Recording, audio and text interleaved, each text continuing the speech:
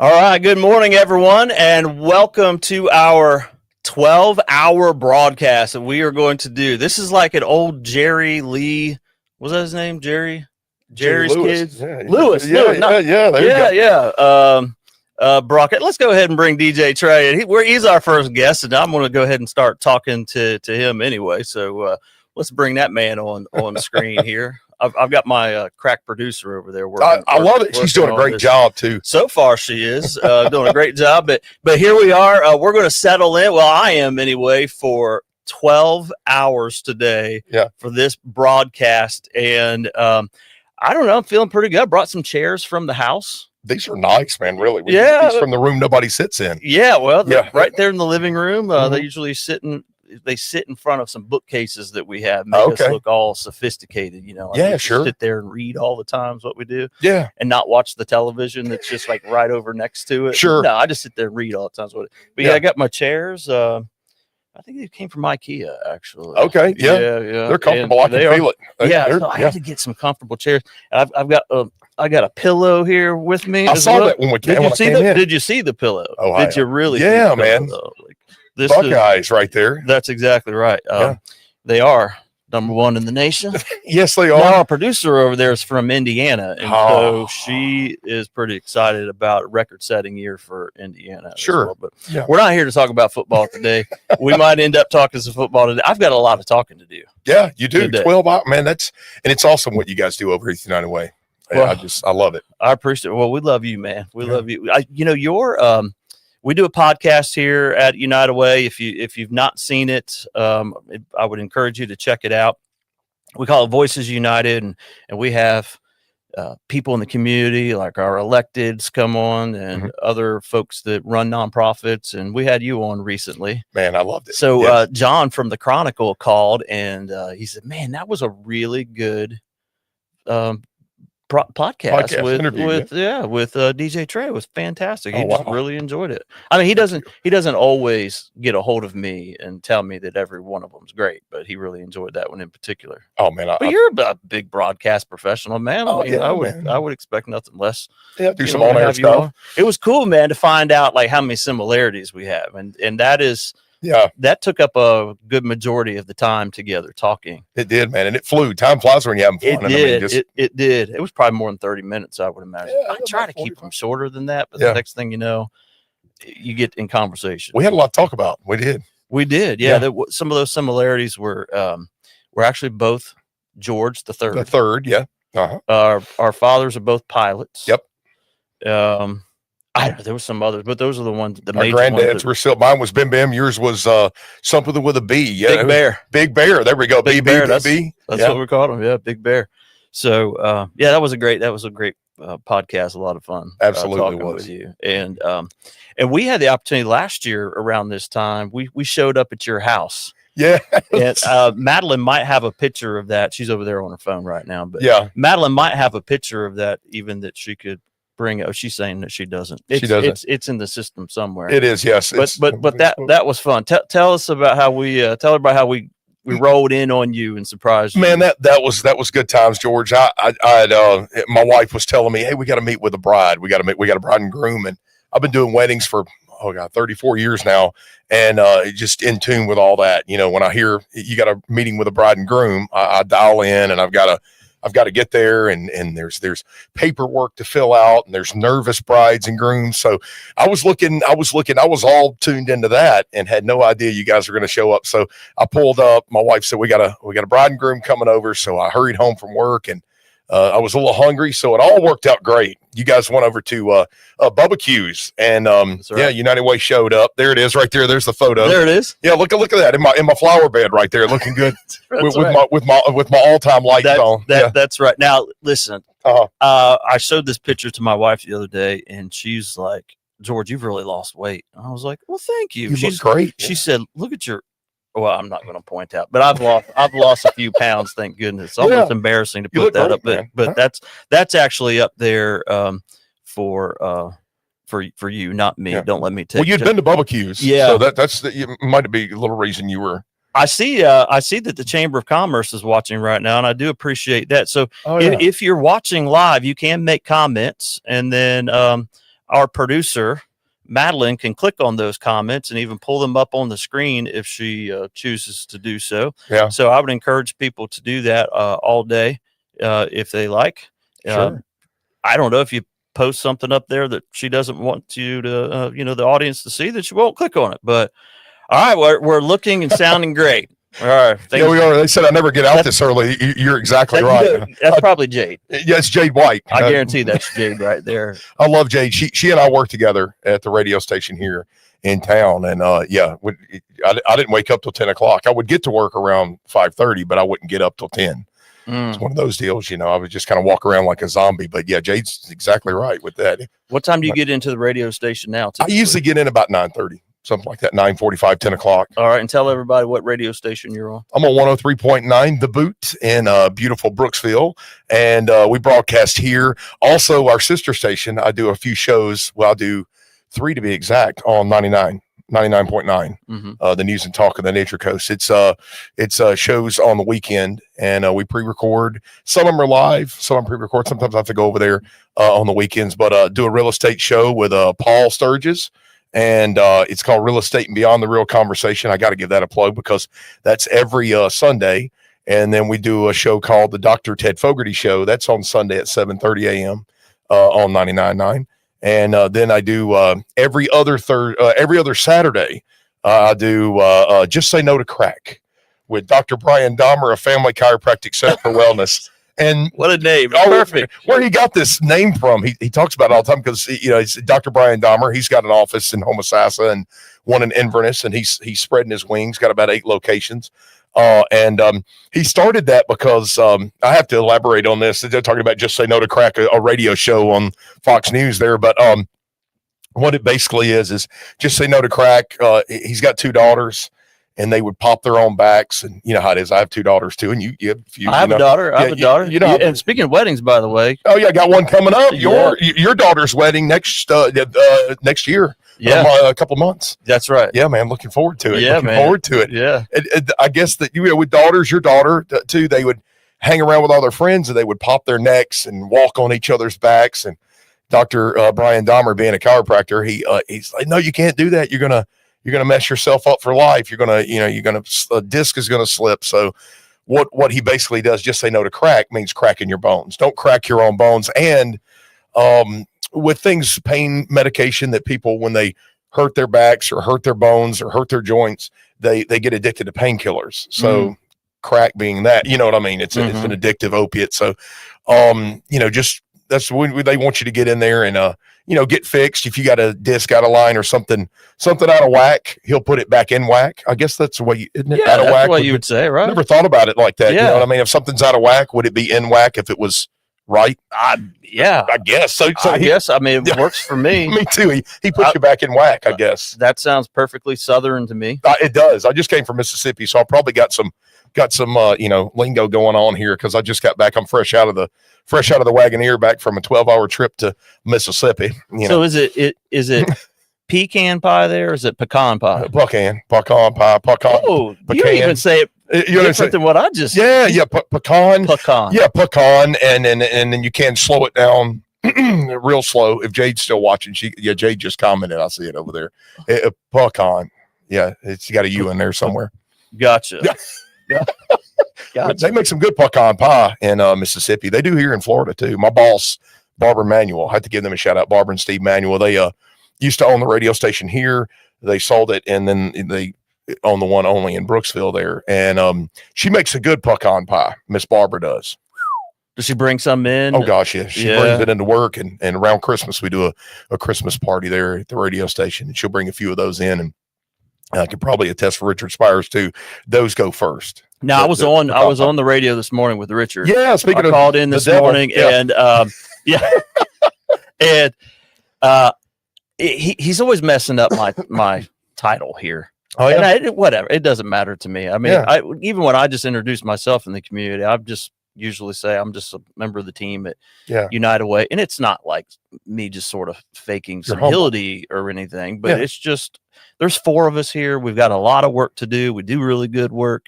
If you'd like to contribute to that good work, you can go to citrusunitedway.org and contribute. And Madeline, we need to bring up the scroll at the bottom of the screen right now. So if you can click on banners, go all the way over there on the right. We're going to do this today like Joe Rogan style. You know how he always Man, I love this. He just talks to Jamie offset. It's no big deal, Sure. right? She's over there, and there we go. She's got it pulled up now. She's a producer extraordinaire. She is the producer extraordinaire for sure. Mm-hmm. And on your on that 8.6, that recorder, Madeline, where it has the numbers for our microphones, do you have L and R clicked? Because if you do, now that puts a microphone for you if you want to say something. And you just called yourself the what? Producer extraordinaire. There you go. And There so we go. that probably the audience probably heard that. Yeah, you're mic'd up, I think. That's some hyperbole. Yeah. So so Madeline, you can click back over to comments then, so we can see some comments. This is what we call OJT. This is on the job training. Yeah. For us. I think I need those lights. So look, like in a TV studio, they have a light that comes on the cameras, don't they? Yeah, the little light comes on and know which camera's on and everything like that. Yeah, because I keep looking over here, but we're actually ready for my close up, Mrs. DeVille, or I'm Mr. good. DeVille, Mrs. Yeah. All right. So at any rate, if you'd like to contribute on this Giving Tuesday to the work we do here at United Way, that's where you can do it. You can see the scroll on the bottom of the screen. You can call our office. Jen will take your call, and she can take that contribution, or you can go to our website, citrusunitedway.org, and you can do it there. And there I was looking at that camera over there again. Right. Yeah. And whatever, it is what it is. But listen, today's not just today is Giving Tuesday, and we would love for you to partner with us here at United Way. But we would just love for you to partner with any agency in our community that is doing good work. So we're going to have plenty of guests today from other agencies, and we would love for you to give to some of them today as well. You know, DJ Trey, we talk about buying local quite a bit, and that's important, but also I think it's important to give local. 100% as well, right? So there are great charities out there. Like I'll see the commercials for like St. Jude's on TV, and like you'd watch those commercials, man, and you can't get to your wallet and to the telephone quick enough. And I'm never going to discourage people from giving to those causes. I want people to give to those causes as well. But also want to make sure that we consider giving local as well, right? Because there are so many great things that happen right here in our own community. Absolutely. And I couldn't agree with you more, George. You know, you give local, it all stays here in the community, and you watch your money at work. You watch your donations at work. I feel it that way. You know, I mean, like you brought up St. Jude, you know, it's a big part of my life. I've had friends that have worked there and different things, you know, as nurses and things. Growing up in Mississippi, you know, St. Jude right there in Memphis, Tennessee. And, you know, give what you can to them. But yeah, talking about local, back to local, swinging back to that, it does. You kind of watch your money at work, and the people you're helping are the ones you see in Publix, you see at firework displays, you see at the Christmas parade coming up this Saturday. You actually see your donations and your money and your hard work, and you know you see it at work. You know, no pun intended. You see your money at work by the people that it helps right here in your community. Right. And it's not a zero-sum game either out there in terms of raising funds for nonprofits. Madeline and I had the opportunity this past summer, to go to a conference over in Orlando about fundraising. And one of the things that really stuck with me is that people who give to United Way are actually more likely to also give to, let's say, Habitat for Humanity or the Family Resource Center or Nature Coast Ministries, right? There's just something about folks that when they're giving, they're giving. Yeah. They don't just, so we think sometimes, well, we want to tap into those folks that are not currently giving. Right. Okay. Well, that'd be great. Right. Yeah. Let's get them on board. But it's really the people who give to other agencies are actually more likely to give to your agency as well. It's just, they don't single it out. It's like they spread it. That's good. And just, I don't know, maybe some of that has to also do with the fact that maybe they're just really paying attention to the nonprofit sector and who's doing what, and just listen, no one's got the market cornered on doing good Right. in the community. Yeah. There's just so many of us out there doing really, really good stuff. So we love it when people partner with us to help us do the good work we do. And we love to watch. I just saw today that, or Madeline told me about a contribution that the Family Resource Center received today. Very generous contribution from a local company. Oh, nice. It was like $10,000. Wow. Man, good for them, right? Yeah, They're for doing sure. such a good job at Christmas time, taking care of a couple thousand kids. RJ will be here at 5:30 today. And Okay. We'll be talking about that with him. But yeah, we want to celebrate all of those gifts because they all make our community just a much better place for sure. So absolutely. All right, February 7th. That's the wedding date. Yeah. Oh yeah. That's Got it the in wedding there. date, man. Got it locked in. Man. I am so excited about my daughter getting married. Mhm. I just love Alex to pieces. I mean, he's just absolutely fantastic, and the Eden family, just so cool, man. I'm so glad you're going to be there to do the DJing, man. It's going to be a lot of fun. I'm looking forward to it. We're going to party hardy, and it's going to be a great night because, like you said, man, if you love your future son-in-law, that's half the battle right there. If you can get along with your future son-in-law, Yeah. so you're there. So all you need to do you're is the same situation, right? Man, yeah, I'll tell you, I love my son-in-law. I got to give him a shout out. His name's Eric Russell Garay. I'll get it right. My daughter gets on to me, but yes, they recently got That's married. the last name? Russell Garay. Yes.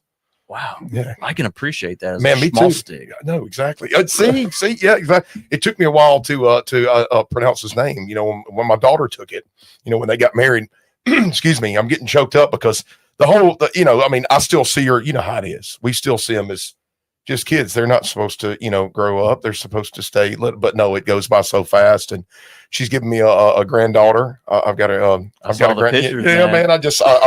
I get choked up, but yeah, Alexis and Aaron Russell Garay, and Cody is my granddaughter. Kodi, Cody Marie. Okay. Yeah. So Cody Marie Russell Garay. Well, Cody Marie Lizette Russell Garay. Yeah, she's going to be in 6th grade before she can spell her name. There's a lot of women. There's a lot of women in our generation with that middle name. That was like a very popular middle name. Oh, for sure. Yeah, Marie. Marie. Yes, it's my ex-wife, the mother of my 2 daughters, Alexis and Peyton. It's her grandmother's. It's in grandma. She's from Canada, and me and her are still buddies. We're Facebook friends, and I see her when she comes down. Her name's Donna, and she lives in Fort Erie, Ontario. And if you're watching that Canadian money, it'll donate just like American money there. Yes, it will. Gigi. She's gonna there you go. But yeah, man, it's a ride. It's a great ride. You know, the whole daughter getting married thing and bringing grandkids in, and you think you love your kids. You all love them the same, but I'll tell you, it's something about the grandkids. She was born October 15th, and I went over Sunday. And Emily, I apologize. Emily, I was late for dinner, so mine ended up in the microwave because I was over hanging blinds. They recently just got moved into a house in Citrus Springs, so they're doing it. They're getting it done. And Navy people, they're Navy folk, and he's in Chicago right now. My daughter's on leave, for maternity, and getting all that done. And I think he's going to come back to here to Florida and play Navy down here. So he's going to be able to be home on the weekends and stuff. So looking forward to that. I think that's what it is. George, you and I are the same, with your daughter get married in February. I don't know. It's just I guess the word you'd call is a trip. It's just a trip to watch a child that you raised, kind of get married and have their own children and then move into a house and deal with the little quirky problems that you did when you were, a teenager, well, they're not teenagers anymore. He's 26. She's be 21 in 2 days. So on the 4th, she'll be 21. And I think it is a trip just watching them go through what you went through. And, just like, your parents and my parents, we didn't take any advice, but we see where they need to change things, and you try to voice it. And then you start feeling like your parents, and then you start feeling old, and then you look at the grandbaby and it all comes back around, So I was late for dinner Sunday night because I just couldn't put Cody down. I was feeding her. I had work to do over there. I put some mini blinds up, fixed the washing machine, and held the baby for the rest of the time. The other 2 hours I was over there. So sorry, Emily. Donate to the United. Use my debit card. Perfect. See, that'll make it perfect. Now, if he doesn't take you up on that, I'm gonna have to have a talk with him. Exactly. What are we doing? Yeah. Madeline, send her a message right now in case she's not listening. Yeah, donate to the United Way, Emily. Yeah, use my card. Perfect. Four figures. Emily. Whoa. Four of us. Counting cents. Counting the cents. No, I'm just kidding. There you go. But no, go into that. Donate what you can. It's $25, $100, $1,000, 5,000, 10,000. Whoever did that, man, kudos to them. Well, listen, I will tell you that I think it's preferable to me to have, let's say, 1,000 donors. Yeah. Giving small amount. Sure. Right. Rather than just a few donors that are giving large amounts. Yeah. Right. Now, listen, we want any type of partnership that we can get, right? Yeah. To do the good work that we do is, when people like our mission, we are that connector in our community that connects people with resources. And sure. We provide some programming here as well, always geared towards helping people become self-sufficient. Yeah. One of the last things we ever want is to enable. Yeah. Right. I feel like that just takes people's dignity away from them to some degree when they continue to need assistance over and over and over. Yeah. We want people to learn the skills that are necessary to manage their to do their own money, thing, so their lives, right, in a way that's healthy and productive, and, sure. and that's what people want for themselves, and we always want to be there to do that. And when people say, "Yeah, George, I can get behind that," if you can get behind it at $5 a month, or you can get it behind it at $500 a month, either way, we're always very appreciative. That's for sure. Yeah. So it is cool though to see them start off in life like you were saying. Yeah. We're always talking here at United Way about ALICE families. Okay. So ALICE stands for Asset Limited, Income Constrained, Employed. Okay. So I always say work that backwards, right? So employed. So people who are working, right? They don't have a lot of, they don't have a whole lot of income, right? They have income constraints. So everyone's got income constraints, right? If you don't, then please, if you have no income constraints, please go to citrusunitedway.org, click that donate button, or call Jen. The number's on the screen right now, and talk to her. If you have no income constraints, we definitely want to have a conversation with you. But most people have income constraints, right? Yeah. And then asset limited, people who may not have assets that they could sell if they got a pension, pay a bill, or whatever. Right. So 50% of households in Citrus County are below that ALICE threshold. I see. So they are barely making ends meet. That's really about 32% of households, and then another 18% below the poverty level. Yeah. Which, if you look at the numbers on the poverty level, just the income, like, it's insane. Like, nobody can live on those numbers. There's just no way. It's not even possible. Yeah. I don't even know why we even talk about those levels, or why we even go there. Like, it makes no sense to me at all. In fact, I would love to see at some point some of the eligibility criteria for assistance that's out there, like governmental programs and whatnot, to sort of adjust to those ALICE numbers, because they're just more feasible. Yeah, it's more of that than it is anything. Yeah. But it's 50% of households, right? And Trey, if we can break it down from there even into like family dynamics, if the household is comprised of a married couple with children, that number drops from 50% to 22%. Only 22% of those families, those households, are below the ALICE threshold. That's a big difference. Absolutely. That's a huge difference. Yeah. And so there's something to be said for your daughter and fiance, and they've just had a baby. My daughter and Alex about ready to get married, for them to get off to a really good start and to create a strong family. Right. It's just going to be good for our community. It's going to be good for their finances. Yes. It's just going to be good for their children. It's going to be good for everyone, right?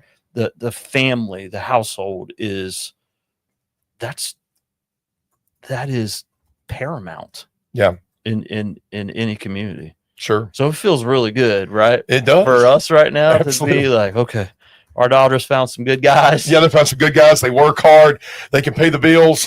You know what I mean? So Yeah. that's what any dad or mom wants, Yeah. for their kids to be, financially independent, so to speak. You're still going to help them out here and there. It's going to be, and it goes back to what you were talking about, the Alice thing. It's, you don't. It's a hard. It's a. What am I trying to say? It's a bad feeling, knowing that you're a toothache away from not being able to pay the mortgage, or you're a broken toe, or you're a couple of days out of work away from having to repo your car, or so you were talking that close to one kind of, not even a tragedy, just life, one life incident, like the stove going out, you having to buy a stove, you're not renting, you own the house, you got to drop $500-$600 on a stove. That's a lot of people don't even have that as a safety net, so to speak. You don't have $500-$600 extra a month to kind of put away for a toothache, or going to the doctor, or a copay or something like that. So yeah, when you look at it that in that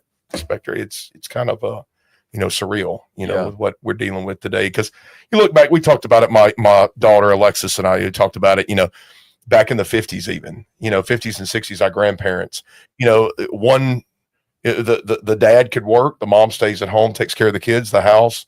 That's kind of a thing of the past. A one working household. You got one parent working in the household, mom stays home, or dad stays home and mom works. It takes everybody working and doing it. And that's what you guys help out at United Way. It's not the people that aren't trying, that aren't like busting their hump and getting out there every day and trying to make a living for their family. So Yeah. Kudos to you guys, man. You guys help out the ones that are helping themselves, so to speak.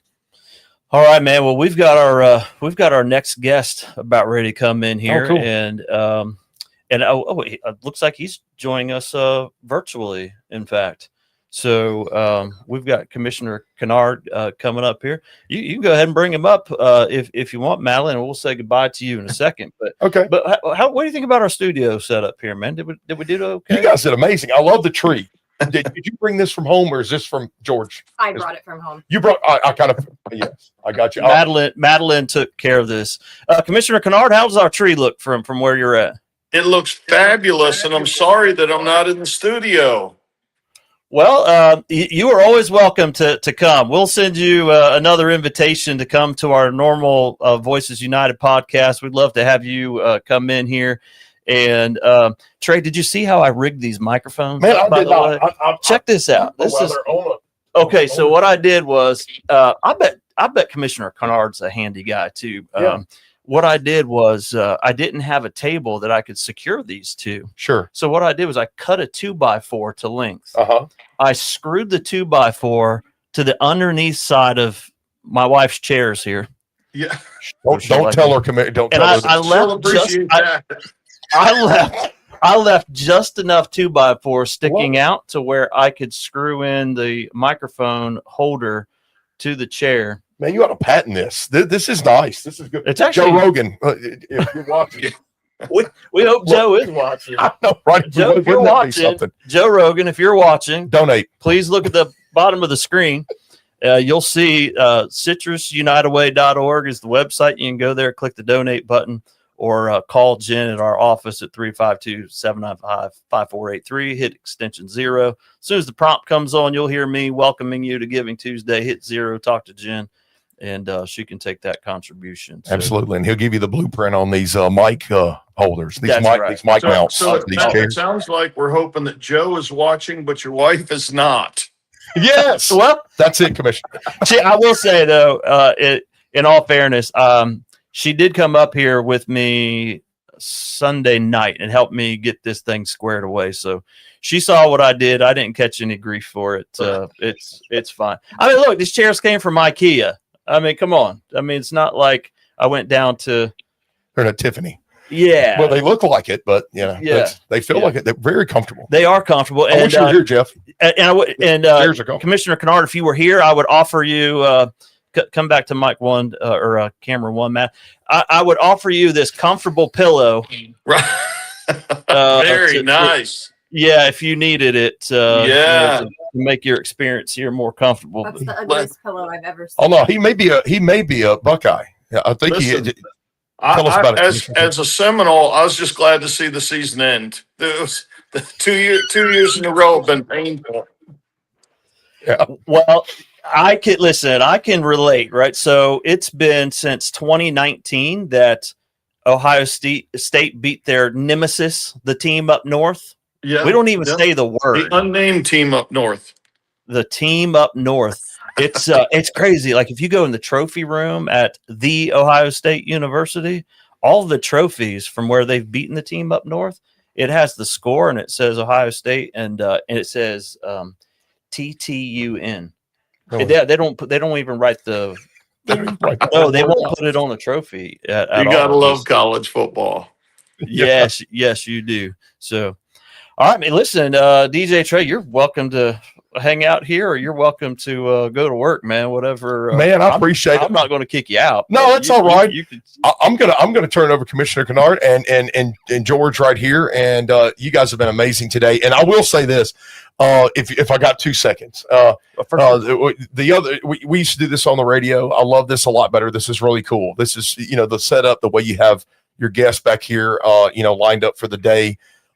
We used to have little competitions at the radio station. I got to give Ryan Downs a shout out. We would go on air and we would challenge people to donate, and we would at the end of the day we would see how much the different air shifts got as far as donations from the United Way. So just keep that into consideration. Take that into consideration. And if you're watching this, if you rewatch it later, we're challenging you, to donate right here in Citrus County, and all the money stays right here. You're helping out your fellow men, like we said, fellow men, fellow women, and children. The kids you see at the Christmas parades, at Publix, at Walmart. You're helping out people right here in the community, and you see your money and you see your donations at work. And George and the entire crew here at the United Way, I just love you guys to death, and you got me for anything you need. I love this. This was so much fun this morning. I appreciate it. well, good to have you, especially start of the day. Get that energy going, Man, yeah. Man, you're always amped up. Dude, I get out of bed jumping around in the morning. Man. I'm a morning person. My wife's not. So, Commissioner Kennard, could you imagine being Emily and have to deal with this level of energy all the time? always, man. Just Hey, look, I roll out of bed early. I'm a morning person as well, so no problems here. I like the mornings. A very productive part of the day for me. for sure. Good. Commissioner Kennard, thank you, man. Good to see you this morning. And You bet. come You check bet. out these Good to see you chairs as and these well. custom mic mounts next time. Yeah. Yeah, Have a I good will show. The only be in thing is, studio it's get- next time. They're getting Madeline, come over here to camera one.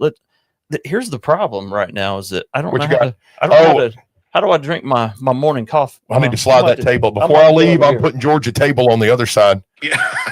Madeline's looking at us like we're crazy. Fully There you go. customized IKEA chairs.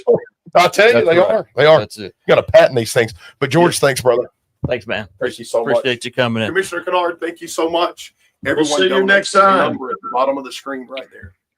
Thank you, guys. All right, man. Woo. Enjoy your day. George, you too, brother. All right, brother. Well, Commissioner Kennard. What a fun start. Yeah, absolutely. I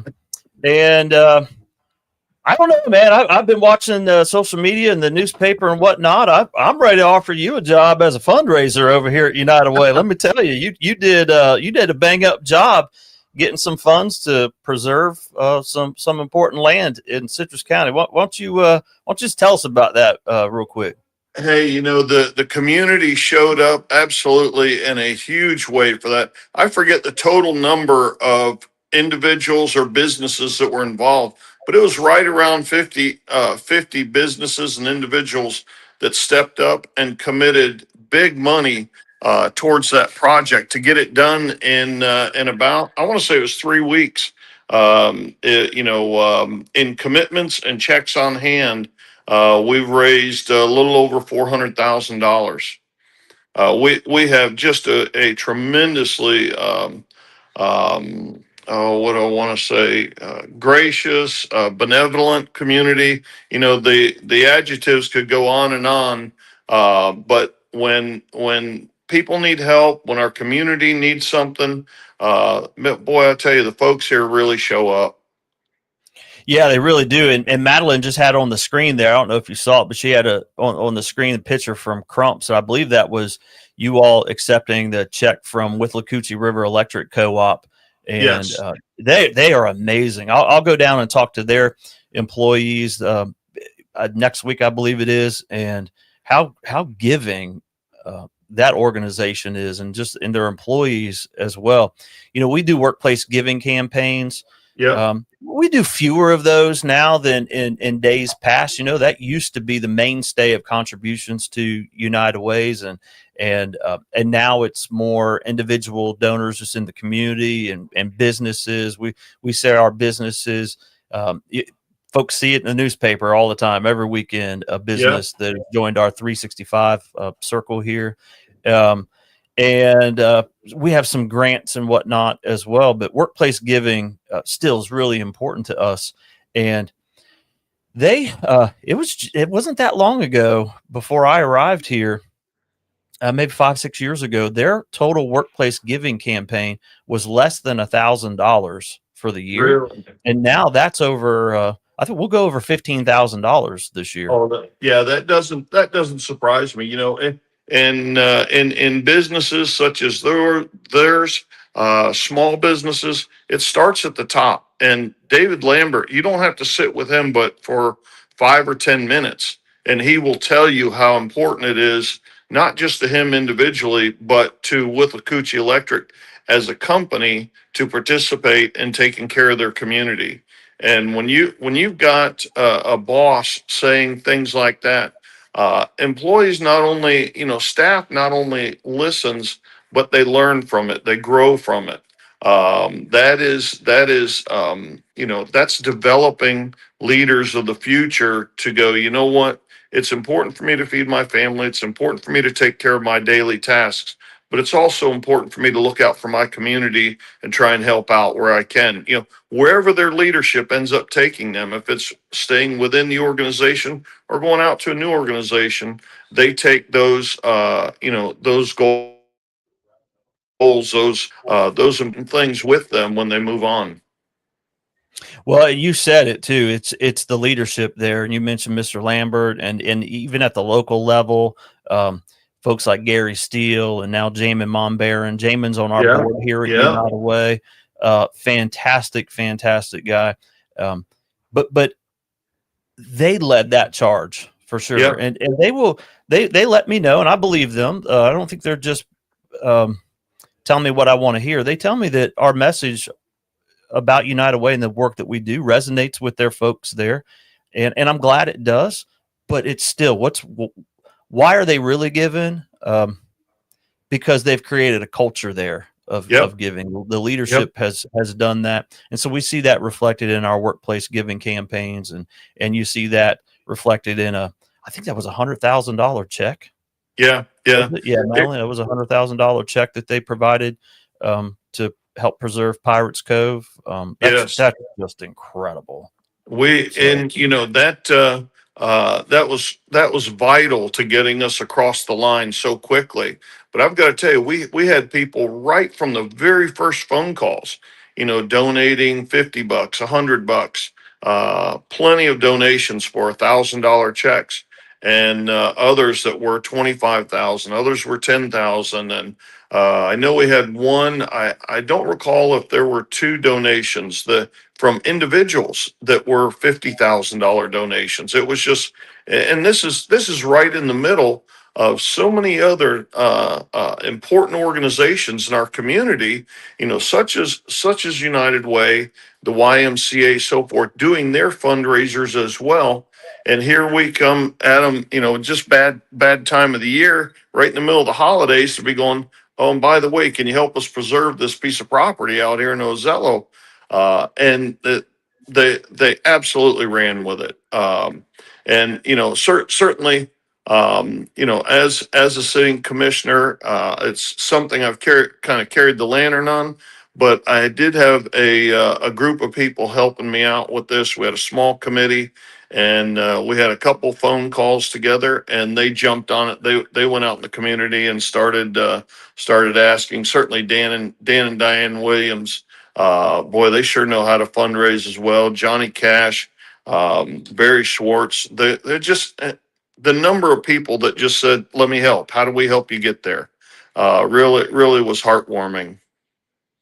Yeah, and that is something about Citrus County. You put the word out there like that of a need, and people always respond and respond generously. And yeah, I do worry sometimes about some level of compassion fatigue, I call it.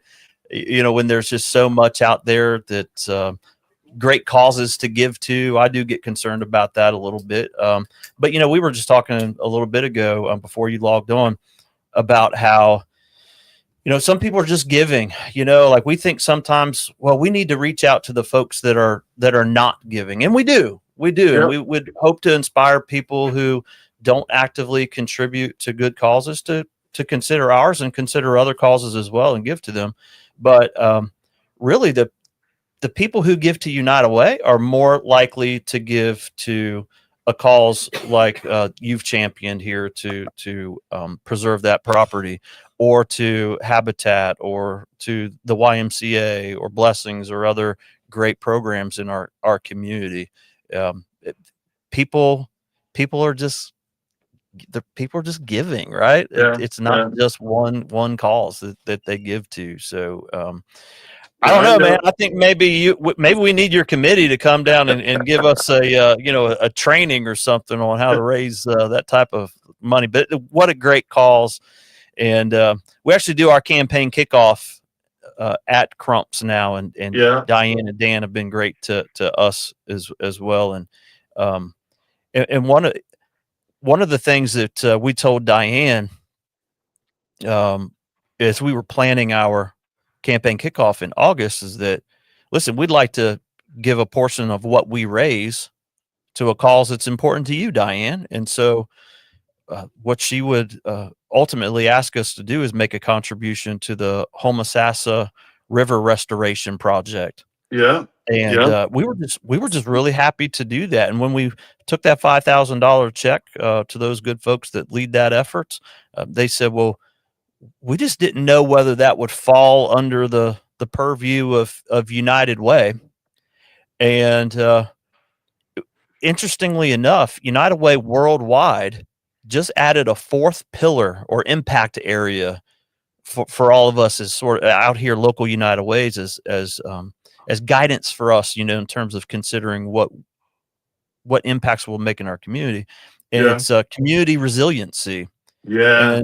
And that can mean a lot of things for us here, the day in and day out here. It means helping people recover from storms like Mhm. Helene and Milton, and maybe even once we get through some of the recovery, start doing some prep ahead of time before the next storm comes to make our community more resilient. And also, I think that has something to do with cleaning up our lakes and rivers, and we're happy to contribute to that. We needed our environment to be healthy as well here, right? That's good for families. That's good for our community. It's good for our economy. Absolutely. It used to be resiliency and environmental stuff. Environmental talk used to be such a partisan conversation, but now you see just billions of dollars coming out of Tallahassee to support environmental projects here locally. Thankfully, we get millions of dollars that we can put into projects here locally and have committed those. So regardless of somebody's what it says on their voters registration card, people understand the importance of taking care of our environment.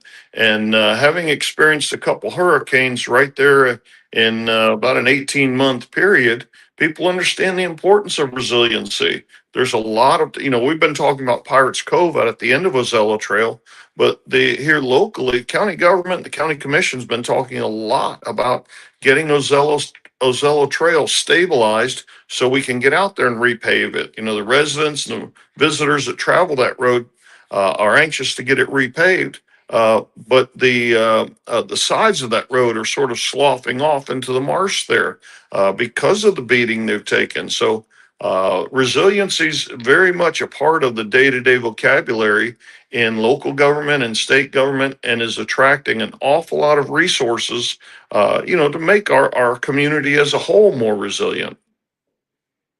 Yeah, absolutely. Listen, and to your point, when Helene and Milton came through, they were not checking voter registration cards. Right. They were not doing that. Yep. They do not discriminate based on party. That's for sure. And so it shouldn't be a partisan issue at all. No, I agree. That in the aftermath of those storms, to see our community once again come together, folks with heavy equipment just showing up saying, where can I help? Getting emails I got an email from a company out of Orlando saying, we see the damage that's been done. We've got X, Y, and Z equipment. Where can we help?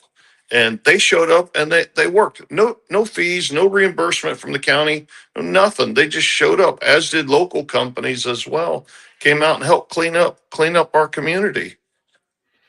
Yeah, absolutely. Well, it's time to pitch in, man. And I was talking this morning with Richard. I know you call in to Nature Coast morning news with Richard Spires on 999 often. What day is your day? Is it Thursday to Friday? Friday mornings at 7:40. I listen, man. I listen faithfully. I hear you on there all the time. And I enjoy that. I do too. I called in this morning and we were talking, and he said, George, I seem to remember that about this time last year, you and your team were actually out mucking out houses, and we really do enjoy that type of thing. I always say, don't let the perfectly coiffed hair fool you. I know how to swing a hammer, and I really like to, by the way. And so, in fact, Madeline, is that a picture you pulled up of us out? Is that from Jerry's house? Yeah, went and helped Jerry clean out underneath of his home and Janet, and we just love doing that type of stuff. And we've had instances where I've showed up at a house and people are like, well, I didn't expect the CEO of the United Way to show up to muck out a house. I'm like, okay, listen, I'm not that important, honestly. I showed up and helped one guy, and he said he recognized my name, and then he's I see you in the newspaper all the time. You're the most famous person I've ever met. Yeah. And dude was like 90 years old. And I was like, his name was Jerry, actually. I said, Jerry. I said, Mr. Jerry, I don't think you've met very many famous people then if I'm the most You need to get out more. No. Yeah, you seriously need to get out more, sir, please. But we just enjoy doing that, and it's just so good for our community when we get out there. Last year, you'll remember the in between Helene and Milton, that rush to get out there. Like you were saying, people brought out heavy equipment, folks like Jonathan Powers. Yep. Quite a few others, but I just remember John being out there and kind of working with him, and he had a front end loader out there. We just get it done, man. We just roll up our sleeves and get it done around here.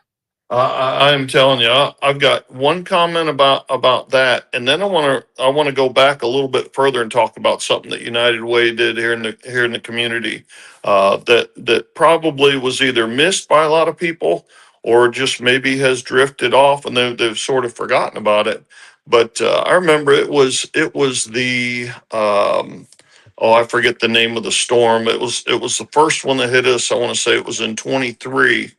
And my wife and I were just absolutely overwhelmed. And now, thankfully, our house is elevated, so we didn't get anything in the living quarters.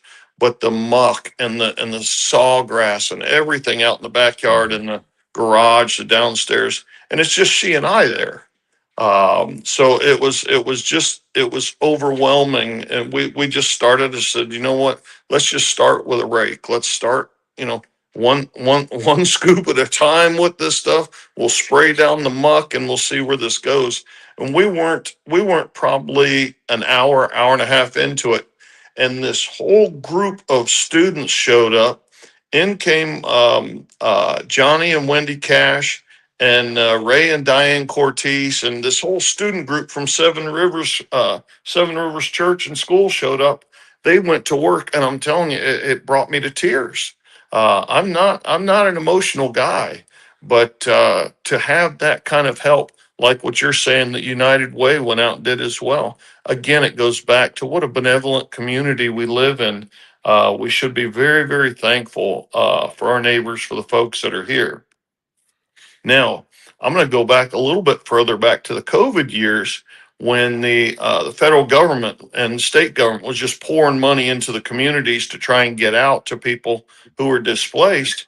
At that time, the county commission ended up, certainly government could have distributed that money, and we did get as much out to the communities as we could. But also at that time, United Way was just pumping money out to individuals to help them with their bills, help them stay in their homes and so forth, even though maybe their place of work was closed down, whatever it was. And I think I want to say it was $150,000 that we were able to get out to United Way, and y'all got it out to help people stay where they were at and help them out. Yeah, I think it was like 400. It was Yeah. 400. It was Was it? $400,000. Yeah.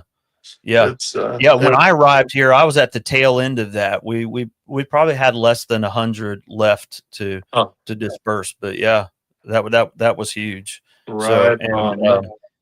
Yeah, and listen, likewise, I feel our team around here feels like, to some degree, kind of like we're back in that mode of Mhm. thinking, as well as it relates to helping people recover from Yeah. the storm. Because after Idalia, and that was 2023, after Idalia, plenty of us agency leads showed up at EOC for a meeting to talk about recovery from that storm. And there was a FEMA volunteer agency liaison that was there, a guy named Chris. And he said, Citrus County has a gap here. You don't have what FEMA calls a long-term recovery group, and you need one. So who wants to take that project on? And so I end up taking that project on. Commissioner, you ever see the old cartoons where, like Tom and Jerry, where all the characters line up and someone says, ask for a volunteer, and every character takes a step backwards and leaves some poor soul out front? I feel like that's kind of how it happened. And so there I am, the one left out front to begin this long-term recovery group. And we start putting the pieces of that together, and I've been working on that. Well, recently, end of July, our United Way received a capacity building grant for our long-term recovery group from the American Red Cross. And so they've provided us with some funding to really solidify that group. And so what does all that mean for citizens in our community? There are plenty of people that still have not fully recovered from Helene and Milton. For sure. And they've not fully recovered because they get some money from FEMA. It's inadequate in most cases. And then they get some money maybe from their insurance company, if they had insurance to begin with. And they're still not whole. They have tons of unmet needs. You know, people need their HVAC replaced. People need new carports. They need this, they need that, the other thing. And they don't have the finances to take care of those needs. And so, I want to encourage folks that are watching right now, and you as well, Commissioner, that when you hear about those needs, please tell them to call our agency and talk to our staff.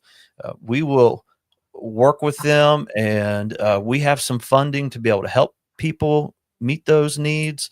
And we also pull together what we call an unmet needs committee. It meets every second Tuesday of the month. And on that committee, we have Salvation Army, not local, regional Salvation Army, Red Cross, United Methodist Church, Catholic Charities, and us. So 5 agencies that we hear cases that are brought before us of where people have needs, and we can fund those needs. And those agencies that I just mentioned, they have a lot more money than we do. Trust me. Sure. And they want to spend that money. and Yeah. help people get back on their feet. And those agencies are serving multiple counties. And so it's imperative that we get the word out to folks to let them know here in Citrus County, because I want to spend as much of those agencies' money as possible here. Yeah, I I'm gonna be a agree. little greedy. I'm gonna be a little greedy. I want it spent here helping people get back on their feet after storms. So, and that, Commissioner, we see after storms, we see that initial surge of resources to people in the immediate aftermath, and that's really good. And we participate in those efforts as well. But really, what's most important, in my viewpoint, is that long term walking alongside folks to help them ultimately recover, because that process is not just an initial 30 days or so. That goes on for a lot of people for a year and a half to 2 years. Well, I am glad that you've mentioned that on the podcast, and I will continue to reiterate that at every opportunity that I can. That yes, you're right. Right after the storm, all the help shows up. The agencies show up. Whoever can be there to help typically shows up, and then you get 60 days out, 90 days out, a year out, and you've still got folks out there going, what do I do now? And that feeling, like I said, ours thankfully was very brief, but that experience, my wife and I experienced that. Wow, what do we do with this? I mean, how do we get through this mountain of mess that's in front of us? And here we are well over a year past that storm, and there's people that are still out there that are struggling with, like you said, the needs. And so, absolutely, we need to get them directed to United Way and see what kind of resources that you can get them plugged into through those national and regional organizations. Well, we can do it. And sometimes it's just helping people navigate the bureaucracy as well. There's various state level and national programs out there.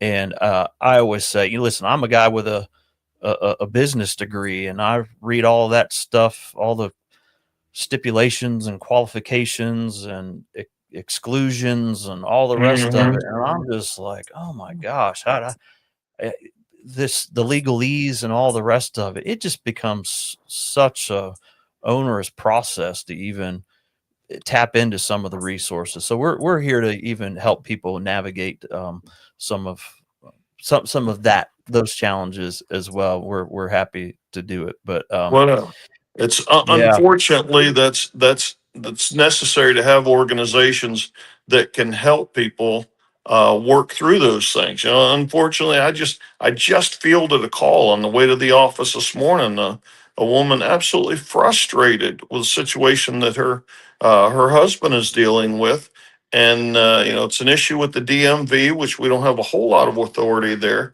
but she's fed up. She's just trying to navigate through the application process and so forth.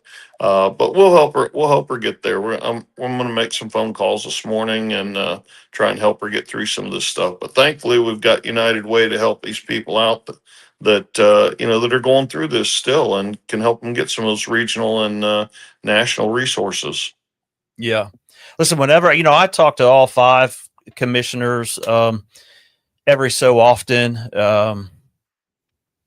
and the one thing I hear from all of you is it can be a very, very challenging job. That's for sure. We all know that. I think it could be one of the most thankless things you can do personally. I mean, that's just one man's opinion from the outside looking Yeah. in. But the one thing that I hear from all of you is how happy you are to be able to help people in those conversations like you just mentioned, right? Yeah. It's that Yeah. call that you get, the person maybe pulls you aside in a community at the appropriate time and share a need with you, and then you have the ability to help get stuff done for people. So I think it is a thankless job, but you get to affect a lot of change and help people personally. So so thank you. Thank Yeah. you for that. Well, I think y'all need to be told thank you a little bit more when you do those types of things. Well, I appreciate that, and thank you as well. You know, certainly the United Way is out there in the midst of helping people, particularly this time of year during the holidays when people are struggling and they see capitalism in full flight all around them, and people doing all this good stuff and fun stuff, and they're going, I need to feed my family. I need to figure out how I'm going to keep the electric on this month. Cold weather's coming. How am I going to keep the heat on? And you guys are right in the thick of it. So thank you as well. I appreciate it. Yeah, well, thank you for joining us today. I appreciate it. And if you're watching live right now, just so you know, you can make a comment below the feed in the comment section there on Facebook. And if you want to say hello to Commissioner Kennard or any of our guests that are going to be on here today, or just say hello to the team or make any other comment, we can pull those comments up. I see the Citrus County Business Alliance, or Building Alliance rather. They commented earlier. I didn't see what it was, Madeline, what they had to say. So, oh, awesome. Your chair project. Oh, my chair project. Oh, there we go. Commissioner, I got an endorsement from the CCBA on my chair project here. So we'll tell just a little fib and tell them it was all properly permitted and it's passed inspections and so forth. That's right. Well, I think they really need to tune in about 10 hours or so and see if the mic's booms are still on here. See if it's falling apart. If it's falling apart, then they may retract their endorsement of this project. But very good.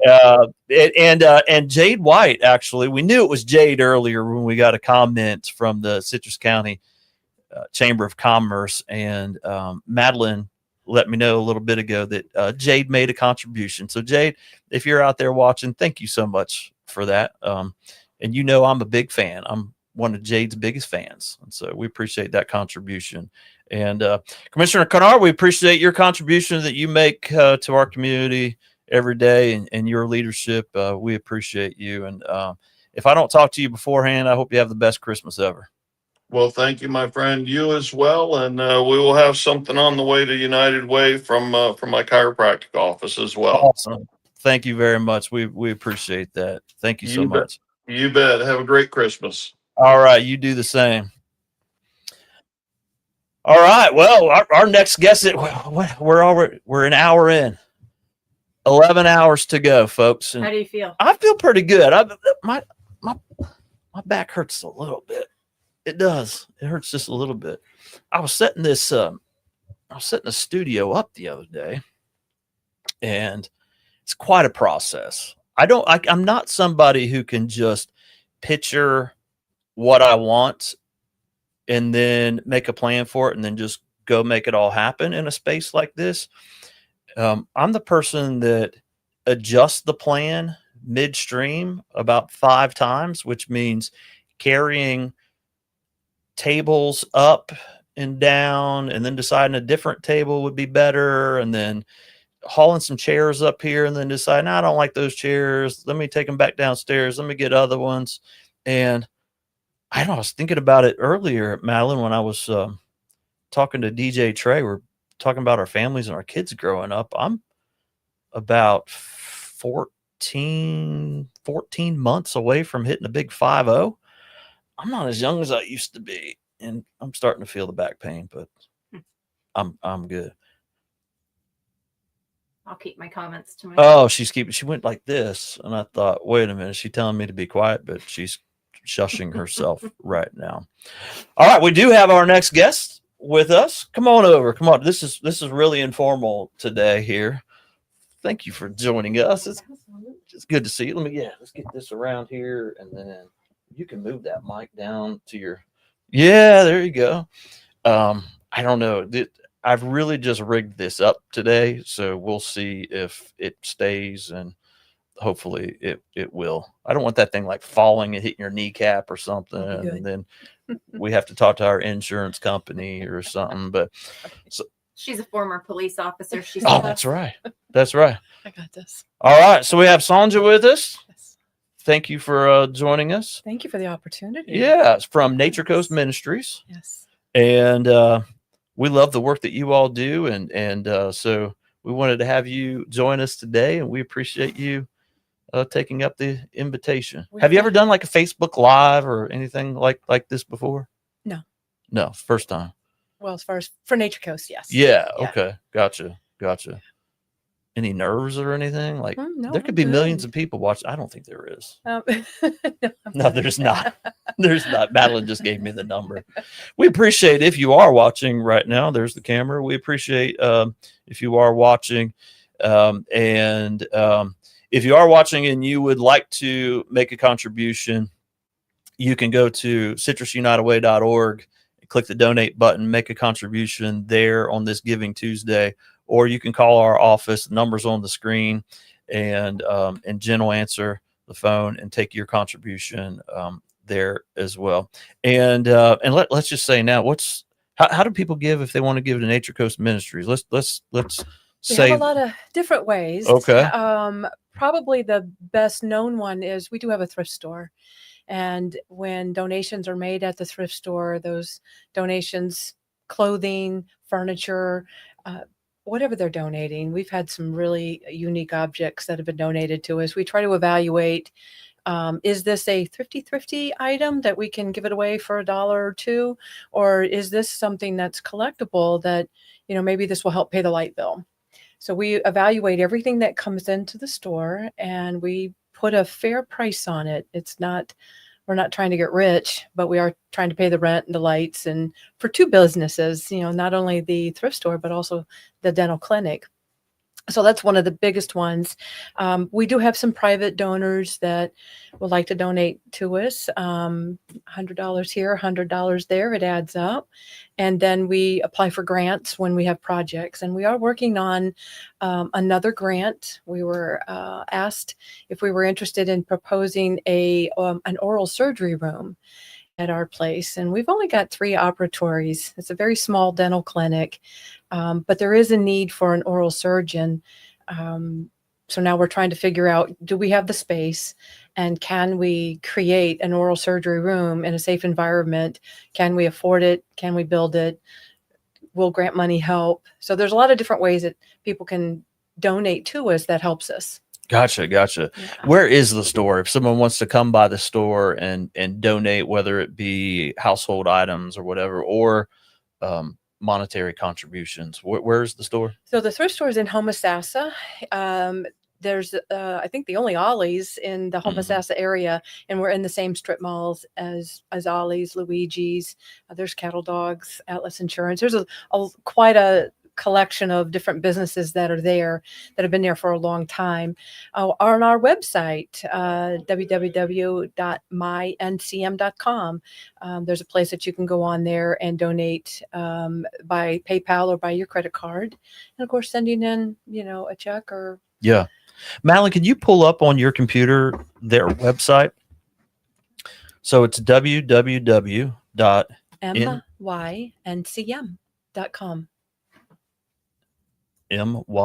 myncm.com. My Nature Coast Ministries. Yeah. And Madeline can pull that up. We're high speed, low drag. Let me tell you, she can pull that up and show the audience the web page and where people go to donate. There's the website. Dr. Witherow and Sue Bruner. That's her dental assistant. And so where do we go to? I can't see all that well. You would go to the. There it is. Yes. Madeline's pulling that up. And it kind of shows you, the cost of, because some people are like, well, I don't know how much to donate. But I promise you that whatever you donate, you're not just helping somebody with a one-time issue. It's a one-time issue that's going to make a huge difference in their life. We had a young woman. It was a terrible situation, and she lost some front teeth. And to be such a young lady, missing her front teeth can cause some other devastation issues. And it's like, we've got to help her out.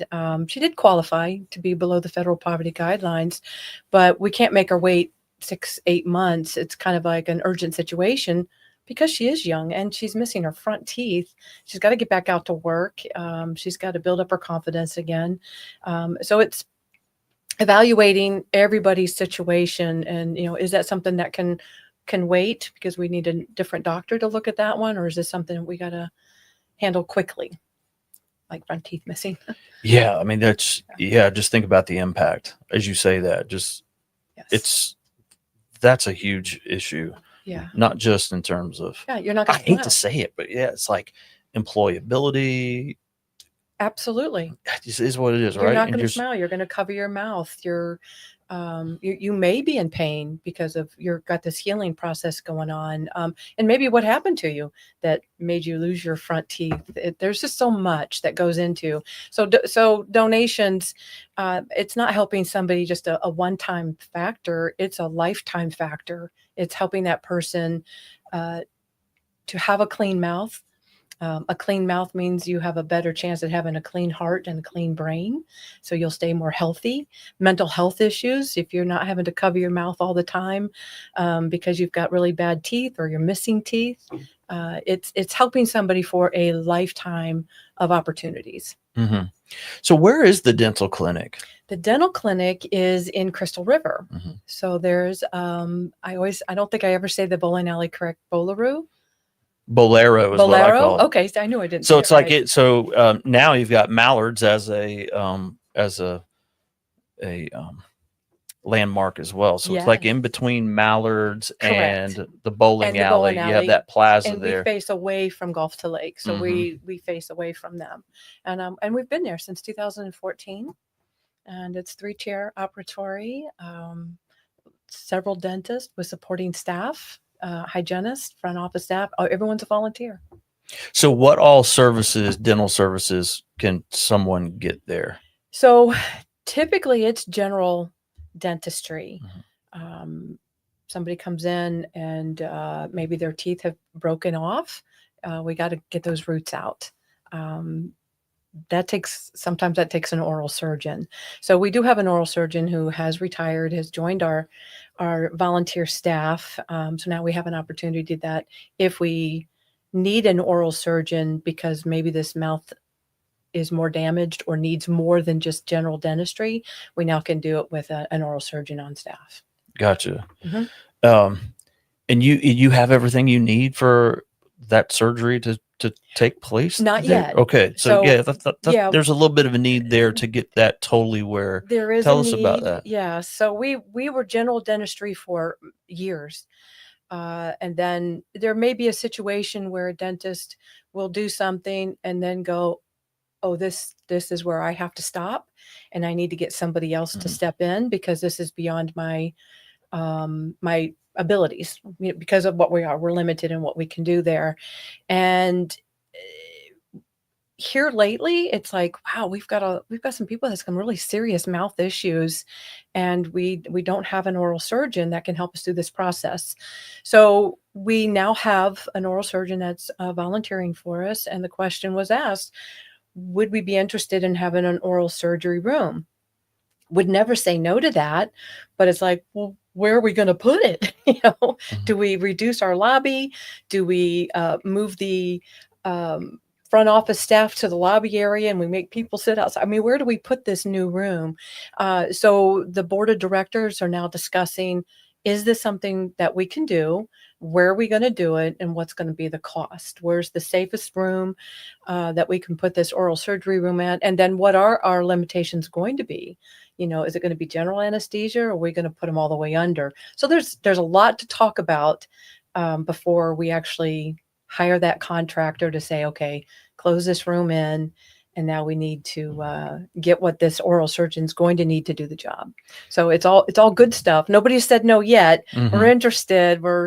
It's awesome to think that for all these years we've done general dentistry and now we're able to move to that next level because of the need. Do you see the need increasing? Like, we all know it's tough times out there, and people income qualify. Income qualified, yeah. For to be below the federal poverty guideline by 300%. Yeah, we were just talking about some of those guidelines earlier. We talk about a lot here about that ALICE households. 50% of households in Citrus County fall below the ALICE threshold. And so 32% are ALICE, 18% below the federal poverty level. And those poverty level numbers are just staggering when you look at them. Like, there's no way anybody can live on those incomes. Right. And I then break can't a even tooth. I can't even fathom it. Yeah, right. And then and not just like break a tooth, but the situation that you mentioned, and I know that may not be normal. The young lady that Yes. had her front teeth missing, but that's catastrophic when you're Yes. an Alice in an Alice household, or Yes. or someone that's at or below the federal poverty Right. level. So that is God's work you were doing. We're trying so hard. For and sure. we're so blessed, to have this ministry. We understand the assignment. We understand the servitude that we need to do for this county. And it's unfortunate that we can only do this county because we have that many that need help and assistance with their mouth. If that mouth is not clean, there's a good chance we're shortening that person's life. Heart disease, Heart like disease, all kinds of brain, everything. It's like this mouth it just says so much right there. It's like, keep it clean. Yeah. Keep your mouth clean. Yeah, and some on people, so many levels. yeah, right. Some people, I just thought, out of the abundance of the heart, the mouth speaks. That's another level of keeping your mouth clean, right? Yes. That's for Yes, sure. Yeah. Brush the ones you want to keep. Yeah. Some people just genetically have really good teeth, and some Very people do not. I'm soon to be 49 years old. I've never even come close to having a cavity in my entire life. You are lucky. Yes, We're and blessed. there, Both. Madeline, same with you. Same. Madeline's never had a cavity, Wow. and there's been times, like in my 20s, late teens, early 20s, whatever. I remember going like 3 or 4 years one time without going to the dentist. Yeah. People out there watching right now are like a collective. I'm sitting there yuck, thinking, disgusting. I hope he right? changed his toothbrush. And but I have just always religiously taken care of my teeth. Mhm. Never had a cavity, Good for even you. all of those times. But I'm fearful of the dentist too. Like, I'm afraid of, like, if they had to do some significant work on I'd be such a coward. I'd have to go. There's that Knock you dentist out. that says we cater to cowards. I don't know who that is. Have you heard that commercial? I've heard the commercial. Yeah, yes. that'd be me. Cowardly as can be. Well, That's we'll where pray I'd be for going. you before we Yeah. start on you. Is Nature Coast Ministries an actual, like, denominational? Non-denominational. We're not a church, but Yeah. we started in a church back in 2008, and we have an eclectic group of religions on our board of directors. Nobody is excluded, but we all believe in God. We believe in the servitude of God and serving God's people. Yeah, so it's not like you're a ministry of a church necessarily. It's not like a church that you go to on the corner and that's the one that's running this ministry. That is correct. It Yeah. was in 2008. 2014 is when things changed. I don't believe that church is no longer open. But our ministry changed. We used to have, a food bank, come here for, let us help you pay your light bill, your rent, a lot of things that United Way does. When the county said, hey, we got a lot of people doing this and doing it really good. What can you guys offer that this county doesn't have? And that is no cost dental care. And we're the only ones. Well, you all do it well, and it's worth supporting. That's for sure. Yes. And I do. Madeline pulled up the website earlier. I don't Yes. know if she still has that pulled up, and she can click over to it. But we certainly, today's Giving Tuesday, and we want to. I don't want to sit in this chair for 12 hours today and walk away without some great contributions to our local United Way. But it would really do our hearts well. To hear that some of you that really like this mission of Nature Coast Ministries, that you would go to their website and contribute to them as well, or even if you called in and talked to Jen and said, hey, I'd like for that $100 contribution that I'm making right now over the telephone to go to Nature Coast Ministries, we'd be happy to send a check your direction for sure. We should do that anyway. I might just do that myself. And so, Thank you. Yeah, that's what Giving Tuesday is all about. And Yeah. you know, I really want people to give local, right? Absolutely. You know, I want people to buy local. I Mhm. want people to give local as well. And we are local. We won't even poach into other counties when it comes to donations. When they say, "Well, can you come to Brooksville to pick up my couch?" And I'm like, "Oh no, I can't," because then I think if we're doing that, then now we're opening ourselves up to help the residents in Hernando County. And it's not that we don't want to help Hernando County or any other county. Well, we're doing everything we can do just to help Citrus County and adults at that. So we're really mindful of stepping out of a donation. Now we had one person, they donate things to us all the time, and they said, "Hey, I've got this. It's in Spring Hill. You know, could we really want Nature Coast Ministries to have this?" And then I'll make that exception because it's something we've been working with for a very long time. But on the normal, no. And you know, some people understand. Some people need a little extra explaining as to, you know, we literally take care of Citrus County and its residents, adult residents. I wish we could do children, but we don't have that set up. All of our dentists are for adults, not, you know, pediatric care. And same goes with the thrift store. You know, somebody comes in and they need some clothes, we'll help you. Yeah. Yeah. You know? Yeah, it's a good point. Like for us here at United Way of Citrus County, we are exclusively Citrus County as well. Yes. I mean, there's 28 United Ways serving all 67 counties Wow. in the state of Florida. And so obviously we do the math. We realize, well, there's some big United Ways, right? There's like United Way Suncoast that I believe they serve probably about 5 counties down in the Tampa Bay area. There's United Way that I believe serves about 7 counties. North of us, Levy County, that's Okay. served by United Way of North Central Florida out of their offices in Gainesville. So listen, if anyone is watching this broadcast, it's live on Facebook. You could be watching it from anywhere. Get a hold of your local United Way, right? If you're in Brooksville watching this, then get a hold of United Way Hernando County and contribute to them. They do great work in Hernando County and Pasco County and our friends up in Levy and whatnot. I think kudos to Citrus County's United Way because this has been the most vocal United Way that I've been involved in. You support this county, you're supporting the nonprofits, even just doing something as simple as helping us to educate people who we are. Because I hear a lot of times, well, we didn't know you were here. And it's like, oh, you must be new to Florida because I'm running my mouth all the time. But you support United Way supports this county in such a different way than I think some of the other United Ways have done. And I'm not bashing them, but you've been very vocal, very visible. And I think that's what helps all of this about giving and supporting is you're taking the lead and helping all of us out. Well, I appreciate that. And that's affirming to me. When I got here, I just really wanted to make sure that we really embodied what I've always believed United Way is all about. I didn't want to stray away from that at all. And that is being that connector in the community.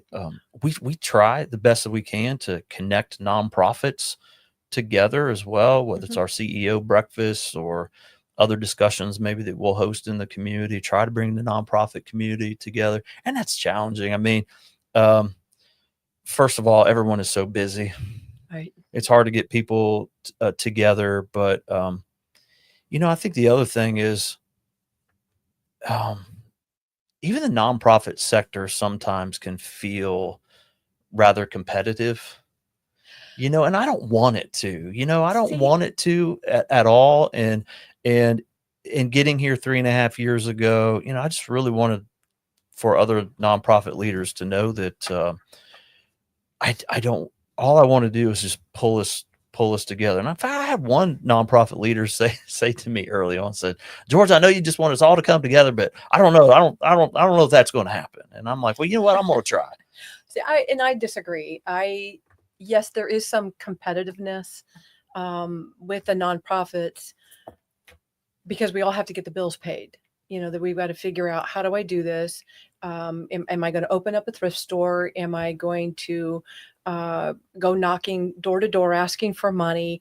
Am I going to put a big ad in the newspaper? How am I going to compete for that money? But I think when your audience knows what your nonprofit is all about, that's where you're going to strike the interest. I know lots of nonprofits and the executive directors. I don't feel like I'm in competition with any single one of them because our ministry is so different. We provide no cost dental care when nobody else is doing that. Mm-hmm. I do have a thrift store. So is that competitive? Maybe not. But when I look at all the other thrift stores, we're doing the same thing that they're doing. Right. We're Google Lensing, is that, hey, that's not $1, that's $2. Let's put 2 on that. Oh, it's half off. We're going to get $1. So we're all doing the same thing, but we all have a different, I'll just say ministry. We all have a different goal for what we're trying to achieve. And I like the idea of executive directors coming together because I think it allows a better collaboration. If I was to get a phone call from a nonprofit going, hey, do you have a couch? Yes, I do. I'm going to send George over. I'll be looking for George. And then I know when George shows up, hey, I hear you're looking for a couch. These are the ones I have. You pick one. And it's a done deal. It's that kind of collaboration, that unity, the connection that allows all of us nonprofits to actually do a better job because we all know what each one of us are doing. What does the community need? Who are we helping? That's not considered that those 2 bad words, toxic charity. How do we help somebody help themselves? And it's allowing the executive directors to come together to say, hey, I need help with this one person. They just need pots and pans. Oh, okay. Well, they need a bed. Well, hey, they've got a bed, and just make it work in that direction. I think you should keep doing it. Keep bringing us together. If anyone thinks that we're in competition, there's not we're not. Yeah. I mean, Yeah. Yesterday I was in a meeting with some community leaders, and you walk away from there thinking, if anyone's in a silo, because I think we get accused of that a lot in the nonprofit sector of operating in silos. I got to tell you, Sandra, I don't think we're really operating in silos very much. As evidenced by the fact at the meeting I was at yesterday, we were all just talking about how we collaborate so much together. Exactly. We really do. We do. We do a great job in Citrus County of supporting each other's efforts and collaborating. I get phone calls at 6:30 in the morning. Hey, are you up? I'm like, I'm not even out of my pajamas. Yeah. What do you want? And but it's okay because I'll take that phone call. If that's the only time that person can talk to me, okay. What you got? And as far as giving and contributions are concerned, I've mentioned this a couple of times today, is that the person who is likely to give Correct. to Nature Coast Ministries is it the person who doesn't give at all, and we want to make a giver out of them, or is it the person who gives to United Way? The person who gives to United Way is more likely to give to Nature Coast Ministries. Thank you. And so there's no need for any type of, we just need to put our mission. I think you said we need to put our mission in front of people. To put it out and there. when they, and people will coalesce around the mission for Exactly. sure. You guys got a great mission Thank you. at Nature Coast Ministries. Thank you. We love the work that you do, and happy to help spread the word today on Giving Tuesday. I want to say quickly, we're not looking for anything from the person that's gotten the dental work. I don't want to get choked up. When they walk away with a smile and they're incredibly grateful that they are no longer in pain, that's the giving that we work for, because that person's going to go on happier. We're getting those hugs. They appreciate the prayers. That sometimes is more important than that $100 bill. We'll take the $100 bill. We still got to get the light bill paid. But just that simple gratitude that now somebody's feeling better and we help them get there, because that's going to help them grow as a person. That's payday right there. That is our payday. Listen, that's payday. You Yes. know, 12 years prior to coming here, I ran a Mhm. mentoring program in our community, teaching kids how to ride dirt bikes and whatnot. Mhm. I was in Leadership Citrus, and it was our public safety day. 24. I was, oh yeah, Madeline was in that class with It was you. the best class ever. Oh, I'm sure that's what It they all was. say. I have 2 plaques because I was in the COVID class, and then that disbanded, and then I was in the next one. So if you look in my office, you'll see 2 of them. I always say I'm such a terrible leader. I have a business, and I have a degree in business and professional leadership, and I had to go through Leadership Citrus twice apparently to get it through my head. But we were at Public Safety Day, Yes. and there was a young man who was going through the fire academy. He made me look so good that day. He comes over to me while I'm standing around with my classmates, and his name was Tyson. And Tyson was going through the fire academy. He said, "Mr. George," and he was one of the early kids in our Filter in our mentoring program, and was becoming a fireman. And it was just like, I keep looking over here because Commissioner Finnegan just walked in. That was payday. That was payday because 12 years, Yes. I think 12 years, I actually got a salary for 3.5 of those years, maybe 4, because I had written a successful grant to the Department of Juvenile Justice. There you It was go. literally 8 years of just volunteering Yeah. and my family volunteering and making that happen and Making it helping change happen. lives. And Yeah. you get that, right? I Big get it. smile on their face. I and get it, and yeah, that's yeah. payday. When they give you that hug or they say the thank you, and it's like, that's all it was. That's all they need. awesome. That's all we needed. That's awesome. Well, thank you. All right. Well, I think Madeline is going to our crack producer over there on that switcher board. She could probably just hit fade to black, and it's the yeah, and there we go. I think they can still hear us though.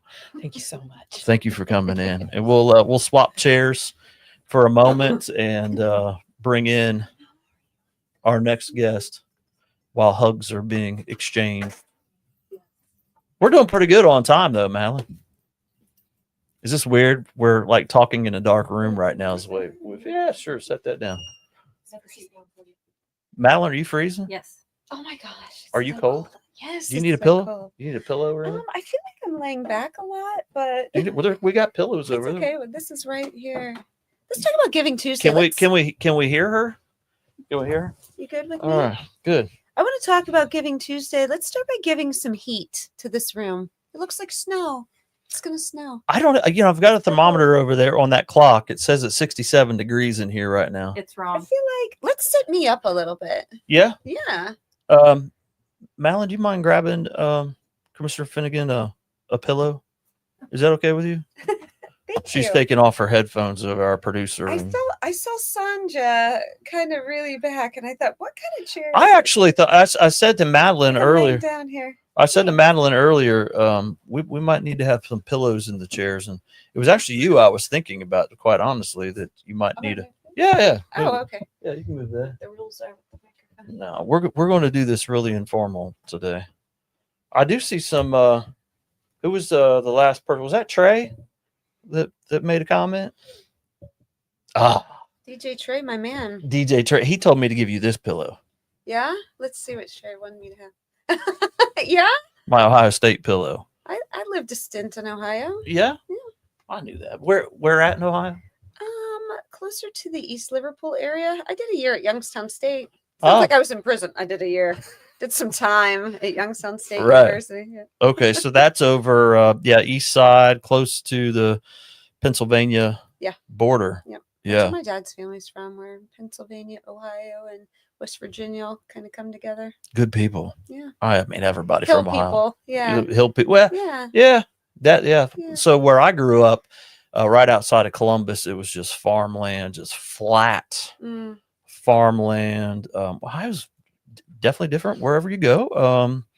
Like down south, the Hocking Hills, you get that western part of the Appalachian Mountains come through there and whatnot. And we spent a lot of time in Kentucky too, like going down to visit family. A lady called here yesterday, and Madeline was on the phone with her.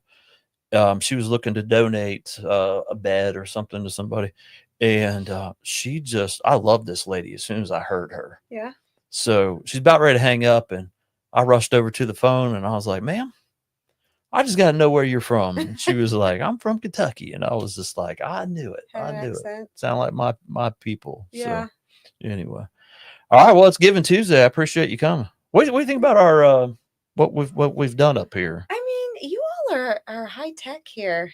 I mean, I'm impressed. I saw the other side of where Madeline's sitting, and Lots of buttons. is this in a good spot for me, Madeline? She's got a lot of screens. For those that you can't see this at home, she has a lot of screens and different pictures on those screens. I mean, and I saw her fade to black. This is a professional outfit. I think Dennis Phillips will be impressed. I think I'm assuming he will. he's not coming here though, right? No, he's going to join us online. Did you confirm with him today or send him another email? I emailed.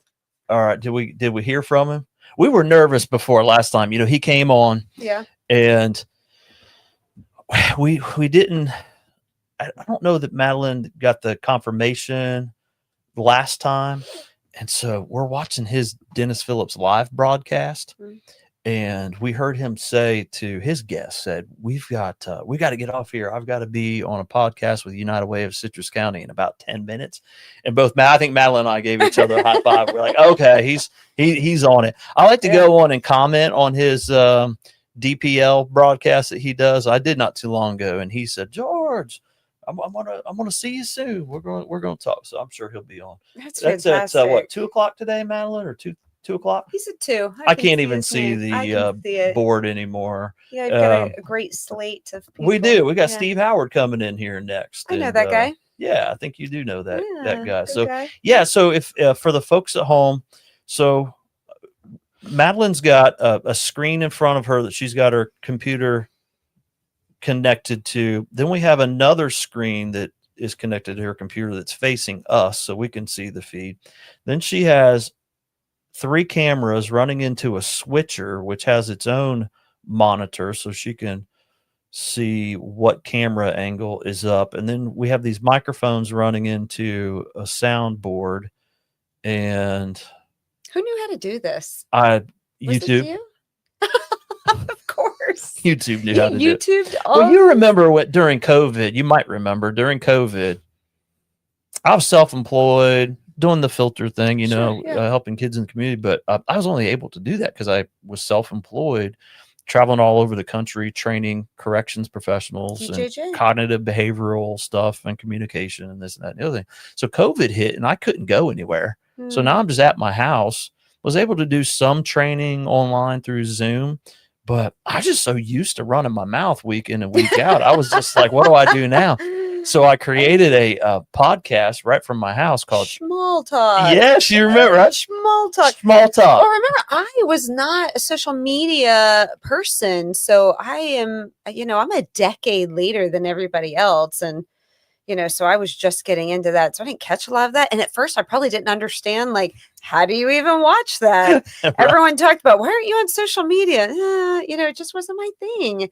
And, and I think probably during that time in 2020, a close childhood friend of mine that I still am very good friends with, she said, oh, just get on it. It's just your family. So I had like my family and real friends. I had like 40 people. It was great. And, then you run for office and 2,000 of your closest friends later or so. I don't know what it is, but still, I wouldn't say I'm good at it. People are like, oh, didn't you see that on Facebook or didn't you got the invite was where? I'm like, but no, like call me, email me, text me. I mean, sometimes I do catch stuff on there. I'm, but I'm busy. I like face to face. I like being out living my life, not looking at a screen. I've never been a screen. Yeah, I don't like the pressure that comes with when someone's like, I have to know what's going on with you. Or maybe there's an event or something like you just said, and they're like, I've had people look at me like I'm crazy and be like, well, you didn't see it? No, I didn't. I'm sorry. I didn't. I mean, and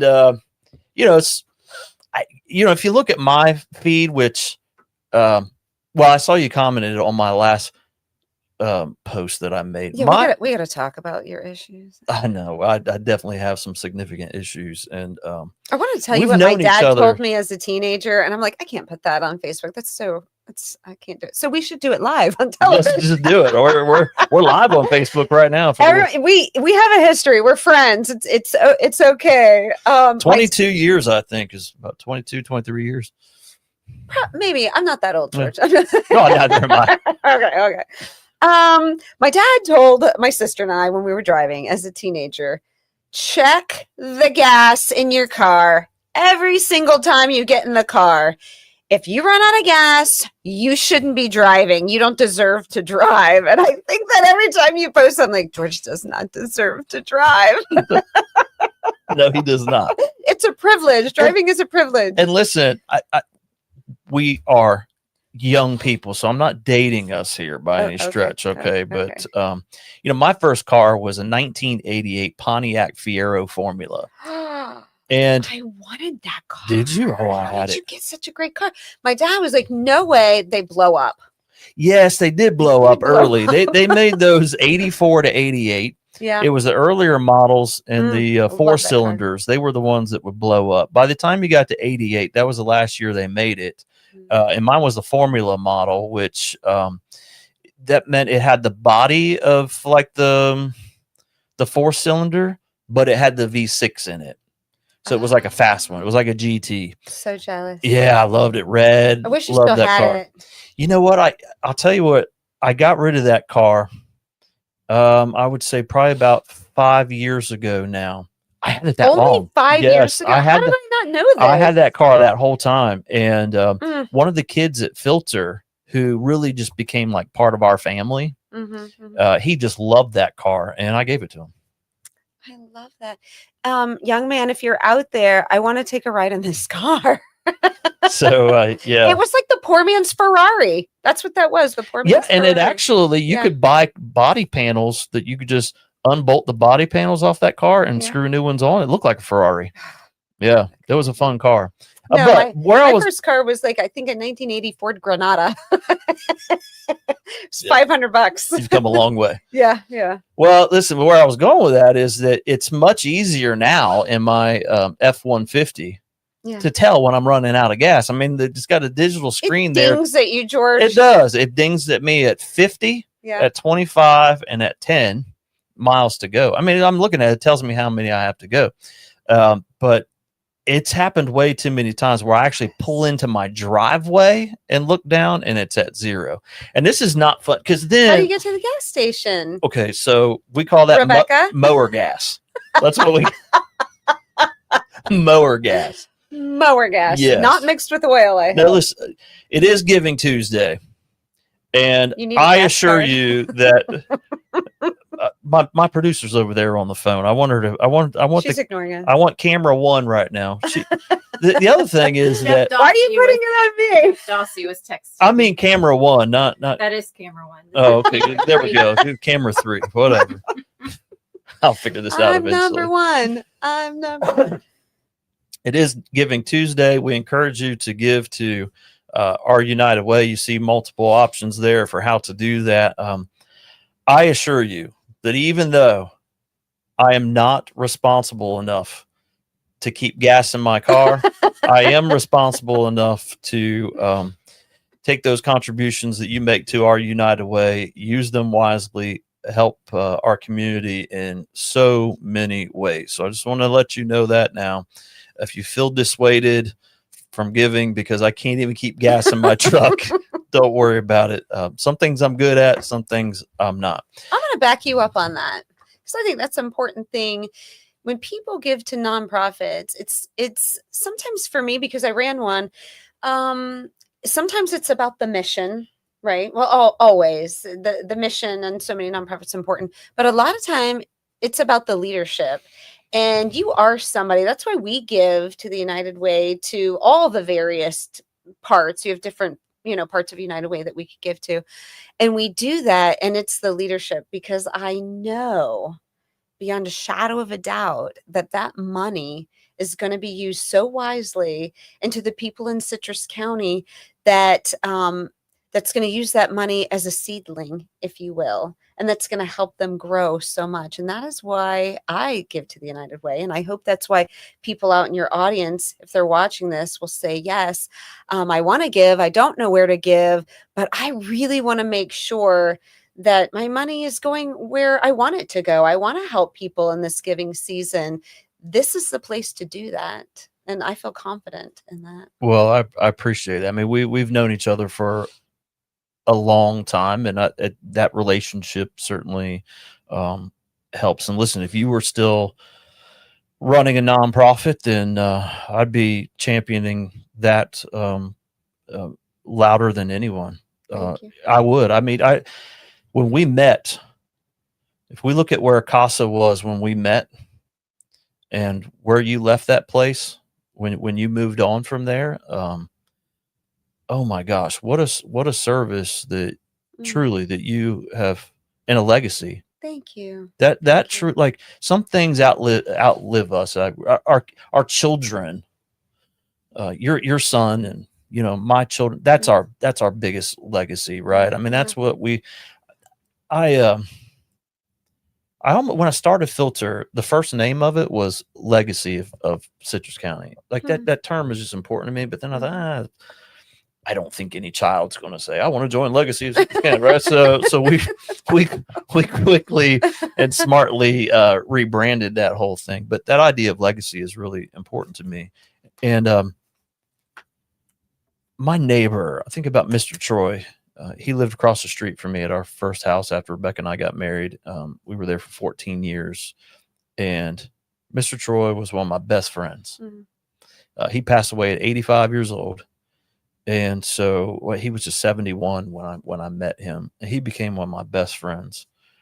And he served in Korea, came home, started a small business in Indiana, a gas station. Didn't make enough of an impact on you, though, did it?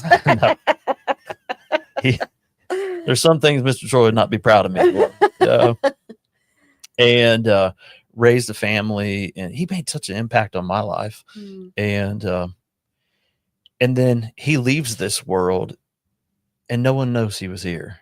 And that is I do, right? So I don't know. I think everyone wants to have some sort of legacy and not be forgotten when they leave this world. And our children, our grandchildren, that's our biggest legacy. But when I look at CASA, undoubtedly, when you leave this world, you're did I mention you're very young? It's going to be a long time from now. Yes, but what a legacy that will be for you. And you know what I get concerned about in this world where like everything becomes political is I don't want people to forget that because now you're I hope that would be such a horrible thing for politics to ever overshadow that contribution that you've made. It needs to be remembered. And listen, I'm big on that. I mean, I think about Phil Royal all the time, who's no longer with us. I think he left a great legacy in our community as well. And I want to say now, I'm going to put this on the record now. There's been so much drama about memorials and whatnot in our libraries. I want to help put together a Phil Royal memorial to put in the libraries if that's something that made sense to the leadership in our libraries. Well, the libraries really are for books. We're they trying are. to get them to encourage to read books. There's Phil had books. Yes, and appropriate for the library, but maybe with all the talk about memorials and whatnot, if we're going to memorialize people, if that's such an issue, then let's memorialize folks like Phil and what we have that some matter to Citrus County. Yeah, that really matter to Citrus County. I think that's I think that would be really that would be special. I think so many good people have passed through our community, and when you look back at that, the impacts that people have made in Citrus County. We really have been blessed. And, you mentioned CASA, and it's been so many years now. I feel like, each year's a year further away. But people still do comment on that. And that really warms my heart, and probably even more than just the community saying things. Just in the Veterans Day parade, I had one of my very first clients, if you will, a survivor of domestic violence. And I've seen her out, not for years and years, but recently a little bit more. And she was just yelling my name at the parade. And there's been a few of those, right? I start to see them and people coming up to me and, do you remember helping me? You really changed my life. And to have that impact on somebody is a privilege, really a blessing. You feel like God's using you for something really good. Probably one of the best compliments I got from someone was, everything you touch becomes better. I don't want that to end. What I'm doing now, whenever I'm done, I want people to look back and go, okay, there was some impact there. I left it better than I found it. And I think that's anybody in a leadership position. I know you included. That's what we want, right? Whatever our time is and what we're doing, we want to do it, not only a good job while we're there, but leave it better than how you found it. Make an impact on somebody else's life. Do good where you can. Mhm. United Way so good with that, making an impact on all these people's lives. And when their lives are impacted like that, oftentimes they turn around and make an impact on somebody else's life. That's right. That's right. So giving today gives to somebody that will give tomorrow. Well, I'm a simple man, and I would say my motto, really to live by, is be helpful. Simple and easy. I Very love it. simple. Just Yeah. be helpful, right? Just be helpful. Now, do I fail on that sometimes? Well, of course we all do. I'm not perfect. I need grace like everybody else does. Right. But I really just aim to be helpful. There are times where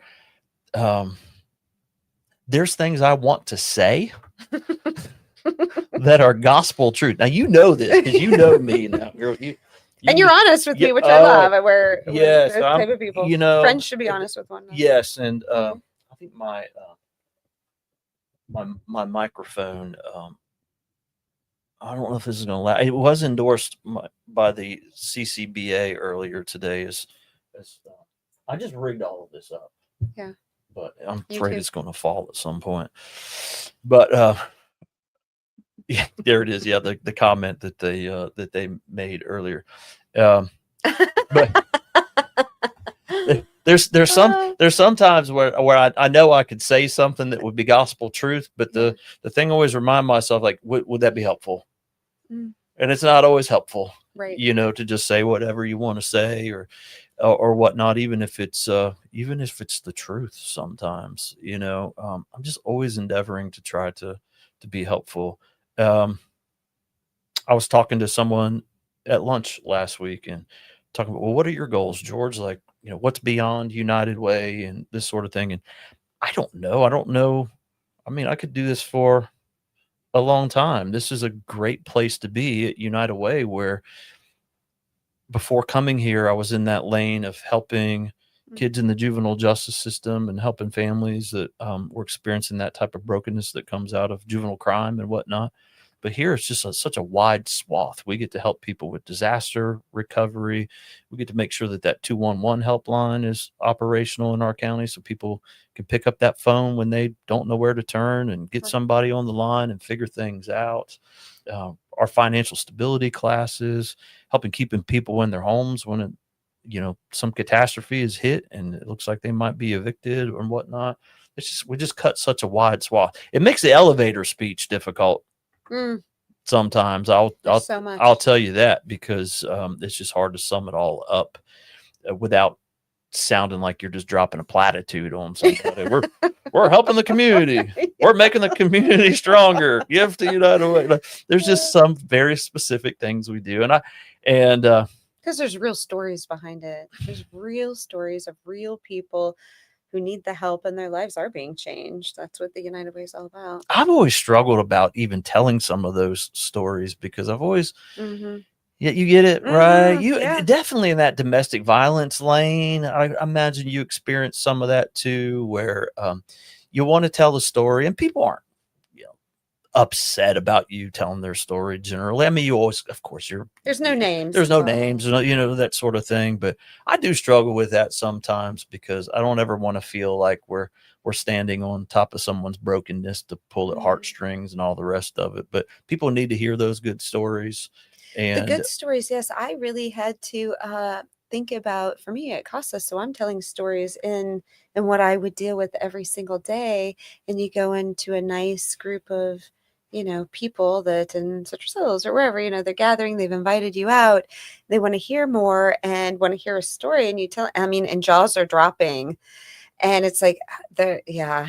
And I'm thinking that wasn't like the bad story, right? The not like the terrible, terrible things that some people have to go through. So um, you realize when you help people, I think law enforcement feels this way sometimes too. You're living in a different world than maybe the neighbor that's living beside you. You're seeing different things.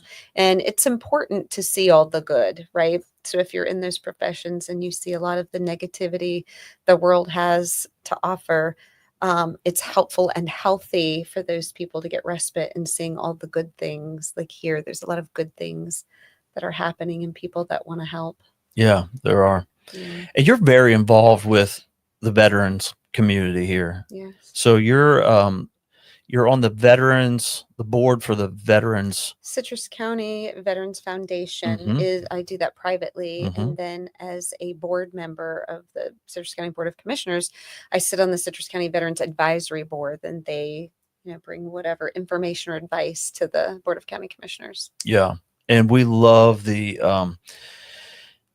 foundation, one of those great nonprofits in our community. And Kurt Ebbets heads that up. And what a fantastic guy Kurt They is. all love you, the whole foundation. I mean, when we're looking for help, even outside of our scope, you're always a yes. You're always, how can we help?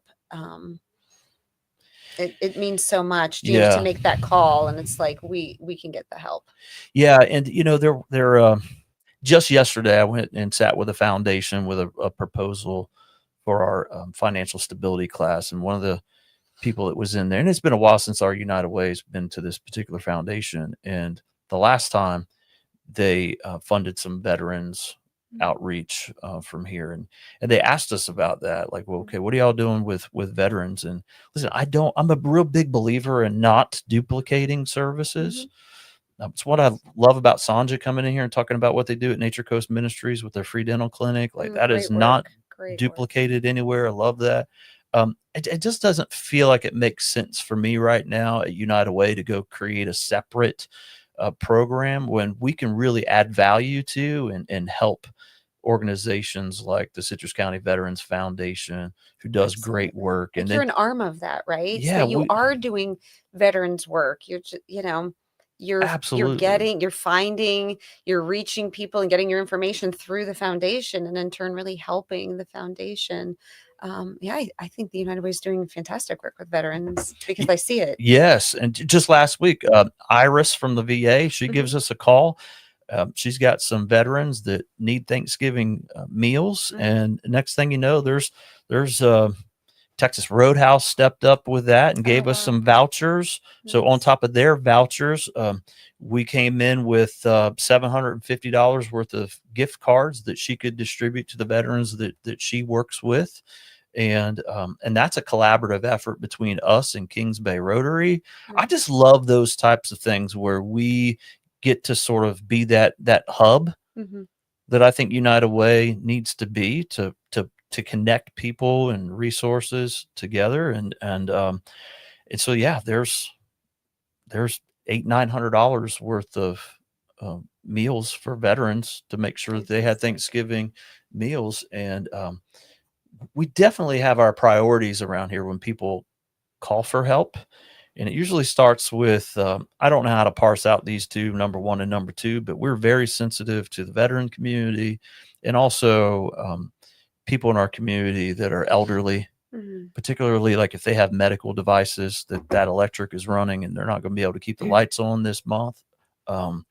We just don't want to let that happen, obviously. And so that's sort of like our starting point oftentimes is, Right. and hurricane survivors. Oh, you guys did amazing work with all the hurricane survivors. I mean, I don't think you were, I mean, I shouldn't say you weren't prepared, because I feel like after that, United Way's prepared for everything. But I mean, the onslaught of need that you would have to address, and you all just stepped up to that in such an amazing way. Yeah, I don't think it's come without the PTSD um, that that we've all experienced. But we made it through this hurricane season. We're good. Oh, Is our next praising guest here, God. Madeline?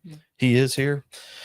All right. Well, Our time was short. I know. I feel like we could have done this for a long time. Yeah. I told you, you probably don't remember, but I told you, Diana, when we get our new studio set up, I'm going to have you be the first guest. But I wasn't. you were like on vacation, a Oh, well-deserved vacation, thank by the you. way. But I'm Well, glad you made it. Hubby in today. had a birthday, so we had to go celebrate. Awesome, awesome. Well, thank you for the work that you have done and are doing now, and will continue to do. For sure. We Thank appreciate you. Appreciate the way you and Steve and Air Effects, Electrics, and all the other X Plumbing businesses. FX, Yeah. FX services now starting. Yeah. We We're appreciate expanding. Thank you to the community. the way you all personally and professionally help us out. We appreciate it. Thanks, So, George. thank you. Thank you to the United Way. Please give. Yes, absolutely. So you can give. Go ahead, Mally. You can take that. We reappeared. You can give by going to citrusunitedway.org, click that donate button, and or give us a call. And we talked a lot about CASA, and we'll talk about CASA more today. But you can go to their website. I'm sure they have a convenient way that you can give to CASA on this Giving Tuesday as well. It's not just about United Way today. There's so many agencies doing great work. So, all right, with that, we're going to fade to black. Fade to black. There we are. And now we'll switch seats. Thanks for coming in. Is Appreciate Steve it. here? He's virtual. Oh, he's virtual.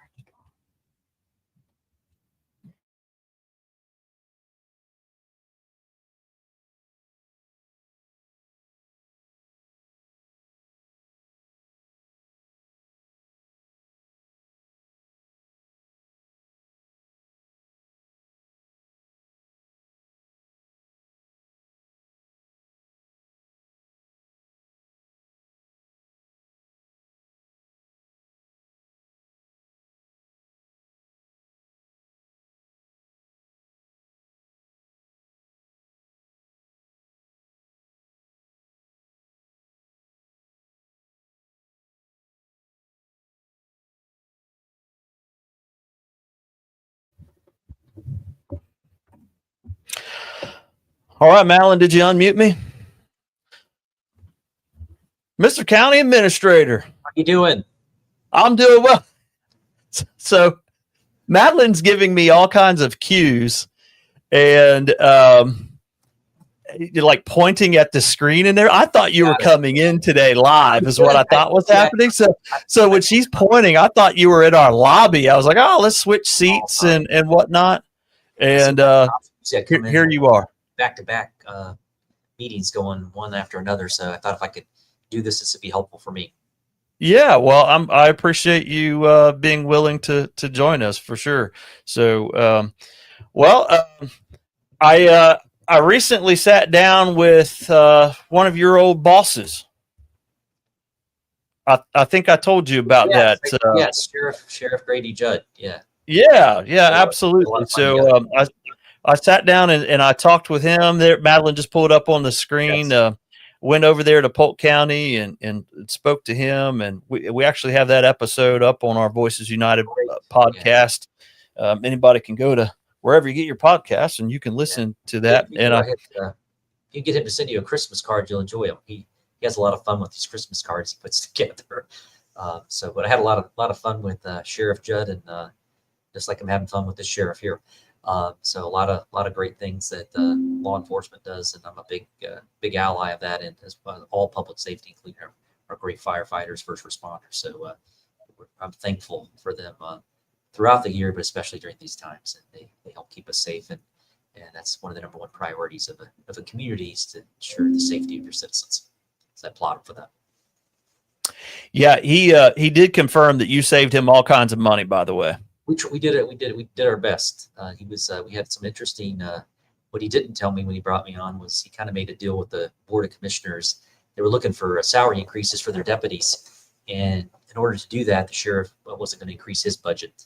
So when he came on board, he said, "Steve, find me the money. You got to cut everything, different savings." And we began that process, of course, much larger scale than Citrus. We had, when I left, about 3,000 inmates and almost probably 1,700 employees alone. But we found ways to cut, but collaborate. The bigger thing is collaboration, bringing people together, rethinking the way you're doing county business or law enforcement, those kind of things. So, we did a lot of good, but it's all about a team. Just no different than what we're doing right here at Citrus.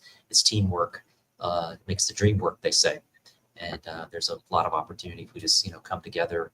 I have a theme that I'll be talking a lot about going into 2026. It'll be called Success Through Collaboration. And this will be the next as we begin to really, which even today, being with you today, all the great work that you do with United Way, it's all about, having success through collaboration. So we can't do this alone. We need the partners, we need the public, we need everybody's voice to do this work. So that's important. So I'm excited about rolling that out in 2026 throughout the community, but that'll be the theme for at least Citrus County government, be success through collaboration. Well, that's a great theme, and certainly that feels very much in line with our theme around here. United Way, for years, our tagline has been "Live United," and just last year, United Way worldwide, and of course, this filters down to local United Ways as well. Went through rebranding, and the motto that, and I love it. The new motto for United Way is "United is the way," right? That's that collaborative nature. And I hope people are feeling that even today with this broadcast that we're now in our third hour of that broadcast here today. That we're not just encouraging people today on this Giving Tuesday to give to United Way of Citrus County. We would love that. We'd love to have the partnership of anyone who gets behind our mission, but we want people to give to their favorite nonprofit here in our community today, and we have a lot of nonprofits that'll be joining us today because that collaboration with one another is so important. And Steve, we talk about silos, and it's easy to get into silos and whatnot, maybe even in the nonprofit community. But I've got to tell you, I feel like that's a little bit of a misnomer in our community because the nonprofit sector here does a really great job of working together. I can't imagine any nonprofit leader in the community that I can't get on the phone and collaborate with. And I'm sure you experienced that in county government as well. I'm sure that the nonprofit community here is responsive to the needs of county government as well. And I always say, you recognize relationships when you have crisis. And during the hurricanes, there was not a nonprofit that that didn't step up within this community. A variety of there's too many folks to even mention. But during those times of peril, it was amazing to be able to reach out to folks. And just like you said, it's amazing. I mean, with a lot of the nonprofits, and it's amazing. It's special in Citrus.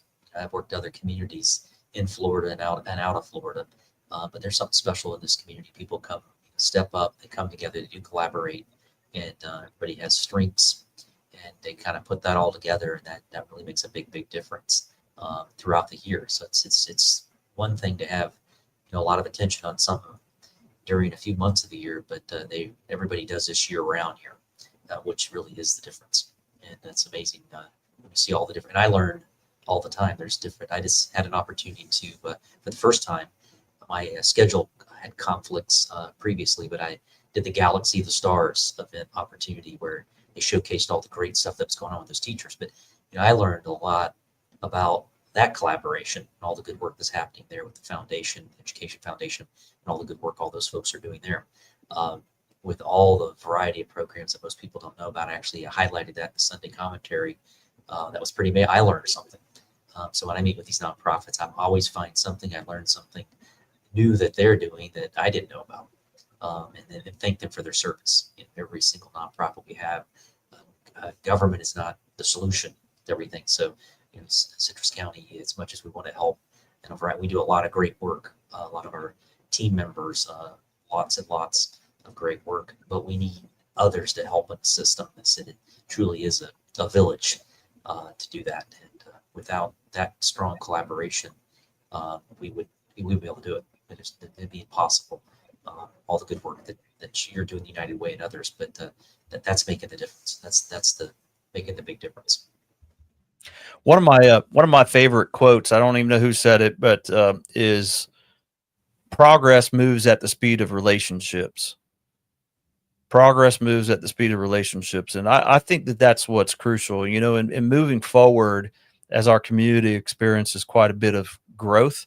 I think the one thing we need to make sure that we really hang on to is the relationships that we have with one another, because it's through those relationships, whether it's our United Ways, a relationship with county government, we have a great relationship, our relationship with other nonprofits and whatnot, our relationship with the business community is really important here in Citrus County, but those relationships are just how things get done. Right. And it's not, it's not good old, I'm not talking about good old boy network type stuff. It's just that, Steve, I feel very confident that I can call you if I need something. Of course, you can give me a call if there's something, a need that United Way can address or help bring people together to address. And that's what it's all about. And maybe I wasn't paying a whole lot of attention before you arrived, but I think I was. But I've never seen a county administrator that's everywhere like you've been everywhere. So hat tip to you since you've been here. If there's a community event and whatnot, you can't make everything. You got a family, you got children and everything, but you've certainly demonstrated to me that getting out into this community, doing those types of events, like you just mentioned with the Education Foundation, the school system, you're out there, man. And I applaud you for that. Yeah, we do. Like I said, it's a work-life balance. So I'm careful with it. Actually, I celebrate my daughter's birthday today, 7 years old. So happy birthday to my daughter. So happy birthday.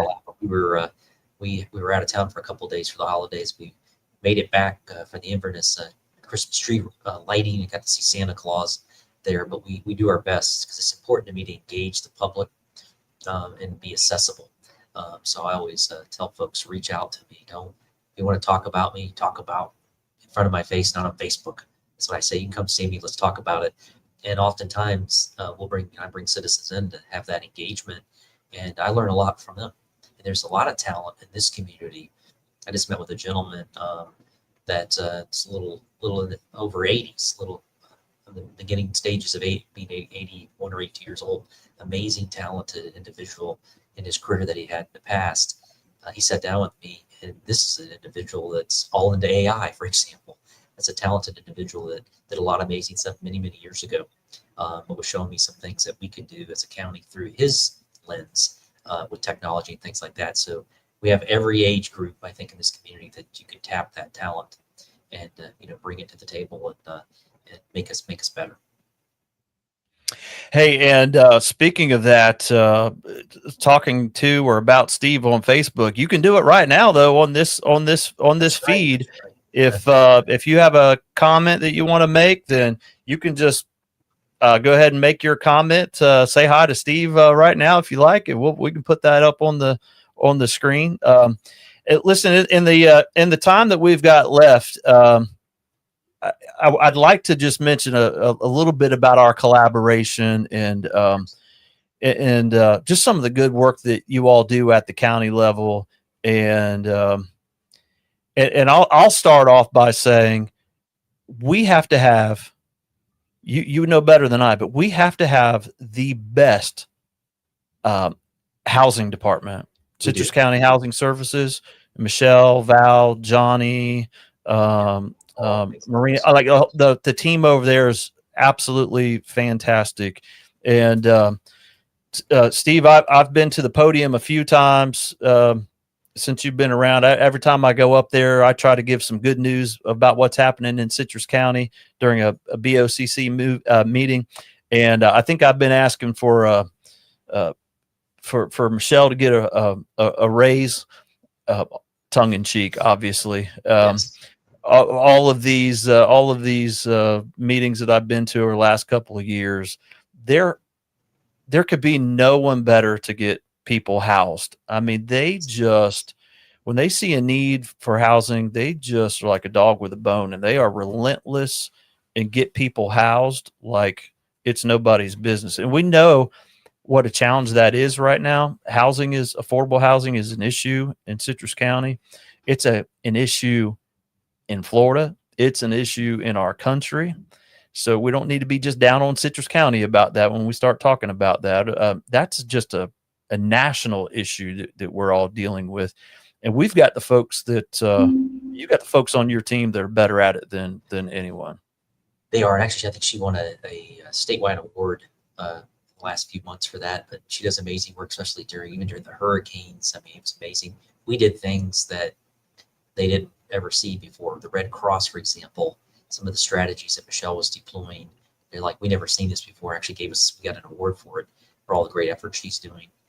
Even during that time period, even during the storms, I recognized we didn't really have a good program in place for FEMA recipients to rebuild and things like that. There's some counties in Florida that have a similar system. I asked Michelle if I could give her the resources because I feel so confident in her leadership ability. She said, absolutely. So we're helping even in that because people don't know where to turn. But I would tell you, I get lots of emails, phone calls, things like that. But she does everything she can within her ability to help with housing. And they do amazing work. Even grant systems that they have, for example, Habitat for Humanity, some of the programs, they're over $4 million in grants that they facilitated for Habitat for all this, which is a couple hundred homes that were able to be realized because for her efforts, as well with all the good stuff in her staff and all of her great staff that she has. So we can't thank her enough, and I couldn't pay her enough for all the great work she does. She's just amazing talent. You're right. This is an issue with housing across the country. It's difficult. There's other data you can look at, and you're seeing more people are going to continue to come into Florida and other places. So it's challenging. And the other thing is the demographics also of the aging population. We have some of those, but some of those folks are upside down and have a mother that's widowed. So I understand that. I understand some of those challenges where my father passed away about 20-something years ago. So I can see those strains on some folks if they didn't make the right decisions possibly along the way, or that things happen and life happens. So she's dealing with all of those issues as well as compounded. But boy, they do just amazing work there in that office. They really do. And, as you talk about the aging population, one of the programs that's administered by the county is Meals on Wheels. Yes. And that is you got some smart people running that one, because let me tell you something. What they do is they invite people from the community to come along and do a ride along and check it out and see what they do. So I'm telling you, so smart for them to do that, because if you go do a ride along, you will be a fan of that program, Meals on Wheels. I went and did a ride along with a great volunteer, awesome lady. Her son's a deputy sheriff in our community. And I just saw the whole process, loading up all the food into the back of her Tahoe and going out and running that route and visiting with people. And I quickly realized that it was so much more than just the food. That's obviously essential, but it was a well-being check on some of the most vulnerable people in our community. And it was just eye-opening to me, Steve. I didn't realize that aspect of it. And if you're that senior, you that might be some of the only interaction that you're getting face to face with somebody during the week. There are people with accessibility issues and whatnot, and the volunteer that I was with was just a saint. I mean, you can just tell her love for those people, and so in no time. I get back to the office and we're talking about making agency investments in our community as a United Way. And, I pushed to to go ahead and make an investment in Meals on Wheels, because even the government funding that's provided for that program, as I understand, is not going to cover everyone, because some people are kind of like right there on the verge, and they might just miss the qualifications for the program by just the slightest amount, but the county still wants to serve them and needs to come up with some extra resources. And we were just so happy to chip in and help out with that. Yeah, they did about 44,000 meals last year alone through that program. Actually, I've done the ride along the last 3 years there as well. And as a result of that, actually, I have Meals on Wheels that go to my mother, not in this county, in another county in Florida. Just like you said, my mother has mild dementia, and there's, again, that welfare check, and they will call me. If some reason she doesn't answer that door, they call me and they say, Steve, we tried to knock on the door, your mom didn't answer. And then that gives me an opportunity to have a loved one that's close by to go check on her, because my mom doesn't live here locally. She's several hours away. So again, it's amazing. And like you said, the interactions I had with a lot of those citizens as we deliver those meals, this is it. This may be the only person they see. They may have no family. And it's a very important program to make sure that quality of life continues on. So again, great program, amazing volunteers. And we did a little Citrus Focus video on that several months ago and did a ride along with one of those volunteers. But boy, they take it to heart, and it's amazing all the great work that they do with that program. If you're watching right now and that's a mission that really resonates with you, and you would like to contribute to the Meals on Wheels program, certainly one way you can do that is you can call the number that's on the screen, and when Jen answers and takes that contribution, you could just let her know that you'd like for that to go to Meals on Wheels, and we will make sure that it gets there, every last dime of it. Such a valuable program that's being ran here in our community. And I don't want people just to think that, well, that's ran by Citrus County. They've got endless coffers of money to support that. They need those contributions as well to help those people that are just sort of right there, and maybe just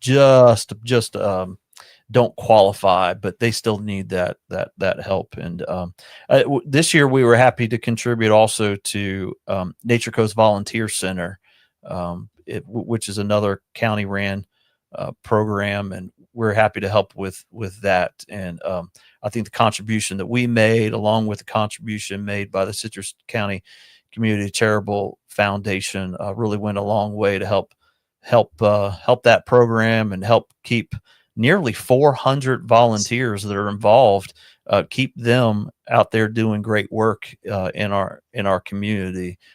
So that's something else that you all do that is very noteworthy for our community. There's thousands and thousands of volunteer hours that you can't replace.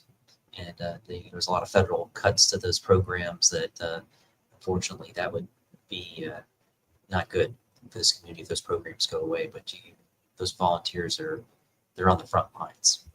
So they're augmenting staff and other things like that throughout this community, but all the good work they do. But I attended one of their luncheon celebration. It's amazing if you look at how many thousands and thousands of hours that they contribute across this county in so many areas. It's amazing, all the great work that they're doing to make this a better place. And they're doing just that, making a difference, a huge difference.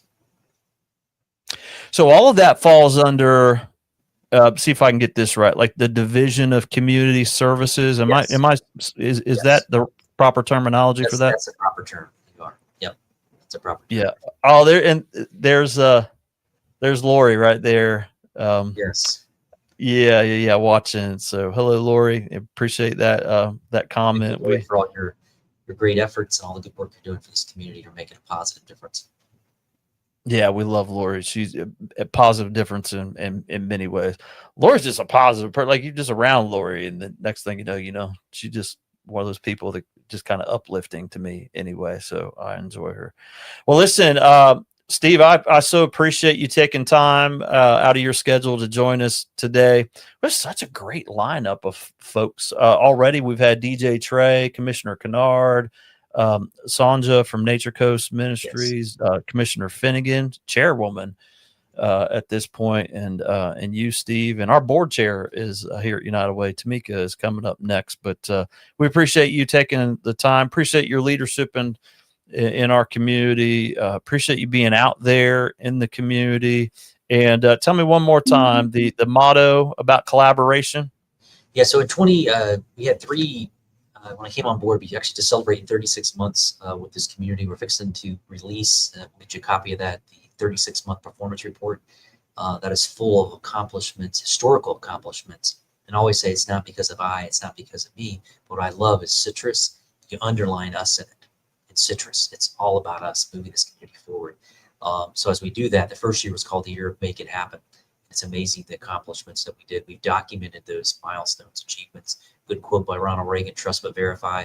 We're going to let you verify it. This stuff actually happened and was accomplished. And then year 2 was soaring to new heights. It's been full of accomplishments. We have that documented as well.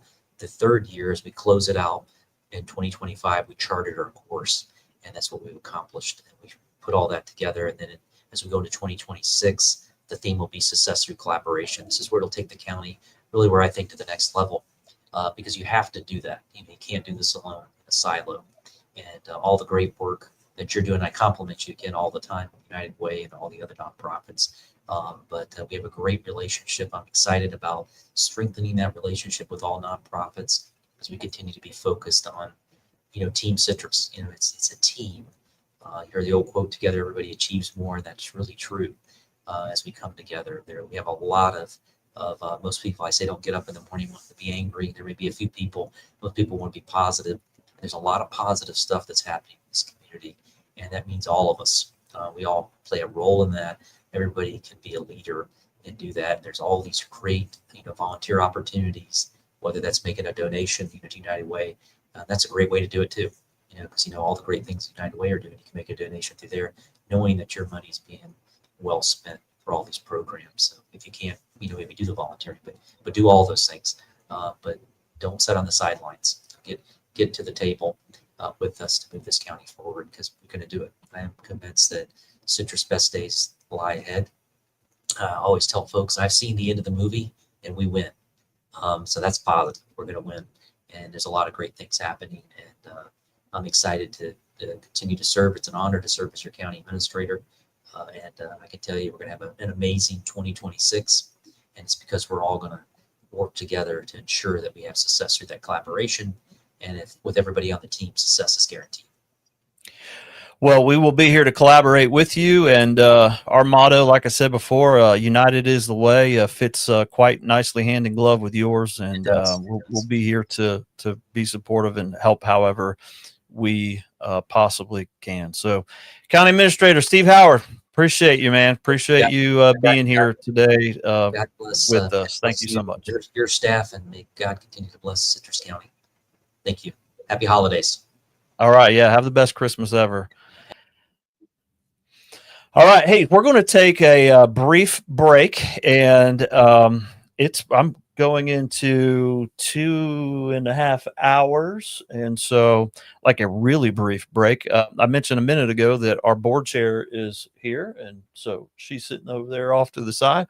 So we're going to make some adjustments here real quick, and then we'll be right back. So if you're watching, I hope you're just at your desk, maybe even at work with it on in the background. That's cool. I hope you'll stay in there with us. We're going all the way to 8 o'clock today, as long as these cameras continue to work. Wouldn't it be crazy if like today the power went out or something? Okay, I shouldn't even talk like that. No talk of Murphy today, Murphy's Law. But all right, so we'll be back in just a minute.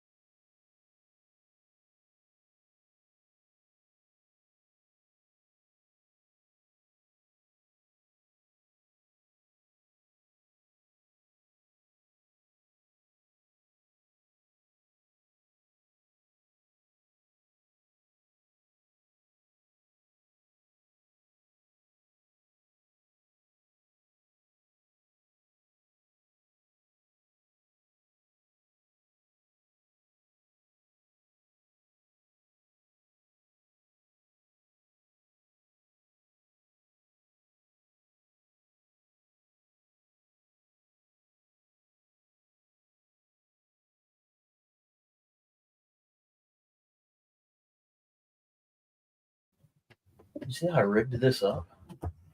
It's awesome. I know. I'm just hoping that this doesn't fall apart by the end of the day. I did see the microphone keeps moving towards me though, so I don't know. This is not a permanent. Feeling your energy. It's not a permanent solution, but here, let's get that one a little closer to you. Okay. Yeah, Okay. it's supposed to be like a fist away.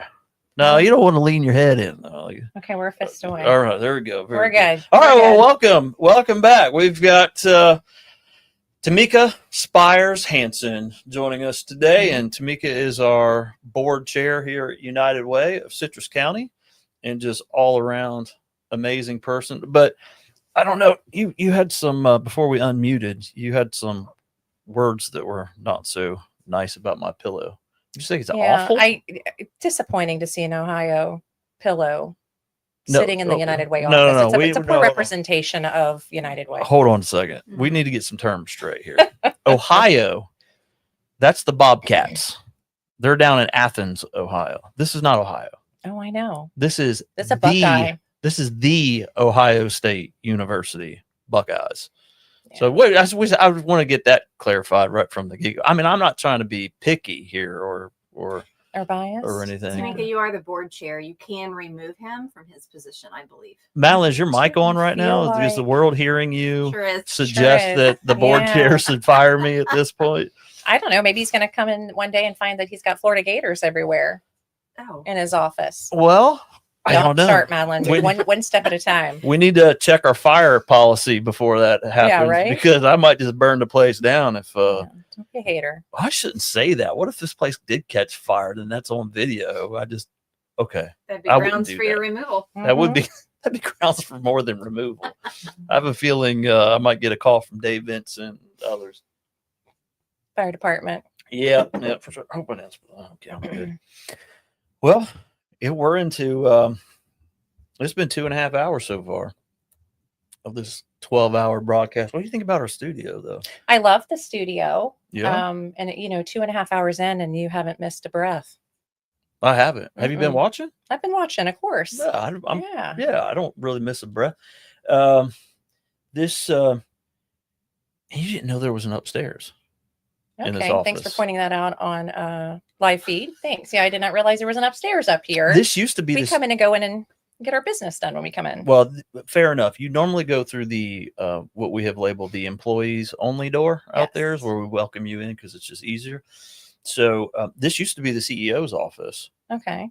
and then I realized the team that I had, and realized that they would need ample supervision, especially Madeline. Yeah. Ample supervision. So I was too far away, too detached, being up here in this perch. If that's what you want to tell yourself. This is what I'm telling- Yeah. Yeah, Okay. some people say that's your tail. I sit on mine. Mhm. This is my tail. Is that they needed ample supervision. So I went ahead and moved from here, went downstairs, and then this became a file room. And I think that's what it became next, wasn't it, Mal? It became a file room. And then we started doing the podcast and whatnot. And I was like, okay, well, we're in a little closet downstairs with a wall painted green behind me. And I was like, well, maybe we could do more stuff like this. And so, yeah, this is what it's turned into. And Yeah, it's a great setting It and is. to share personal stories. And that's And- what it's all about. yes. And I think that's the wave of the future, right? That's where Mhm. we're heading is. So I think about this sometimes. I invite people to come on to our podcast, and we get great guests to come on, and oftentimes it's local leadership, people who are elected and whatnot. And so those podcasts routinely, between the podcast itself on your favorite podcast platform or the views on Facebook or whatever, it generally reaches 1,000 or more. It's kind of where we're at right now. Some have gotten 3,500 views and different things. But if I said to any of our local electeds, hey, I've got an audience for you of 1,000, maybe 3,000 people to hear what you have to say, they should take me up on that, right? 100%. They should take if 3,500 lives that you're touching. that's exactly right. So we can do that virtually. We can't Mm-hmm. necessarily do that at a space or a venue in Citrus County, but we can do it right here. So we did create this. And virtually everything you're seeing here is has been funded personally by Madeline and I, because we always feel like saying that, because we want to make sure that as we get fancy and people look at this room and the technology that we have, is that You want to ensure that you know that the audience knows, and that the world knows that you are funding United Way funds for the people, not for the office. Yes, which is yes. really understandable. And listen, this has been beneficial. Listen, one way it's beneficial is this broadcast today. People are giving, Mm-hmm. and what a way for us to reach out to folks. In fact, when Commissioner Kennard was on here earlier, he told us as he was signing off that we would be receiving a contribution from the chiropractic business today, and Looks like he that- just donated $500. Thank you. he did. We to just saw Dr. Madeline. Kennard. Yep, and he contributed, and we'll use that $500 to help people in our community and do good things. And so, yeah, I do think this is kind of the wave of the future. And if there's other nonprofits out there that would like to come in and figure out how we do this, then we'd be more than happy to show others how to do this and offer this space to them to use it as well. You know, the Key Training Center, they used to have their own TV station, and then they sold that. And so when they do the Run for the Money, they have their, what used to be a telethon, but it's a 4-hour broadcast that they do. And so they used to do that TV station, no longer have it. So they wanted to do it over Facebook and YouTube. Like right now we're broadcasting in 3 places. Okay. Our United Way's Facebook page, Okay. my personal Facebook page, just because it was there and I could click on it real easy. So why not? And our YouTube page as well. But I take the equipment and go down and set up for their Run for the Money Mm-hmm. broadcast. I won't say telethon, but broadcast that they do and help them. And that's nonprofits partnering with other nonprofits, which we absolutely love in our community. Yeah. The amount of culture that has transpired with the different groups that are working together instead of against each other now, right? We're all in it for the same goal, and that is to better our community. Yeah. And we've talked about that. You may have heard a couple times today. We've talked about silos, and it's an easy thing to say, oh, our nonprofits get in silos. I don't know. I don't really think that that's the norm here. I don't think it is. I think we actually do a pretty good job of working together. There's times where maybe someone calls here and they need some financial assistance. Maybe they're like 2 months or even 3 months behind on rent. And we know you better than anybody as a realtor in our community. We know what rents look like out there. And it might be a number that they need to catch up. And that number might be really high and we can't afford it. There's times that we get on the phone with like the Education Foundation or Salvation Army or the Family Resource Center or, you know, a variety of others and say, Daystar is another one, and say, look, this is like $3,500. We can't do that whole bill. Like what can you do?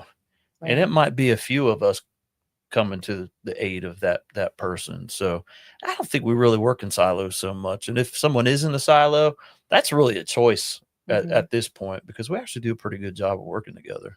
Well, and I think that goes back to the core of who you are and what your mission statement is, right? I mean, creating that culture that would then permeate and spread like a virus to other nonprofits, right? You're setting the example, and then you're not the exception. You become the norm of partnering together and collaborating. And sometimes, like you said, it's using those funds. We may not have enough, or we may have resources that they need at one point of time. And so they pick up the phone and they call you guys all the time, which is fantastic.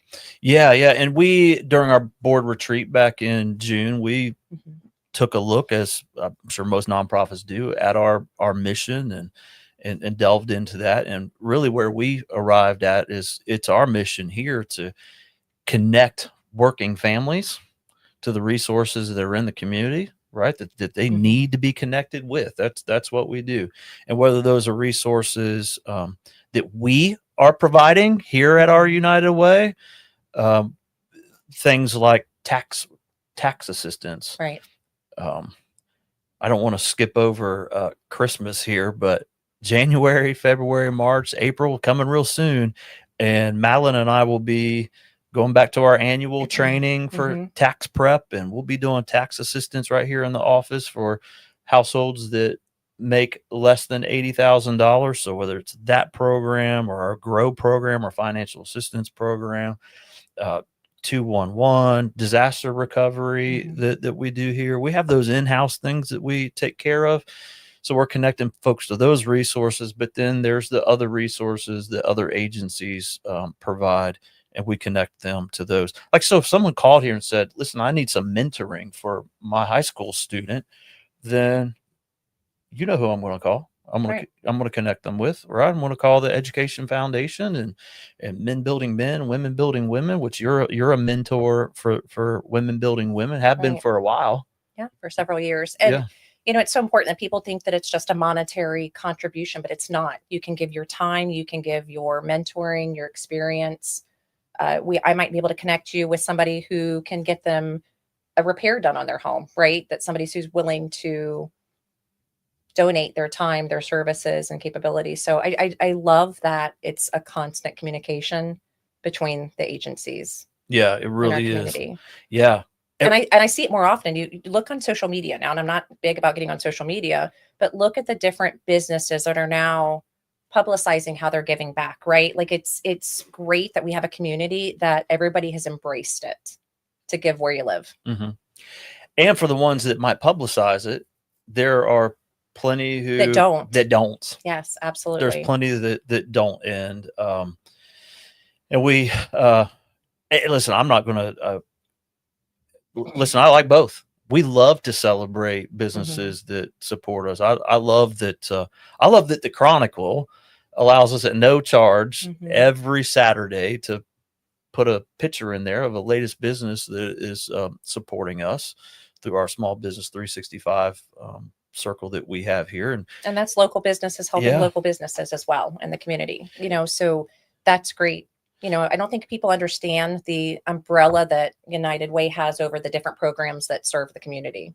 And you mentioned them a few minutes ago, but I don't know that they fully understand. I didn't before I came on the board, Yeah. knowing that we have a program that helps facilitate tax preparation, the Grow program that teaches them a different skill set each month. So we're not giving the hand out, we're giving a hand up, right? We're Mhm. teaching them to break the cycle. Yeah. And Madeline is really excited about the prospect of extending that Grow program to teenagers. Oh, that would be phenomenal. Yeah. There's so much that our school system only has so much time involved with the kids, right? There's so many kids. The parents don't know what you don't know, right? Like to Mhm. teach how to run a checkbook, to teach basic life skills of cooking and cleaning, things that they didn't receive at home, maybe because of their environment, but they then get the opportunity to again let them grow into phenomenal adults who are contributing and then giving back eventually. Yeah. Well, listen, and even households where they're on point. I mean, there's just some things that kind of escape you. It's. I always say it's hard to be 100% all the time. Takes a village. I'll give you an example. So my son Cohen, he's at the house, and we had to get a water heater replaced. I called you for a recommendation about who to use. So our house has 2 water heaters Mhm. for some reason. So I got that one replaced, and Mitch came out and took care of that. Did a great job. And by the way, he contributed to us last year about this time. So I don't mind saying Mitch Duncan. Right? Yep, good dude. Contributes to our United Way, and anyway, came out and did it, and then the second one went bad too. So now I'm leaving for work, and Mitch's guy shows up, and so I wrote out a check. My signature and whatnot, and wrote Mitch Duncan and Sons. And I'm like, son, now just fill in the amount whenever they tell you what it is. And he's like, what do I do? What's check? Exactly. Yeah. And I'm like, oh my gosh. I've never taught my son how to write a check. And I'm not the one that's like, the school needs to teach them how to write a check. In fact, I was in a meeting in Tallahassee, and that was it for chamber, and we were in a session. We were talking to I don't know, education secretary or somebody. I don't remember who it was at this point. I'm sorry, secretary of whatever. I don't remember what it was. But anyway, someone mentioned we don't teach kids how to write checks in school anymore. And I was like, why does the school have to do it? Exactly. Why don't you do that? That's your child. You teach your kid how to write a Mhm. check. And here I am. My son's almost 20 years old and I never showed him how to write a check. But I'm also the guy that posts on Facebook how I run out of gas constantly. Maybe that's how they do it from Ohio. I'm not sure. Maybe. Yeah, Yeah. could be. Running out of gas, White Castle, and I don't know, my white pants. Your white pants. I think that's about the extent of my Facebook posts these days. But I don't know if you've noticed though, even though I love the White Castle, and there's one now 50 miles from us.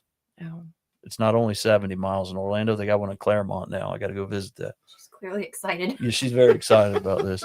But Tamika, I'm gonna put it at my calendar right now. I have lost 25 pounds. I can tell you've lost 25 You can? pounds. Yes, absolutely. Well, Diana Finnegan was the first person. We were at the prayer breakfast at the Y, and she's like, "Oh my God, you've lost so much weight." I was like, "Thank you. Somebody's noticed. I mean, appreciate Well, it." we can't So, blow your head up too much. Got to keep you humble. I mean, come on, Tamika. Humility is my middle name. Mm-hmm. I mean, I'm sitting here on a 12-hour broadcast live on Facebook. I'm not one to put myself out there. Oh, okay. So The man who never takes a breath to stop talking. no, I don't. What's interesting about that, though, and I don't want to make this about me on Giving Tuesday. It's about United Way and all the other great nonprofits in our community. But like if I go to a luncheon or something, I don't do well with small talk at all. Small talk. Small talk. I don't do well with that at all. I would much rather be engaged in a weighty conversation, but I don't know when the camera, Madeline's like, yep, that's George. But when the camera's on and the microphones are here, I can just yuck it up all day long. I don't know what it is mentally that allows me to do that when the microphone's on. That's good because a lot of people have a problem with that. Yeah. Well, You're not one. No, I'm not one. And we've known each other for a long time. Long time. I think the first time we met was probably at the fitness station. Many moons ago. Many. Yes. Many pounds ago. Should I say how many years ago that was, or should we keep that to ourselves to make ourselves not seem as old as we are? No, I think people know how old we are. It was about 27 years ago. 27 years ago we met. Because March will make 28 years of me working in the nonprofit human services sector. And that started for me at Cypress Creek. Mm-hmm. And I was on the night shift. And I would get off the night shift and go to the fitness station and work out in the morning. And I'd see you in there, that long hair you used to have. Yeah. Yeah. So it's been a long, long time. Our kids grew up together. We did. Still good friends, and our sons. And yeah, y'all are like family to us. And that husband of yours, I love that dude. He's something else. He's a keeper. Yeah. He's had a rough year, but Yeah. we've had one of the hardest years this year, but we've had one of the most blessed years this year. Mm-hmm. And your son is in Japan.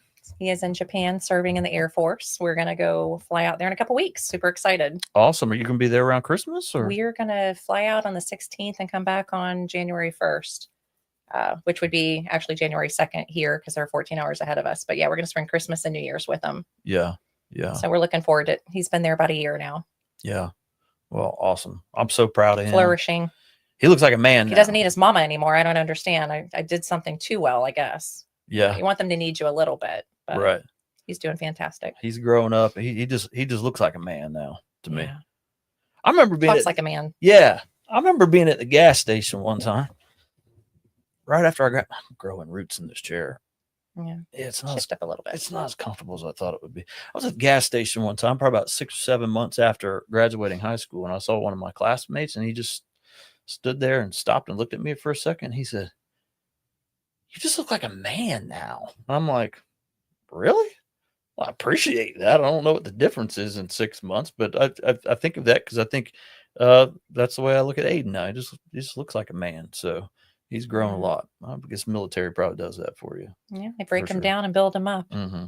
Yeah. So, well, we've got a little more than 5 minutes left in our time, and then we've got Justin Leach coming in from Yeah. Habitat. That's coming great. in. Yeah, love Habitat. That's a program that we have invested in this year to help folks there. I really feel like the mission that we've been on to help Alice Mm-hmm. families in our community, I feel like that's something that has really resonated with you. 100% coming from an Um, Alice household. yes, because I know you, and I know you're very successful, and I got to think a lot of that comes from your upbringing. There was certainly, like, in terms of finances, Right. right? Yeah. There was some lack, when you were growing up, and I don't want to paint like a terrible picture of your childhood or anything like that, but It was challenging. you know what Absolutely. what Yeah. it's like to live in a household where Yes. it's hard to scrape by, and And I haven't lived at home since I was 15 and learned, and had to grow up quick, right? You have to, I think people talk about being a product of your environment, but I think you have to take that accountability, and then you eventually become a product of your own choices. You have to make the change, right? Nobody can make it for you. yeah. So that's it. I think you just hit the nail on the head. Like, we want to help people become self-sufficient. Correct. And that's why I absolutely love this program so much with the Alice.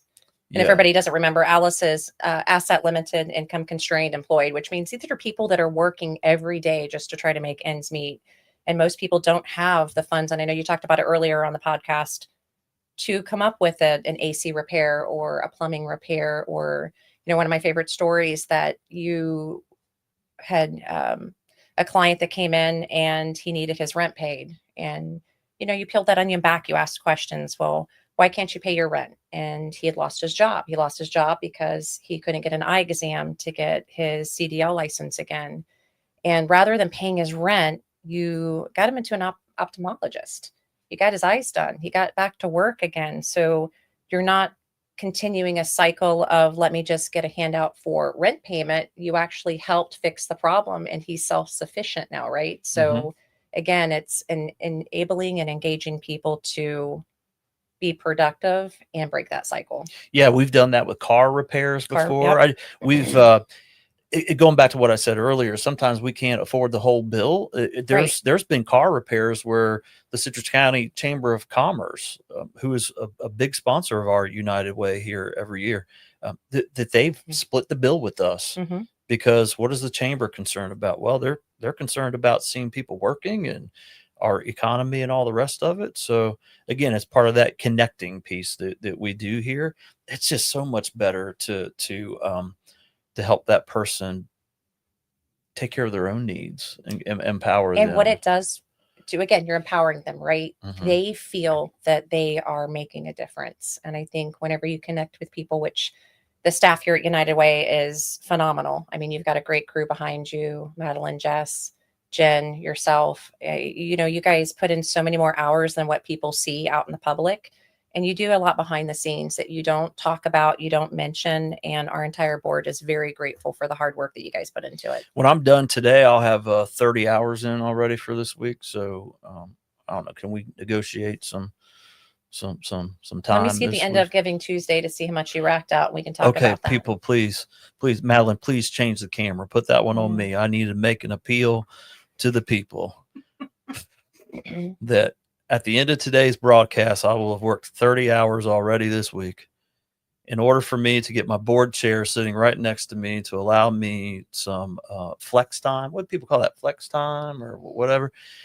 We need contributions. So please help a brother out and go to citrusunitedway.org, click the donate button, or call our office, talk to Jen, and she'll take your contribution there. So we'll see what we can muster up. See what I just really want people to understand that this all stays local. I know that's one of the biggest concerns whenever I'm having conversation with people and they're like, oh, it's going to go, out of the county. No, everything stays in the county. And, we're an open book. You want to come and see what our money goes towards?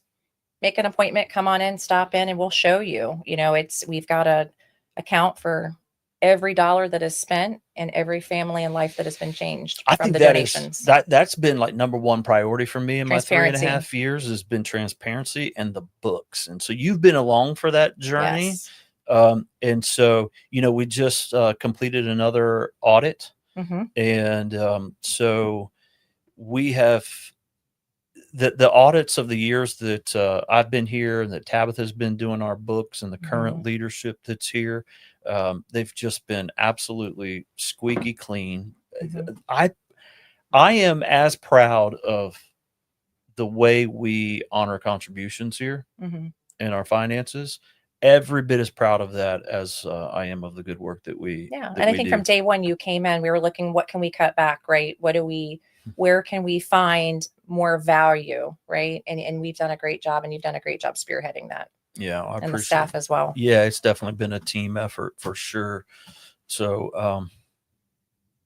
it's been good. It's been a good ride so far. So please, please, please, please, everybody donate to United Way. Such a great program, nonprofit, and I'm certainly proud to be a part of it for several years. I think 5 years now. Yeah, I will tell you that I was thinking about our board terms. So here we have 3-year terms, Hmm. and you can do 2 consecutive terms. And then after that, you have to sit off at least a year. Hmm. And I just had this moment where I was like, oh my gosh, we've got some board members Yeah. that within 2 years, they're going to have to come off per our bylaws. Hmm. And that's going to be really rough for me. There are Which not. doesn't mean we can't serve at a capacity of volunteering still, That's right. We could be a committee off of the board and still be, and I always will be, even whenever my time is up. I'm always going to be giving back to my community. There is no single person that is responsible for more contributions, monetary contributions to our United Way in my 3.5 years that I've been here than you. You have contributed yourself and from your business, and you and Kim, and I think there's a brother now in the Soul Sisters. We have a soul brother now. And we Yeah. do, Larry, right? Larry. Yeah. Yeah. But professionally and personally and unabashedly going to the people that you know in your network and asking them to give. Mhm. And I know some of that is the confidence that you have in our United Way, the team Great. that's here. You know me for a long time. You're not going to. No. And that was the biggest thing when I came on the board. I said, I don't want to serve on a board that's not doing what it's supposed to do. It's not making the results it's supposed to make. It's not giving back to the community the way it's not, it's supposed to get back to. And that's what it does. So Yeah. that gives me the confidence. Yeah. Thank you for the opportunity. You to are chat. greatly appreciated. That is for sure. And you've got about 7 months left in your tenure, and we'll pass on the gavel Pass on the torch. to Jamin. Yep. Monbaron. And Jamin is an amazing board member, and you're going to be in great hands. Yeah, he's a great dude. He's a great dude from Withlacoochee. So Yeah. I'll go talk to them next week at Withlacoochee. What a great organization, and they're good to us here at United Way. So, all right, Tamika. Well, I'll let you Thank get you. get Everybody going give. and go out and sell some houses today, Sell and some houses. and say hi to that husband of yours. And I will. all right, we appreciate you. I will. We got Habitat coming next. So There's Justin. I'm gonna He's right sign over up there. a team for their next clay shoot. Is it a clay shoot that you got coming in yeah. January? Yes, Put a little January plug in for 24th. that. Thank you. We did it last year and had a blast with it. Was it Have a Blast? Have a blast. Have a blast. We Have had a a blast. blast. So it's a fun time and a great way to give back. All right. Well, we'll get Justin in here to share that in just a moment. All right, Madeline, fade to black. Let's switch up the chairs.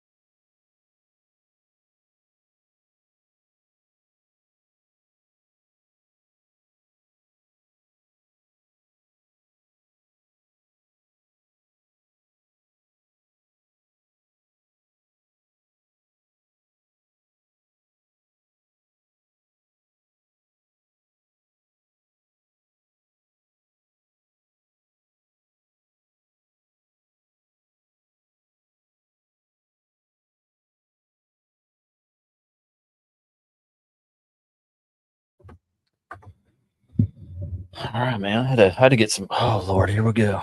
I'm not sure my micro. You know, we need like a builder to come in here or something. Man. You know one to I may help me know get one. this- to get this Yeah. ironed out a little bit. Maybe we can see what we can do. I don't know, man. I'm afraid this microphone boom arm's not going to make it all day, but it was endorsed though. My little setup was endorsed here by the Citrus County Builders Alliance. Now, you see what I It did looks down here? Do you see legit. that 2x4 under there? I see So that. I cut a 2x4 and secured it to the bottom of these chairs that came out of my living room and left just enough 2x4 to screw in. Well, I started with a screw to hold that boom arm on, and then it didn't take long for that screw to bend and break. So then I had to find some other hardware. Yeah, yeah. And I think it's Beef gonna it up a little I bit. think, but I hey, think it's gonna. it looks legit. I think it's gonna last. Can you hear Justin? Okay, Madeline. All right, now listen. Even for the audience out there, if you're watching, and we've got some people that are watching live right now, and our guest is Justin Leach from Habitat of the Nature Coast. Of the Nature Coast. That's Woo, I it. got it. Yes, All right. sir. Don't tell me I don't know about the nonprofit community around here.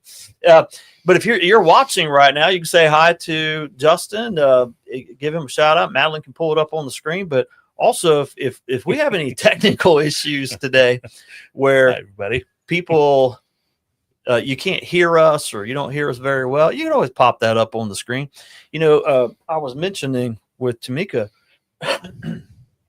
that the Key Training Center, they do their Run for the Money every year. Mhm. And then they Yeah. have their broadcasts where they're raising money and whatnot. Well, I take my equipment, not all of this, by the way. It's a lot of stuff, isn't it? It is. Yeah. But I take my equipment down there and run that broadcast for them. So I'm running it like I think it was last year. Maybe it was the year before. It all runs together. But we're probably like 20 minutes into the broadcast. And I noticed in the feed, the comment section, that my friend Lindsay Tozer, she comments, "We can't hear you." So we've been talking for 20 minutes because I did not click the correct audio button. And That it happens. that stuff happens. It It just happens. does. Yep. So hopefully we've got so there we go. So Madeline just put up a picture of her desk there. So the screen on the left, as you can see, is come on in, Court. The screen on the left, as you can see, is her monitor for the computer. Then she's got her laptop over there to the right, which is plugged into that switcher board, so she can pull up websites. We'll have her pull up Habitat of the Nature Coast website here in a second when she gets off her cell phone. And then there's a don't look at me like that, Madeline. And then there's a recorder there, a sound recorder that also works as like I don't know, like an interface, right? So we can run sound live. And then you've got another screen over there that shows her the different camera angles. And someone asked me today, who knew how to do all of this? And I said, YouTube. YouTube. That's who knew how to do Well, this. hats off to you guys for Like mission figuring control. out that setup. Yeah, look, There are just wires going everywhere, there are. and it appears everything's working. I feel like this is it's pretty. impressive. It's pretty decent wire management, I think.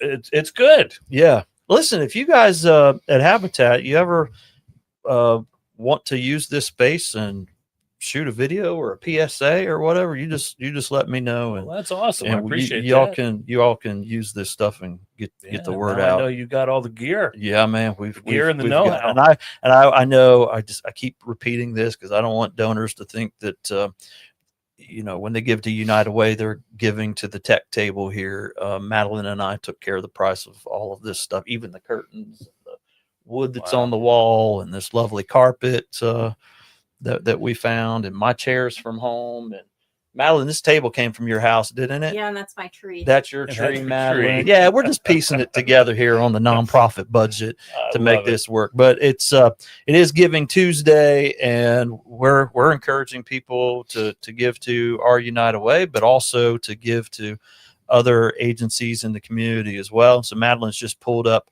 for everyone the Habitat for Humanity of the Nature Coast website. that the most current website we've got there? That is. Yes. So we have to change our name logo on that. All right, it's We're new. getting all the pieces together. So It's still working on it's that. new. You guys are just going through this, but is that the donate page, Madeline? That is. So people Yeah. can go right there Thank and you. donate Thank to Mhm. Habitat. They sure can. They sure can. Multiple ways, multiple levels, or surprises, however you want to do it. But every single cent helps with build affordable housing in our community. So we appreciate that, and we really rely on our community and the supporters and donors and volunteers. So again, everything helps. Yeah, absolutely. Listen, we always like those big checks. Oh yeah, There's no doubt. I mean, everybody, Yep. know, that's always so helpful, especially this time of year. Like, this is a great percentage of a nonprofit's budget. Yours, ours here, all nonprofits. A great percentage of contributions come this time of year, yes, they do. Yeah, and we want those large checks to get us excited and whatnot. But I'll tell you what is equally exciting to me is when hundreds or maybe even thousands of people cut you that check for $10, $20. Jerry Mulligan last year, he wrote a column in the paper, as he does every year, asking people to consider giving to United Way, and he asked for $36 last year, and he had the tie-in in his column of why he was asking for $36, and just to see those checks rolling in for $36, I mean, that does our heart well, because we know that we can do good with that. Some of that good even it looks like us cutting a check this year to Habitat yes, for $12,000 It to was amazing. to help your Thank you. organization as well. And it's a really cool thing. Yeah, there we go. Madeline's There it got that is. picture Yep, up that was there. a great day. Yep. And that's in front of the model home that you all have out there Correct. at the In Citrus Springs. the community Citrus Springs. that Yep. you all have created out there. And we're just very, very happy to do that. We love your mission and what you all do. And I don't know, it's cool to be at United Way, because not only do we get to raise funds for the stuff that we do in-house here, and we've talked about a lot of those things today, but we also get to raise money for you guys. Mhm. And bless Yep. you all. I was in a meeting yesterday, and a local businessman who's very charitable, great guy, he was sitting next to me in a meeting, and he was talking about how many times his business gets hit up for contributions, Yep. this sort of thing. Sure. And I said at one point, I said, well, so do we. So do we. And the point that he was making that really resonated with me was not getting hit up for contributions. It's that we want to give, but we want to make sure that when we do it, that the money is going where it's supposed to be going. It's going for a good cause, that there are outcomes, people are getting help. And Exactly. and we just have so much confidence in Habitat that you all do that. I can't imagine community without you all. I appreciate that. That means the world to us, as does United Way support. Like I said, that was an amazing day for us. That was great. And you're absolutely right. Whenever people go to donate to any cause or nonprofit, I mean, they want to make sure, hey, what's this money going to be used for? Is it for their mission or what? And when I joined Habitat, it was almost 3 years ago. I was pleased to learn that every dollar that's donated to us goes 100% to building affordable homes. So thankfully, we have some successful restores in the county that pay our overhead costs. So every dollar that's donated to us, that's going towards building homes. Yeah, that's fantastic. Yeah. And it seems to me that there's been a shift in the way you all go about doing that. And so you can drive through the community, and you might even spot, if you know what you're looking for, you might spot a Habitat house in a residential community, just sort of like a one-off. Sure. And there used to be more of that. And now you have this model where, and maybe Citrus Springs is Habitat for Humanity here locally. Maybe this is the organization's first crack at this. I'm not sure, you could correct me, but where you went in and bought a lot of land Mhm. and are building houses, building a community. Exactly. And I got to Yep. think that that has to be such an economical way to do it as well. Like, so if I'm a donor and I'm thinking about contributing to you all, it's cheaper to build all of those houses together than it is the one off in a neighborhood where we've got all these supplies getting trucked out over here. And now we've got supplies and crews going over here to this far flung place and in this far flung place. I'll never forget Harold Walker, who's really, really smart dude. I really like Harold a lot. And he's just like an idea factory. And we were talking about in this community and still are about doing road resurfacing. Okay. Yeah. And he was like, well, why don't we, instead of having this schedule where it's going to be this road and then that road and the other road, he's like, if you resurface this street here and there's an adjoining street that's not set to be resurfaced until like 3-4 years from now, why don't you just bump that up a little bit? I mean, the crew's already Tie there. them together. Because Yeah. if you did, then it would be over the long haul much more economical. And I got to think that's my mind works in analogies. Yep. I think it's just kind of the same way with what y'all are doing. Correct me if I'm wrong. Certainly with building homes, it is. There's great efficiencies in that, cost savings in that.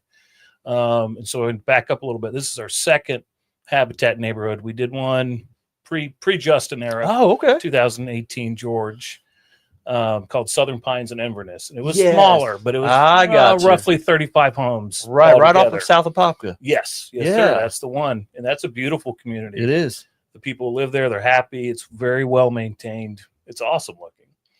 And so, of course, Citrus Springs now is a much larger project. It's about 176 lots, all said and done. But if it were up to me, I would never what I call scatter build again. And most habitats throughout the country, that's what they do. And obviously, because it's hard and it takes a lot of resources to compile a large landholding, right? Let's just call it money. Money. That's I what it mean, boils let's- down to. Yeah. I Yep. oftentimes I'm like, let's not use the R word. Let's call it what it is. It's money. money. It takes a lot of It money takes a lot of money to do a that. big land purchase. Sure. But if we can continue to pull this off once Citrus Springs is done and wrapped up, I mean, we're already looking for the next spot. And again, it comes down to it's just more efficient. There's a lot of cost savings building in a community. Like you can get subcontractors in there, they can come and do 4 or 5 houses at a time versus they drive all the way across town, work for a day, then they're driving somewhere else an hour away, etc. So they can kind of stay in our community as well as our employees, our staff. But furthermore, what I really like about the communities is exactly that. It's a community. So the people that live there, they're all similar. They've all been through the program. They all know each other. They've worked side by side together. You know, they have friendships. They look out for each other. And I think that goes a very long way, giving them that sense of pride in their community. And they keep it up well. Like I said, they look out for each other. It's just the best way to do it. Do you ever run into people who might be concerned about a community like that? And maybe they think, oh, this is just going to be low income housing, and then it's just going to be a bunch of riffraff and that sort. Do you ever run into that type of All the time? You do All the so time. that really is a thing that you. A big thing. But that's it doesn't seem like it's really manifests, right? It just seems like a little irrational. It something. I don't is, know. but I mean, what I hear it almost every day. I'll walk around wearing a Habitat shirt, Mhm. and they go, "Oh, cool! You work for Habitat for Humanity. You give away free homes to homeless people, right?" Well, Not not quite. exactly. Not It's a quite. little bit different than that. For sure. But they equate a lot of times Habitat with Section 8 housing. You know, especially if they've moved from up north down to here and they think housing projects and they think that's what Habitat does, which just, you know, isn't the case. So that's just an educational opportunity there through that conversation. But for some reason, unfortunately, that's a widespread misconception about Habitat. Yeah. So I hear some of those concerns every now and then. I don't hear it a lot, but I do hear some concerns like that voiced in the community. And I sometimes I just find myself encouraging people to remember this is still Citrus County. This is not, we're not in a major urban area that's just rife with criminal activity around every corner. Part of the reason why many people just love it here is because, our sheriff's office is doing a pretty good job. Yes. Yes, they are. Yeah. I mean, this is not, the south side of, I don't know, pick your city where, you Right. hear on the news, It's how just not. there's, We're it's just just blessed. not. We don't really have those problems. We're in a great place. Yes, I we mean, do are. we have some crime? Of course Sure. we do, but it happens. But yeah, you all are fostering a sense of community out there. And Madeline just pulled up a build day picture. Oh, yeah. So one of the things we haven't even talked about today, and I can't believe Madeline has not prompted me to do so yet, because she runs our Women United group here. And next month, she'll really be letting women in our community know how much she would love for them to join that group for $100 a year, and then take that money and provide scholarships to graduating seniors. But also cool. that group does some fun stuff in the community, like luncheons and whatnot, but also they volunteer as well. And so that was a picture of a Habitat Build Day that they got out, and she's got some more pictures here Just as love well. that, yeah. What does it look like they're doing there, Justin? Can you see that picture? It looks like they're taping our aux board, Gotcha. which is what weatherproofs the house. Mhm. Big component of it. So let's consider drying in the house. That's a big step forward. So, Mhm. and it's a great task for volunteers, and they can go out there, and if they have a large enough group, do several homes in a day, which is awesome for us. I mean, it's So- days and days of manpower, labor for us. So was they taping the seams? Taping the seams. That's Okay, so exactly right. Now Yeah. that tape, is that tape like the metallic tape that you would use for HVAC? Is it similar to that? It's 'Cause it looks similar. like that It to is. me. It's similar to that, but it is different. It's very specific to that sheeting we use, which is called aux board. It Okay. has to be the right product codes and all that good stuff. Mhm. But it's meant for that. But yeah, very similar to the old school, duct tape in a Mhm. sense. So once they get that all taped up and all dried in and everything, what's the next step? They have to put in the soffit work after that, and the siding. Yep, soffit, drip edge, siding. Siding's another one, and soffit too, that we rely on volunteers for a lot to do. Mhm. And that's really cool seeing the siding go up. Start at the bottom, first row, and then I got to go all the way up, all the way around the house. Yeah. And volunteers really seem to like that task. It's a satisfying one at the end of the day. Yeah. It's like instant gratification. That's it. Yep. That's it. Put in a day's worth of work, and it looks like a completed home at the end. Now, have you ever seen someone that maybe got that first piece of siding a little crooked or anything, and then you step back and you're like, man, it looks like that house is running downhill. Have you ever had a situation like I that? mean, I may be that person that's done that quite a few times. It was really funny. With a quick story, my very first day as a Habitat employee, I go out to our job site, and I see a team of people putting the siding on a house, and they're about halfway up the house. And this was like before lunchtime. Cool.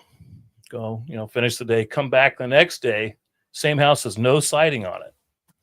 I stop and talk to our construction manager, and like, I know I saw this house was almost done yesterday. What happened? He goes, oh, well, that's kind of common. We get the starter row wrong. We start off and the whole thing's crooked. We end up taking it down and doing it over.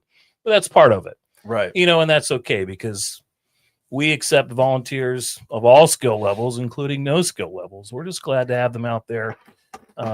We can help teach them. They can learn, take away life skills. And, of course, it's production hours for us. So, I mean, of course, it's a big benefit to us. Yeah. But sometimes, you gotta undo and redo, but that's all right. Yeah. So if I were out there on the job site and I was watching that happen, I know what I would do.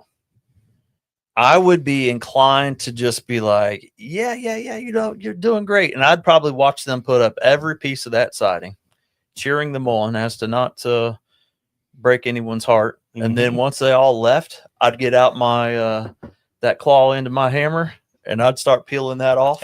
Yeah, And that's how I would probably. that's a great way to do it. Yeah, It's a great. it is. That's a great way to do it. Instead of coming out there and looking like a crusty dude who is perfectionistic. Far be it from me to ever be perfectionistic. I'm getting an eye roll from my colleague over there. Yeah, I saw that. Yes.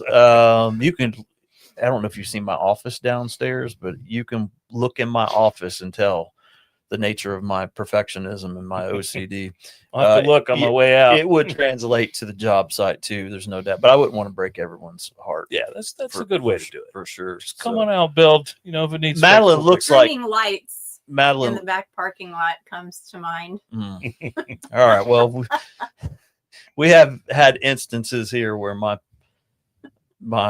perfectionism has caused great stress and consternation. maybe, Imagine but that. Yeah. But hey, our studio looks great today. It doesn't does. It does. And those that tongue and groove that I secured to the wall back Yeah. there, it all looks Is that great. your It's all, handiwork? yes, sir. It's all level. You got a good starter road, didn't you? I did. Madeline did the staining, and we put that up there, and it's looking good. That is a really nice touch. That Yes, looks sir. awesome. Yes, sir. Well, listen, it is Giving Tuesday, and we're happy to have Justin here from Habitat for Humanity of the Nature Coast. And so it's of the Nature Coast because you all have been invited to expand your services into Levy County. So That's correct. tell us quickly, how did that come about? Well, kind of a funny story, but we were in the midst of our 5-year strategic plan as an organization. And in that, one of the top items was expand into Levy County. And that was just a thought, but we put it in the plan at that point. About the time the board voted on our plan and we adopted it, we got a call from some folks in Levy County and said, "Hey, Habitat of Citrus County, would you be willing to consider coming up and providing your services here in Levy?" And so, well, how about that? The ink's hardly dry on our plan saying we Mhm. would do just that. I mean, that timing was just perfect. And so here we are. There's a formal process with Habitat International to take on a new service area. We've been through that. We've been approved. It's officially ours. Hooray. And we're working with all the stakeholders in Levy County now to get some projects going up there. So we're in the midst of that now. And I imagine up there you're looking at that same strategy here, looking for attractive land. That's exactly right. Mhm. That's the number one priority right now. Identify a piece of land that we can acquire or work a deal with on someone, and start a community. Yeah. Absolutely. Yeah, I got to listen. We've got challenges here in Citrus County. If you look at the amount of Alice households that we Yeah. have, we look at the affordable housing, whatever we're calling it now, affordable, Attainable, attainable yeah. workforce, Workforce, house- I mean, all the names. yeah, all the names. It all points in the same direction. We've That's got right. people that need the stability of a home here in Citrus County, but this is not a uniquely Citrus County problem. That's It a is problem not. all over the country, right That's now. right. And so I always like to make that point because while we need to do everything we can to alleviate that problem locally, we need good leadership, whether that's political leadership from nonprofits, leadership from citizens in our community. We'll step Mhm. up and volunteer and all this sort Yep. of thing. But we still need to realize that we don't need to be beating up people locally, talking about our local problem. That's a problem everywhere, Justin. Yes, and it we need to is. do everything that we can to alleviate it. And so Yep. I'm sure the challenges in Levy County, I would actually think might even be, I have to look at the Alice numbers. I would think that they're probably right in line with Citrus, and they might even be a little higher. As far as I can tell, you're right on the money with that. Yep. Yeah. Everything that I've seen. Absolutely. So there has to be a tremendous need there. There is, And no doubt. I'm glad that you all, in the wisdom of your board and leadership and strategic planning, have decided to go that direction. And Steve Howard was just on here earlier and talking about his mantra for the next year. Success through collaboration is what he said. There we I think go. that's really good. And we always Mhm. say here, united is the way. Yep. And so you've got some collaboration already with Levy County. It Yeah. sounds like Mhm. county government and stakeholders there. And so you guys will Absolutely. do great work there. And so we greatly appreciate the work that you all do here in Citrus County. And I would encourage people to go to their website. What is the website address right off the top of www.habitatcc.org. habitatcc.org. You can go there. Madeline showed it earlier. Look how she's showing it again right now. Go to their website and navigate your way to making a contribution to them. Or you can always call the number at the bottom of the screen right now. You'll get Jen on the line and you can make a contribution to our United Way. If you want to, you can tell her you'd like that directed towards Habitat, and we'll be happy to cut Justin a check tomorrow after this marathon Woohoo. day here. We'd be happy to do that. We love supporting you all and appreciate the personal relationship as well Oh, with other absolutely. people on your Yep. team down there. I've said it a few times today, like there's no need to be in a silo. We all work so well No, there's together. Yep. Yep. We can get so much more done if we work together. Yeah. You know, thankfully we do. And I will say that I can say that we're both blessed. We each have amazing team members, all of them. So I know I'm very thankful for that, and I'm sure you are too. Yeah. Yeah. Well, I've said, Madeline's heard me say it before. Like, if I were not the CEO at United Way of Citrus County, and there was another CEO of a nonprofit out there that I could apply for if the job were open, I've said it, haven't I? Like, Habitat is a place that I would go, because the mission, they probably wouldn't hire me, but I'd have to remind them that I can swing a hammer despite the perfectly coiffed come hair. look at your boarding here. Yeah, Yeah. that's right. That's right. But it's a great organization. So Well, thank you. appreciate you all. As is United Way, of course. So All right, man. Well, I hope you have the best Christmas ever. you too. Yeah, I don't. We'll I'm probably talk excited. before then, but yeah, I hope you all have a great Christmas and at the Leach household, and Yes, sir. blessings to y'all and to Habitat. Well, thank you, and likewise. I All sure right. appreciate the time and the opportunity. Absolutely. Let me know if you need the studio, man, for PSA or Now anything. I know you got these cool You got digs. it. I'm gonna have to take you up on that. You got it. So, all right. Well, we're gonna fade to black, and then we're gonna have Justin head on out of here and get back to work, building some houses, and then we will be joined next by Corey from 352 Legends. All All right. right, here we go.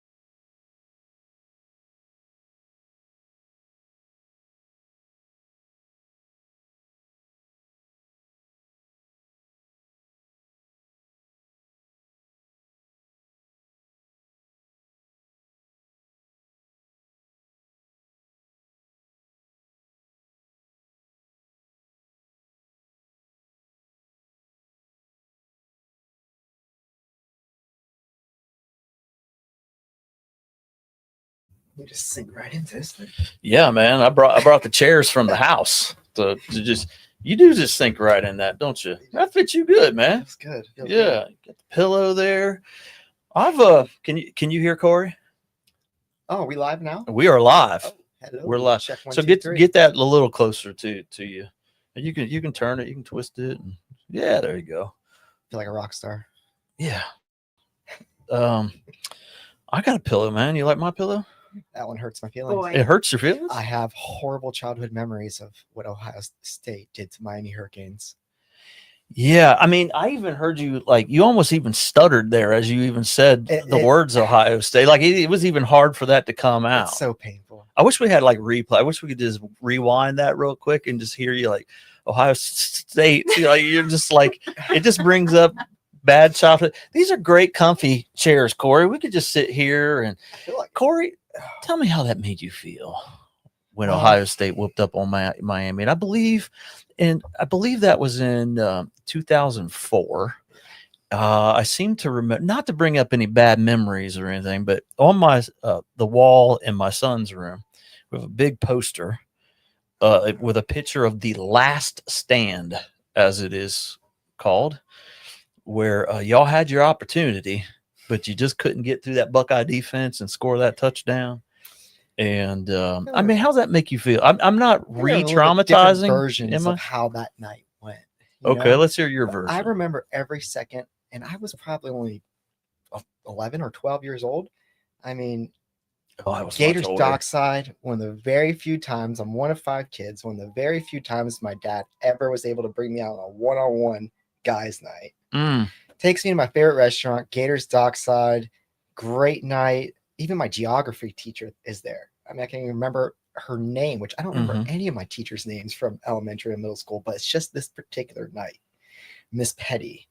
And she's an Ohio State fan, and she's Oh, I been a love couple her. of tables down. I see my teacher out at nighttime. I think I'm the coolest guy in the world. Mhm. Only kid there. And we're watching the Miami Hurricane versus Ohio State game, and everything looks great. And even to the last play, we were all jumping up and down. I had enough time to give my dad a high five and say, I can't believe we did it. And then a flag come out. Mm. That was rough, wasn't it? I don't think I've ever gotten over it. You clearly haven't. I mean, it's in your voice. I can see it in your eyes right Oh, now, it's so man. painful. And then I have to live with that being the last time we ever made a championship game. Yeah. Oof. Well, I experienced similar pain when that was not 2004. That was earlier than that. I think I think 2004. it's 01 or something. Yes, it was Yeah. 01. 2004 is my painful memory. That's the year that the Gators beat Ohio State. Oh, yeah. Yeah, out in Tempe, Arizona. And Tamika was here earlier, our board chair, and she and her husband were at that game. And so Ted Ginn Jr. receives the opening kickoff for Ohio State, runs it back for a touchdown. That's the start of the game. Buckeye Nation is so excited, and it all went downhill after that. We ended up losing that game, and that's my painful memory. But one thing about being a Buckeye fan, and folks, if you're watching right now, we didn't just turn this into sports talk. I'm sitting here right now with Corey Edwards from 352 Legends, and it's a youth league in our community that we are proud sponsors of here at United Way. We just absolutely love the work that they do with kids in our community, and so it is all about football. And there you see a picture of us making an investment in your organization back in June, and we're just so happy to do that. But one thing about being a Buckeye fan, You guys are live, correct? We You are. know what? I should put this on that 352 You Legends should. page right now, just so people are seeing this. yes, please do. And oh man, I was going to talk about the Buckeyes more. You threw me off, but yeah, okay. That was intentional. I bet it was, but yeah. So we wanted to make that investment so that every kid could play. Now, I get the sense that every kid's pretty much probably going to play anyway. That's the way I kind of look at it, because running a small nonprofit mentoring program before I came to United Way, we weren't going to turn people away. No. Like whether the funding was there or not, we're going to figure out a way to make that On the work. back end, you figure it out. That's right. So many times when we say we're scholarshiping that student, what that really means is that we're just taking that one on the chin, and it's not as a negative way. I don't even. No. Maybe that's not the right way to No, say if it, you but, put but if financially we Rocky are. says that, if Rocky says that, Then it's okay. yeah, Yeah, you know what I'm that's saying. You okay. take on the chin, but you get right back up. It doesn't bother you. You go on to the next shot. You know. Right. And so what really did our hearts well is to hopefully help your organization take fewer on the chin and have the resources that y'all really do need to like truly scholarship kids. And we're just so happy to do that. You know, we're out in the community all the time talking about what we do at United Way, whether it's things that we do here, tax prep, 211, our disaster recovery programming, Alice assistance, our Grow Financial program.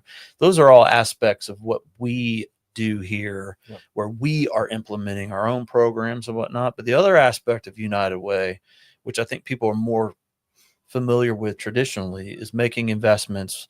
I always call them investments or agency allocations, but investments in other nonprofits that are doing a great work. And so we're always out there talking about that. And I got to tell you, I've probably said more in the last 5 months, no shade to Justin, who was just here, because he was one of those recipients as well. Habitat was, but man, the one that got me most excited was giving to 352 Legends. Appreciate that. My career so far, 28 years in March of working in the nonprofit human services sector, overwhelming majority of that time with children. It's just near and dear to my heart. Rebecca and I, over the years, when our kids were younger, we took in 5 kids at different points into our home to help them get on their feet. And so that's just what we've really devoted our lives to. So the opportunity to invest in what you all do is just that. It's like an opportunity, you know, and we were happy to be able to take advantage of that opportunity. So tell us about 352 Legends. I'd be happy for you to tell us, how did you get on this mission? And how's it progressed, and where are you all now?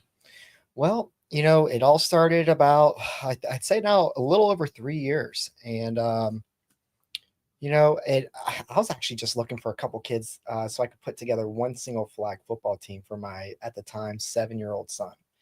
And I only even did that because I didn't really know much about flag football, just like I would say that the majority of people in Citrus County. Back in the late 90s, early 2000s, there was a very successful flag football program, and it, you know, it imitated tackle football. You know, it was a different version of flag football than what we play. And I had ran across a couple people playing flag out in Orlando, and I'm looking at it, I'm like, whoa, what is this? This is different. You know, I've always coached tackle. I'm on my 20th year now for Pop Warner. And I said, this type of flag football is cool. Like this is what we need to be playing. And I decided to try to get my son a team and maybe go to a couple tournaments. And the first thing I noticed when I put out the Facebook post was like how many people were like, whoa, what is this? You know, how can we get involved? And I said, all right, just show up to the park. Let's see what we got. And first try at it, I think it was like 47 kids, something like that, showed up. So, you know, we made like 5 teams, and we went off to Marion County because we couldn't get a NFL flag program in Citrus County yet. And we played out there, and we did really good. And right after that season ended, we said, oh, we're not done yet. We want more. So we did another season right after that. NFL flag turned us down again for Citrus County. So we ended up bringing like 130 kids out to Spring Hill, made the travel, and we represented Citrus County out there. And next thing you know, both those league operators give a lot of credit to Andrew Sutar and John Ivory, the league operators out in Marion County in Hernando, because they vouched for us. They said, hey, if they can get these kids all the way out here, I'm sure they can do it in Citrus County. And finally, Vouching to the NFL. Vouching an NFL flag. You know, they just like a lot of other corporations, like large corporations, you know, outside of your grocery stores and stuff like that. You know, when it comes to like youth sports, it's tough to get the main brands out here. They basically say we don't want our name on a smaller size town where it won't grow or it doesn't stand a chance to last. but they just didn't understand, what this community is made of. We may be small town, but the buy-in here from everybody is you can measure it up against the big towns, because you look at our numbers nowadays, from something that started off with 47 kids 3 years ago, we're averaging like 600 to 800 kids per season. Just at the last year's award ceremony for NFL flag, we came runner up in the second most successful organization. They call it Rookie of the Year award. Second most successful organization in all of America. Wow, congratulations. I mean, it was a big deal. We didn't even know we were nominated until we got there. But it just shows, when you look at the per capita of kids, how many kids we have in this county and how many kids, let's say a larger town like Marion County has, we're only 150 kids less than them. And they got 5 times the amount of kids. It just shows the buy-in from the community. And, I like to attribute a lot of it to the Every Kid Plays initiative. It's, flag football is cool. What we're doing is cool. Who we are, is fun. But it's the Every Kid Plays initiative. It's an initiative that we started from day one. And what this initiative really does is it just guarantees that if a kid wants to play football, he's going to play football. If she wants to play football, she's going to play football. We're not going to let the financial burden of youth sports deter a family from signing up. And, with that being said, it sounds great and it's an amazing initiative. But, I'd have to say the reason why you don't see more of this out there is because of the stress and burden it puts on the organization of how are we even going to make that happen? I mean, money's not, imaginary. You don't just come up with money to say these kids play for free. There's a bill for every kid that plays. Mm-hmm. That bill comes up to about $78 to $85, depending on the awards you get that year. And that doesn't even include the officiating fees, So, the first year we got through it, the second year we got through it, but the third year, this past year was huge. We noticed that the holiday season, our winter league really punched us in the gut because of how many families were hurting right after Christmas. I mean, how are you going to foot a $150 bill if you're just signing up one kid? What if you got 3 or 4 kids? How are you going to do $400, $800? I mean, what are you going to do? Because you're not even talking about the cleats they need, the mouth guards they need. How's a family going to pop up with $1,000 right after a holiday season? And, starts putting your backs against the wall. But heck, you guys bailed us out big time this year. United Way, walking the walk. You generously donated $12,000 to the Every Kid Plays initiative. And I could tell you right now, the amount of stress that took off the board members here when it came to how are we going to raise this money to keep up was astronomical. I mean, it actually gave us a breath of fresh air to keep going. And it was huge. I'm forever grateful of it, Yeah. And that's right in our wheelhouse here. We have 4 impact areas that we focus in on. And one of those is youth opportunity. Mm-hmm. And, I think we're in a day and age where I know we're in a day and age where kids need more of these opportunities Mm-hmm. to get off of screens, Mm-hmm. to put the video game controller down for a minute and get outside and play, and just the social interaction that comes with that, the life lessons that comes with that. It's just so incredible. It is very, very important. And however we can be a part of that, we want to. And you obviously shared this on the 352 Legends page, right? Because the viewership has doubled since you did that. We do have a huge following. So shout out to everybody out there. I got a shout out to the legends out there. Let's be completely honest. We talk about flag football being cool, the Every Kid Plays initiative being cool, but I mean, we got legends. I mean, when we talk about legends, our day oneers, our OGs out there, they're the reason why this ever became so cool too.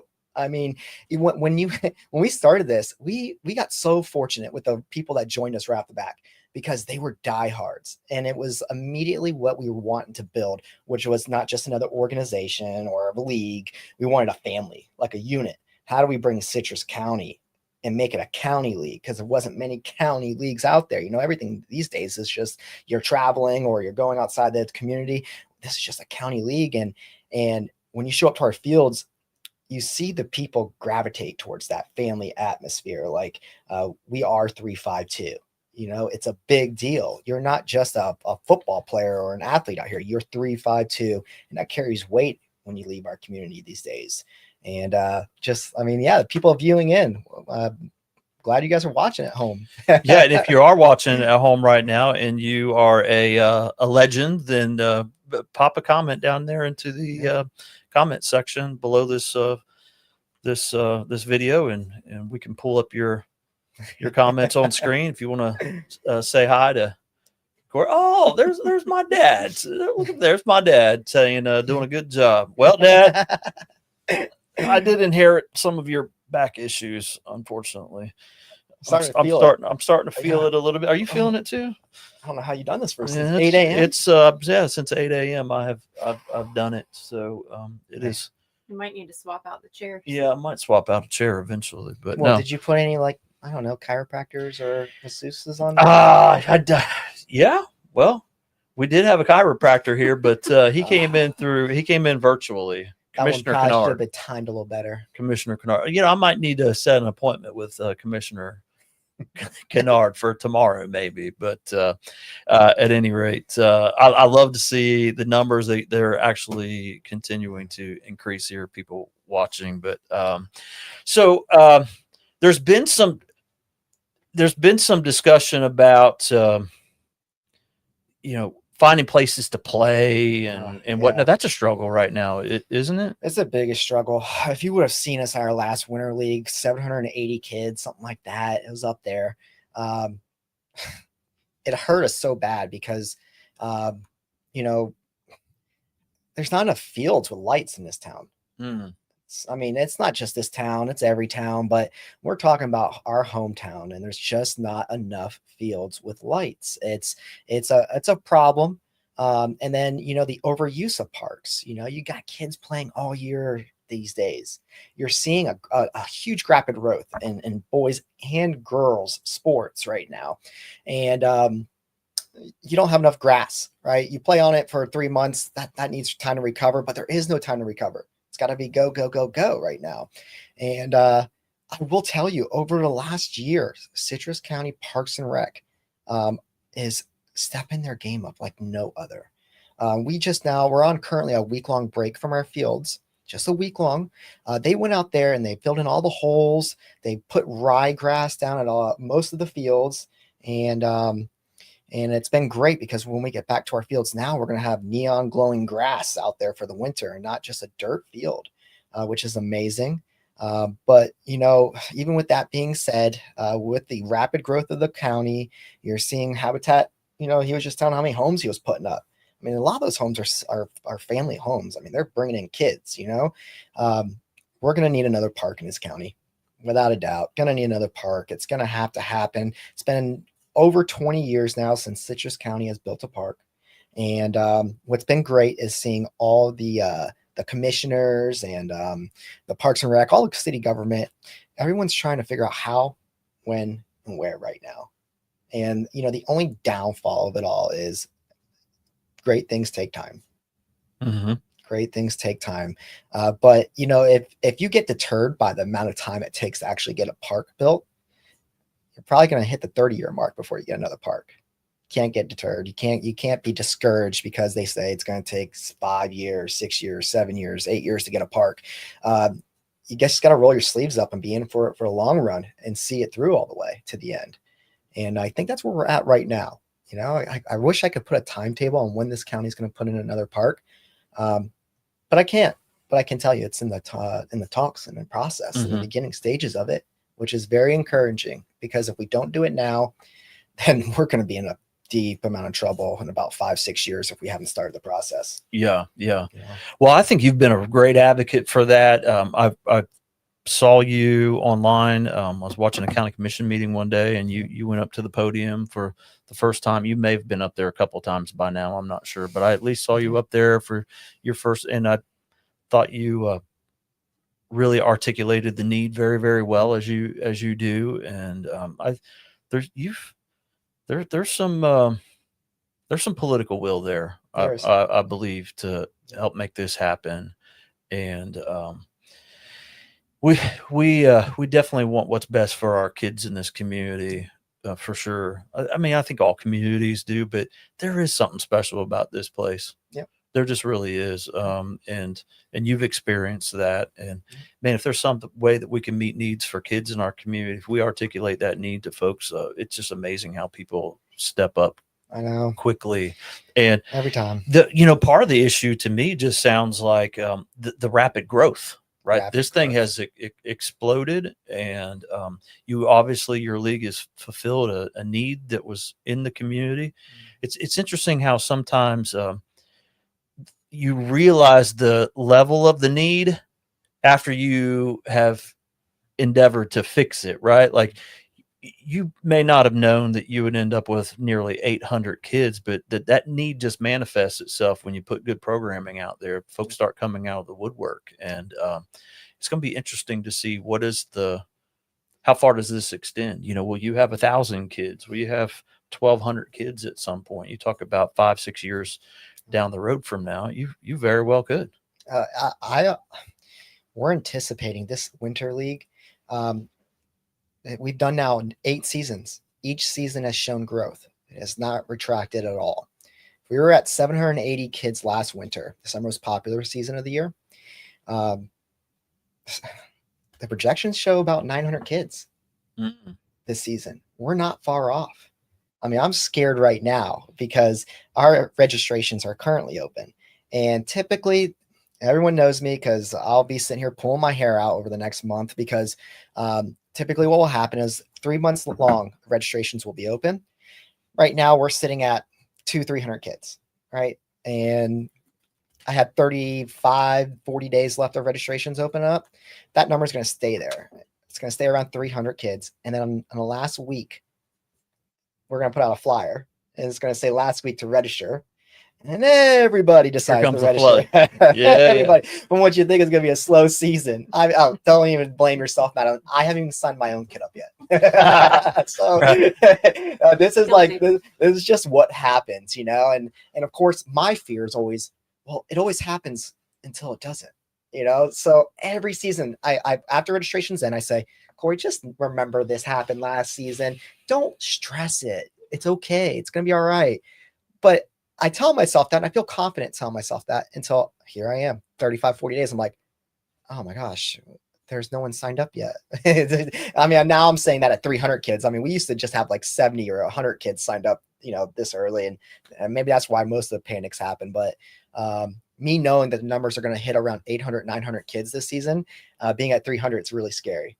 Because you got to order the awards, you got to order the rings, you got to be ready for the uniforms. Where are you going to stage it all? This stuff. What fields are you going to play on? If you have 900 kids, you're going to need more than 4 game fields to play on.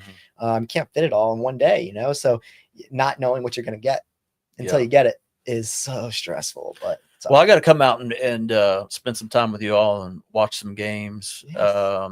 Yes. And when I see the pictures on Facebook, here's one of the things I really appreciate is it looks like you all just go above and beyond, whether it's the tunnels, just the way you all set up the fields, the awards that you're giving, like everything is top notch. When I started a mentoring program for kids, I really wanted to make sure that we were able to give the best of everything to the kids. The safety gear that they needed. They needed a helmet, obviously, riding gloves, boots, all the safety gear. And there was no way that I was just going to put out a call for, hey, if you got a helmet you don't need, give it to our organization. No, we fundraised and we got those kids the best of the best equipment. And that's really, really important for us to show our kids that we are doing our best to give them the best. And I see that reflected in the way you all operate, and I appreciate It's that. important. It can't just be a league. It's got to be an event. I mean, when people show up, you got to think about these kind of things. Concessions. Concessions is what keeps a league alive these days. If someone shows up and they go to their child's game that lasts 45 minutes and leaves right after, how many burgers or hot dogs do you think they're going to eat? Not many. Now, if you have an event, you got a DJ kicking your favorite songs, like Taylor would say, and everyone from the community's there. You see your buddy, you haven't seen in a couple of years down in another field watching their kid play. You're going to hang out. You're going to get an extra soda. You're going to get an extra burger. You're going to hang around, and it's about making it special, giving them the best of the best, put on a show. It's not just a league. You want the kids talking about it all week long at school next week. So doing that stuff is why your organization was so successful when you did, because you got them the best of the best. We feel the same way. Get them the best uniforms, get them the best, experience. And you'll be rewarded for it in the end with people that are just happy about being there, not just there for the kids' game, and there because it's a hangout. Seems like, Well, that event's really important, man, because when you look at the nature of social media, and I listen to so many discussions, podcasts and whatnot about where our culture is going to be 5-10 years from now with the AI revolution and whatnot, and people living their lives more and more digitally rather than just true social interaction. The picture world. you are painting of people coming together on the weekend and staying there and hanging Human out interaction. and seeing people. Yeah, isn't it crazy, man? Like I'd have never thought when I Human was a interaction kid that is we'd be special. having that conversation. And certainly people watching right now. I see Gary's watching Bartell, and That's a big hey one Gary, right there. yeah, and Gary, the man. but just like how important that's going to be, because I sometimes wonder if when 40 years from now, I'm 78 years old, 88 years old, 40 years from now, will the community center still exist? I wonder that sometimes, and we need to do a good job of Fostering Yes. human interaction. community. It's so weird to even Like, have to put a label on it. Human interaction. isn't it crazy? You have to have human interaction, and people aren't getting enough of that these days. Yeah, We're so it's- asking a computer how to respond to everybody these days. You don't have Man. any intellectual thoughts anymore, and it just seems like it's a very toxic culture to actually, I guess, encourage these days. It seems like it's being encouraged, and I don't like that trajectory of where it's going. You lose human interaction. You don't have to agree with the man, but Charlie Kirk said when you stop talking to each other is when violence occurs. Mhm. Once you take out your social interaction with your neighbor, your community is going to fail. Mhm. It's going to fail.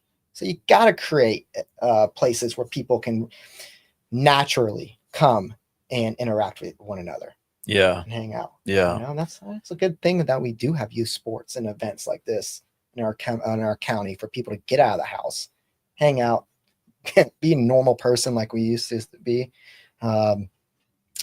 So it's more than just it's a flag football game. It's community is what it is. Community all day. And that's why y'all's mission just really resonates with us, and we're so happy that we were able to support you all this year, and so you all are a blessing to our community. So, and listen, how old are you? Oh, I forget sometimes. It's either going to be 36 or 37. Yeah, Ashton, how old are you? 37 in your does that qualify as mid 30s still? We'll call it mid 30s, maybe. I don't know. You ever I heard of kinda think 37U? it's actually late. You ever heard of 37U yet, George? You know what What? 37U is for tackle football? No. Oh, it's a huge thing on social media these days. It's the funniest thing, but I officially qualify for 37U. It's a bunch of the older guys that play sports still. Well, I saw y'all had what you call a turkey bowl, We had the Turkey Bowl. where y'all got together, you older guys. Oh, And I think you even encouraged people to make sure that they had their insurance premiums paid up had before to they this year. Did you all have anybody leave on a stretcher? This year we did not. Okay, good. So the way you just said that makes me think that's happened in the past. It has. I think we learned from our past mistakes and trying to go too hard on the football field in our late 30s, early 40s. We did. Last play of the game last year, we sent someone to the hospital with a broken wrist. You know, you can't put your hands down to break gravity anymore. And this year was amazing. We had like 40 guys show up, and women. I mean, it was everybody that showed up, 40 people, and we got to play flag football Thanksgiving morning. And I'm telling you, nothing feels better in the world than eating Thanksgiving dinner after playing a football game, because that couch you sink in, that food tastes so much better. And yeah, you got football on the TV. I walked 5 miles before dinner on Thanksgiving, and that's probably going to be the extent of my activity now at 48 years old. And 4 knee surgeries I've had. Definitely need a 5th one right now, maybe even a 6th one, but definitely need a 5th one on this old dog right here. And the back issues that my father passed on to me. Come work out with me. You're swole, man. Come work out with me, That's man. intimidating. You're kind of swole, but you know, here's the thing, man. You're one of those guys. We have different body types. You know, you're one of those guys. You know what I'm going to say, right? You get on the bench press and put 2 1/4 on. You put a couple Cadillacs, as we used to say, on there. Yeah. Are you familiar? Oh, I yeah. am. Put a couple Cadillacs on there. I post about that the other week. Listen, guys like you have to move the bar from here to here, and you've bench press. You know, for me, I got to move that dude all the way out here. You know what I mean? So. It's like excuses. It is excuses. Madeline's over there calling us I'm holding you excuses. responsible for this one. I think 2 days a week, George needs to come to the gym. Listen, We have one literally right beside our office. Oh, wow. yeah, George. Freak Strong's right next door. And that's a great gym. Oh, It's old George. school. It's old school. I have Oh, a- yeah. I have to show you some pictures. I've got a garage that's and fantastic home It's gym. like the hardest place to work out, it seems No, it's not. I don't like. Okay, I can't believe I'm going to say this like. after all of our discussion.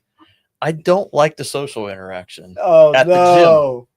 at the gym. I like social interaction elsewhere. I get it. It's But I don't awkward care with people for it at the watching you. gym. Yeah, especially in the beginning stages, like you're just trying to get back into it, so you don't want to push it too hard, and then you just feel like you're obligated or you're pressured to do it because someone's watching you do your first set, and you're like, hey, you want to tell them this is just a warm up, okay? It's just a warm up. This isn't what I actually lift. But yeah, it's a little awkward getting back in. It's like they say, the hardest part about the gym is making it there your first week. It's the hardest part. Yeah. Yeah, I heard about a guy who he started by driving to the gym, sat in the parking lot for a few minutes, and then drove home. That was like literally like his first step, and then eventually made it in. That's great. Oh, that's great. You know, it sounded a little, I don't know, it sounded like maybe he needed to be assessed or something to figure out what's going on with him. Like that sounds a little weird. Because it could be so discouraging. It could I be don't so know, man. People discouraging. develop momentum in different ways, and that was his way to develop some momentum. And so, hey, it is what it is. If it worked for him, but I am down 25 pounds over the last I few love it. months. So, you I know, love the it. walking is actually. I got a weighted vest. Went for a walk yesterday. It's Giving Tuesday, folks. We're not going to talk about ourselves anymore. It's Giving Tuesday. Our next guest is here, and Corey, I totally appreciate you coming Thanks and for having me out. spending the No, I last 30 appreciate it, minutes man. with us. Obviously, we could sit here and yuck it up for a while, so we'll have to have you come back on to our Voices You United. just got called out by a Pod- pastor. Oh Which man, one? Pastor Justin just said, Oh, no. excuses, George Schmalstig. Just do it. That's Listen what- here, Pastor Justin, you and your mullet. Look here, I have lost 25 pounds, I will have you know, and I'm on my way. Listen, my daughter is getting married in February, so I've got a couple more months to lose a few more lbs. I don't want to be in those pictures for like my grandkids and for my posterity, Corey, to see Grandpa. Who was that? He was awfully fluffy back then. What's going on with him? So I got to lose a few lbs. Pastor Justin, you know, I'm saved because of that, man, and because of the gym. Met him, you know, he was on the treadmill. I'm gonna when say he got you- me in the church. I'm going to say you saved because of Jesus, but Listen, I'll tell you what, he got me in there, oh man. Lord, here we go. What do you say now? Oh, Oh, Justin, hey, Justin, you were breathing heavily on that treadmill. You can't give George too much. thank you, here, all thank right? you. I'll tell Justin the devil is a liar. Justin, I'll rebuke him in the name of Jesus. Hey, listen, I'm 48 years old. I've been in church for 49 years. I know how to rebuke him. I love it. Yeah, he'll mess around and get extended the right hand of fellowship is what he's going to get. So he did say that you're a great guy. You know, he's got nothing but heat for me and talking about you being a great guy. You're doing great things. So, all right, man, I got to get you out of here. All But right. you got to come sit down with me again for our Voices United podcast. And we still have plenty of viewers right now, and more than half of those viewers, I'm sure, are because you brought them in here today. actually, I bet and you half so of them are don't leave. Don't leave. We've got Ashton next, and then we've got former Sheriff Jeff Dawsey, Angela Kennedy from Pace Center for It Girls. only gets better. At 1:30, we have Melissa Nelson, who is the president and CEO of United Way of Florida. And then at 2:00, we have Dennis Phillips, meteorologist. Did he confirm yet, Madeline? I think he's going to be Dennis here, is- but He's solid. he's We're good. solid. He'll You be can't get a here. meteorologist. Just get Captain Gary here. Josh, Captain Gary Barta.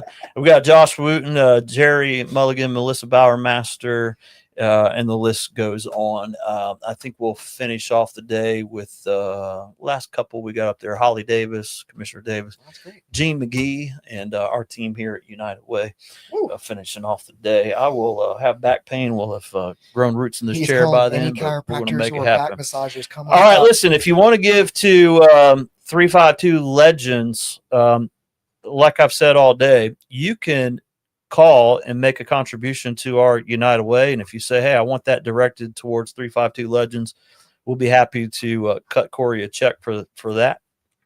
And where can they find 352 Legends on the internet? Yeah, hey, if you're looking to sign your kid up for the upcoming Winter League Citrus NFL Flag, you can go to www.352legends.com. All right, perfect. Go there. And people, can they make contributions on your website too? We have a Zephy link. That's a digital link where they can make contributions for the Every Kid Plays initiative. Okay. It's typically the only donations we take is just to keep feeding that initiative. Awesome. Well, we want to keep feeding that. I want to. So we want to keep feeding that, make sure every kid can play. Thank and appreciate your time in here today. All right, man. See you later, brother. hope your back feels better, man. Oh, no, I'll be good. I'm good. All right, we have hugs being exchanged over here. All right. I was hoping to not have to follow him up. What? Like big shoes. Oh, I don't know. I don't think his shoes were that big, were they? I don't think his shoes were as cool as mine. I know he doesn't have to bench press as far as I do. Let me get this moved over to Should I get Maggie for you to hold while you're doing this? Yeah, Okay. go get Aw, Maggie. Maggie. So while Madeline goes and gets Maggie, let me just tell you who she's going to go get. I don't think we've included Maggie on our website yet. I don't know, but Maggie's going to cost me a lot of money and time because Sailor May now wants another dog because of Maggie. Gotcha. Yeah. So that's your daughter. My daughter. Oh Yeah, my gosh, this- Madeline told me that your daughter just absolutely loves Maggie. And y'all are going to see why here in just a moment because so fluffy. she and is so she is cute. So if you go to our website while you're there making a contribution on today's Giving Tuesday, if you go over and click on our team, navigate to that page, you'll see our board members, you'll see our United Way team here, and on that team you'll see our chief fun officer, who is Buckeye. Mhm. That Oh, that is poor my thing, his name, but he's so cute. what about his name? I mean, it Have you could seen been my- it could have been Albert, would have been better. Have you seen my pillow here, Ashton, that Yeah. I've propping myself up with? I mean, you guys have had a winning season. I'll give it to you. we have winning season. So we're on a 16 game winning streak, but then someone said to me, good friend said, but you don't play anybody. And I'm like, bro, seven ranked teams in that 16. Here she is. So Maggie is she is our project manager. Oh my gosh. Oh, there she is. Oh my She is so excited to She see is you just- right now. Did There she go. y'all- Lick did the you guys microphone. See her piggy tails. Well, then you have to show them. Oh, I'm sorry, George. You were talking about your winning Ohio team. Yeah, well, she just stole the show. We should get Buckeye up here too, Madeline. Okay, I gotta put you down. We'll get Buckeye in my lap. Right now? Or I mean, he's next only guest? 60 pounds. Y'all, Buckeye is the cutest too, but his name, it should have been Albert. Albert. The Gators. Oh, well, they need a few more winning seasons, I think, before we could. You know, we're We could. what? They had a good weekend though. 4-8, and we beat the terrible Seminoles, but so I guess that's a winning season, right? Yeah, Oh, can you hear me? a little A little closer. closer. Okay. I think you could probably hear. Can you hear Maggie? You could probably hear Maggie Okay, licking you. that's it. Probably. She's good now. She's settled down. You know, you can adjust her up too if We if should we make need that to. a new facial at AH, a Maggie facial. Well, speaking of that, so I don't think I even introduced you. So we have Ashton Wester Mhm. from the Aesthetic House right here in Meadowcrest. Just we could throw a rock from here and hit the building. And you all have been great supporters of our United Way. You are a board member here. Happy to have you as a board member, and you all also are a member of our what we call our champion circle here. So that's a major donor to our United Way, and you all, your business, you and Fallon over there, you were quick to jump on that. I mean, It's a pretty easy decision, honestly, to support the United Way, just because we want to make an impact in the community. And with United Way, we're able to know that where we're donating is truly being impactful. And it's not just about writing a check. We know that we're truly benefiting the families who ultimately support our community. It's a pretty easy decision. Honestly, every year it's not a thought. We're just like, all right, we need to go ahead and get our check right now to the United Way. We appreciate the fact that we don't have to wonder where our money's going, because ultimately when you're donating, towards an organization, you want to know that it's being impactful, and you guys do a great job of that. yeah, I appreciate that. I was mentioning earlier while Tamika was on here is that in my 3.5 years here, oh, Miss Maggie, oh, come up She's here. so cute. Those Oh, big tails. she's so precious. I've never like a little dog person But either. she's so sweet. So this is really kind of like one of the first little dogs that You're getting a I've Maggie facial spent- too. I am that I've spent time with, and Literally I just love her. And why do I love you? Because you first loved me. She's Yes. so sweet. Yeah. Oh my gosh, The big big yawn. yawn. Big yawn right in my face. Mhm. All right, Maggie, where were we? I wish Buckeye could be a lap dog like Yeah, this. he's a little bit big for a lap dog, but he could be. Yeah. But 3.5 years that I've been here, maybe I'm as proud of what we've done financially in terms of transparency and making sure our books are in order. Every bit as proud of that, and I'm sure every nonprofit executive is, right?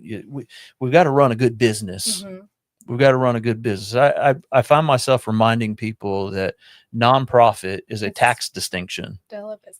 Yeah, it's still a business. We still have incorporated at the end of our name. We've got to run a really good business, and it's just so important that we do that. And we are running a good business, and that translates into confidence of folks like you and our community. And by the way, you're a board member. Anybody can see our financials anytime. All they got to do is ask, but you get to see them routinely, and so that probably makes it even easier. I think that's probably one of the bigger parts too, is the transparency.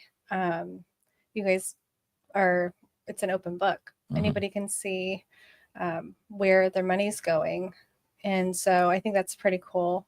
Just Yeah. knowing that we can actually see where and how we're affecting the community. Yeah. Well, it's a big deal to us, and I mean, without doing that, then we're just not worthy of contributions, and so it's a really, really big deal for us that we do that. So, it seems to me like the work that we do to support Alice always seems to really resonate with you. that hurt, Maggie. Mm. That seems to resonate with you like it does with quite a few board members. If you're just joining this broadcast, I've mentioned this a few times today, but ALICE stands for Asset Limited, Income Constrained, Employed, and so those are the folks in our community that are working. They have significant income constraints. We all have income constraints, and they may not have assets that they could just sell to pay that electric bill or pay for rent this month. But these people are working hard, and so I don't know, maybe a better term is just working families, if we were really to simplify it. And Alice, we're starting to hear that term more in our community. We've really been banging that drum since I've been here at United Way. Alice is a term that came from United Way. United Way of Northern New Jersey, or that's the United Way that really spearheaded that research and gets into those numbers every year, provides us every year with an ALICE report, every 2 years with a report. The intervening years, they come up with an update. We just got another full report in May of this year, and I would encourage anyone to go to our website, citrusunitedway.org. I know you're going there today to donate, but while you're there, you can also click right there on the homepage and access the ALICE report. Last year, the data was showing about 51% of households in Citrus County fell below that ALICE threshold. This year, it ticked down. It ticked down one, at least it went in the right direction, but 50% of households are below the ALICE threshold. So 32% in that ALICE range, and then 18% even below that, which is below the federal poverty level. And those numbers are outrageous when it comes to like the dollar amounts that they put on they're so incredibly low. So it is going in the right direction. Hopefully it will continue to, obviously, but still that's half of the households. And there's so many people that you don't realize are affected as well, and I guess that's the hard part is even with having kids. Like I have 3 kids who are in school. My twins are in 6th grade. My little girl's in 3rd. And just like explaining to them, listen, it's the kids you don't even expect it from. Like some people, you're like, okay, I can tell maybe they might be having a tough time at home. I said, there's so many kids who might be being raised by a single mom who's working 2 jobs, or, they might just have, income constraints with 2 parents working. It happens all the time. So it's trying to even get them to understand it doesn't always look one way. So, but what I love too about the United Way is that you guys don't just say, okay, here's a check for your electric bill. I love the fact that you guys offer, classes here and workshops to try to facilitate the growth so that way they can do this on their own. So that way they can learn to save for the future. I mean, there was a woman that you talked about who had never had a savings account, and, just helping someone who wants that, doesn't really have the tools to do it, kind of help her set something up that she probably never imagined she could do. I think that's really cool. Yeah, sometimes it's just helping people navigate those Something tasks. That seems overwhelming. Yes, yeah. And so even tasks that maybe you and I might find to be mundane or something like that, if you add the stress of everything else going on in your world, relationship issues, the financial burdens, the housing instability, all these things, they start piling on. Maybe your child starts to feel that stress and act up a little bit. These things start compounding, and then it's just, then you end up with, people are overwhelmed. Madeline, would you do us a favor and let's pull up our website and show people how to navigate their way over to that ALICE report. and people can see this, and maybe we can even cut this clip later and just Yeah. put it up as a short. So you see there the Alice report there on that graphic, the bottom right hand side. You can click there where it says Alice report. Go up, Madeline, Oh, sorry. on the graphic. Mhm. Yep, right there. Click on that. And as long as our links and internet are working well, that's going to pull up Alice in Florida. And you should even see county reports. Yep, and then you can navigate to Citrus, and that's going to pull up some specific information about our community. And so if you scroll down, you'll see a little bit of a deep dive into the numbers. But you just mentioned the single mom in our community. Let's keep scrolling down, Madeline, and let's get down to head of household. Keep going. My mouse. Oh, the mouses. All right. I think we're pretty close there, right? Now I can't see this. I've got really good eyes, but I can't see the top number is what there, like 48%. 48%. And what's the head of household there on that one? Single or cohabitating with no children. Single, cohabitating rather. Mhm. Oh, cohabitate. Sorry. That's all right. It's our English teacher over Oh there. my God. Okay. It's a new word. Cohabitating, single, cohabitating with children. So 48% of those households are below the Alice threshold. All right. So go to the next one. Is that married with children. married with children? That's 22%. Yeah. What a difference, Mhm. right? When that family is intact. Yep.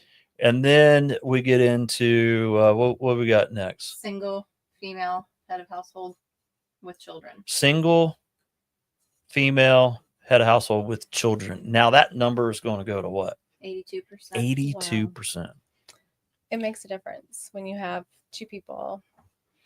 Yeah, and just bringing in an income. yeah. So you mentioned that single mom. What is it? 60 some odd? Is it for 64%. 64%?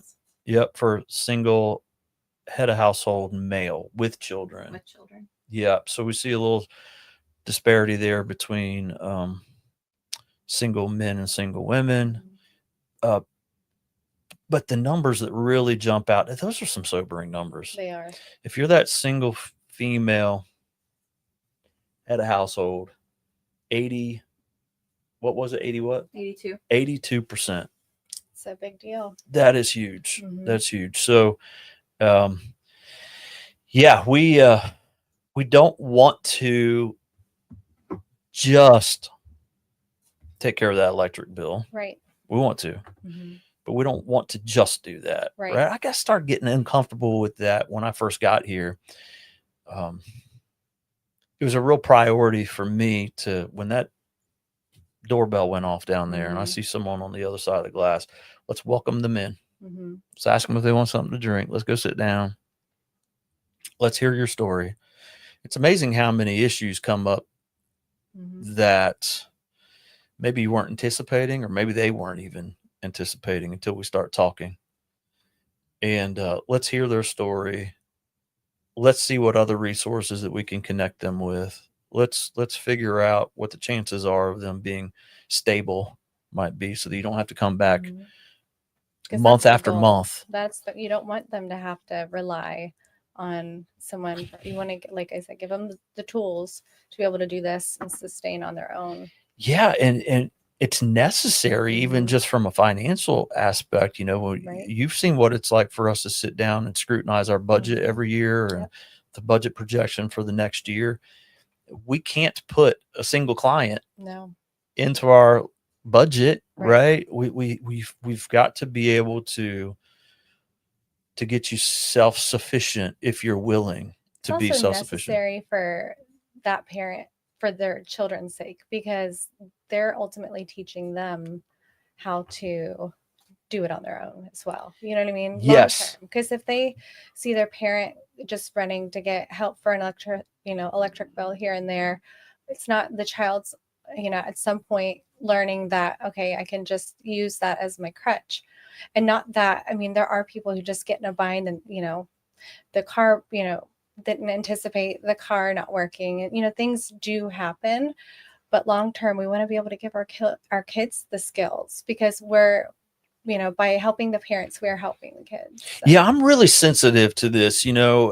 Like it's Christmas season, and so there's great work being done, like by the Family Resource Center and others, to provide Christmas gifts to children in our community. But notice how that's done, right? The Christmas gifts are given to the parent, so that the parent then can give those to the children, because we always want the parent to be seen by the children as to be their provider. Right. They are the source. And so I really, programs that provide some benefit, tangible items, whatever it may be, directly to the child, that sometimes gives me a little bit of heartburn. It does. I want the things that we provide to our children to be given to parents in most cases, and then provided to the children by the parents. Right. I think that's always optimal, right? So they can see their parent as the provider and not. I mean, I'm not always against it. I mean, there's definitely value in kids learning that their community is for them as well. So we're not going to throw the baby out with the bathwater here, but as a general rule, I like to see things provided to the parents so they can provide to the children. I think that's long term. We best. Want them doing that. We want them to be able to provide for themselves and provide for their family eventually. Yes. So overall, we saw those numbers, but overall, it's 50% of households when we put them all together that are in that situation. And we just want to do everything we possibly can to make that situation better for our community. And no one nonprofit is going to do that. Nope. The government's not going to do it. Local, state, federal can't do that. It really just takes all of us doing it. And that's one of the reasons why I really appreciate United Way. I'm not an old United Way person. I came here 3.5 years ago and new to United Way, but I do love that mantra that we promote, that United is the way. And I think we're seeing that today, even in here today, with all of these different nonprofits that are coming in to sit down. Which is so cool. I think that's another amazing thing, is that you guys support other nonprofits. It's not just like, oh, we're the United Way, or we're the top of the totem pole. It's the support that you guys provide every organization, so that way it's truly impacting everybody in the community. I mean, even I think you talked about it earlier with someone else, was it Mr. Kennard? No, it was maybe Mr. Howard, Steve. Who was your DJ Trey? DJ Trey, he started off the day. Hysterical. That's when I realized that this was going to be like videoed. I thought it was just audio earlier. Oh, and I was like, oh, good, it's gonna be a video. That's great. I'm glad I wore my Grinch shoes. Surprise! Surprise! But I think you guys talked about also one of the new pillars is like supporting the environment as far as like the overall health of the you had it right the community. first time. It was Commissioner Kennard. Was it? Yeah, Yes. about community resiliency. Yes, and I think that's amazing because obviously we've been affected. Our area's been tremendously affected by these storms, and seeing you guys out and about, I want to say like shovels in hands. It's not just passing a check and saying, good luck, here's some money for cleaning supplies, and, just send them on their way. You guys are out in the field, you're doing the work, but it's also helping to kind of prepare them for what in a storm in the future, which we hope doesn't happen, but we live in Florida. Well, I have a very simple, I said earlier, I have a simple motto, just sort of life motto, and that is be helpful. Try to be helpful wherever I possibly can. There's so much talk about leadership all of the time, right? And I actually have a degree in business and professional leadership, and I'll tell you, all of those books I had to read and the education and whatnot, classes in college about it and whatnot. To me, I have a very simple viewpoint on leadership, and that is that, and my team knows it by heart. Leaders go first. Hmm. Very simple. I mean, the rest of it to me is academic, Right. but leaders go first. And so if the call to muck out a house comes in, Hmm. then you know what? We'll come. Yeah. We'll go first. There's been days, this used to be the CEO's office, and what people can't see right now is that there's a big panel of windows over here that looks down to the lobby and to the front door. There was times when I was up here, and it still happens, but I would see somebody at the door that I knew might have been like a repeat customer who was difficult. Right. And I know they might be coming in kind of loaded for bear or whatever. Right. I'm telling you, I'd see them. First thing I do is head on down those stairs, Yep. because it's not up to just my team Yeah. to bear the brunt of that. It's While so I'm up true. here, Mhm. I was up here in this perch. I just let them handle it. That's their job. No.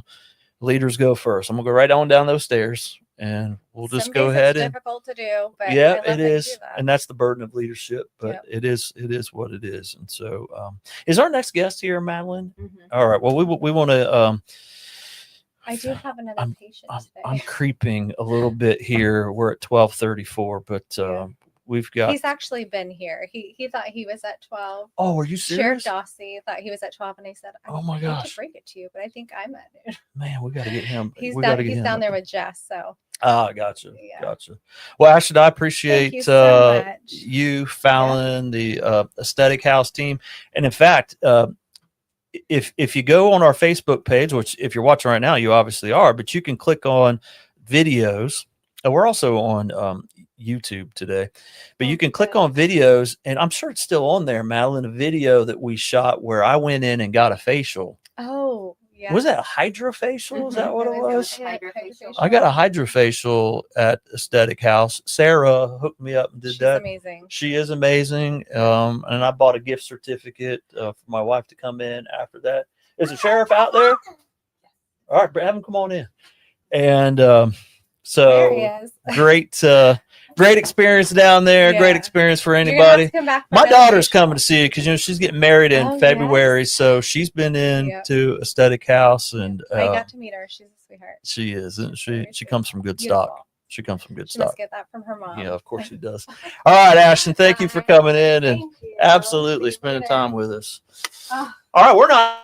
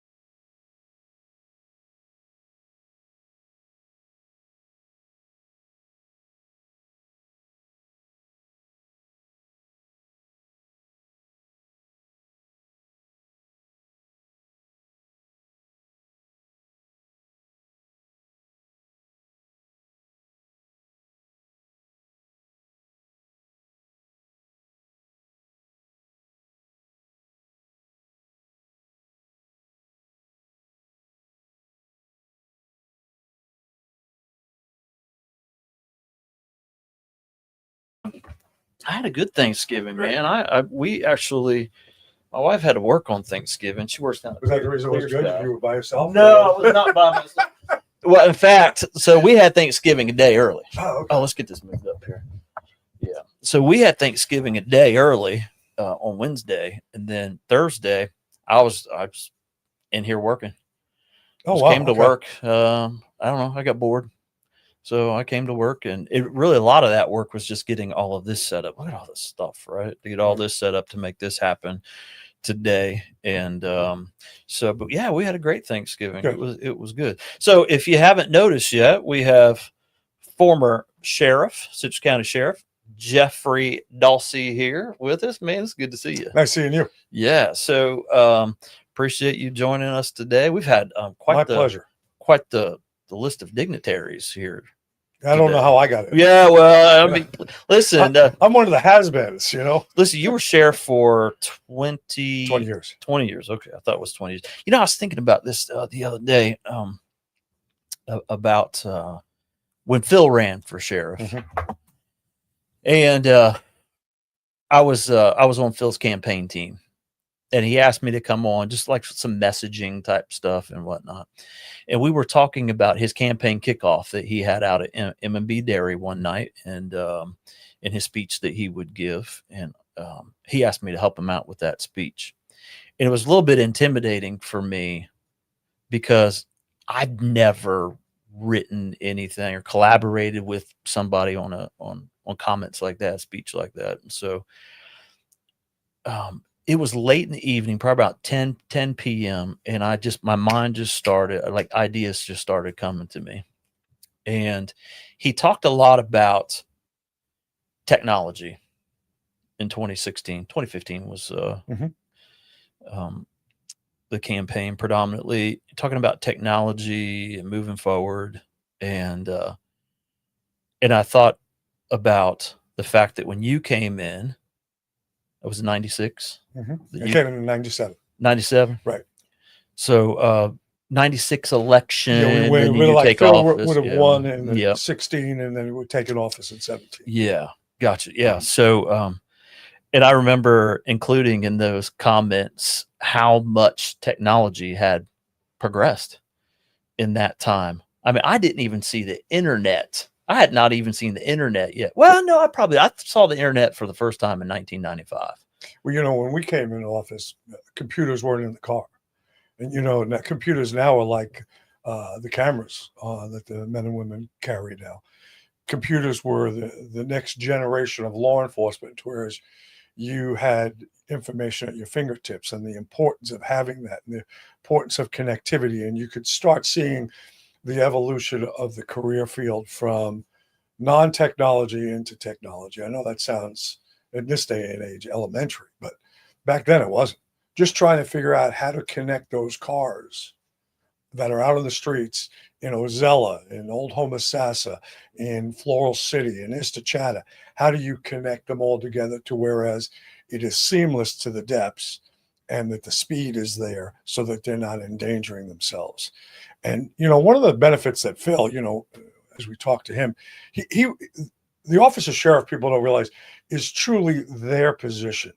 And what I mean by that, it's the people's office. We're elected to protect you. You give us the authority and the responsibility to safeguard yourself, your children, your grandchildren, and the immense responsibility of that. And how that comes about is you're out there with the people. You're connected with the people. And I think Phil would have been perfect for that. His personality was very like mine. You know, you never met a stranger. You could go out there and you could talk with them. And more important, Phil would listen to them. And, you know, as technology was starting to evolve, Phil had left the career field at that time and was in a field that dealt with technology.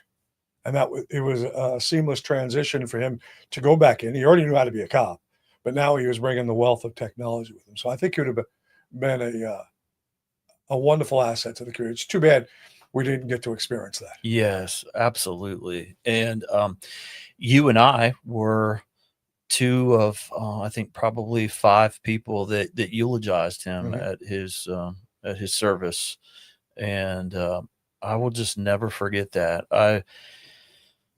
Stepping to that podium, I mean, you did a fantastic job, as you always have. I mean, you were sheriff and had so much more experience than that. It was a little intimidating for me.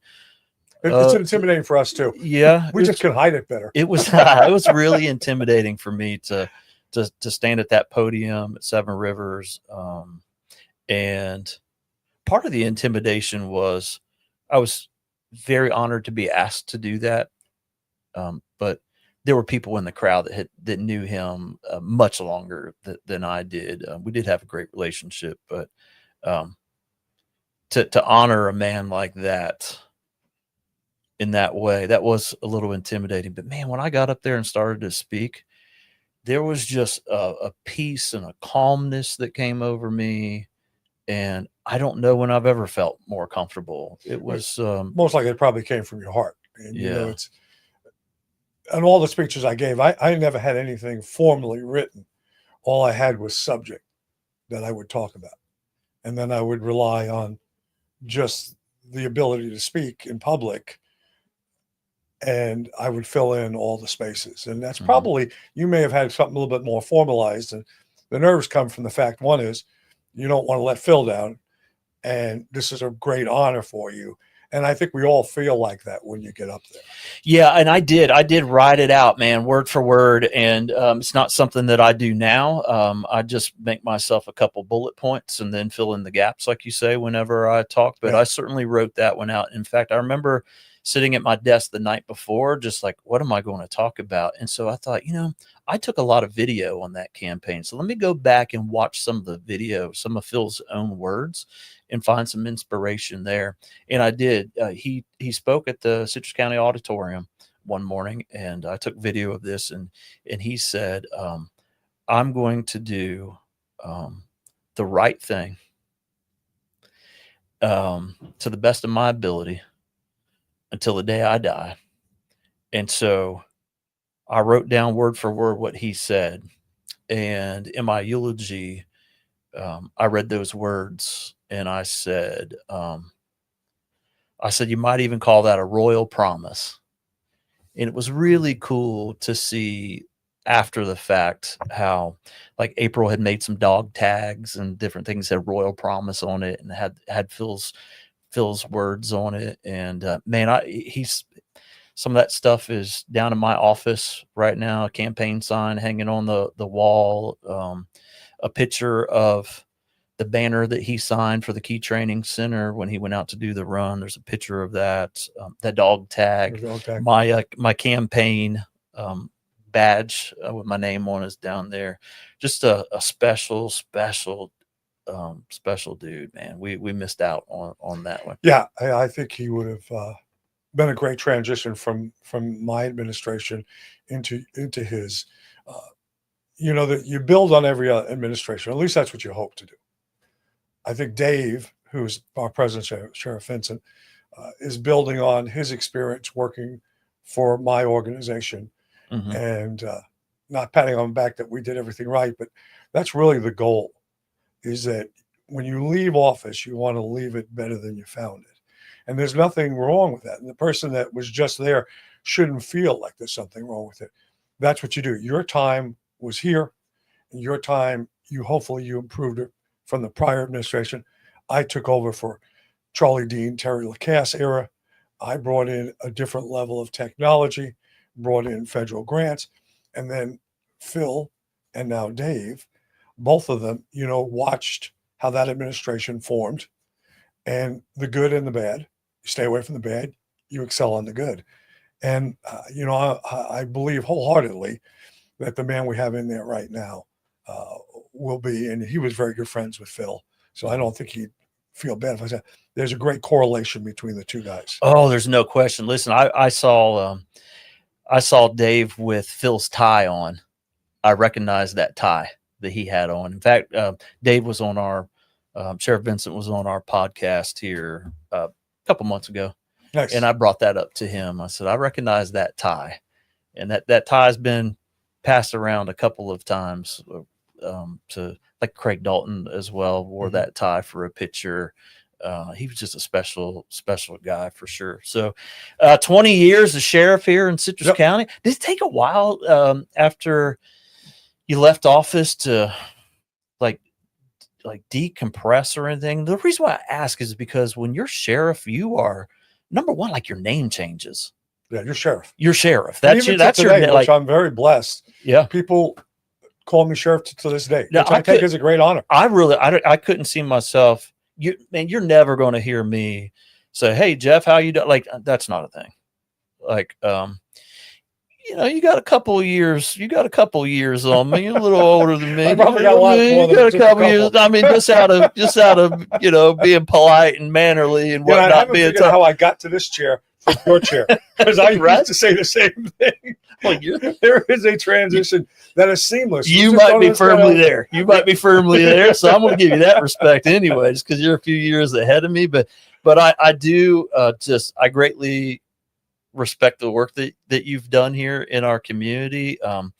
There's moments, I don't know, that I remember. I remember you coming and speaking to the Anti-Drug Coalition years ago.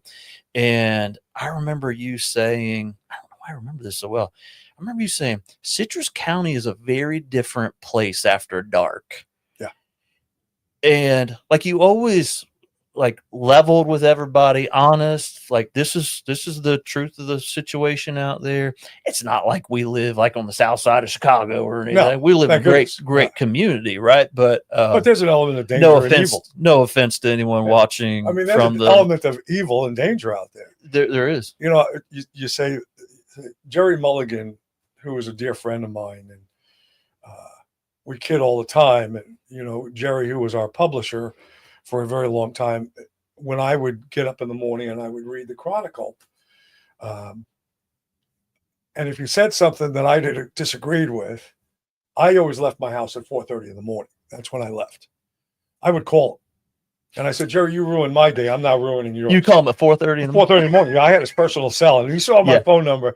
He a lot of times would correlate why I was calling. Sometimes he would answer, sometimes he wasn't, because he didn't want to miss an important phone call from me. But you know, we talk about the office, and when Jerry and I used to talk, he says, you know, you never cut your budget, and your budget always goes up. And you're fortunate, and I was very fortunate and very humbled by the percentage that we won. And I told Jerry, I says, to your point, did you ever hear me tell the citizens I was going to cut the budget, or that I didn't need this money? Because I did. My responsibility, like I used to always tell the people, was you have empowered me to protect you and your family. If there's technology out there that I can bring in, if there is some special unit that I can establish that'll keep you safer, that's my responsibility to do it to you. Mm-hmm. Yeah. Well, it is Giving Tuesday, and we've already mentioned one nonprofit, the Key Training Center. That was really close to Phil's heart. And if you're watching right now today, and you want to make a contribution to the Key Training Center, I'm sure you can go to their website. I don't have it handy right now, but you can find the Key Training Center easily on Google. Then go there, donate to them. Or you can call our office and make a contribution. Tell us that you want it to go to the Key, and we can certainly make that happen as well. Great nonprofit. When I think about you, though, there's one nonprofit that ultimately always comes to mind. Yep. And that's Jesse's Place. Yes. And do you look at that terrible situation? Well, how do you look at it? Because I could make some assumptions about it, but Sheriff, I'll never forget where I was when I saw that story. You know, the dirt bike program, of course, that I Yes, ran, Filter. Right. I came and talked to you early several on. times. Yeah. Yeah. And in fact, came to EOC and shared with all of the sheriff's office command staff, all the brasses, I would say, about that, because I really wanted support from you on that, and you gave that to me. And in fact, it was a great when I left that meeting at EOC, I got about 20-30 feet from the door out into the parking lot, and I heard the door open behind me, and I turned around. Phil Royal was chasing me down to tell me what a great job I did presenting that day, and what a great program that would be, just again to his character. But when I was starting that, I had to get trained to be a dirt bike instructor, and I did that in Alpharetta, Georgia. And I'm in the lobby of a hotel eating breakfast before going to the training site, and on the television is the story of Jessica Lunsford. And I'm like, oh my gosh, what is going on here? And I'm all the way up in Alpharetta, Georgia. Just one of those moments I'll never forget. If you look at the 20 years that you were at the sheriff's office in the role of the sheriff, of course you were there longer, is that like a key moment, defining moment that you kind of look back at that case? Well, it is a moment that will live with you, as it does with me and probably several of my employees, and the executive director of Jesse's Place, Melissa. It lives with you day in and day out. Okay. It is a horrific case. And we were well trained. We had I had sent people to Alexandria, Virginia, to the Missing and Exploited Children Center. I had been there. My I'm trying to think. The superintendent of schools was there. We had sent numerous people there so that we understood when this happened, you had to do X, Y, and Z. And anybody can second guess, and not everybody knows every little element of what occurred and how it went about. But this is one thing you learn to live with, that even if you do everything well or marginally well, the outcome may not be what you're hoping for it to be. That's life. Yeah. That's the nature of humanity. Yeah.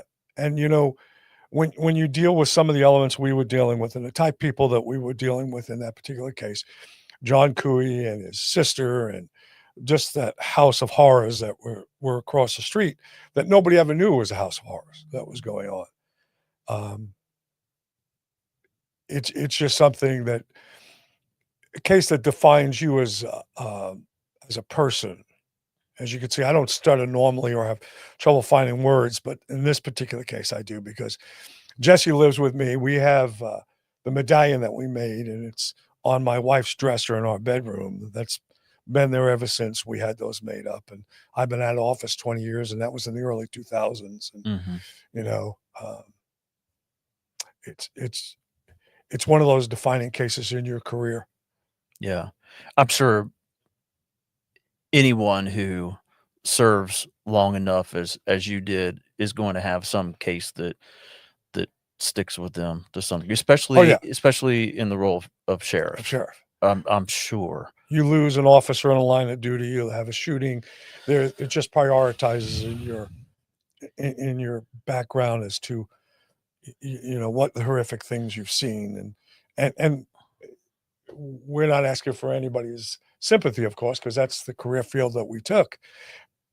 But it is just something that lives with you day in and day out. And Jesse's the case. I mean, I look back, people, would always question, why didn't you use bloodhounds? I said, well, I used all kinds of bloodhounds. Not many people know there's bloodhounds that are just specific for nighttime that we brought in to work, and they didn't work. It was just a calamity from the aspect of the technology and the things that were supposed to work just didn't lead us in the right path. Well, listen, I recently had the opportunity to go down to Polk County and interview Grady recently, Sheriff Grady Judd, and that was a fun experience. And for him, it seems obvious that one of those moments was the loss of a deputy, and I think it was a situation where he was asked, why'd you shoot him 68 times? And his classic answer that sort of propelled him into social media fame anyway was because we ran out of bullets. Yeah. But just to see him talk about losing that deputy, gosh, I wish I could remember his last name right now, but his first name was Matthew, and the impact that had on him. It's not, I don't know, it's not a sympathy evoking thing for me, right? It's a gratitude thing, because somebody has to bear the weight of those burdens, and you freely chose to bear that weight, to be sheriff, and I gotta think that it would take a while to decompress when you retire, because you're always on as sheriff. There's not a moment where you're not sheriff. 5 minutes before the swearing in, your phone is ringing, and 5 minutes after it's not. It's kind of funny. And Gail and I, we went away for a couple of days, went over to Orlando and did the Mickey Mouse thing. Well, not really. We just went over to Orlando, some of our favorite spots over there, and just kind of like relaxed and kicked our feet up. But, it's funny. And I was very fortunate because a lot of people trusted our organization, my leadership team, not me, but my leadership team, because the sheriff's office that's today is different than it is when I was in office. We were really more of a public safety entity. We were able to consolidate both police departments into us, and fire service came with us. We ran the academy for the superintendent, even though it was under her reign. She gave us the affordability. We had emergency management, we had animal control, we had the 911 center. So there was a large amount of responsibility that looked different than it does now. Good, bad, or indifferent. I'm one of those guys that believes that consolidation is a very effective way in certain communities to be more efficient and more effective with the tax dollars, but also with the way the operation is. That being said, when you say decompressed, we were approached prior to our fifth term ending whether or not we'd run again, and my answer was absolutely no. I was tired. I was beat. I was ready to leave, and I always promised myself I wouldn't stay any longer than I had to, from the aspect of enjoying it. And once I didn't have that thrill, I mean, like I said, I would leave at 4:30 in the morning and come home later on that evening. So yeah, I would say decompressing, maybe just recharging. It took quite a while to recharge. And I tell the sisters that are watching that, when you hear me talk about that, by no means am I complaining. I truly enjoyed that immense responsibility I had. It was one of the greatest things besides my children and my wife. Probably the greatest part of my life was being the sheriff of this community. Yeah, and you say that the community trusted not you, but your command staff. No, we trusted you too. Yeah, maybe just a little. We know we did. Listen, if you wanted to be sheriff for that extra term, you would have been. There's no listen. I remember during campaigns when you would come in and you're in that sheriff uniform, and then you've got your competitor that's that's sitting there, maybe in a sport coat or whatever, and I'm like, no, it's clear who the sheriff is. Like, you don't stand a chance, buddy. You don't even stand a chance right now. I don't even know why you're doing this right now, because you listen, man. You looked the part. You sounded the part. I think you had the confidence of this community for sure. I mean, you had mine. I'm not just saying that because you're sitting here. I mean, you did. Well, I just want to reflect on somebody that's in office right now, Craig Dalton. So Craig and I, Craig worked in my administration for years, and his lovely wife also was within our organization. So we take some of the pride that he's in office right now. And Craig had the honor to run unopposed. I had the honor to run unopposed my first reelection.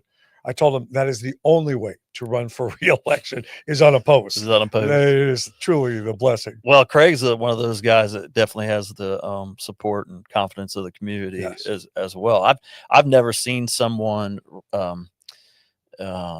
raise so much campaign funds so quickly. If you paid attention to that last election. I told him I refused to give him any money until somebody came out against him. There you go. That's a good strategy, I think. But we mentioned Jesse's place, and Melissa will be in here early or later on today. Melissa's going to be in here at 3:30. She does a great job. She does. And man, their future is bright. They're doing some stuff right now. They're going to be doing some expansion and whatnot, some building and whatnot. But isn't that a terrible thing? Well, it is. Yes. I mean, if you have to have that type of thing, and unfortunately in the broken world we live in, you have to, but if you're going to have somebody at the helm of that, then that's a great person to have at the helm of it. So Barnard, she was my selection, and she has exceeded, and I tell her that all the time.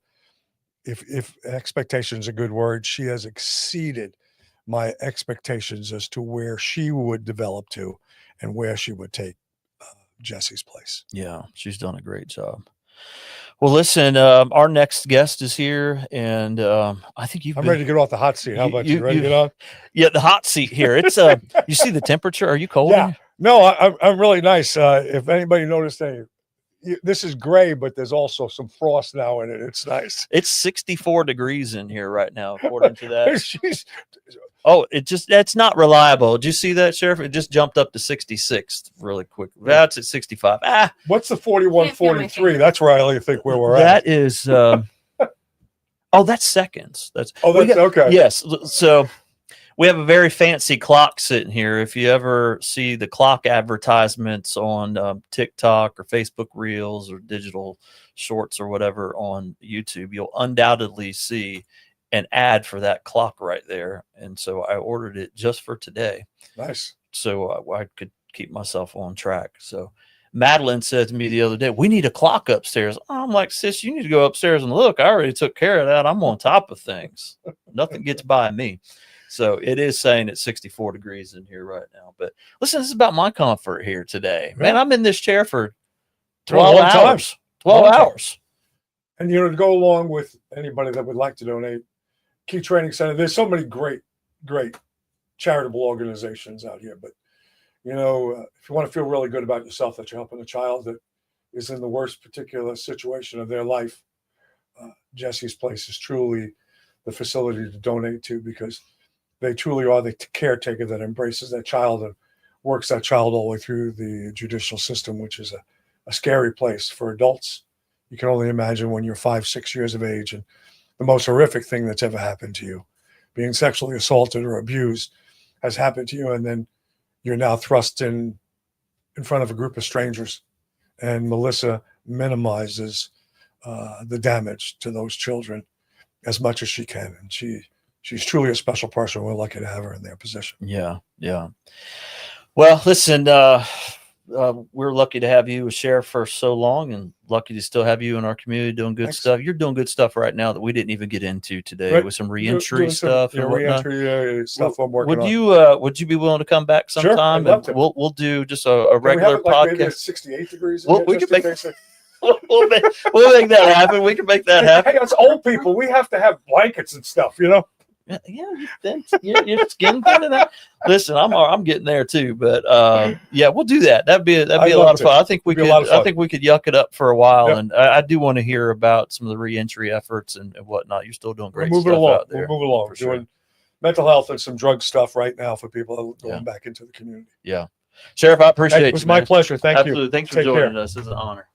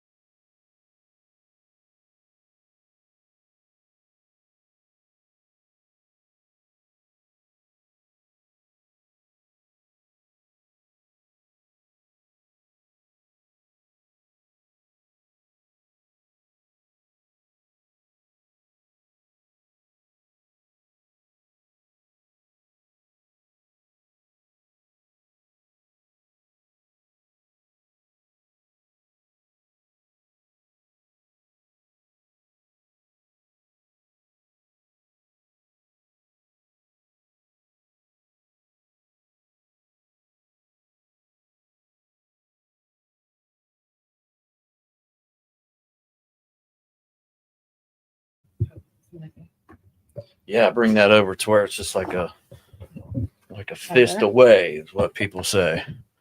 That's the way to do it. Good. There you go. Yeah, all right. Madeline will let you know if she can't hear you, but you All can right. just speak loud. Speak like you speak to them girls down there if they're acting up in the hallways. Oh, they never act up. Oh, I'm sure they don't. No. I'm sure they don't. All right. So, welcome back, everybody. We are joined now by Angela Kennedy from Pace Center for Girls. And I will say this: I was happy with Madeline, with you putting up that picture of the dogs that said, what was it? What was the last one you put up? We're grabbing a quick, stay tuned. We need a quick snack because like the last 4 transitions, Madeline, you've put up the other one. Put up the other one. Where is it? Yeah, that's the one you keep putting up. Folks, I want They to, look super cute there. well, they do look really cute right there, but folks, I assure you that I have not pottied 6 times today so far. If so, I would have some issues that would need to be addressed. But yeah, I did grab a quick snack though. It's a long day. It's already. You do have a long This day. is going pretty quickly though. I do feel like we have on the wall, as you can see back there, Angela, we have the schedule for the day. We have that on 2 sheets, and so we have transitioned over to the second one. And up next at 1:30, so this will be a hard break for sure. At 1:30 is Melissa Nelson, our state president of United Way of Florida. But we're glad that you would be here today to join in on the fun. It's Giving Tuesday. Yes, it It's is. that giving time of year Mhm. as well. So many nonprofits. I'm sure Pace is no different. This is the time of year where a good part of our budget comes in, right? Right. It's the giving season.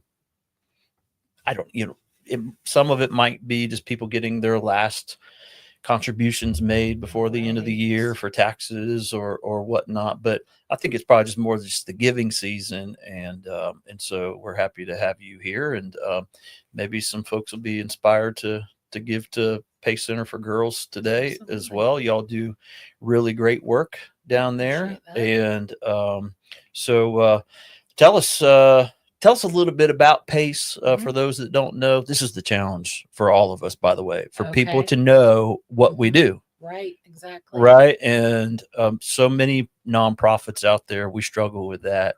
And so there's certainly people in the community that are not sure what Pace is all about. Absolutely. So why don't you tell us a little bit about it? Sure. So, Pace Center for Girls Citrus opened in 2019.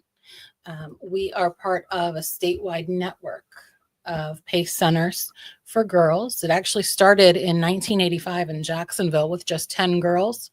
And in the 40 years since, January will actually be 41 years, over 40,000 girls have been served statewide. But we've been here in Citrus since 2019, and we serve girls age 11 through 17, grades 6 through 12. We're a social services program, but we also offer full academics. The girls that come to our program, it's totally voluntary.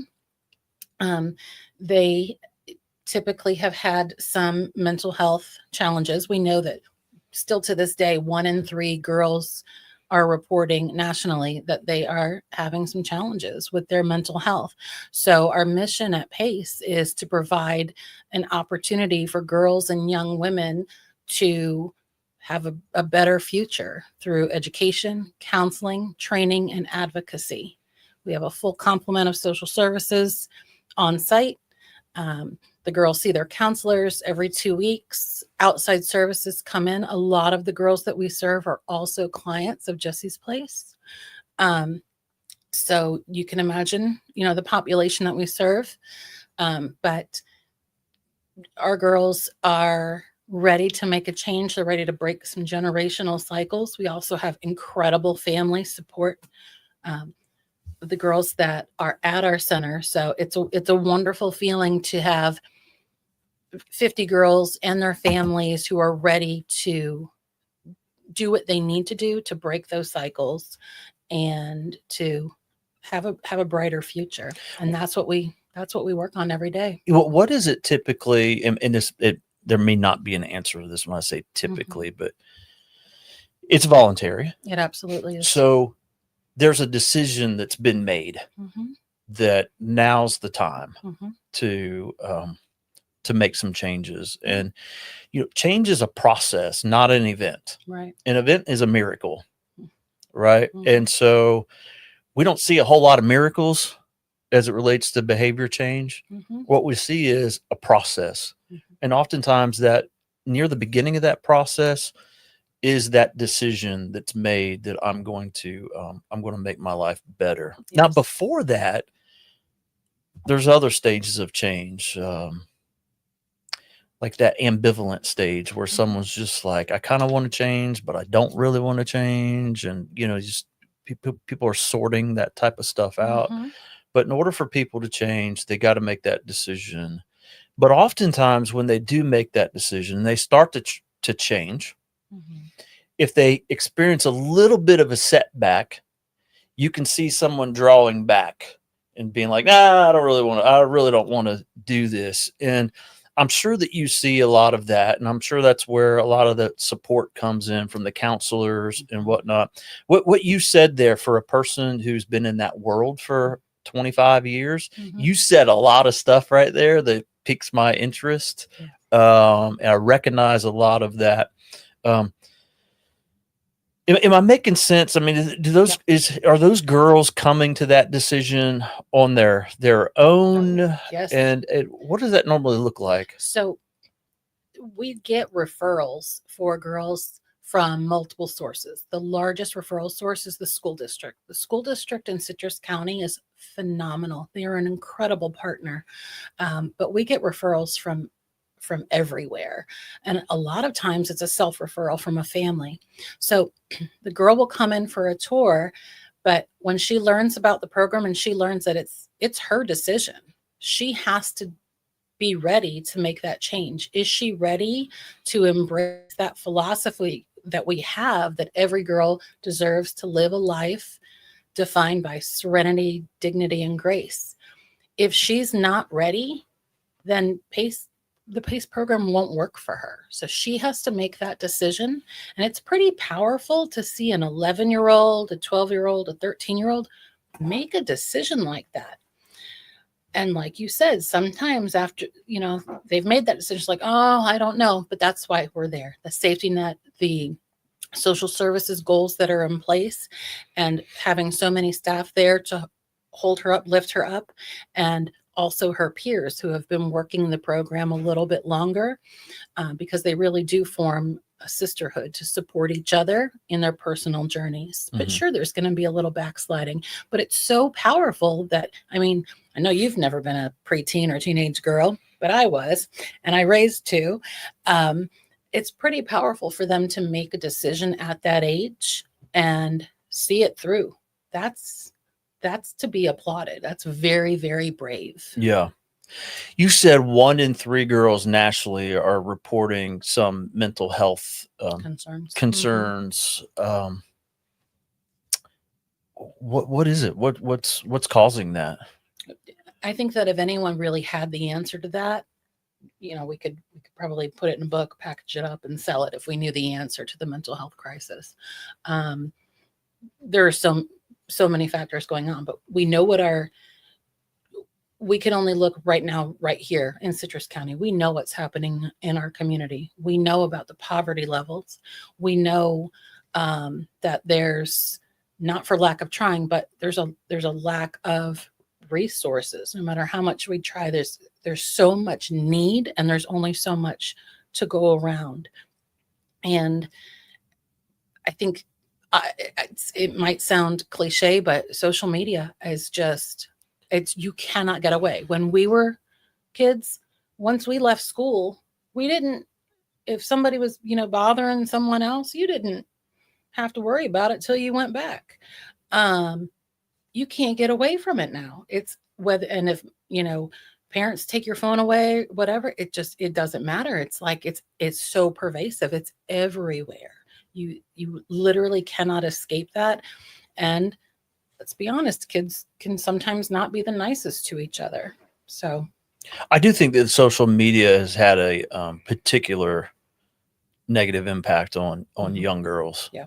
In our culture, Mhm. for sure. I mean, there's do you remember, like, when we were younger, you would see, whenever we're talking about women and girls and issues and whatnot, it was common to see people talking about, well, look at the magazines and the magazine rack in the grocery store, Right. all this comparing yourself to this person that's on the cover of Vogue or Cosmo now, and Mhm. just identity issues and measuring up and that sort of thing. And Mhm.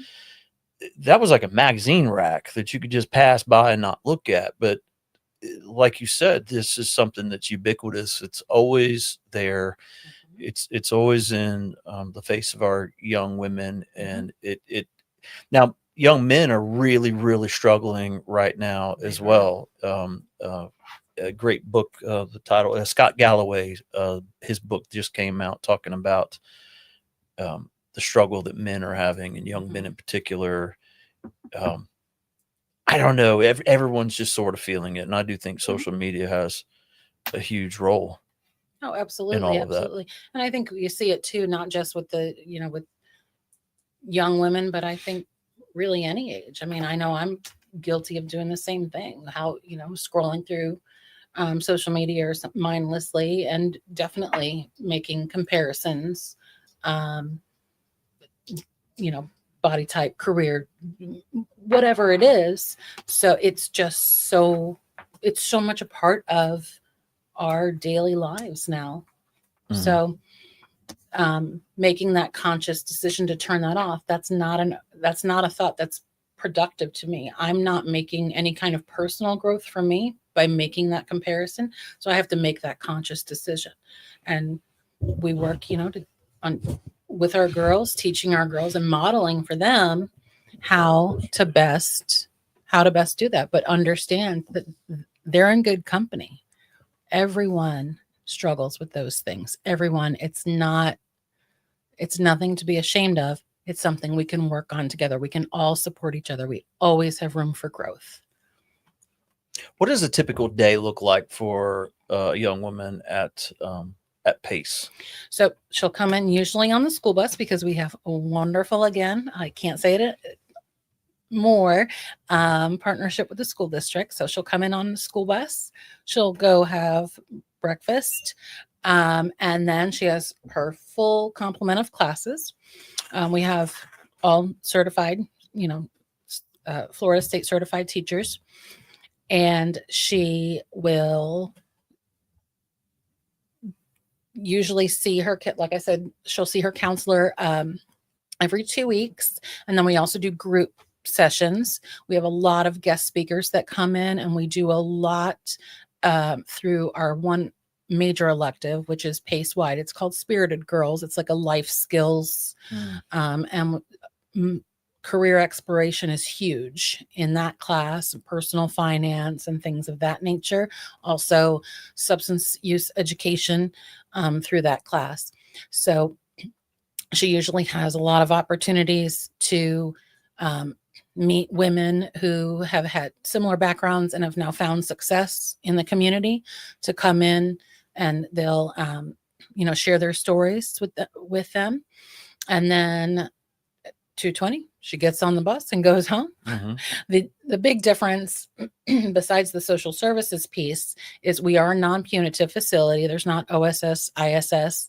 If there's some sort of a behavior, which it's rare, but there's a cause for that behavior. So instead of, like, I'm the executive director, not necessarily the principal. Instead of me going in and, they come to Miss Angela's office, it's, you need to speak with your counselor. Let's see what's going on. Let's see the why, and let's work on what are the strategies we're going to use to not have that reaction again, so that we see that improvement. And then we celebrate those improvements as she moves forward. Mhm. And then the other big difference is our girls have 230 academic days. So we do go year round. Yeah, big difference. Mhm. Does that ever dissuade anyone from participating in? Not really. Doesn't- Not it really. doesn't I mean, sound like it. during the summer, there's a little grumbling. I mean, my friends don't have school, but we offer electives during that third semester Mhm. that are we ask the girls, what courses would you really like to take to maybe get a little bit ahead, earn a couple extra high school credits. So this past summer we did photography.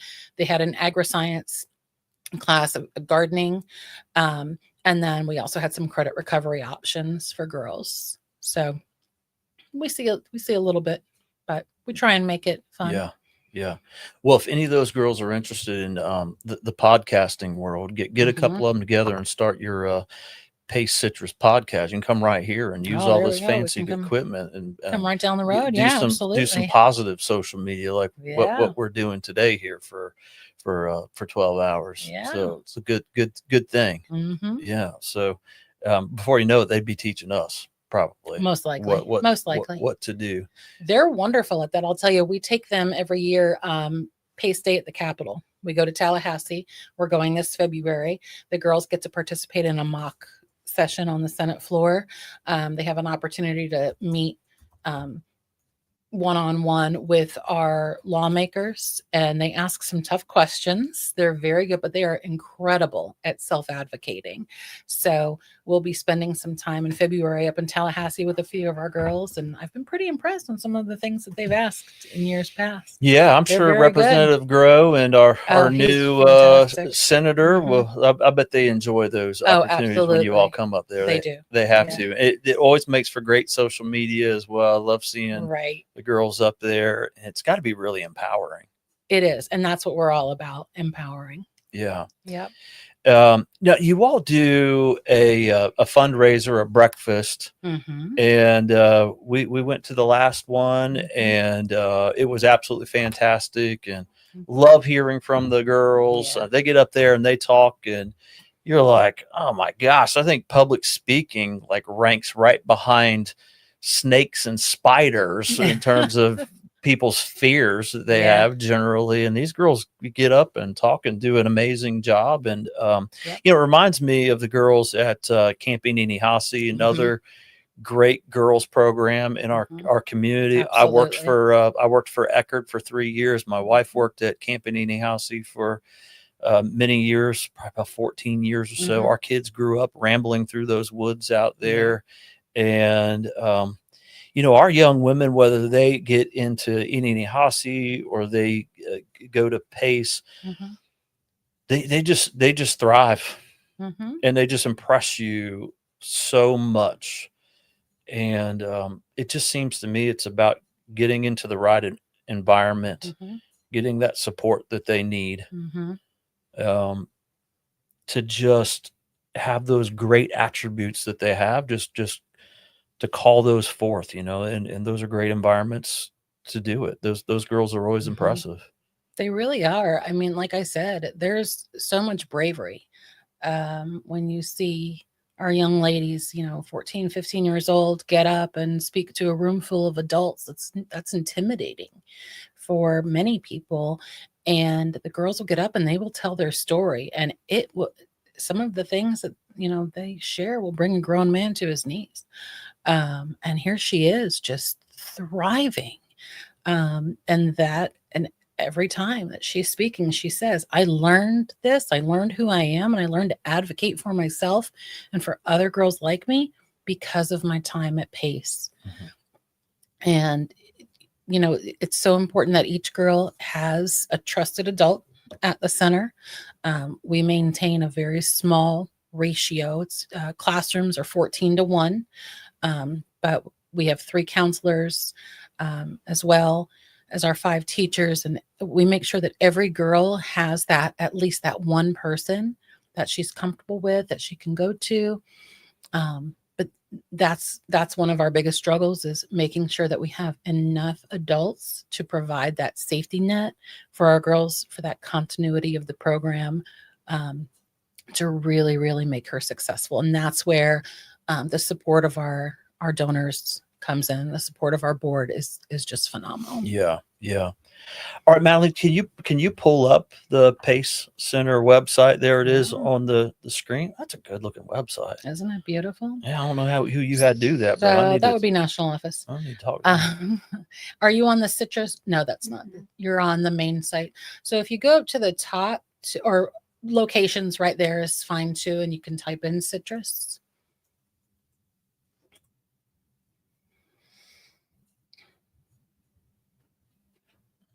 You should be able to click on it. There are multiple ways to get to. Here we go. There's There our you go. homepage. And on our Pace Citrus page, it gives you in the purple box to the right, gives you some information. There's a picture there. Sanja from Nature Coast Ministries. Oh, cool. We Who's have here a earlier wonderful, today? we have a Yeah. wonderful partnership.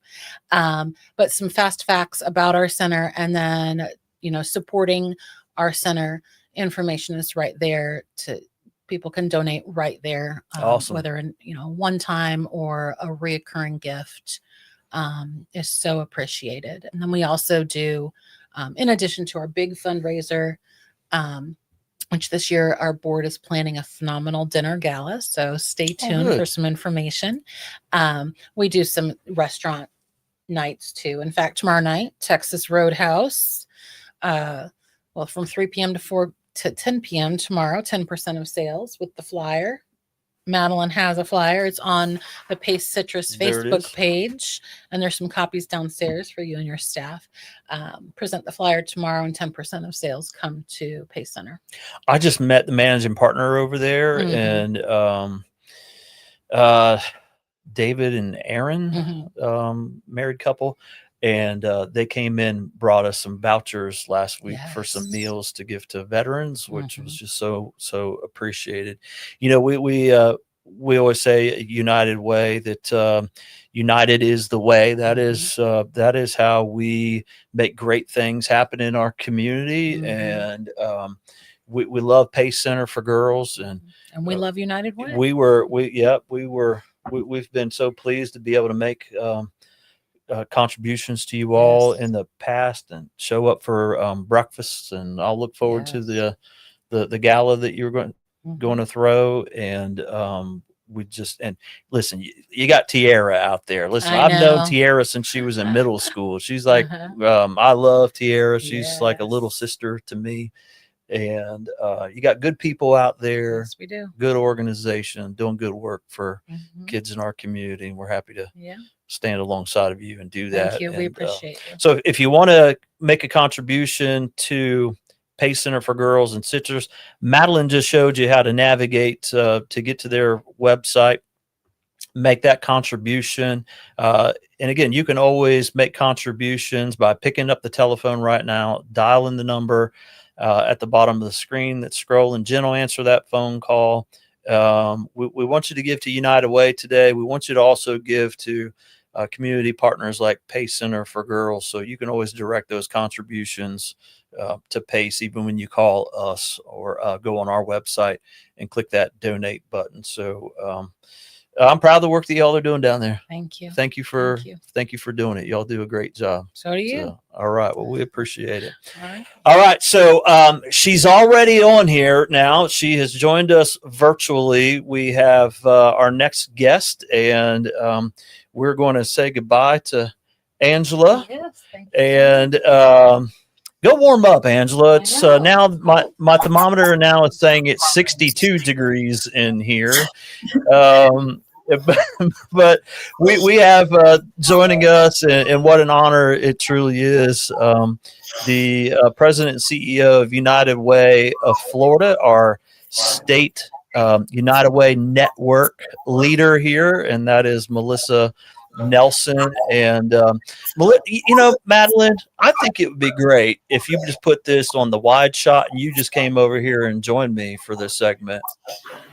Okay, so Melissa, she's looking at me like I'm crazy right now, so maybe she doesn't want to be on camera. But Melissa, thank you for joining us. I am so glad to be here today with you virtually. I really, really wanted to be there with you in person, but the stars did not align. So especially now that I'm looking at that set and I know you've got it chilly enough to be a Florida Christmas in there. Yes, it is. Now the digital thermometer is saying 61 degrees in here. Uh, Melissa, I am a heater. I have ever since I was little. Yeah, I have always been someone who's always hot all of the time, and because today I'm going to sit here for 12 hours, I'm just making it as comfortable as I can. And right now it's in the low 60s, so it is what So, it is. as someone that's always been cold, maybe it's a good thing the stars did not align. People shake my hand and they'll say, "Oh, so cold." And you know, the saying is cold hands, warm heart. I like Yes. to throw everybody off balance by saying cold hand, cold heart. But, that's really not true. Well, there has been a couple moments where if people were really noticing, if they could see that I put my hands underneath my legs here to warm them up. My hands are not the warmest, but it is what it is. And listen, if you're watching right now live, thank you for doing so. And you see the scroll at the bottom of the screen. If you would like to contribute today, we are doing a 12-hour live broadcast. 12 hours is all we get on Facebook. They'll kick us off after 12 hours. So it is what it is. Part of keeping it cool in here also is making sure that these cameras don't overheat and just quit working. That's a whole other issue, and we're doing good so far. We do have some backup webcams in place if we had to, but things are going quite well. We've made it to 1:30. And we've got quite a few more guests to go, but this is going really great so far, and we are honored that you would join us. You have visited Citrus County I have. a number of times, just even to visit us here at our United Way, and then along with the Chamber of Commerce, we hosted earlier this year in April an Alice town hall at the YMCA, and we were fortunate to have you join us and speak to us, and also Mark Wilson, the chamber president and CEO of the Florida Chamber, was here as well. And so It was yeah, a for a great small event. town like we have, a great honor to have you all. Well, it was a great event, and we were happy. I'm going to sing George and Madeline's praises here at our quarterly Board of Governors meeting, where our Board of Governors and our CEOs come together. We made George share because that was such a great example of ways that we can interact with our community. And the way we're stronger is when we share what works. And that's my favorite part of my job, is getting out and visiting our 28 United Ways that serve all 67 counties in the state of Florida, and bringing ideas from your United Way to another United Way, and then that United Way to the next. Everybody's hyper local, but we're all working in the same space. So why not share ideas, right? Yes, that's exactly right. And, I mentioned that earlier today, that there's 28 United Ways serving all 67 counties. That obviously looks different depending on where you're at, because obviously you can do the math. Our United Way is one of those where we just serve this county alone. So you go one county south, there's United Way of Hernando County. Then below that, you got United Way Pasco County. Below that, you get into United Way Suncoast, which, Melissa, they serve what, 5 counties? Is that right? They serve 4, maybe 4. 5. I'd have to count. When you get into some of the more populated areas and those county lines blur, it makes a lot of sense to do a region, which they've done in the greater St. Pete, Tampa, Sarasota area, but and Jacksonville as well, the Northeast Florida area. They serve Clay, Nassau, Duval. But when you're really dense, like in South Florida, we have United Way of Miami, which serves that area, just that county alone. But then we have Broward serving just Broward, and Palm Beach serving just Palm Beach. So our largest United Way county-wise is United Way of the Big Bend, which is the Tallahassee area. It's so rural around Tallahassee. that those counties are all serviced out of the greater Tallahassee area. So that's our largest number, but not our largest population. So it's what works in each community. I use that word hyper local over and over when I'm addressing the work we do, because everything we do is based in the community or communities that we serve. Yeah, and that's why I brought that up. Is that you mentioned hyper local? One of the strengths of United Way, just as a network, even outside the bounds of Florida, right, is that United Way is that hyper local agency in a county, and I don't know. I don't know what it would be like. I was new to United Way when I came to United Way of Citrus County 3.5 years ago. It's hard to believe I'm saying 3.5 years ago, Melissa. I know. And it has been 3.5 years. And but we truly are hyper local, serving just this county. And what do we mean by hyper local? Well, we are connected to so many nonprofits. That's on full display today. We also are. It's on full display today that we are connected with key leaders and decision makers in our community. We have access to great data in the form of Alice, the Alice report, and other data that we have as well. We know what the issues are in Citrus County and other respective counties. United Ways know their counties; they know the issues. Somebody could say, well, we all know what the issues are, and start ticking stuff off. It's housing, it's this, it's that, the other thing. But it's not just that we know the issues. We know them at a granular level, I would say. And we also have the relationships that we can pull people together to really leverage the different aspects of our agencies to make some real change. I've mentioned it once today, like holistic perspective. Yes, because I believe progress moves at the speed of relationships. That's how stuff gets done. And so do I. From still a relative newbie at United Way to someone who's much more seasoned than me, am I capturing the hyper local sort of ethos here? Am I on track? I think so. And I'm going to tell you a phrase I heard at a meeting that I was at with my counterparts just a couple of weeks ago, and I loved it. And I said, I can't wait to share this. United Ways are the invisible infrastructure. We're so busy doing our work that often we're not promoting the work that we're doing. So in many ways, people don't understand the breadth and the depth of the work that we're doing. But we're that invisible infrastructure. And when I was in your position, before I was at the state, I remember having a conversation. I was actually at an annual meeting for one of our partners. And the explanation is, and that's why I said holistic, we could have, your last gift was from PACE. So you could have one of those girls that has an issue, but frequently there are more than one issues, or there may be issues that have to do with the family or the work environment, or there's so many different places. So you can't just address one issue. And that's where United Way really, really sets the bar in regards to what we're doing in communities. And because of our structure, 24/7, 365 days a year, United Way is doing our work.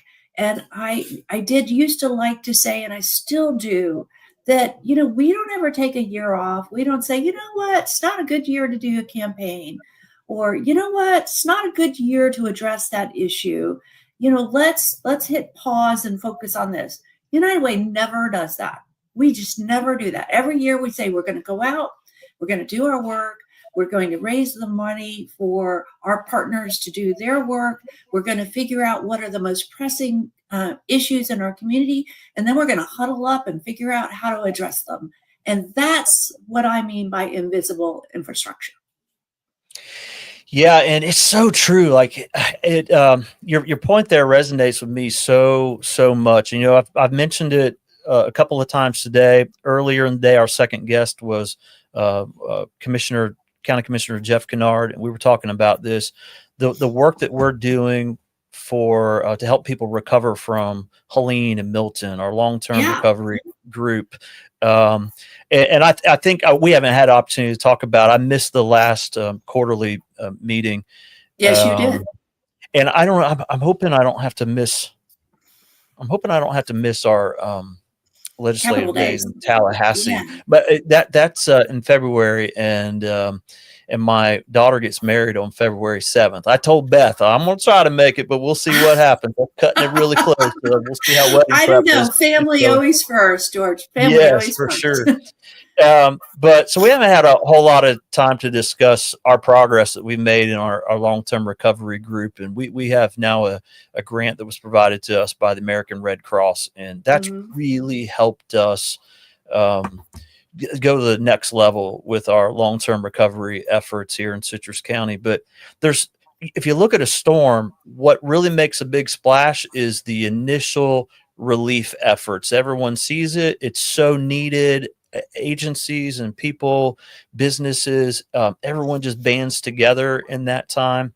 And then there gets to be a point where if you're just looking around, didn't know any better, you'd think, well, that's over. We've weathered the storm. It's over. But in communities like ours and across the state, there are still long-term recovery efforts that are happening. And we're still helping people navigate that system of FEMA and insurance, and how do you meet your needs after you're not made whole from all of those efforts, and how do you navigate Elevate Florida and this program and that one.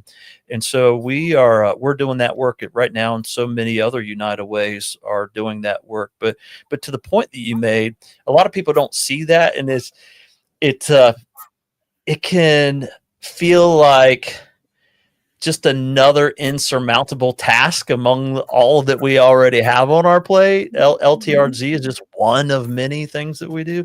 It feels like one other big task to make sure that we're out there communicating that to everyone so that they know what we're doing. And we've got a little ways to go when it comes to that, and kind of tooting our own horn. But hey, today we've been able to do that. So thank goodness for 12-hour Facebook Live events like this. So I get the sense we're not having those struggles all on our own, Melissa. No, I would tell you of our 28 United Ways, there are 20 that are currently the fiscal agent, the lead, or housing the long-term recovery effort in their communities. Last year, not this year, thank God, but last year with all of our major storms so close back to back, basically like 60 out of 67 counties in Florida were designated at the full level for individual assistance. And because of that, United Ways really had to step up. And we always have, but that number of United Ways at the same time probably was record breaking. It's certainly in our historical documents, it's record breaking. I mean, I look back, I'm, lifetime Floridian. I look back, the year of Charlie was probably the closest, but it is that was a long time ago. That was 21 years ago. But so our United Ways are continuing to be in that space. And it makes a lot of sense because remember that phrase I used, we always are addressing the most pressing needs in our community, and we're always here 24/7. So during a storm, when we have so many great partners from outside the state that flood the state, that come in and help and mutt and gut, and they help restore power lines, and they help hand out food. All of that is great, and it's needed in the moment, and we couldn't do our work without them, but they pack up and leave. United Way in our community is who is here for the long haul. And George, you've heard it I heard me say it a million times. Responding to a disaster is not a sprint, it's a marathon. And so, years out, we're still rebuilding, we're still helping families. So you might have a family that had a nest egg, but it took all of that nest egg for them to recover. And that's when something else happens, right? And that's when they need our assistance. It's still related to the storm, but it's not immediate. Or it could be that their insurance didn't cover everything. Or it could be that there was a problem that was undiagnosed. Maybe all the mold wasn't found and there was construction that had to happen afterwards. There's so many things that our long-term recovery efforts do. And long-term recovery is truly something that no one organization can do on their own. It has to be a community effort. We all have resources.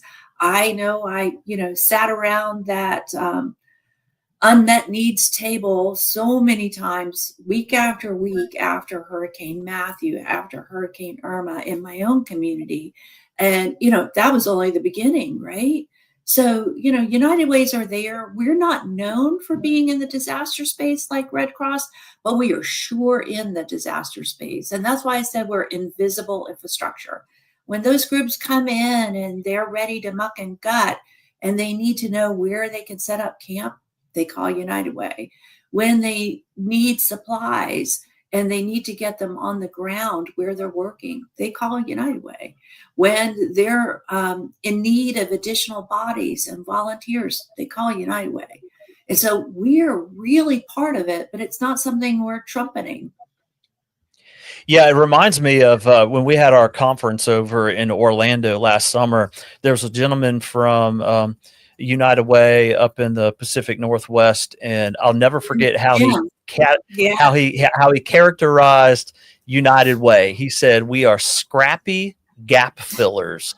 Yeah, I loved that. I wrote that down, and in fact, yesterday I made mention of that in a meeting that I was in with some community leaders. Talking about the issue of generational poverty and whatnot in our community, and how we can affect some real tangible change there. And in so many ways, our United Way is that scrappy gap filler. So even talking yesterday, knowing our community, we fill in the gaps when it comes to Christmas gifts, right? There's some agencies in particular. We'll have RJ on later today from our Family Resource Center here. That is the hub of Christmas, and there's no need for our United Way to jump in that lane that RJ's in. But if there's a gap to be filled in his efforts, we are ready to jump in there, whether that's volunteers or they need us to make an allocation to help them out. We're going to be there to fill in those gaps. And I think that's part of the proposition even to donors that might see this today, and you're thinking about, well, I don't know every agency in the community. I don't know who's reputable. I don't know who's doing what. Is there just a bunch of duplication going on, or is where's my money going to go here or there? That's part of our value proposition at United Way, is that we have those relationships. It's not that uncommon to get a call and have someone ask me. I'm thinking of a person in our community right now that will call and say, "Hey, George, what do you know about this agency and what's going on there?" Because we know what's going on. And so, regardless of what county you're in, if you want to do some good work and you want some accountability for that contribution, then you can feel confident that you can make that contribution to United Way, and it's going to meet needs that are right there in that community, because we are hyper local, scrappy gap fillers. Melissa? Well, we are, but in addition to that, here's a thought to build out. So many of the partners that we work with have their own fund development, fundraiser, individuals and departments, and that's great. And they need to, right? So I'm not taking away from that, but I'm also saying that sometimes we need those professional agencies to be able to not focus on fundraising, but to focus on the great work that they are doing. Like I'm thinking of the women's shelter or the Learn to Read, where they're teaching students and second language, and that's their skill set, or at that, whatever your local habitat is in your community. They need to be out there helping build those houses, right? They don't need to have to plan yet another golf tournament or yet another fundraiser. And by working with United Way, you're ensuring that they're putting their efforts towards good work and not towards fundraising, because that's something we do well. We do it well. And so it is great for us to be able to be that conduit for a donor to say, you know what, I can make this donation to United Way. I know they're going to put it where they need to, and that's going to allow those partner agencies to direct their energy towards the work that is in front of them. And to me, as a donor, that makes a lot of sense. You know, one of the reasons why I was really excited about having you on today is that I want the people here locally to know that our local United Way is a part of a bigger picture. Mm-hmm. And I think having you here, we made a request to get the CEO of United Way worldwide on with us today as well, but her schedule would not allow that to happen. But I want it's a global network. She's pretty busy. Yeah, she's pretty busy, especially on Giving Tuesday, right? But actually, you know what she's doing today? She's ringing the bell at the stock exchange today.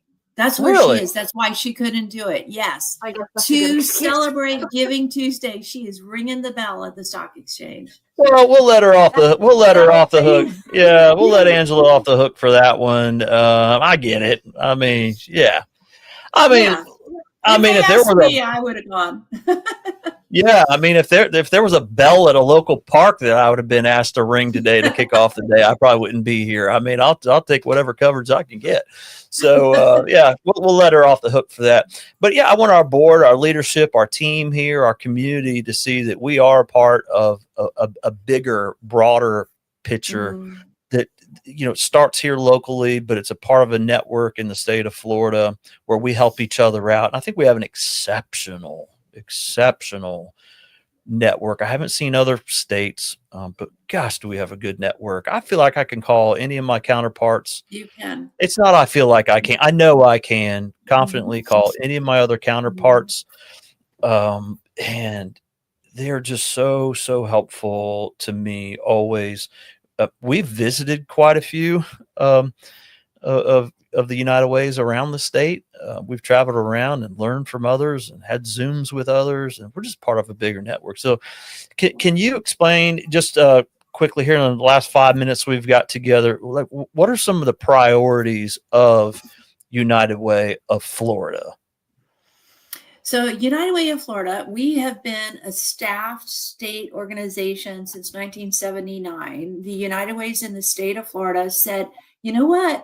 We could probably do more if we worked together. And so that's when United Way of Florida was formed. Not every state has a staffed state office. About half do. But in Florida, we have since 1979. We're not the oldest, but we're in the older group. And we focus on the things that benefit all of our United Ways. Georgia mentioned the Alice report. That Alice report, Florida was out of the chute first in saying we want a report like that for the state of Florida after the first one was done in New Jersey. And United Ways in the state of Florida, we band together to fund the purchase, to do the research, to make that report, and then we make it available. You'll find it on the state chamber's website. You will find it on the state nonprofit association's website. You will find that power companies like FPL use it in their assistance program. So we make that available. It's data. It's not biased. We don't do the work. We engage our higher education and other professionals across the state to consult with the statisticians that develop that. And so that's one of the things that we do collectively as a state of Florida. We have the state report, but then it's broken out for every county and every community so everyone could see. And I can't tell you how successful that's been. Our state legislators, our governor, they will talk about the work that is done with the Alice community, those working families that make our state economy function the way that it does, in a way that we understand how important those families are to our state, and that they're our neighbors, our family members, our coworkers. And so, but it's a big part of Florida's population. We do that. We do a lot of advocacy work. I spend a lot of my time walking around in the Capitol. Next week, I will be there Wednesday, Thursday, Friday. It's committee weeks. This week and next week is the last one. We are, as a state, hoping to secure an appropriation to continue our volunteer income tax preparation assistance, where we bring millions of dollars back to the state of Florida by just assisting people to correctly file their taxes. And not run down the street as spinning sign guy where they're happy to finance a car you should not be financing, or even driving maybe. But we do that. We work a lot in the space, just like on the local United Way, that health, education, financial stability. We're working on those issues as a state advocate. For example, something that is important in Miami is also important in Pensacola, but the politics are different. And so Miami can't go in and move the needle on that with the legislature on their own, nor could Pensacola. But when we come together, we really can have really robust conversations. And so we do a lot of advocacy. Who knew that I would become a licensed lobbyist? Not licensed, but registered lobbyist at the age of 60. I sure didn't. My mom sure didn't. But, you know, it's great work. We're doing great work. So we do a lot of advocacy. We do work that we can work together. And then I'm going to throw back, because I know I'm watching the clock here, to the disaster work that we do. When disaster hits the state of Florida, we need to work together. If a United Way serving a community needs backup support, we have others that are tried and true, that have already experienced it, know exactly what to do, know how to help, whether it's we're attending the state VOAD meetings and sharing information down, whether we're fundraising. Last year, United Way of Florida raised, I don't know, about $3 million in change that we dispersed into the community. So like when a big company wants to donate and they don't really know, like last year, where do I send the money? They can call me and I will help them. We have a process that's data driven. We use the Alice report, we use population, we use FEMA numbers, and we methodically are able to divide out that money. So if somebody like, I'm going to use Publix as an example because they're so generous, says, where can we direct money, whether it comes through us or directly from them to communities, we can help them do that. They don't have to go through those efforts of trying to figure it out. If you have never read one of the FEMA compilations, I would suggest that you don't, because it's no fun. Right. No yeah, kidding. so we do all of those kind of things and then some. So we are definitely at this local level. We are part of a bigger picture.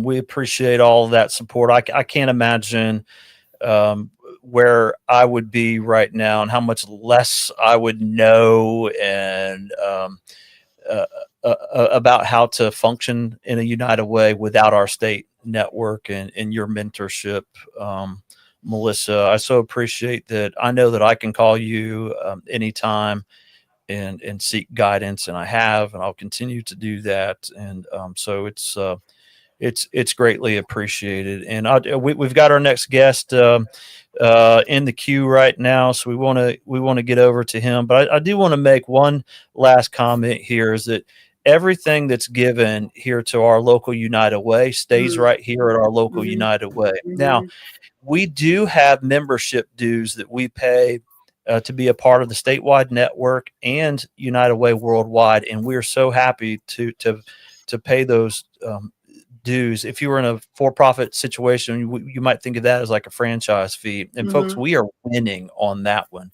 because we literally last year, with contributions made to our local United Way to help people recover from Helene and Milton, contributions made by United Way Florida and United Way Worldwide, those contributions amount to about 10 years, literally about 10 years worth of dues. Mhm. And so we are winning. All right.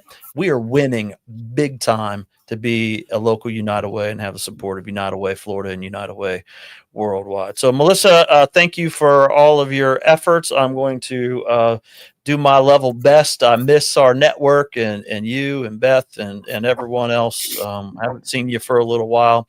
I've dropped 25 pounds, Melissa. I'm going to come.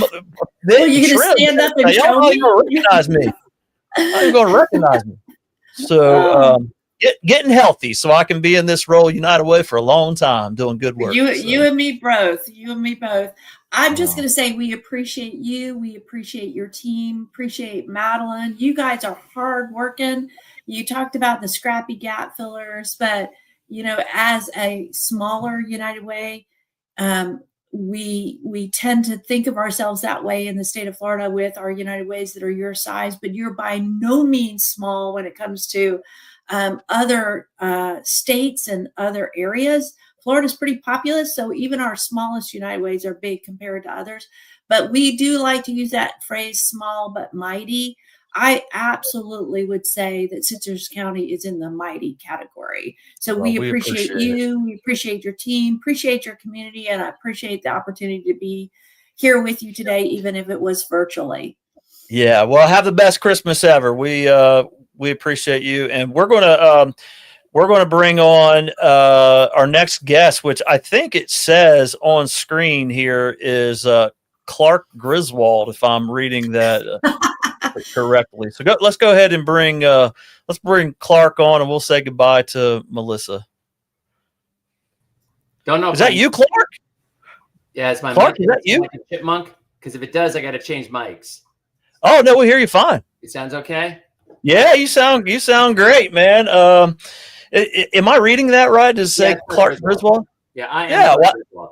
Yeah, it's a fitting scene you got there behind you. I mean, I don't see a whole lot of lights, but it's the middle of the day. I mean, but your tree looks great. Yeah, I am a Christmas fanatic. Our neighborhood does a massive fundraiser in the month. I take that back. I do a massive fundraiser, and my neighborhood tolerates me doing a massive hot fundraiser. cocoa, right? Is it hot cocoa? It's hot chocolate, yeah. And yeah. what we do is yeah, there's a picture of it. Hey, boy, you guys have got it down. Damn. Hey, listen. We since the last time you were on, we've made some technological advances here. I mean, I think that safe to say that our interview of you generated more views than any other podcasts or live broadcasts on Facebook that we've done, man. Thank you. I appreciate that. People like Clark Griswold. I mean, he's a they do. Who doesn't? Who doesn't like Clark? The funny thing about that is, in all sincerity, is by the way, my real name is Dennis, but I'm going by Clark right during the month of December. But so on that picture that you just showed, so I just like this year I bought a Ferris wheel that is supposed to come tomorrow. Now, it's not a real Ferris wheel, but see where that arch is right there in the middle? Yes. So it's a 6-foot Ferris wheel, and it actually goes in the whole, we're going to put like little characters in it, but it's going to go right in front of it. So I'm going to have to find a place to put all that other stuff because it's constant. It is a constant thing. But getting back to what I was talking about is, so, we do this big hot chocolate fundraiser for Children's Miracle Network, and we typically do it the second and third Saturday in December in our neighborhood. And the thing is, I go on TV and invite the entire Bay Area to come out and get some hot chocolate and look at the neighborhood lights, because the neighborhood lights have been a thing for 30, 40 years. I've only been here 12. And the problem is when you go on TV and invite the entire Bay Area to come, a lot of people come. And the HOA is not a fan. You know, they simply are not a fan of me in particular, but it's Christmas. So fortunately, they have at least been tolerant enough to, you know, to go with it. And this year, we're only doing it one night. We're doing it December 3rd. And we get people from Citrus County. We get people drive all the way from Homosassa and Crystal River and all over. And, you know, I get people that drive over from the East Coast because we get quite a following on social, on Facebook during hurricane season. And they like to all come over and say hi. And we'll just sit there and, you know, and shoot the breeze for 6-7 hours. And it's a blast. So anybody who's watching, or if you're watching does this repeat? Is this going to repeat as well, or is this only? We'll clip this and put it out as like you know, like a reel or you know, a short. Well, anybody who wants to, December 13th, that's Saturday from around 5 o'clock until 10 o'clock, 5 p.m. to 10 at night. On my daughter's softball team, we literally do car hop service because the traffic is so insane and bumper to bumper. And we hire Pinellas County sheriffs to handle traffic, but the girls run out to the car, they take your order, they come back, they get it, they bring it back up to the window. But I always tell people the best way to do it is to park outside the neighborhood and walk it, because so many families, so many people take part in the lighting in this neighborhood. I honestly, I mean, I'm not that I'm biased, which I clearly am, but I honestly think it's one of the, or if not the nicest neighborhoods for Christmas displays. And we're not a fancy neighborhood. It's not gated. There's only one way in and out. It's not that big. But everybody gets involved, or most people get involved. So it's a really big thing. So we're in Indian Trails in Palm Harbor, and any night the lights are up, but the 13th is the day we're doing our hot chocolate. All right. So just, you know, for the benefit of the folks that are watching right now, and you're seeing Clark Griswold with us right now, if that is his real name. No, that's not his real name, and he's not in his normal attire. So if you're like, who is this guy? Which no one is. You should, you know who this is. This is right now. Chief Meteorologist Dennis Phillips from ABC Action News down in the Tampa Bay area. And this rare appearance without your suspenders. And I love the story too about the suspenders, and you shared last time. And so, listen, if you're watching this and you want to hear that podcast, Dennis and I talked for about 53 minutes or so when Dennis was on our podcast. It's Voices United. You can download that, subscribe to it on any of the podcast platforms, and listen to that conversation.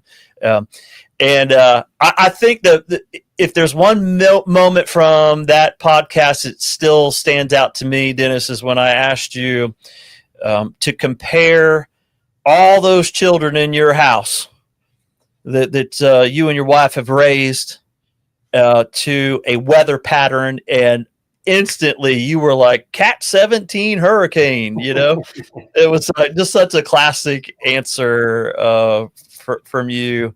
And that was pretty funny. Yeah, so, and how about the holidays? That, you know, remind me, Dennis. Like you got a tribe, man. You got like 7 kids or something. I had 6 kids. Yeah, I got 6 kids. But now it's to the point where, you know, this was the first Thanksgiving that my daughter was able to make it. So my oldest son's a doctor in New Orleans, and then my second son, he lives in South Tampa, so he's still here. And my oldest daughter, just finished up her doctorate at UF, and she's now an occupational therapist in Denver. So she's always been home for the holidays, except for this year. So we're all going to be here for Christmas, and they're all going to be here for New Year's. And, you know, New Year's is a big thing in matter of fact, New Year's might be our biggest family tradition. I am all about family traditions. That to me, there's nothing more flattering than when somebody comes into this neighborhood at Christmas time and says, hey, when I was a kid, I used to come into this neighborhood to look at the lights, and now I'm bringing my kids to come and look at the lights. It is the most wonderful thing. And so this family tradition we had is my dad. I don't know how long it's been going on, even before my dad, but at New Year's, in the stroke of midnight, we have a penny of that year. So 2025 penny in your hand, a sardine on a cracker, and a glass of champagne. And the champagne's supposed to bring drink. The cracker and the sardine brings food, and the penny brings money. And then you take the penny, and everybody has a penny. All the kids have the penny. So they have multiple ones. They have one for their house. They have one for our house. at midnight, and they give us all a penny. We put them over our door and tape it up over our front door. And that's supposed to bring money into your home for that upcoming year. And now when we have all our friends come and my kids bring their friends, I literally had to buy on eBay 3 rolls of 50 pennies. So everybody had pennies, but we're running into a massive dilemma because this is the last year they're making pennies. Yes, that's where I was going to go with this. What are you going to do? I think we'll end up having to do dimes because my wife doesn't like nickels. She's even said, I don't want a nickel. So it's going to have, and dimes are closer to the size of pennies. So, I mean, if I'm going to be buying 3 rolls of dimes, that's like, I guess it's not that much, but like I paid a fool in his money, as my dad said, for each of those rolls of pennies worth of 50 cents. I paid about $15 a roll because it was on eBay. And trust me, it's a lot easier than going to every bank on New Year's Eve. Hey, can I have all your pennies? And then look through them to try to find a 2024 or 2025. So we are set for our final year of the tradition, which is kind of a sad thing. I mean, it's been a thing. I'm old, and it's been a thing all my life, ever since I remember. So, yeah, I mean, this begs a couple of questions. So you buy the pennies from eBay, you said? From eBay? Oh, there he's got his Diet Dr. Pepper out. I only Diet Coke. Or I'm out of Diet Coke today? Oh, okay. I had to the store. But by the way, see, I got my roll number 7. Oh, yes, you do. I tried to wear mine last time, if you remember, but I had a green screen, and that really light colored one that I had was it wouldn't work. I was fading into the background. But all right, so you bought the pennies, you said, on eBay. Yep. Yeah, people sell anything on eBay, So there's a market out there for rolls of pennies from particular years. Man, there's a market for anything, Man, I had no idea. Stand by. I'm still here. Wait a minute. Let me grab them. I'll show you. All right, here. So yeah, you go on eBay. I'm not lying. In fact, I'll tell you another story. You'll appreciate this. Again, fooling his money. So look, there's the pennies, and I've got 3 rolls of these, and I think I bought these actually even before they announced that they weren't going to make pennies anymore. So I probably got a deal. I bet if I went on eBay right now, a roll of these pennies, if this is the last year they're making them, I bet they're $100. I bet it is, because collectors will probably say, hey, this is the last year they're doing this. But now you can buy anything. My wife collects Disney Loungefly backpacks. My daughter and my wife, they both love doing that. We're a Disney family. So, a Loungefly is like a mini backpack, right? And there was one in particular that they used to sell at Epcot, and couldn't find it. And she loved it. She loved this backpack. I wanted to find it. Couldn't find it anywhere. Ended up going on eBay. I found it. Somebody sold it to me from the Ukraine. They literally had a new one in the Ukraine and shipped it, and it was shipped and all that stuff. So again, I say it again. You go on eBay, you can probably search anything on earth, and it will probably be there. So. Well, when y'all put the dimes up there, then I'm hoping for some great juju in the forms of 10x. Whatever money would have came in, if it would have been pennies up there, when it's dimes, we're looking for 10x on this thing. I'm looking here. Oh, you know what? So get a load of this. I just clicked on eBay as we're talking here. 1 roll of pennies, $100. No kidding. $100. So I could, if I were smart, I'd just tell my kids, find your own, and I could sell these. I got 3 of these. It says $300. $300. That's incredible. For 50 cents worth of pennies. It's insanity. Anyway, how you been? This was a world commentator. Listen, I've been doing good. Listen, I do remember also asking you about how crazy it is to me that I've heard stories over the years about weathermen getting death threats for bad weather. I mean, if the inverse is true, I mean, you should be getting all your favorite treats, like cases of Diet Dr. Pepper, delivered right to your front doorstep, and public subs and everything that you like should be coming to you right now, even free rolls of 2025 pennies, because we did it. We got through hurricane season, no storms. Rule number 7 definitely came into full effect this year. to not freak out. I saw your post. You know, I'm an avid follower, man, and I love watching DPL, and I always appreciate when I go on and say hello, and you might catch my comment there, and you're, hey George, how you doing? But we made it through, man, and you know, it's just another testament to. I think you're right that when you say you're not a big fan of like the predictions at the beginning of the year that can really freak folks out like us at United Way when we're still trying to help people recover from Adalia and Helene and Milton. We'll be doing that for a while, man. And then we hear, oh, there's going to be, 9 major hurricanes and all the rest of it. And we're like, oh my gosh, man. I feel like I'm just on pins and needles during the season. Yeah, I mean, you're exactly right. I mean, this year was a perfect example. And, there were quite a few storms that formed in the Atlantic, and all but one curved. We had no hurricanes in the Gulf, none.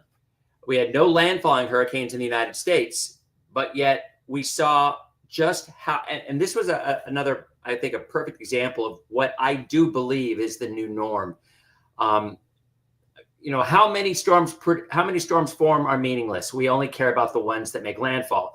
But what we are seeing, and I know y'all are seeing the same thing, the storms that do form are getting stronger, faster than we've ever seen. And you can argue till the cows come home about why that's happening.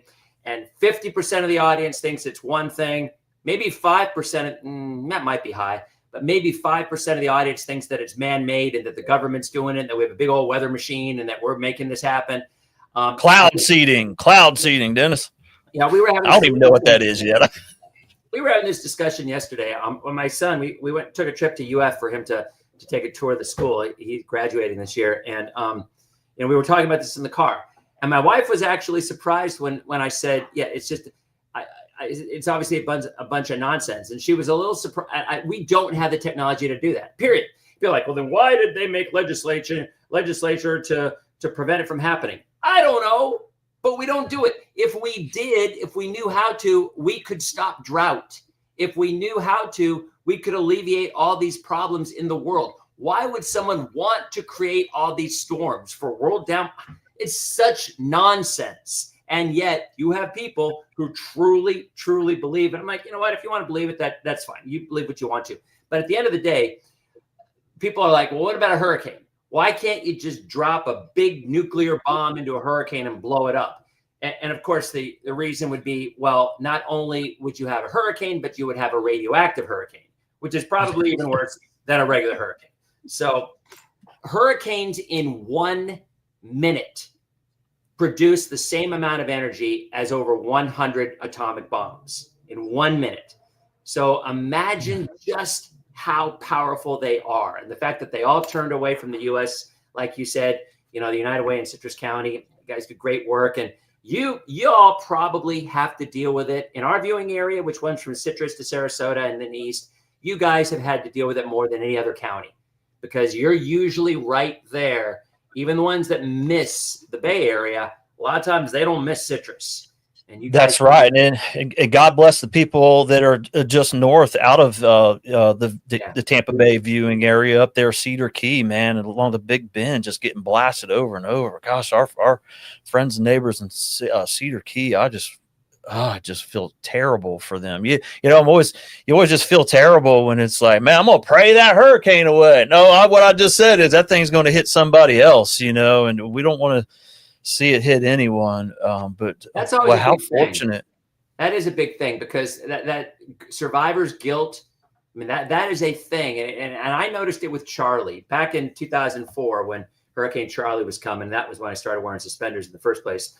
I told the story about that. But, you have that moment where you're like, oh, yes, it's going to miss us. And then 10 seconds later, like, oh, yeah, but it's going to hit somebody else. And I think human nature is you got the sigh of relief for it's missing you, but then all of a sudden you start realizing what that reality is. And it seems like Levy County, you're right. And Levy County, I used to work in Gainesville. I worked there for 3 years, and Levy County was our viewing area back then. And I was there when Elena hit. And Elena hit in 86 and had Was it 89? Nah, that's all blur. One of those two. It's either 86 or 89. And it destroyed the boardwalk at Cedar Key. You know, the water just kept pushing it over and over again. And I mean, you guys, like you said, with the Dahlia, I mean, you guys got it with the Dahlia and, you know, and Helene, obviously. So you do great work, man. You really do. I mean, I think, you know, a lot of times I'll get messages from people in citrus say, hey, don't forget about us. You know, we're in the viewing area. I said, trust me, in hurricane season, I don't forget about you because you guys are usually more in the crosshairs than the rest of the Bay Area is most of the time. Yeah. Is there a scientific reason, Dennis, that these storms, that while they might be fewer, but when they ramp up quick and they ramp up to these such high levels? Is there a scientific reason for that? I mean, I remember some weather patterns, like I remember El Nino and you know, different explanations for different weather patterns. What do we got going on now that's well, in terms of just climatology or whatever that's we're in a La causing Nina it? right now. La Nina usually means more storms, especially in the Caribbean. Didn't this year. You know, unfortunately, I mean, and that's just a kind of a broad brush. What it does is it gives you overall conditions in a really broad brush area, not specifics on a day-to-day forecast. And we all know weather changes so fast. You can try to say, well, it's going to be like this for a month or two, but the reality of it is there's always little times within there. I mean, the cold snap that we had at Halloween, right? We had 3 days of incredibly cold weather, coldest ever, and then we're back to 90 degrees a few days later. So even though the whole pattern might tend to give us warmer temperatures, you're going to have, you know, a brief break from that from time to time. Same with hurricane season. And, you know, with you guys, you talk about why are they blowing up? Look, that is a very controversial discussion, and we all know it because the two words that you say, if you bring them up, you will have massive pushback either way. And of course, that's climate change, right? You know, you can call it global warming, you can call it whatever. So at the end of the day, I have enough trouble getting the weather right 7 days in advance. If you think I'm going to try to tackle 20 years or 30 years or 50 years down the road, that ain't my thing. That is not my forte. But what I am willing to look at and see is there's no arguing the waters have gotten warmer. They have. You can't argue it. It's a fact. Now you want to say, why have they gotten warmer? You want to say, is it going to stay warm? Are you going to say, is it going to turn around because it's cyclical? All of those arguments that I think are valid arguments. And I think because we don't know. We don't know. Excuse me. We don't know. But what I do know is right now, the waters are super warm. And if you ask most meteorologists, do they think that the water is going to continue to get warmer? Probably. But that's not a set in stone. You know, you've got some people, you know how people are. A lot of times their opinion, no matter what anybody else says, their opinion is going to be right. And the people who say, yes, it's going to turn around and get cooler, you may be right. But at the end of the day, hurricanes get super strong because the water's warmer. That's simple. Yeah, and that's all I'm interested. I'm not interested in the arguments after the fact. Dennis, I don't know if you saw, but just within the last couple of weeks, Reuters had a story about the impending ice age. I mean, I'd listen. I don't know what to believe. All that stuff's out of my pay grade. All I can deal with is the facts at hand. And the last 2 years, those facts have been that we've been in hurricane recovery around here, and this year we are blessed to have a reprieve from that, and hopefully we'll get on a good streak here and continue to be blessed year after year like we were this year. I mean, when we're helping people recover from these storms, that's generally an 18 to 24 month process to really get people to recover long term, and we That's sure one need the storm. break right. Yeah, that's one storm, and we'll get another one. we sure need that break right now to kind of catch up. Is what we really need. Yeah, you hit the nail on the head. I don't try to tackle the long range stuff. But the bottom line is, the answer to your question was, why are they getting stronger? They're getting stronger because the water is not only warmer, the warm water is deeper. Because what happens is when a storm goes over warm water, it churns the water up and brings the colder water from underneath up to the top, and that usually will weaken a storm. Hurricanes are there for a reason. Hurricanes are created, literally they form to cool the atmosphere. If it gets too warm, a hurricane forms and it cools things off. They have a point. There's a reason, which is why you don't want to eliminate them, because if you eliminate them, then there are going to be other problems that are going to come out of it. But at the end of the day, the deeper the warm water is, the stronger these storms become, because that cold water doesn't rise to the top, or there's not enough to make of an impact. And you get storms like Melissa that had the strongest wind ever recorded in a hurricane, 252-mile-an-hour winds at about 650 feet up as a drop sound, as a, the things they drop out of the hurricane hunters, they throw those things out and they get the data. Well, that drop sound at about 650 feet got a 252-mile-an-hour wind gust. And remember, Jamaica has mountainous areas and people live up to 1,500 feet up. So they got winds 250-mile-an-hour gusts. And it was like an EF4 tornado cut across that island at about a 6 or 7 mile wide tornado at 250-mile-an-hour winds. It was unlike anything we've ever seen. So unfortunately, the answer to your question is, I don't know if that's going to continue down the road 20, 30 years, but I do know right now the waters are such that every year for the last 5 or 10 years, the numbers don't lie. The waters are warmer, and warmer waters will produce stronger hurricanes. That doesn't mean anybody's going to get hit any differently. That doesn't mean we're more likely to get hit. In fact, I think that has no impact on where they go, but it does matter how strong they get.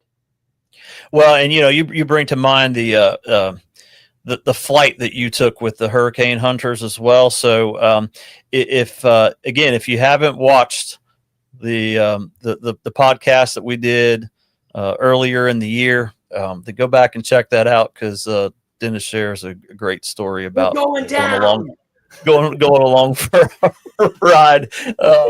Oh my gosh, it's just it's hilarious. I need to cut up some clips from that and share with folks. And you were gracious enough to extend the offer to me that if you were if we were experiencing an impending hurricane and I was down at the EOC like I generally am, that you could call in and we could talk to the folks in Citrus County. I never had to do that this year, but I certainly would have if that would have been.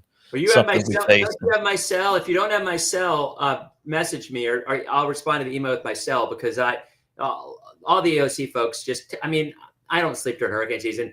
They text me. I don't answer calls a lot. I miss calls because my ringer's always off when I'm on TV, but I see texts all the time. So 24/7, you can always text me if you ever have any questions. I'll do that. I'll get your cell phone number offline, and we'll do that. And what a service that you provide, and other meteorologists in the Tampa Bay area and all over the country that you all provide. We see it during hurricane season, how you all just pull those long hours, and it's really a very trusted position, man. We're really in need of good data, and that's the difference between life and death, man. And in so many situations, I wish more people would heed the warnings when they're told to evacuate. Yeah. I know some people close to me that don't heed those warnings like that. I think they should, and they stress me out sometimes. Speaking of family, I'm like, listen, my house is big enough. Come to the house. Like, we don't, I'm all about rule number 7, but there are those times where it's like, it's time to go. Yeah. You live in a flood zone. So the information that you provide is so crucial. I do think Helene was opened a lot of eyes for people. That storm was 150 miles offshore, and we still had an 8-foot surge in areas from Pasco and Pinellas and and all the way up to Citrus. And I think that was the one that really caught people's attention, because usually the mindset, Floridians, it's 100 miles offshore, we're not worried about it. It's only going to bother us if it, and even if it's a direct hit, it's going to miss us. That is just Floridians, right? That's how most of us are. But I think with Helene, and unfortunately, that was exactly what happened. 17 people died in Pinellas County. 17 people drowned with Helene when that surge came in. And I don't know if it's because they were unable to evacuate. I don't know if it was because they chose not to evacuate. But at the end of the day, when you see a storm 150 miles offshore, I think our thought is it's too far off to hurt us. We're not going to get an 8-foot surge if this thing's 150 miles offshore. but we did, and the forecasts were absolutely perfect on that storm. I mean, the Hurricane Center literally, they missed their landfall by 7 miles 5 days out. I mean, that you can't get any better warning. For 3 days out, people knew that storm was coming. I do want to mention one thing quickly, though. I know we probably got to go. This is important because when we go on TV or on social media, because we said this before, nowadays, I think more people get their information from me on social media than on TV. I mean, it's just refresh when a storm's coming. And then they'll turn on the TV when we do continuous coverage as well.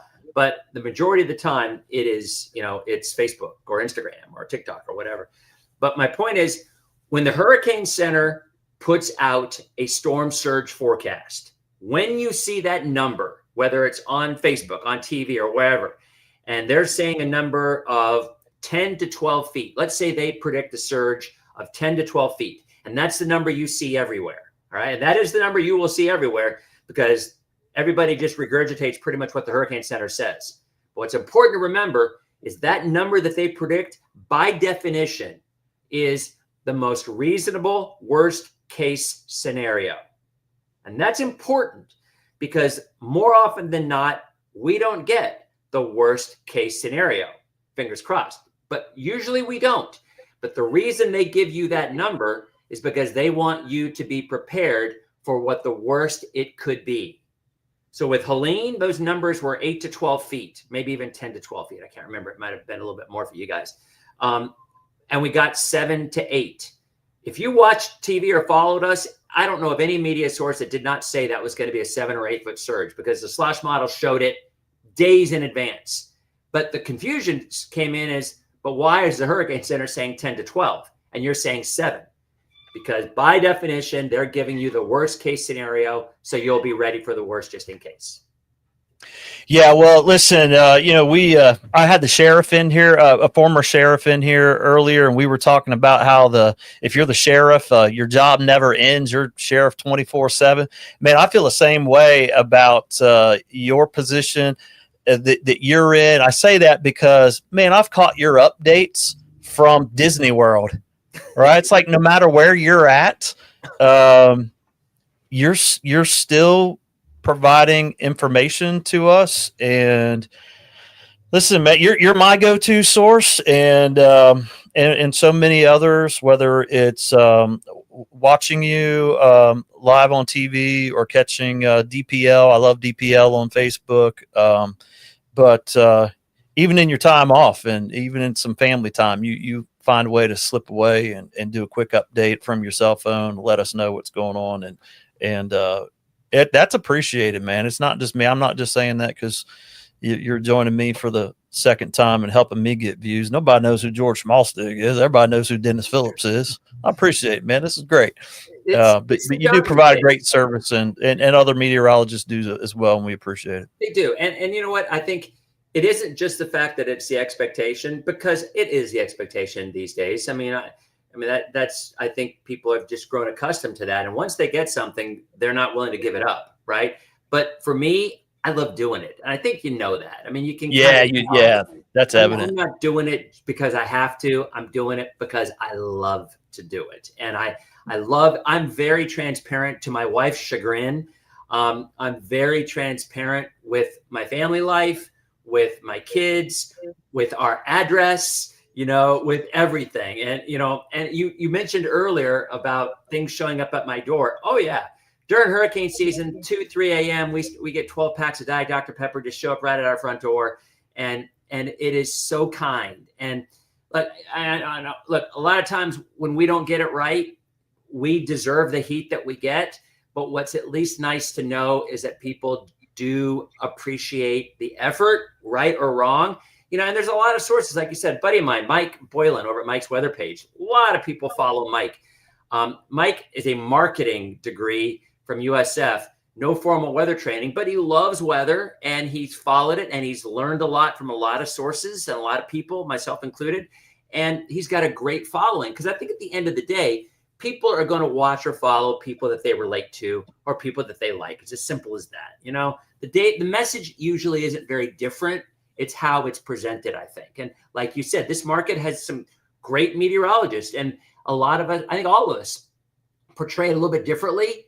But at the end of the day, when a storm's coming, I think the message is still hopefully about the same. And that's kind of what our goal is, to keep everybody safe, just like y'all. I mean, because that's exactly what y'all do in Citrus County. I mean, you're there to keep people safe and to be there after the fact. And that's the thing sometimes a lot of people forget, you know, is how bad, and as you mentioned, how long things stay rough after a storm. Yeah.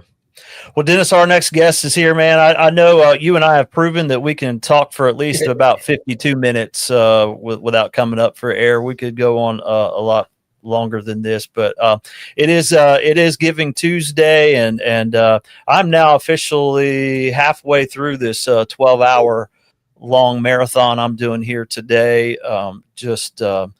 Have quite a few people coming in here today. Local electeds, our local Chamber of Commerce president and CEO sitting to my left right now, about ready to join us. And man, we had to ask you to come on today, and we appreciate you accepting that invitation. Real quick, when are you done with this tonight? Oh, I'm done at 8:00. Okay, because I was going to say I'll put you on DPL tonight. Man, I would love that. All right, let's find another time to do that, man. That would be so fun. That would be a lot of fun for me, man. We'll absolutely do it. I'll email you. Yeah. All right, Dennis Phillips, and listen, folks, you can watch this back if you're you're going to catch this later. Dennis told everybody where he lives and about the hot chocolate and they want the children's miracle. My front door lock combination too. I'm like, whatever, Children's Miracle Network is the beneficiary of the hot chocolate sales. So let's bombard Dennis's neighborhood. Let's just make it happen. Yeah. So, all right, everyone, the great Dennis Phillips, thank you for joining us. We appreciate it. We'll talk again, and I'll get your cell phone number, and we'll stay in contact, my friend. Perfect, George. Thanks. Hey, you're looking good, man.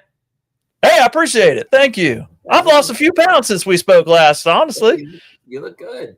I've got my daughter's wedding coming soon, and I need to drop a few lbs. So, all right, Dennis, thank you. Appreciate it. All right, well, without further ado, I don't think I need to take a break. Come on in here, Josh. Josh is, if y'all know Josh Wooten and his propensity to make unneeded comments, right. He's over there making some right now. Talking nice pillow here. Oh, well, you don't have to have it. Is that I like is that it. helpful? It's like lumbar. Yeah, man, I'll tell you, I've been sitting here since 8 o'clock. I can't imagine. And I don't know. I think I might be getting to the point where I'm just so sore that it's just, I'm not even feeling it anymore. No, you never get to that point. No, well, I got a few years on you, George. I'm telling you. I'll probably be paying for this tomorrow. Let's get that. Sometimes I throw my back out sneezing. Well, you are getting to that age. Yes, sir. I know you are. So we had you got to have good insurance. Insurance, yeah, as you say. We had your buddy Sheriff Jeff Dawsey in here earlier today. Yeah, he actually watched the Gator game with him Saturday. Did you? So there was a Dawsey sighting. Okay. Well, that was a joyous occasion. It was for me. Yeah. He's a USF guy now. This has actually bothered me. Okay. So, we'll get comfortable. I mean, Dennis Phillips ate up about 10 minutes of the time, but I don't know. Right. You might be able to encroach on Jerry Mulligan for 5 minutes or so. Jerry's irrelevant now. So I leave here to go to Sam Himmel's annual, Connor's Gifts. Oh, good. Soiree. Yes. So got a full day. Yeah. Well, tis the season. Yes, sir. That's for sure. We had a great meeting yesterday.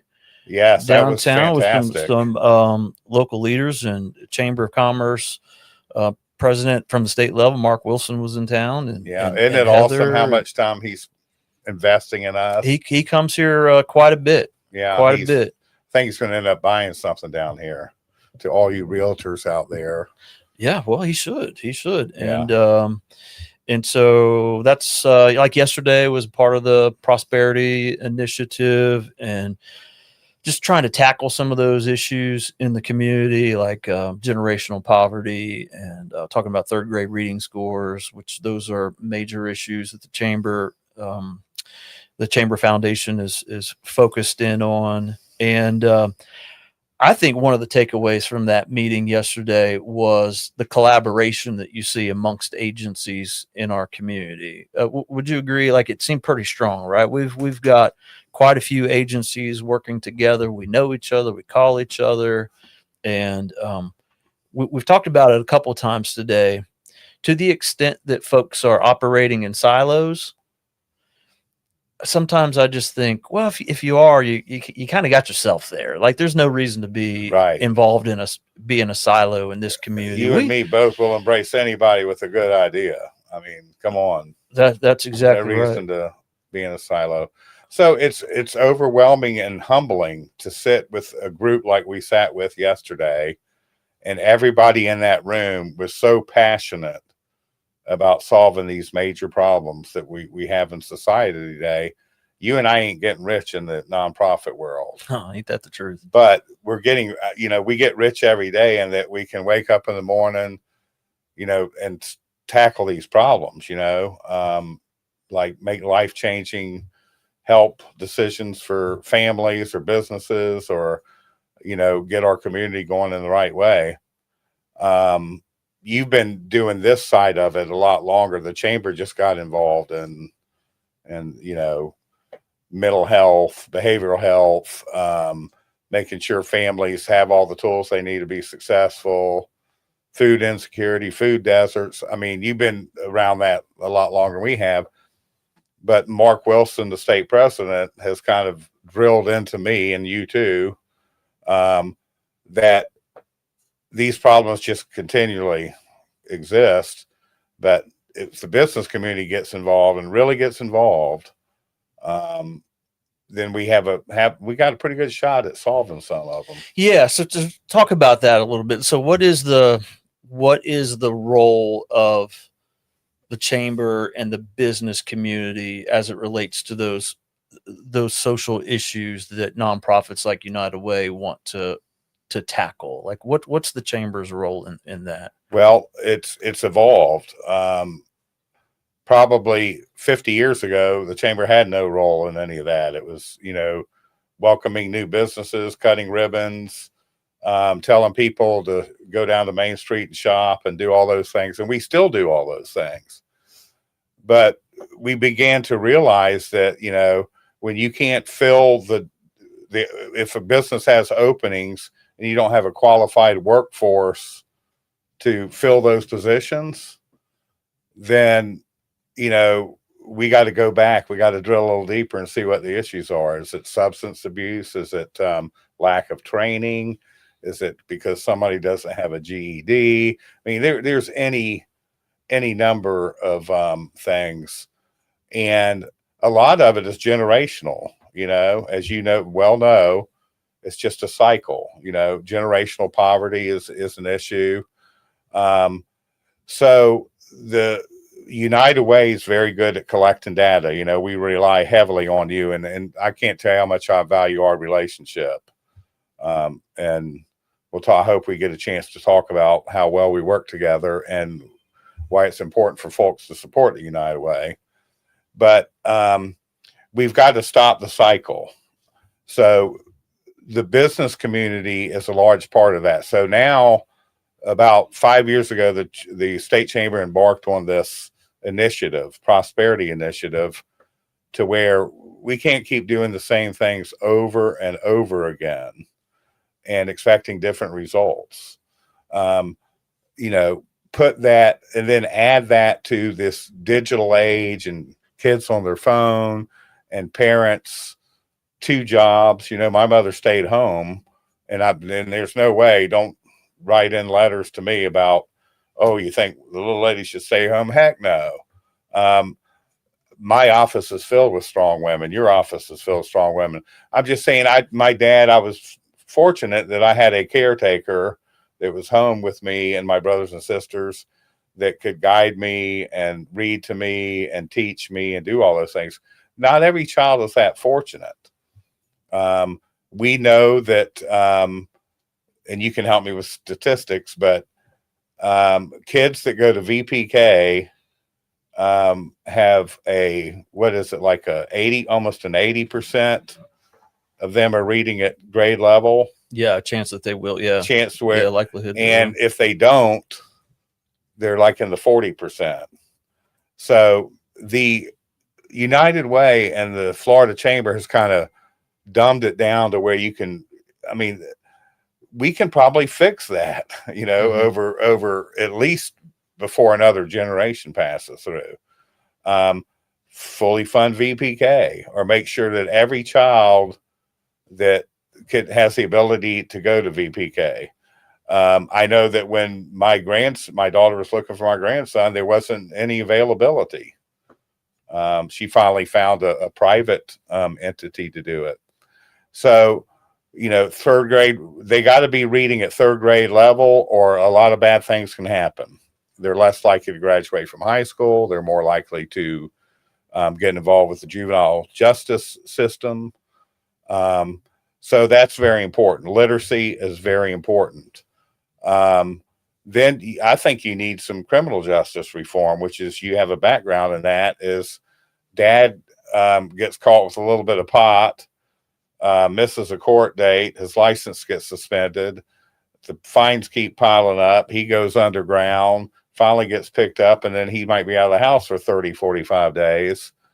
And then that whole family collapses. Y'all talk about the Alice family that's one paycheck away. And so we need to fix some of that stuff too. Yeah, I do have that background in the criminal justice system, more so like on the institution side, prisons and youth facilities and whatnot. And I remember early on in my career hearing that the projections by state leaders and whatnot on how many prisons will be needed in the future. How do they make that projection? They are looking at reading scores and behavior reports and that sort of thing of third graders. Isn't that interesting? So I'm like, third graders. Okay, well, they're 8 years old. When are they eligible to go to the institution? Well, when they're 18. That's a 10-year projection to figure out, okay, how many prisons do we think how many beds are we going to need in the future? There's just so much riding on that pivotal moment in the development of a child. And we need all hands on deck to effectuate the most amount of change possible for those kids that are falling behind right now. It's crucial. And then there's substance abuse that's rampant, and not just our community, every community that I know of. And when I talk to people around the state, it's the same thing. We've got to try to salvage these families. In the meeting yesterday, there was so much talk about keeping families intact and thinking of new ways to do that. I actually left there very hopeful that there's kind of a new way of thinking. DCF was sitting at the table. Of course, our new sheriff is, I think, he's open to any good idea, which is, a nice change from what we've had at the occupant there. But yeah, when you go around that room, we're starting to figure it out. We can't keep doing the same thing over and over again. So the chamber, I guess you could say, in a selfish way, we're trying to save society so they can work at our businesses and keep the economy going, right? But there's also a compassionate side of it, for sure. And I've tried everything. I tried to be everything to everybody. I've been here 15 years now doing this job, and I can't. We're not a social service agency. But I can connect people with the right people, and that's where you come in. I mean, vital. I was just talking to a staff member about you before we came here. We rely on what y'all do, what y'all bring to the table, because we can't do what you do, and you can't do what we do. But there's a lot of synergy. We're flying in the same circles and all. Yeah, absolutely. And I heard a talk show host many years ago, as a fan of talk radio, I won't say who it was, but he posed the question to the Howard listening Stern. audience. No, it wasn't Howard Stern. Um, Don Imus, no, it wasn't Imus either. Larry King. No, well, you're hitting some oldies, man. I'm I'm old. not your. Well, I said I heard it, not you heard it. I Oh, heard okay. it. Okay, Then, so you got Richard to Spires. you got to cut. I was on with Richard this morning. Were you? Yeah, you're on there too. I hear you on there Yeah, every well, now and then. That's a great connection to have, Isn't too, it? with our local friend running that station. Richard's fantastic, and we started off the day with DJ Trey in this seat. Jay, Really? I'm yeah, sorry. Jay. We love DJ Trey. I love him too, but man, he's a ball of energy. So that's Good why we had Lord. him at 8 o'clock to get this thing started. Yeah. He's a ball of You don't energy. need coffee. And then we were followed up by Commissioner Jeff Kennard, which he said that Good he's guy. a ball of energy in the morning as well. So we started off the day with quite a bit of energy. But anyway, where I was going with that is this talk show host posed the question: what has done more good for humanity, capitalism or charity? And hands down, when I hear that question, hands down, it's not even close in my mind. As a guy who will be in the nonprofit sector come next March for 28 years, that's a good long time.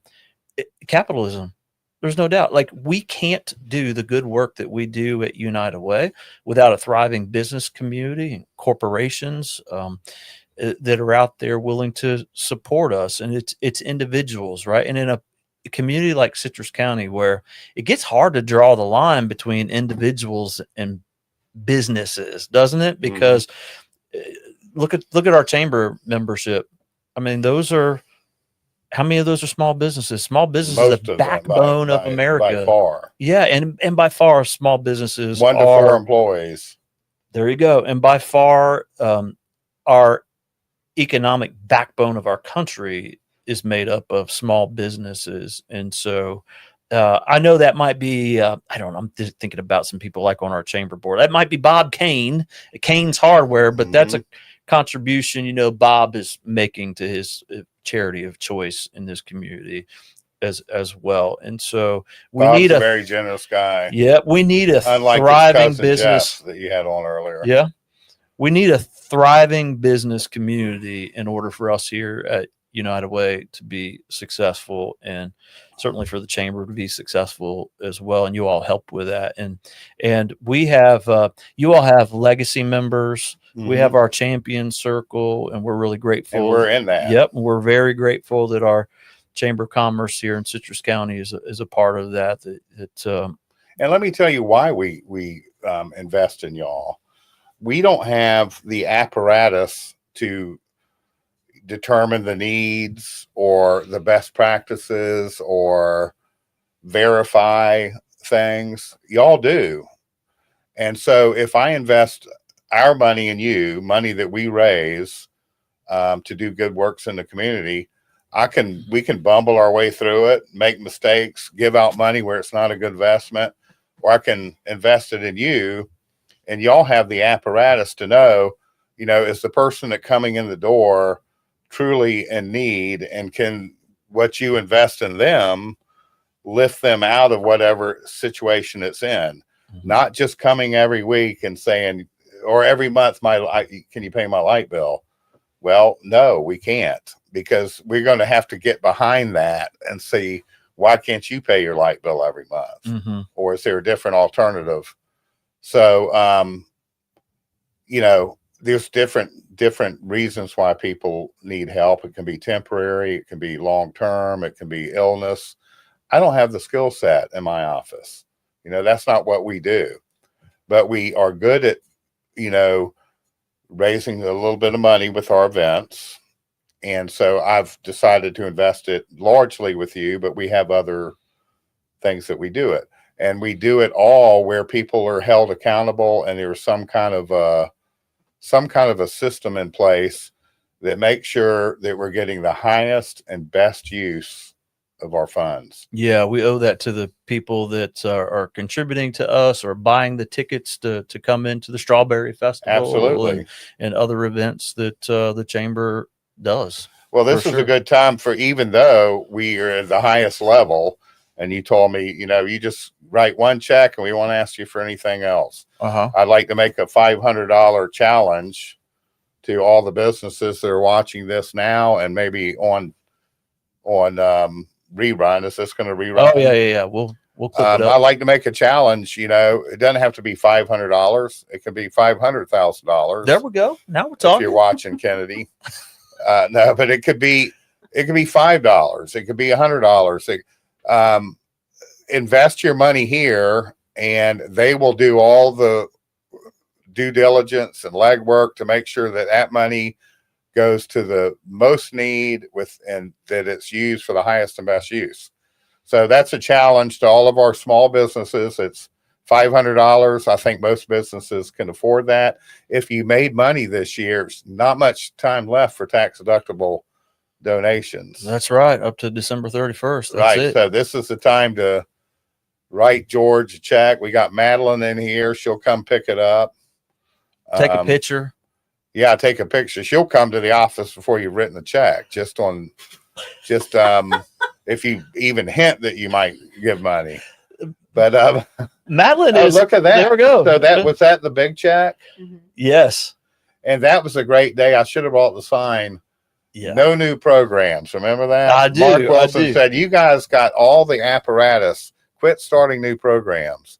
So we sent him a picture that said, no new programs. Yeah, we risked life and limb up there on the bridge. Yeah. We up on probably should have 19. gone to 491. We, where- we probably should have went almost anywhere. Look at else. all these pictures. Yeah. That's so nice. There's there's We your were team, doing our this team. before it was cool. Yeah. Obviously. That's right. That's right. And yeah, that was down There's at the the office. boss baby there. Yeah. Quite the team we've got here. Have you met the Paul Jack manager, Madeline's dog? And I know you've met my I've dog, met- Buckeye. yes. You've met him. Yeah. all? Yeah. I believe I met Madeline's dog when I brought my grandson in here for a picture. Yeah. There's My grandson Maggie right there. thought the dog was pretty cool. Oh yeah. There's Buckeye. What he was doing right there was begging for food from Madeline. She was sitting at her desk eating lunch. So He looks like a guy I went to high school with. well, Guy from Floral City. he was he's a very cute man, whoever that man was. Yes. Yeah. So listen, we don't have many benefits around here, friends benefits or anything else. We don't have benefits. We don't have at this United Way, unfortunately. But we create them, and those benefits look like the nursery downstairs where Jess can bring Nolan and Well, you've been recognized statewide for your practices by bosses with babies. Yeah. Yep. And that's, I tell this story that, I've been in some kind of community service. There's a little bit of ego involved in community service. George, you got an ego. But I remember when I was on the commission, I had to choose between a recital and a speech at the Rotary Club. And I struggled with that when I was younger, But now I remember my daughter, I have grandkids now, and she called me, not this year, but last year, the day of the big industry appreciation luncheon. Wilton Simpson, I think, was our keynote speaker or some big deal, sold out crowd, and said, hey, Nana can't watch Carter. Can you watch them? And I'm like, I got the biggest luncheon of the year. No, I can't watch them. And then I had this epiphany that I'm out preaching to people about, to do all these things. And I just said, you know what? Yes, I'll watch him. I'll take him with me. And it was the best luncheon I've ever had, taking him with me. And I've taken him to several others. But the story is, so in this society, if you can help your child or grandchild, like taking care of them while mom's got at work or there's an illness or something like that, imagine how that keeps the flow going for that child and for the business where they can go to work. And in my daughter's case, she had to go to work. Well, last year, before her husband got a big promotion, they didn't have any expendable income. They were an Alice family. So, I started thinking differently on that. And so the chamber is like your place. Although I don't let all the dogs in. You got a lot of dogs coming and going here. Yeah, we got a couple of them. We're not a humane society, but what we do is we allow, if the kid's got a half a day of school, I don't care if you go pick up your kid and bring them back. I got kids laying on the floor in the room doing their homework. That doesn't bother me at all. That's good stuff. Some of my best memories were going to my dad's office. Yeah. And drinking orange knee highs. And he would get these big containers of Charles chips delivered. And that was good time. So we allow that too, just like you do. Mm-hmm. Now, I haven't had one that's had a full-time nursery in my building like you do. Yeah, we made some significant changes around here. Not only just the nursery, but when Jess let us know that she was pregnant, crazy enough, I hadn't been here very long, and I started looking through the policy manual, and there was really no maternity policy in there, and she had a certain amount of PTO, but it wasn't enough. So we got to thinking about it. And so Madeline and I, we gave Jess our PTO to help cover her. But then, I started looking around, Josh, online and found this idea of, and I don't think this is really a good name for it, but unlimited PTO, some people call it, where the PTO process looks exactly the same. We have PTO forms. You got to be approved for PTO. If there's no one around the office that day or we're short staffed, then it may not get approved. But what we're not going to do is just keep track of it the way traditionally maybe a business would. And so as I started looking into that more and more, there was a couple things it would do for us. It would remove PTO liability off of our balance sheet, which was business-wise was a good decision for us. The other thing that you have to be careful about in that scenario is making sure people actually do take that time, because there's a psychological thing where they feel like they haven't earned it. So they are hesitant to take it. I don't have that problem with my employees. They know they've earned it. Yeah. So even just encouraging. The process really hasn't looked any different around here, but I don't know. Jess and Ryan decide they need a fourth child, which let's. They did decide that? No, if they should, we'll be covered anyway because of our PTO policy lines up. It's just a good business decision for us here at our small business. Like I've said it today, I say it often. Mark Wilson, someone says this all the time as well, that nonprofits like yours and mine, nonprofit is a tax distinction. You have a responsibility, and so do I, just to do good business. Right. Like exactly. you really do. Like you're the Chamber of Commerce. You got to be like the paragon of good business. And you guys run a good business. We run a good business here as well. And as I say, that's why we invest in you, because we trust you with our money.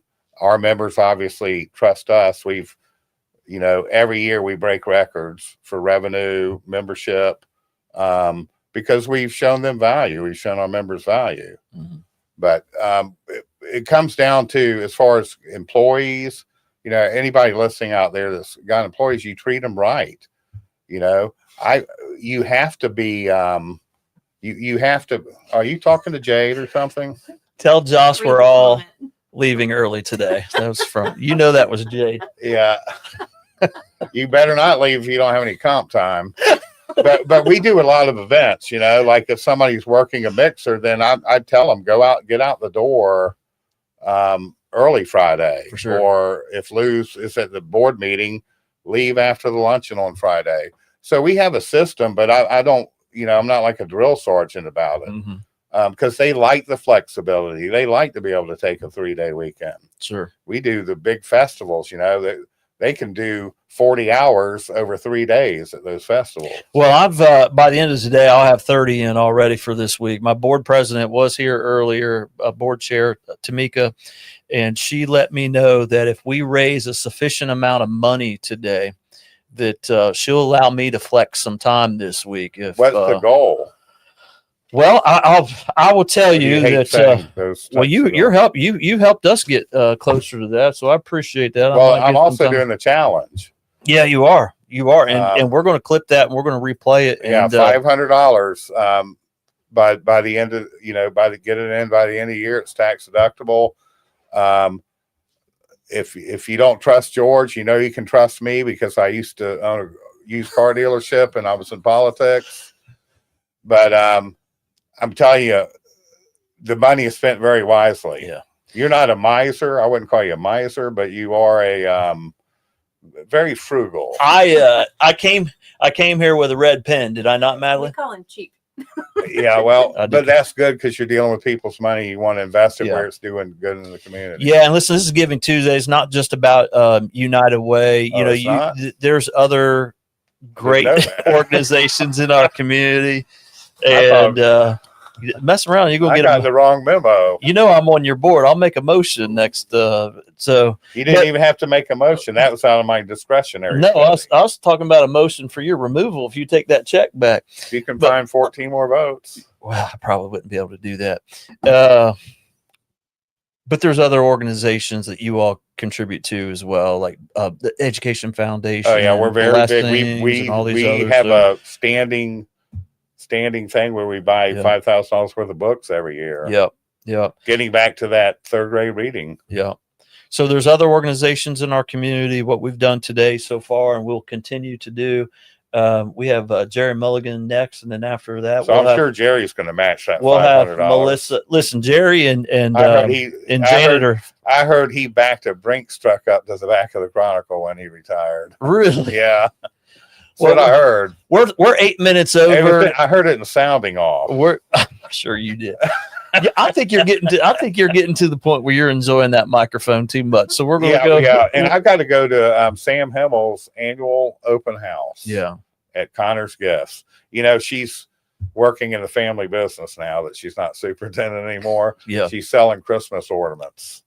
So I'm going to go support her too. I don't know, man. I've had some rough days here. I'm sure you've had them too, where Christmas ornament sales might sound appealing, but you know, this every job's got something. I mean, Christmas ornament sales, that bring a lot of joy to people, man. It's not. I've bad thing. enjoyed coming in though, George. Thank you. But I would like to come back so we can drill down a little deeper in the 10 root causes of poverty. You know, we had a great governmental affairs meeting this morning. Marcy Holder, our incoming chair, who's chief nursing officer at Tampa General, she's taken this very seriously. We had a meeting with her because her retreat is coming up next week, where she's going to set her agenda for the whole year, and it's very heavy on prosperity. And you know, Tampa General is also very generous, so they'll probably get involved financially, and we're going to move the needle this year. This is the year of connecting the dots. Yeah. So thanks for having me. Yeah, I'm glad you came in. I appreciate it. So we'll definitely do that. And tell Jade we've got quite the podcast set up here. I know she's been threatening to do some shows and some broadcasts for the chamber, and she's And we she's talked welcome to about a come in. partnership, but the number you shot me wasn't budgeted.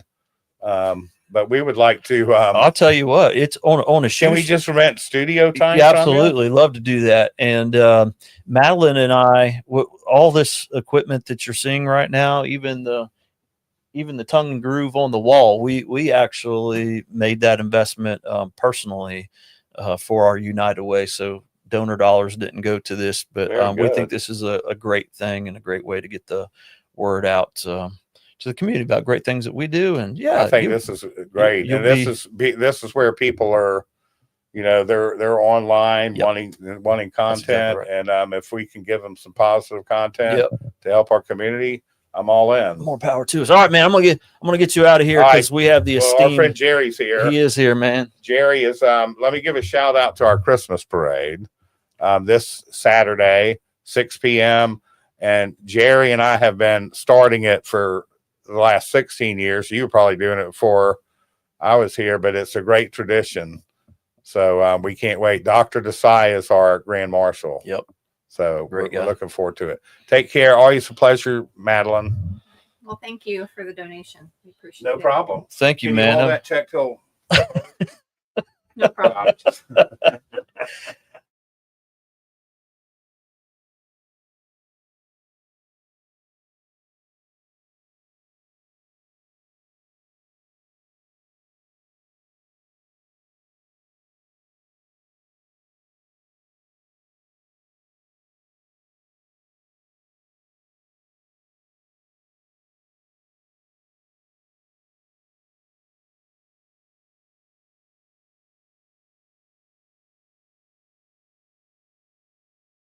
a hand away. Okay. Yeah, we're good. Well, thanks for joining us. He's a handful. He's a handful. So he just got into your time by 12 minutes. That is fine. And that's always a danger. Josh does not have an off button. He does not. And that's what makes him special, though. You see what he's done to the Chamber of Commerce over the years. Yeah. He has really built that organization to the strongest it has ever been. You're like a lifetime. Yeah, member. I actually was on the chamber board. I joined the chamber board, I think, in 1991, and spent about 30 years, and helped hire Josh. That was one of the good hires.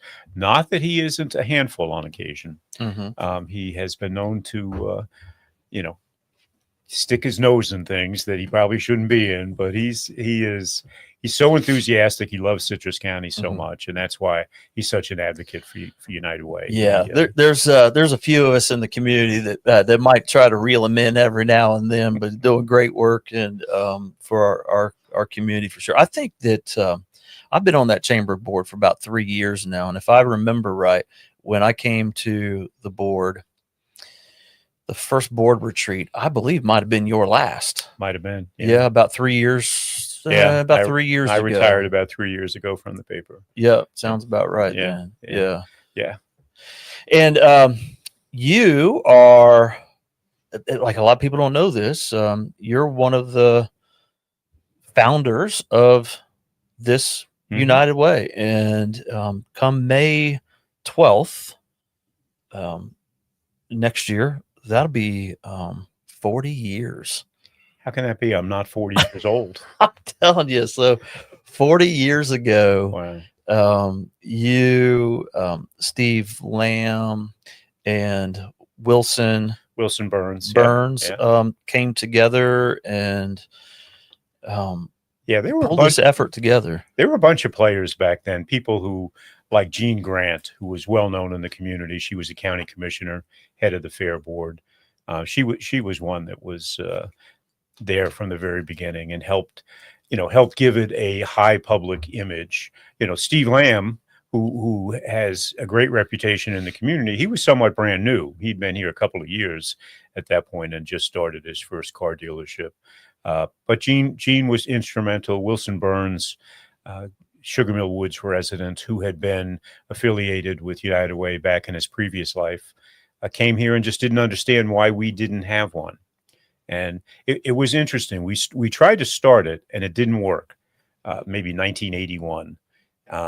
And we just couldn't get enough enthusiasm behind it. But a funny thing happened.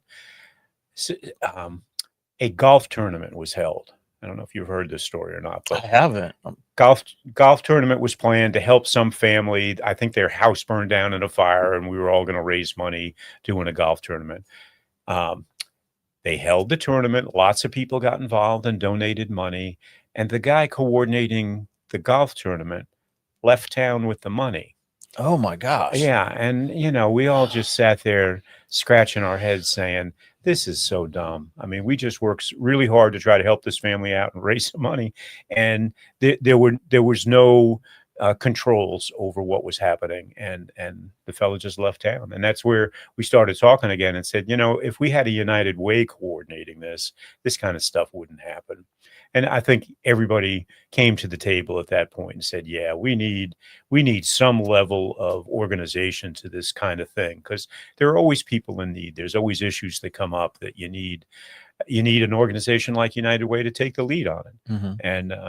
And so that's what we did. We got together and it was disorganized and loose knit, and we had absolutely no employees. It was 100% volunteers in the first couple of years because we didn't want to spend any money. We weren't raising that much money in the beginning, but we didn't want to spend anything. So we had a bunch of volunteers doing the work, and it worked out year after year. It got a little bit better, and we got some of the big companies stepped up.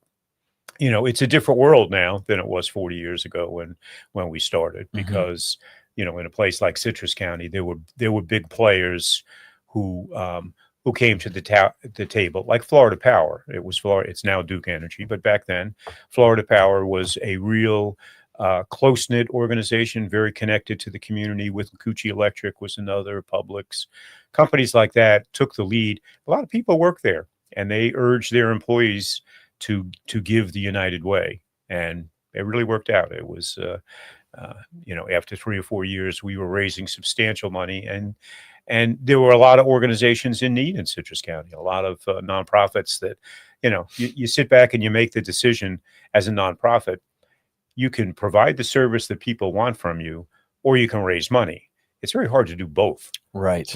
And again, that's where United Way came in. We would, we'd go out and help the Boy Scouts stay afloat, help the Girl Scouts stay afloat, and organizations like CASA and Cub and, some of the early ones, they didn't have the structure to get out there and fundraise.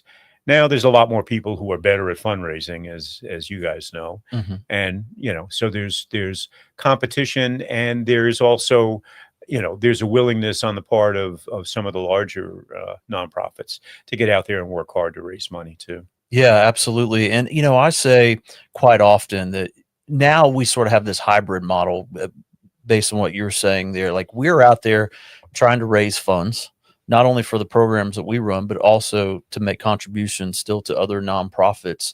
But just the work that we do in-house here, whether it's our tax assistance, our long-term recovery efforts that we have here that we're making, financial literacy, we can go down the line of things that we do here.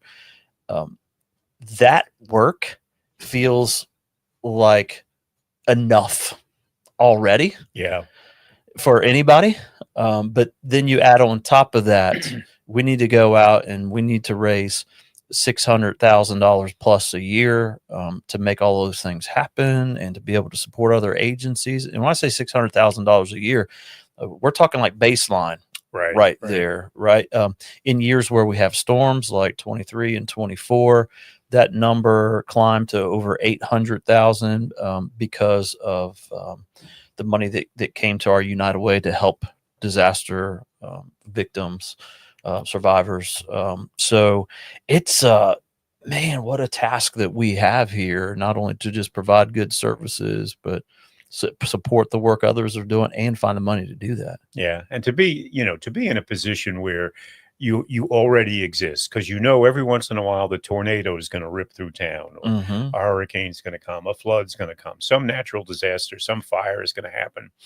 That there was a time back in the 1920s that downtown Inverness pretty much burned down, as did Crystal River. Everybody used to have fires, and it turns the world upside down.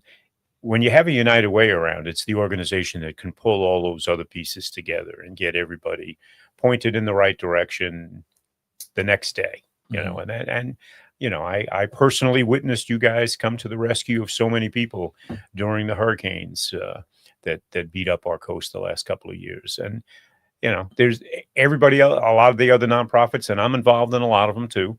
That's not what their job is. Their job is, to run the YMCA or to provide, services to abused women. We have things to do, and it's not emergency response is not one of them. United Way can step up and say, okay, we're going to fill that void. We didn't see it coming, but we're going to be there and help make things right. Yeah, we're able to be really agile and respond quickly, in part because United Way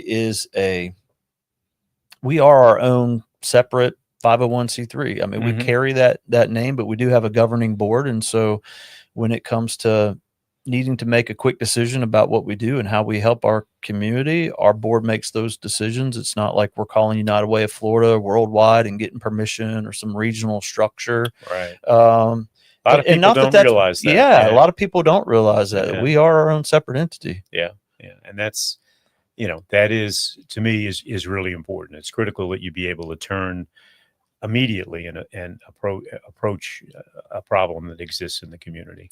And who better to do it? You don't need somebody in Tallahassee or Washington sending you a memo telling you this is what you should look out for. You know what you should look out for. You run into it every day as you travel around town and talk to different people in different groups and stuff. Yeah. What else can you tell me about Wilson? Because of the three of you all, I know you the best by far. I know Steve a little bit. I know Jewel better than I know Steve.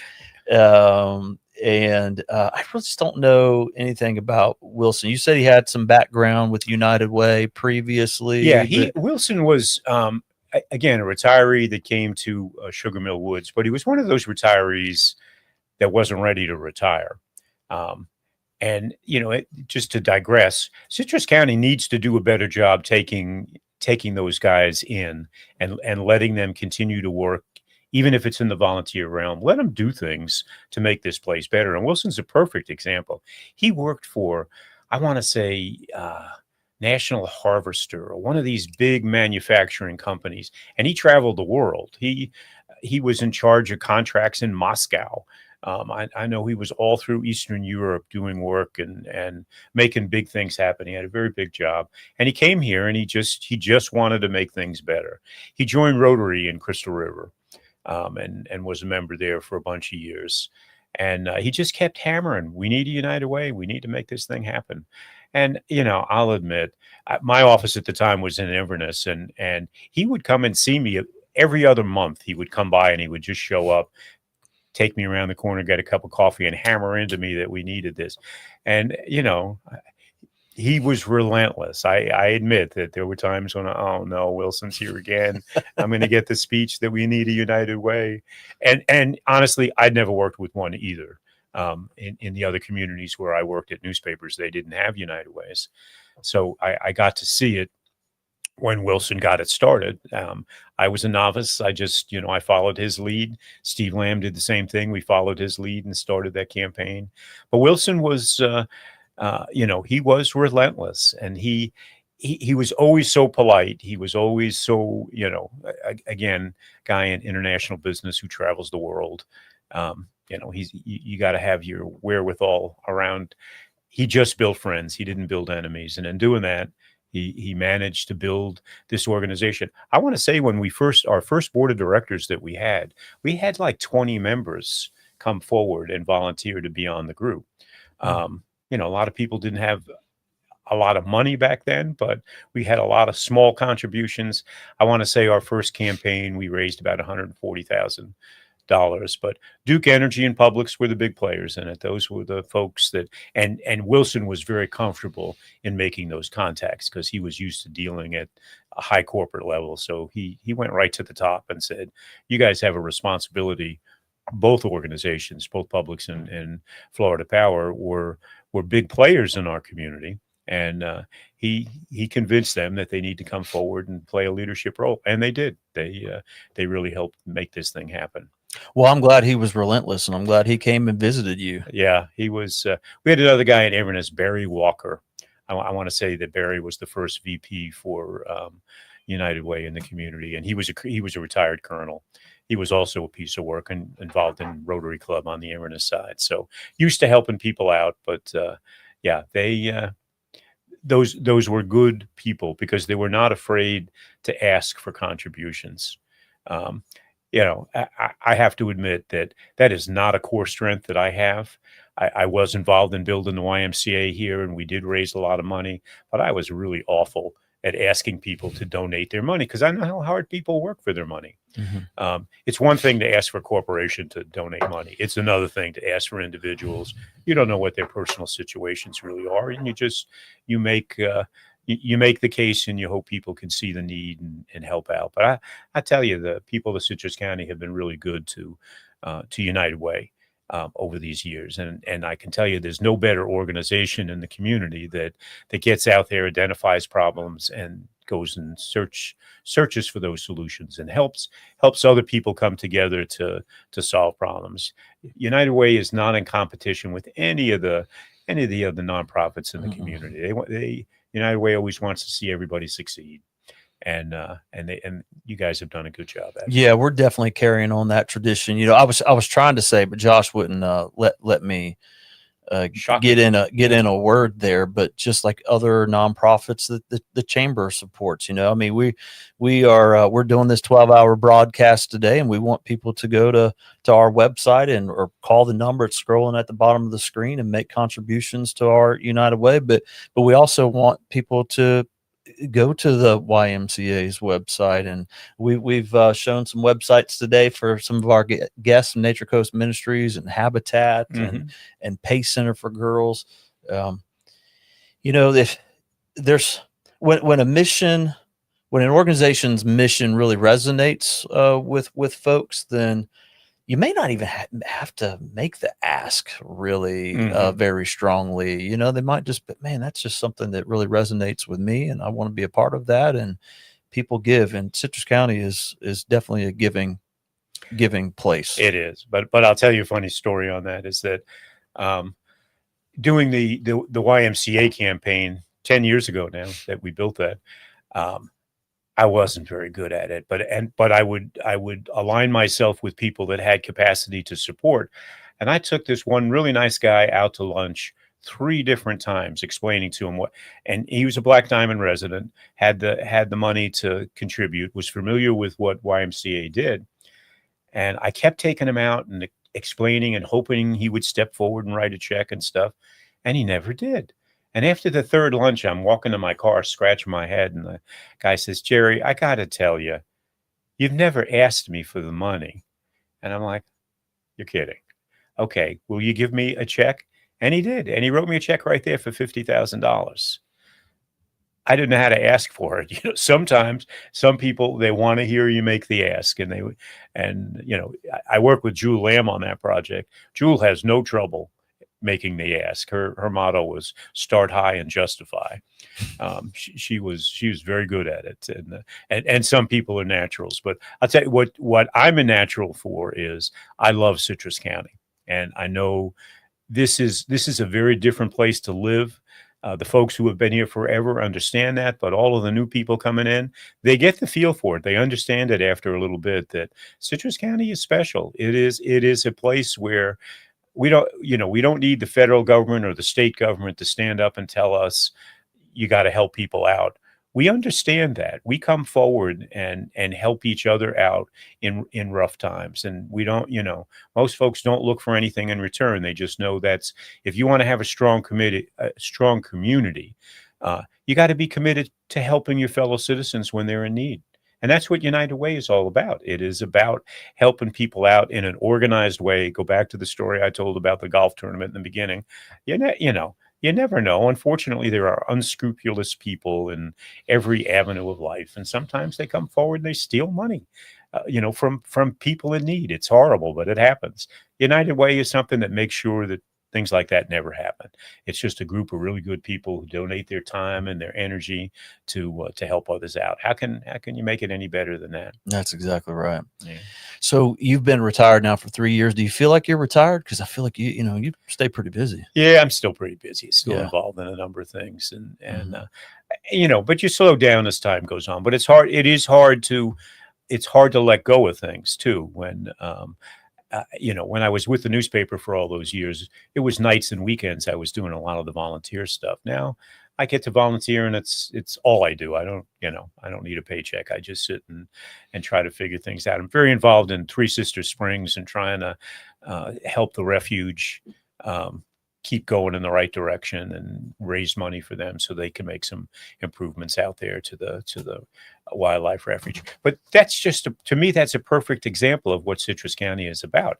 Go back to, 15, 20 years ago, what was going to happen? Three Sister Springs was going to be a condominium project. And people came together and said, no, that's a bad idea. Let's figure out how to not let that happen. And how did, what happened? People in the community came together, raised $13 million, got lots of grants from different organizations, different levels of government, but people worked their tails off to raise that money and protect that piece of property. And now it's the most popular national wildlife refuge in Florida and one of the top in the entire nation. And we made it happen because we cared about our community. We were willing to come forward and raise money to do those things. We didn't have to take a directive from Washington to tell us to do that, or Tallahassee. We made that decision ourselves and made it happen. Listen, I've told you many times, one of the things that I appreciate most about you is your stories and your history that you can draw upon. You had front seat to Citrus County history for, is that a nice way to say for I'm so old, many George? years. We'll call you a seasoned Okay. citizen. But I love your stories. I still have my favorite. You shared it on a podcast that we did together about former sheriff, and but we need folks like you that know those stories and are willing to tell them. Just you shared that very story recently at a Board of County Commissioners meeting. Mm-hmm. And just how important it is for Right. us to remember that when we're looking at conserving land in the environment here in Citrus County for future generations. So, and look what just happened with that. I mean, guys, Johnny Cash came together with Jeff Kennard. I know you had Jeff on earlier today, and they convinced people to contribute $400,000 to help save the Ozello Park. Did you, that was another high density development was planned for that property. We only have so many pieces of nature that you can preserve, and you only get one shot. Once you build a 7-Eleven on a piece of property, you're not going to turn it into a park. That's not the way it works. You gotta save it when we have the chance. And people here, they just come forward and do those things, and that's one of the real strengths we have. Yeah, Withlacoochee River Electric Co-op came together with that one as well, and I saw them presenting a check for $100,000. And are you still helping them out with Operation Roundup? Yep, I still sit on that board. With Yeah, them. Yeah, they do good things. They are out there looking to help people who are in need, and that's just another example of them stepping forward and helping out with the park. They also have a fund where in Citrus County schools, they give hundreds of thousands of dollars of scholarships each year to kids who want to go off to college or trade school. They like trade school too, because a lot of those kids end up working for the co-op. But I mean, it's not, we have strong citizens here. We also have strong corporations, and we have a lot of strong public officials. Not all of them, but a lot of them, and they step forward and they're willing to fight for the right thing. That is unique. We take it for granted because we get used to it. It's not that way every place in Florida or in other places in this country. Yeah. So our challenge will be to over the years as this place grows to hang on to that. And we've got I feel like we've got a good crop of younger leaders coming up. I remember during Leadership Citrus, my Leadership Citrus group, and going back 2020, 2021, we had our first day where we did team building out at the Florida Sheriff's Youth Ranch. Right, and right. you came and talked to us that day. And one of the questions that someone in my class asked was, do we have who are some of the leaders that are coming up, right? And what a great thing that that you were able to quickly just rattle off the next generation, the younger generation of leaders that are coming behind folks like Wilson and Steve and yourself and George Russo and others that we just recently lost. I feel really encouraged about the future. I feel like we've got a pretty deep bench. Yeah, and around I here. agree with you. And you put an organized program like Leadership Citrus together, gets them all knowing each other and working together. What a really cool idea that has continued to gain momentum over the years. Yeah. Let's that younger class talk to each other and work together on projects. Yeah. Neat idea. Well, Jerry, I know I will see you around the community.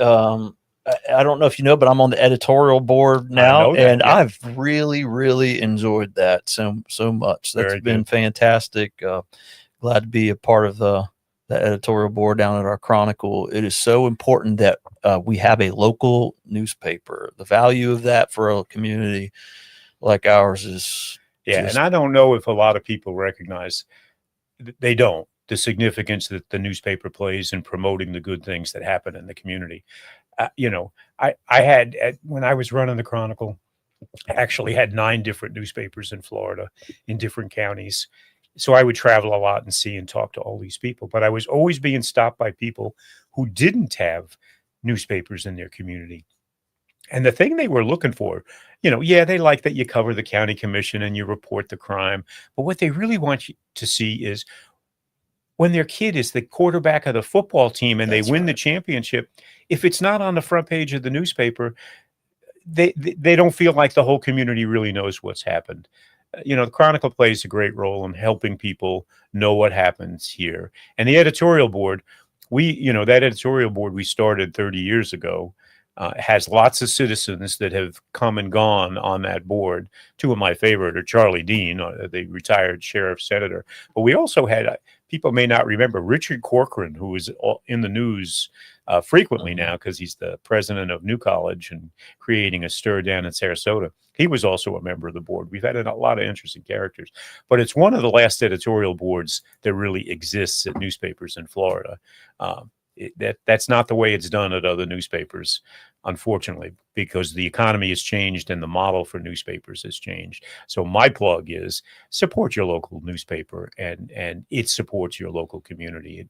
It makes sure that things like United Way continue to be successful. Yeah, it's been fun. It's been good for me, and we have a diverse set of opinions on that board. I probably couldn't.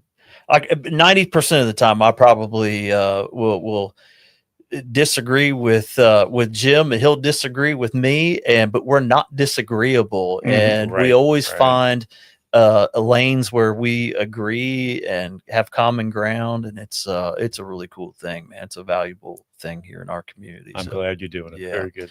Well, thank you for coming Yep. in. Always a pleasure to have you, and we'll have to do it again on the podcast sometime. I always enjoy your stories. Very good. Sounds good, sure. George. Thanks for having me. All right, so we're going to take a break for a moment and get Melissa in here. Melissa Bowermaster is with us. Looking forward to talking to her, but I got to stretch my back real quick. So we're going to do that. So we'll be right back in just a moment.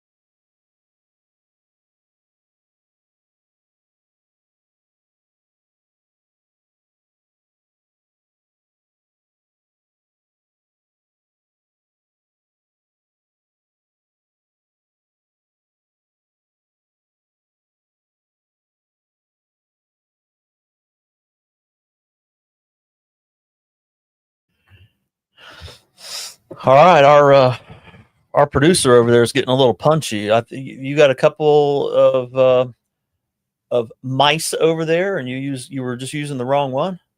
Yeah, it happens. We started this broadcast at 8 a.m. We're almost 8 hours into it. Got here at 6:30. Yeah, we did get here at 6:30. You got here at 6:30. I rolled in about 10 to 7, and then got situated, then called in to 99.9 out of Brooksville to talk on the radio with Richard Spires, Nature Coast News. And we're going to get that closer to you over there. Yeah, right up there. And then started here at 8 o'clock. And it was like this frenzy. Like I've been testing all this equipment. There's a lot of equipment up here, right? It is. So I've been testing all of this equipment like for the last week to make sure I don't have any issues, because AV issues drive me up the wall. Like at an event or anything, it just drives me up the wall. So this morning, I still needed to do a few things, like make an adjustment to the telephone prompt, when people call, because people are calling today and making contributions. We had some other issues, like a camera wasn't focusing. Like all of a sudden, things are just going downhill. But I feel like we've recovered. It's been a fun day. Sounds like a long day. It has been a long day. We had a really great list of folks. And, I was looking at your lineup over there. It's pretty impressive. It is pretty impressive, isn't it? And we're impressed to have you here. Thank you. If people in the community don't recognize our guests right now, then where have you been? That's number one. But number two, we have Melissa Bowermaster with us, and you're the executive director. Yes. Correct. Of the Citrus County Child Advocacy Center, also known as Jesse's Place. Correct. And I don't know if you saw earlier, but we had Sheriff Dawsey came in. I saw the name. Did you? Yes. Yeah. He came in earlier today. It was a lot of fun talking to him. Always. Yeah, what a great dude. And he was singing your praises today for sure. And I'll pay him that $20. yeah, no, you didn't pay him a thing. But yeah, that was part of having him in here, not just that he's a heck of a guy and fun to talk to, is that what a tragic situation. He said it today, like it's a shame that we need a child advocacy center.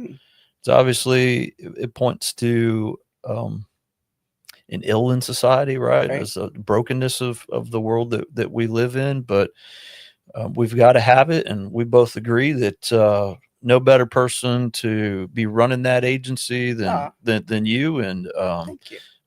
We have all the confidence. Our community has all the confidence in you. How long have you been down there?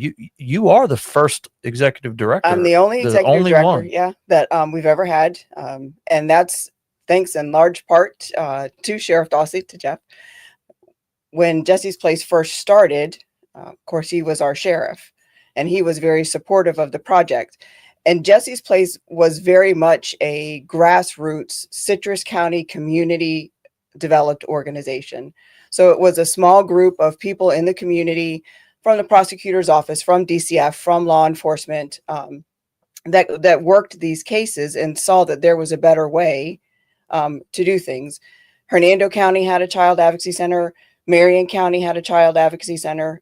So it really truly started from a community conversation that said, why is it that our kids are going out of the county to get the services that they need? And because Sheriff Dawsey supported the project, he allowed me, because I worked for him at the time, to use my work time to really help this come to fruition. So it just kind of evolved from there. So starting as a sheriff's office employee supporting this project to help our kids, to a volunteer, to a part-time executive director, to a full-time executive director. So I've been there full-time since 2013. So let's drill into the reason for a child advocacy center. You mentioned there was just a better way of doing things, right? And we needed a better way of doing things. And I believe I understand that better way of doing things is not just that kids had to leave Citrus County, but there's a better way. There's a way of addressing the trauma, so that we're not re-traumatizing children in the process of holding offenders accountable and whatnot, and capturing their stories and the medical data that you have to capture. So can you tell us, like, how were things prior to, and how does Jesse's Place address those Well, issues? you did a great job. You don't need me. You did a great job. Well- So the concept to a child advocacy center, and it's actually a national model. We didn't invent this wheel. So it's a nationally utilized and proven model. But the concept is that you bring all of the agencies to the child and the family in one child-friendly facility. So to answer your question, if Jesse's Place did not exist in Citrus County, when there was a new allegation of abuse, so someone calls into the hotline, right, to the abuse hotline, we all know 1-800-96-ABUSE, right? But so if an allegation comes in, then DCF would be notified, and then DCF would go out and do an interview with that child, right? And so say there's validity to the allegation, it needs to be investigated further, so they would notify law enforcement. Well, then law enforcement would come and do an interview with the child, right? Well, and this is going forward. These, the allegations are valid, and we're going to do a full-fledged investigation. So, now there's more interviews, and there needs to be that medical exam, right? So now they're going to go to the hospital. They've already been to DCF office. They've already been to law enforcement office, the sheriff's office. Now they're going to go to the hospital, have a medical exam done, right? And then as a case progresses, now prosecutors, right, they need to do interviews. So statistically, they say that a child going through the system without a child advocacy center will have to tell their story on average of about 15 times. So when I do like public presentations, I ask, who wants to get up and share, right, the worst thing that's ever happened to them, and then ask them to do it 15 times. So the concept is that when there's with Jesse's Place, when there's an allegation of abuse, the child comes to our center. And so when they walk through the front door, it's obvious to them that this is a place for kids. We have kites hanging from the ceiling. Everything about our center is to make kids feel safe and comfortable. And they go into an interview room where they're interviewed by a specialist who's trained to interview kids, and law enforcement and DCF can sit and watch the interview in live time so that everybody gets the information they need from the one interview. And the medicals can be done right there in our center at the same time. So the kids aren't going from one place to another place to another place, none of which are designed to make kids feel safe and comfortable, right? They're designed to make the professional's job easier, right? And and all of the different traveling back and forth and going to all those different places is eliminated because they get to come to Jesse's Place and do it all there. And then when we put them into our therapy program to help them overcome the trauma, they still get to come back to this very same place that they get to know, and it becomes their place. They're comfortable, they're safe, and the therapists that treat them are trained specially to deal with trauma. So not every mental health treatment is the same, and all of our clinicians have specialized training to deal with trauma. Yeah, you all have quite the technology down there. Yeah, we too. utilize telehealth. Yeah. Yeah, it's pretty impressive, and you all still have partners with or partner with UF. Yeah, the University of Florida Child Protection Team. Mhm. So forensic interviews and medical exams on allegations of child abuse are actually state funded services. And most states don't have that. But in Florida, the state actually pays to provide those services. And in our area, the University of Florida has the contract with the Department of Health to provide those services. So I have 6 members of the UF Child Protection Team in my center so that kids get access to specialists from one of the best medical facilities in the state, probably in the country, UF, but they get it in a child-friendly facility and they don't have to leave the county to get it. Yeah. If I had a crime perpetrated against me and I, as a grown man, had to recount that story 15 times, I'm going to tell you what would happen. Whoever the perpetrator is, they would probably walk. And I'm going to tell you why I think they'd probably walk. Is because by the time I had to talk about a traumatic event 15 times, I just know my brain and most human beings. I would say something that didn't line up with what I said the 7th time I told the story and the 9th time and all the rest of it. And part of the process of criminal defense is finding any type of discrepancy, any type of inconsistency in the story. And so I can see so much value there in just not aside the re-traumatization issue is enough. Let's just have that kid go through that one time. But the other issue for me is that comes to mind is just while it's fresh on the mind and whatnot, dealing with that, working your way through it, and then not having to come back and do it over and over and over again probably provides some continuity and whatnot. And so, do I sound crazy right now? No, you're absolutely correct, because one of the, aside from, and again, right, the benefit to the kids is always a number one priority. Yes. But having the collaboration of agencies, which is what the CAC model supports, improves our investigations and ultimately our prosecutorial outcomes, because you have that collaboration, you have that information sharing, you don't have multiple interviews, and no one recounts anything the same way that many times, right? There is always, something that will occur to you later.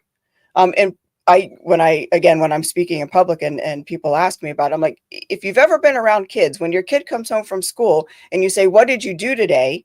Usually what's their response?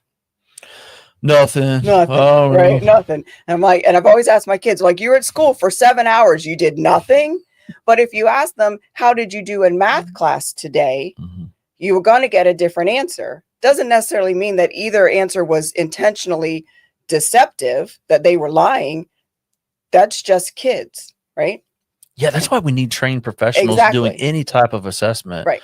Melissa, I mean, I just provided some training to our staff here in motivational interviewing, which you are familiar. And so when I worked in the criminal justice system, I traveled all over the country training folks in that, because when you do any type of assessment, whether you're assessing what we would call criminogenic risks and needs, like what are the issues present in someone's life that may contribute to them engaging in criminal behavior, or the assessments that you all do. And I'd even say, when we do like point in time count in Citrus County and talk to folks that are homeless and really drilling down into the causes and the reasons for that, we need people who are trained that know how to ask those questions, know the difference between an open-ended question and a closed-ended question, understand some of those principles of empathy and respecting people's autonomy and affirming people, and just all that stuff that just contributes to good,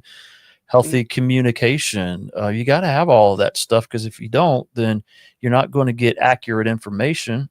Right. And if you don't have accurate information, then how do you even put in some places like case plans together to help people make changes, or in your world putting together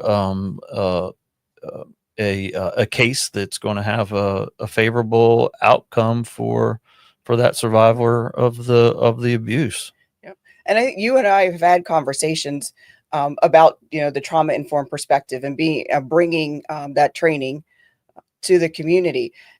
But instead of asking what's wrong with you, asking what happened to you. Generally speaking, there's a reason, right? Why people do what they do. And when we have those, the clients that were, like you said, trying to develop a case plan and trying to help, if you don't understand their history, it's going to be really hard to help them become successful in the future. And when we have kids who experience trauma, if we don't get them the intervention that they need to help them understand that trauma and deal with that trauma in a way that is positive for them, or not detrimental to them, right? We miss the mark when we don't understand that. That there has to be treatment and there has to be intervention for trauma, because kids perceive things very differently, and kids who have trauma carry a lot of shame and a lot of guilt. And unless we change that, that will impact them for the rest of their lives. I love nonprofits like the Child Advocacy Center, like Jesse's Place, because what you're doing is just like saturated with scientifically proven evidence behind the things that you all do. Right. For many efforts over the years, programs over the years, dealing with human services and whatnot, so many programs over the years just went on gut feeling. And I know what's best for people. I've been around. I've been doing this forever. I know what's best. I know how to talk to these kids. No, we can actually look at research to figure out what is the best intervention. What is the best way to talk to folks to get accurate information from them? How do we develop case plans? How do we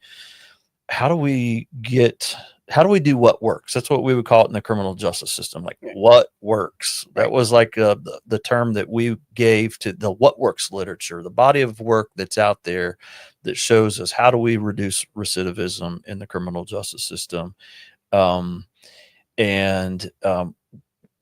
our criminal justice system started really to pay attention to that and start doing those evidence-based practices, cognitive behavioral therapy, motivational interviewing, assessing criminogenic risks and needs, we start getting better outcomes because it's we're not just going by gut feeling, and that's something that you all do. Yeah. When I mentioned that all of our therapists have to have advanced training or additional training in trauma treatment, that training has to be in an evidence-based treatment modality. So as we're a nationally accredited child advocacy center, which is a pretty big deal, and Citrus County should be proud of the fact that their CAC is nationally accredited. Every policy, practice, procedure that we have has been reviewed on a national level to make sure that we are in line with best practice. But so those therapists get the training in an evidence-based treatment modality because there's a body of research, like you said, behind it that says this is the best way to treat trauma, right? Because if you don't utilize that and you're basing your treatment on your gut instinct or your feeling, you can do more harm than you do good. So it's really important that that you are using that evidence-based treatment. And that we know what we're doing, so we know that the kids in Citrus County get the best treatment they can. Yeah. Would you say I think of the times early in my career working in juvenile justice facilities where people would say things like, "Go down there and treat them kids like they're your own," and then you think about that for a second, and you're like, "No, do not do that. There's a better way. You don't do that. Let's actually do things that work here." And that's not your child; that's someone else's child. Exactly. So let's figure out what actually works. So on this Giving Tuesday, I would encourage people to, as I have been doing all day long, listen, I want you to contribute to United Way. And we've had the opportunity to invest in Jesse's Place along the way. And I would encourage you to give to our United Way. You can see the information. Madeline put up a picture there of us down there at Jesse's Place. There's some of those kites that you were talking about. And the information's there. You can go to our website. But if people want to donate directly to Jesse's Place, what's the best way for them to do that? Visit our website, which is www.jessesplacecitrus.org. jessesplacecitrus.org. Yeah. I see Madeline over there at the computer. I think any second now we're going to see that pop up on screen, and there we are. Yep. And that looks like the donate tab right there, so folks can go there and donate today to Jesse's Place, and your money will be well spent. And we love what you do, and we appreciate you all. And y'all got some we're gonna have to have you come back and talk more in the future, because y'all got some good stuff happening down there. We've got some big plans. You got some big plans. Yeah. You got some support from the legislature last year to get those plans rolling. Hopefully some more support this year from the legislature. You all got an allocation last year of what, about $500,000? No, only 200,000 last year. So our plan was to do a little ask. And then do some bigger ask later. But so we got $200,000 from the legislature to start the design for our building expansion. We are just simply out of space. We have about 5,000 square feet in our current facility, which is a county-owned building, but the county gave us a 50-year lease, so we have secured our long-term placement there, and we don't pay Our lease is for zero rent. For those people that are interested, I get asked that all the time. How much rent do you pay the county? They don't charge us anything. But so the design phase is well underway, working with Donnelly Architecture and Daly and Zilch for construction management. So that is well underway. We plan to ask for some money this year to start construction next summer. Awesome. So I've watched this from a distance, that progression of, I saw when you went to the BOCC meeting and asked for a 50-year lease, and you didn't have to lean on them very hard. They jumped right in there, got on that, and we're grateful that they did that. And that sets you up to where you felt comfortable. It looked like to me anyway, that you got that 50-year lease. That gives you that confidence to say, okay, we've secured this. Yep. Let's go ahead and start working on a much needed expansion. And it's cool to see all that lining up for you. Yeah, So, we've got big plans, certainly adding therapy rooms. We have a wait list right now of 31 kids because I simply don't have more space to you put know, them. and Sheriff Dawsey said it earlier today. It's a shame that you even have to have it. Yeah. I would love to find a different job. I'll come work at United Way. Yeah, come on. It's a shame that you have to have it, but you know what? Our community has to have that. Yeah. That is an absolute necessity, and we're grateful.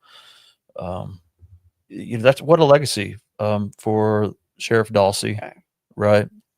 Yeah, he was instrumental in making this happen for this community. Yeah, more listen, than that's instrumental. a 50-year lease. That's gonna outlast everybody in this room, and what a legacy that is to leave. And so, I'll be long gone, so I will as next well. time they got to expand it, it won't be. Yeah, won't that's be on right. my Up, watch. up to somebody else. That's right. There'll be a statue of you maybe I outside. don't know about that. I don't know about that. Well, we'll see what we can do. Yeah. Well, I'll be. Yeah, I won't be around. I won't see that either. But we'll talk to somebody. We'll get you recognized. That's for sure. So you do a great job. Jesse's Place is awesome. Obviously, I've been there more than once, a few times. I know about the work that y'all do. It's highly impressive, and we appreciate you. Well, I appreciate you very much and the support of the United Way. Just so appreciated. And not just for Jesse's Place. Obviously, Jesse's Place appreciates the support of the United Way. And you guys giving us funds, particularly unrestricted funds, is just wonderful because that doesn't happen very often. But as a community member, someone has lived here almost my entire life. So 28 years. But you laughing. But I appreciate the work and the effort that United Way gives back to our community. So, and not just to Jesse's Place, but to our community as a whole. So as a community member, I appreciate United Way too. We've known each other a good long time now. We have. Not quite all of our 28 years that we've been gracing the Right. face of the earth, but I knew you when you worked for the sheriff's office. Yeah. That's been it's been a minute ago. Yeah, I've So- been doing victim services in this community for well over 20 years. Wow. Yeah, so we've You been started when you were 8. Yeah, right. Yeah. All right, Melissa Bowermaster, Jesse's Place. Check out their website. Madeline showed it to you a few minutes ago. They're not hard to find, and contribute to them. Or if you call in, and Jen answers the phone, and you make a contribution, you say, "I want that to go to Jesse's Place," then we'll be happy to send those funds over to such a great cause. So our next guests are here from the Seco Foundation, and so we are going to take just a quick break, and we have to adjust the room a little bit because there's going to be 3 of us in the next one, and then 4 of us. Ooh, 4 of us, and then we'll go from there. So all right, thank you. Thank you. All right.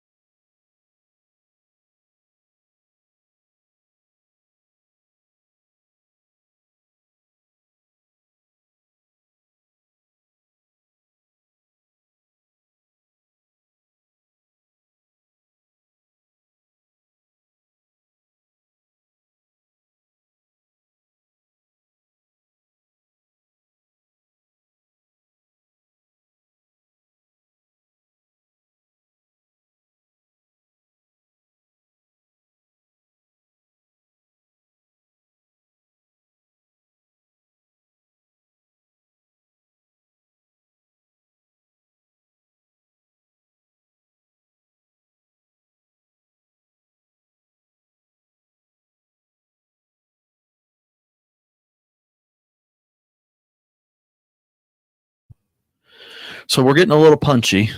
We've been at this Little punch drunk? over 8 hours now. We've been at this, and so I say we're getting a little punchy because I started talking, and then I realized, thank goodness for this extra screen right here. What a setup we have here, right? Yeah, perfect. I could see that Madeline had not unmuted us. Now, we did have an issue with Facebook. Facebook kicked us off the stream for whatever reason. So, but we were able to figure that out. And if you're on Facebook and you missed Melissa Bowermaster or any bit of that, I'll have you know, you can also go to YouTube, and we're streaming live to our YouTube. That has been uninterrupted today. So that's working. We're just testing all this out. This is welcome to our broadcast today, and you're part of this experiment to see if I would have the stamina to do this for 12 hours, and if our equipment and the technology would hold up. And so we have Mary and Mariah from the Seco Energy Foundation. Yep.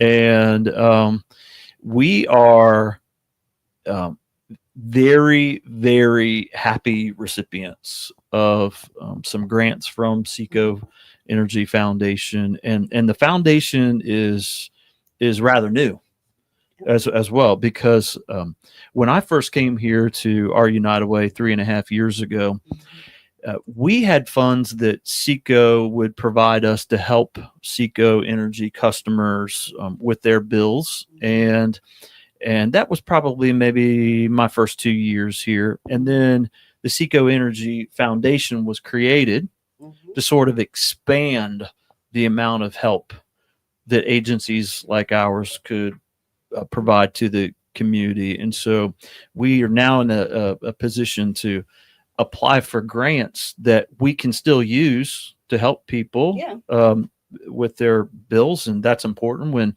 50% of households in Citrus County are below that ALICE threshold or into the poverty, below the poverty level. So that's important work. But what it's allowed us to do here is to run a really good financial stability class. There it is up on the screen. A flyer that we put together there for our GROW initiative, which is an 11-week financial security class that we do here at United Way. And we're able to do that alongside other partners that help us with those 11 weeks and teach those courses that we're teaching. But listen, we've been able to do that because of the Seco Energy Foundation. That's awesome. And your contributions to us. So which one of you I want to talk a little bit about the foundation and the good work that you all do aside what I've mentioned so far? Mary Parrish, you got this? Mary. I knew she was going to do that. So what we've done is, what happens with the Seco Foundation is your electric bill, whoever is a Seco customer, your bill may be $450.50, and we're going to charge you $451 because that $50.50 is going into a bucket. And with that bucket, it really adds up. We have 206,000 members. Is that how many we have now? About 240,000. Okay. So you think your little 6 cent don't matter, or your 50 cent don't matter, but it matters a lot. It adds up. Mhm. So far, we've given 80 grants out This year. just this year. Last year, I don't know how many we did, but and it was $1.1 million that we've given out so far. And we are encouraging people. You do not have to be a Seco Energy customer to apply for the grants. You just have to work in the area that we service, which is Levy, Citrus, Hernando, Pasco, Sumter, Lake, and Marion. Yeah. We've given quite a bit of funds to the fire department there, to the sheriff's department over there, to Wildwood Police Department. We've given money there. You don't even think, oh well, we're a government, we can't give you. Oh yeah, you can apply for the grant for certain. You can't ask for an overall, I just need $25,000. You have to have a reason to get it, and we just love giving to United Way. We truly do. I was so excited. You saw me on the streets. Wait a minute. Wait a minute. That's normally where I see Mary That's is a different show. on the streets. on the streets of you know, the main streets of Inverness. we're both involved a lot in the community, and we see Yeah. each other in the community. And I tell him, I said, did you do it yet? Did you apply? Did you apply? Because it's so important that people know that we have money to give. Right. Okay, that we have money to give, you know, and we still have money next year. You can apply for next year for grants. You can only do it up to 25,000 a year, but if you say you only need 10 the first quarter, then the second quarter, the third quarter, fourth quarter, if you need more money, you just apply for it. Right. So up to 25,000 a year that if people can apply. Let's say an agency had one initiative in house that they would like $10,000 for, and they have another initiative in house that they would like $10,000 for. Can they submit two proposals at once as long as it doesn't go above that annual I would threshold say of included. 25? Yeah, I'd say included on the same application. Okay. And you can access the application through our website, secofoundation.org, and fill out the application online. We've made the process as simple as possible. The next deadline is December 20th, and then we'll have our board meeting in January. So we give out grants quarterly. So you can always check with the website to see when the deadline dates are. And we fund veterans. We've done VFW. Yeah. They needed a generator. Now, so if you only need a little, at $5,000, you can get a $5,000 grant, and you don't need to have your taxes done every year. Yeah. You just have to fill out the application. So, you know, generator for VFW. Why not? Yeah, Why not? The Allen Rawls Mhm. American Legion, they Yeah. received a generator. I'm trying to think of who else over here in Sumter County. We've done Jesse's. Aspire, Mhm. Jesse's Place, Citrus Blessing. Citrus Blessings, Citrus Abuse Shelter, has And the received food funds. bank, we're going to go give the check to them. The Community Food Mhm. Bank, Habitat Yep. of Citrus. See, I live in United Citrus Way. County for the last 55 years. So where do you think I want the money to go? Yeah, you want to bring it home to the streets where we see each other. Streets. Mary is a fantastic advocate for Citrus County. Yes, I know So she is. we have 9 districts. So the foundation has 9 board members, and each representing that district. And Mary's the representative for District 5, Mhm. and that's Citrus County. And then your equivalent on the SECO Energy Board is Shannon Wright. Yes, right? And Shannon, She's, yep. she's elected Yes. by SECO members. Yep. Shannon Dean Wright. Yep. Yep. For her district, and then she chooses my board member. So Yeah, and I love it when you all come around to present us with the check. Yeah. Obviously, I'm not saying that just because it's a check, but I'll tell you what. I'll tell you what I love is I love to see how happy you all are. Yeah. To present those checks, and then even like when you leave, and we walk you out, to see the smile on your face as you're telling us where Mhm. you're going to next. Mhm. There's something about that ancient truth that it's more blessed to give than to receive. Absolutely. Absolutely. It feels good, does it not? Yes, it does. To Yes, make it does. those contributions to great programs. I know it feels good to folks today. That we've had some guests today that have contributed. This morning at 8:30, Dr. Kennard was on here and said, we're gonna contribute. And within an hour, he had done so, and Awesome. it just feels good to give. I've talked about this a little bit around the community recently as it's been campaign season.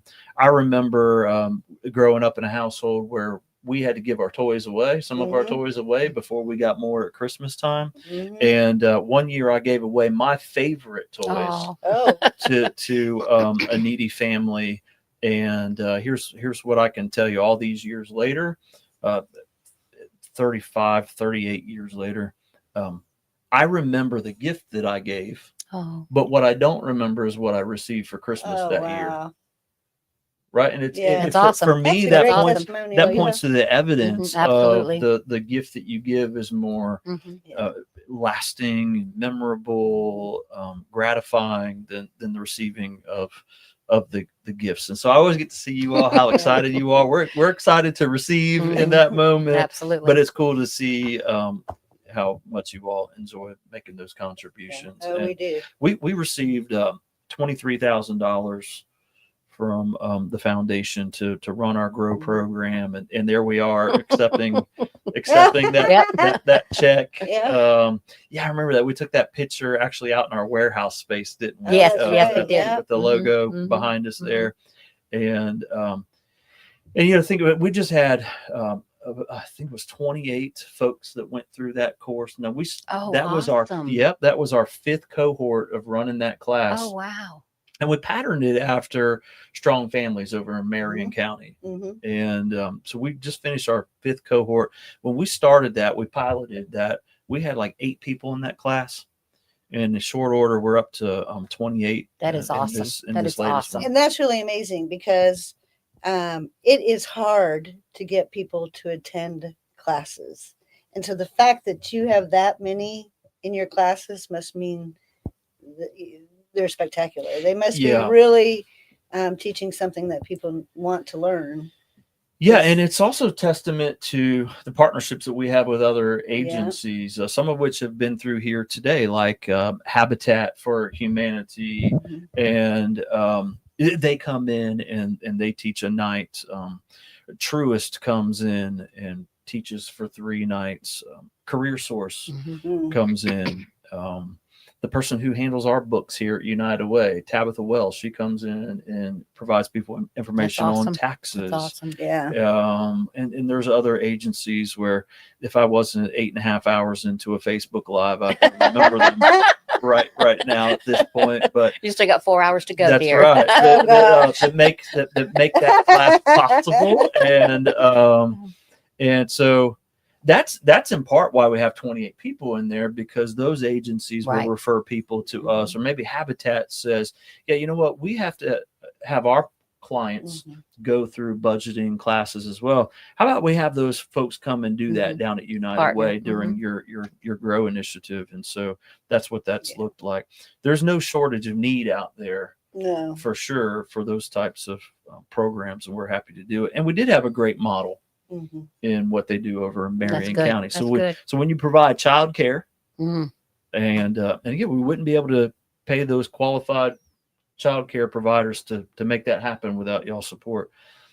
When you have a hot meal for everyone, you provide them incentives to come. We did a savings match this time as a part of that. Great. That's that grant proposal that you all approved for us, up to $125 throughout that 11 weeks that they saved, we would match that. Oh, Yeah, wow. that's So all great. of that Really type good. of stuff makes a big difference. And when you're running good programming like that, people are going to show up for it. Yeah. And That's so awesome. That's I don't. It almost feels like a grant meeting. Like it's like. Are you asking for more money? Report. Well, we will. That's for sure. January is coming, okay? This just turned into from Giving Tuesday to Receiving Tuesday for us here. But Well, we're the giver, so you're the receiver, that's okay? right. So We're happy. We're happy about that. we're doing both. for sure. So this is great timing, Mary, for you to be doing this. You just retired Yes, not too long sir. I ago. did. From, It's 3 months up from today. Cadence Cadence Bank? Bank. Yeah. I was in Wow. banking for 40 years. And I've lived here, like I said, in Citrus County. That's why I want all the money to come to Citrus County, Yeah. But yeah, I love my community. You staying busy? Yes. I know you are. You're a ambassador with the chamber sure am. as Yep, well, and so yep. I know that keeps you hopping. Yeah. And then I'm also the treasurer for Citrus Aid Cancer Foundation, Okay. which gives money to people that are going through cancer treatments. We can pay their light bill, their phone bill, their mortgage. We do all that. And I'm the treasurer Wow. for that. So I keep busy. Citrus Cancer Aid Foundation. Mhm. Citrus Aid Cancer Foundation. I see Madeline over there pulling out her phone, and I know that what that Toby- means right now. I don't think Toby, she's taking a text. I think she's writing that down right now. Toby Phillips is our Okay. secretary. Okay. And then we have Mark Chapault. I probably said his name wrong. He's our president this year. But it's been going on for 14 years now.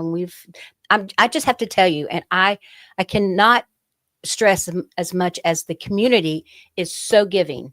And it's just awesome how the community just goes and, helps people, and it's just really neat. And of course, I said I'm I'm still an ambassador for the chamber, so that everything keeps me pretty busy. That's And been she's a not allowed to leave my board. No, I'm not going to leave your board. that is a reoccurring theme today, as we've talked with everyone, is just how Citrus County is that special place where when a need arises, there is no shortage of people to step up, Exactly whether right. it's cleaning off the streets after a hurricane or Mhm. helping someone who's going through cancer Absolutely. treatments or providing much needed food to people and shelter. Isn't that awesome to be able to say that? I know. It really is. It really is. We've No. talked a little bit about the silos. We often get accused of working in silos as nonprofits. I kind of reject that idea here in Citrus County. Absolutely. You know that Mhm. you see us all together at chamber luncheons and other events around this community. There's no nonprofit leader in our community that I can't just call, get on the phone, and that's not just because I'm one of their colleagues or counterparts here. I could do that before I was here as well. But people are accessible. We work well together, support each other, root for each other.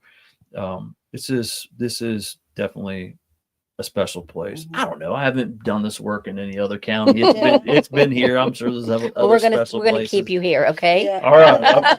I have no intention of going on somewhere, but yeah, I don't know. I mean, the opportunity presented itself. No, you're I not could going go nowhere. Okay. Okay, just to let you know. You're not. While you're out in the streets, you don't want to miss out on the opportunity That's to see right. me You out never there. put that That's one right. down there. I know. That's for sure. You don't mess with the lady. I can see the Photoshop PowerPoint slide I'm going to do right now. I can think of it. So Yeah. the next grant deadline is December December 20th. 20th. And if anybody has any questions about filling out the grant, they can always call me, email me. I'll walk them through it. We try to make the process as accessible as possible. We're here to give out the funds. Yeah. Yeah. And she's real good about that. If you do the grant and it's not right, she's going to tell you. She's going to tell you how to do it to make it right, in order for you to get money. Yeah. She's really good about that. And what's the website again? SECOfoundation.org. There you go. SECOfoundation.org. Yep. You can go there. Right there it is. Yep, there Madeline it just is. pulled that up. Yep. And you can learn about that foundation and apply for funding to do great works in our community. So, well, ladies, I greatly appreciate y'all coming in here today, and y'all got to see the dogs while you were here. We let him out. You let them out. We let them out. You saw Buckeye? Did Yeah, you see see Buckeye? Buckeye. Yeah. He ate a banana. Listen, that I was, wasn't supposed to tell you. no, you should. That Yeah. is that's one of his favorite foods. Mary, you're the one that said I said, what "Don't happens in the conference room stays in the I said, don't conference tell him. room." Don't tell him. No. It's most days that I bring a banana with me, and then he and I share that banana in the morning as I'm sort of ramping up and getting him settled in here. He's cute. He is Both the dogs cute. are very cute. Okay, very which cute. one's cuter though? That's not fair. I'm putting it each. The little No, little the- dog is The yours, little right? one, Okay, my the dog's little one's pretty. bows. The little one has those plaid Christmas bows. There they are. Yeah, they are. That There they is pretty darn cute. I'm kind of tired of people saying that my dog, my Buckeye right there, is so ugly. He's cute. Oh I no, just he's think beautiful. just- No, He's he's just super cute. He is cute. He just needs a Christmas tie or something. Yeah. We actually we did get for him a Christmas hat that has Oh. reindeer antlers Oh, on it. really? How'd that work out? The biggest one we could find was a large, and you've seen him. He's a meathead, Yeah. and so we tried to get that on his head, and it would not work. No, so funny. we need to find an XL or maybe an XXL. We also got Maggie a little Christmas hat, Oh. and she looks adorable in that. And listen, she And they get along so well. Yeah, They're they just do. They're besties. super cute. Yeah, That's they do. All right, well, ladies, thank you for coming. And who we got next? Oh, we got Colonel Kurt Ebbets coming in from the Citrus County Veterans Foundation, and we've got some adjusting of furniture Yes, to you do. do. So we'll take a break. And again, thank you all for coming in and for blessing our Yeah. community with much needed funding, not only here, but other agencies as well, and all throughout the region. So thank you all. You're welcome. Thank All you. right. Thank you. All right, we'll be right back. Oh.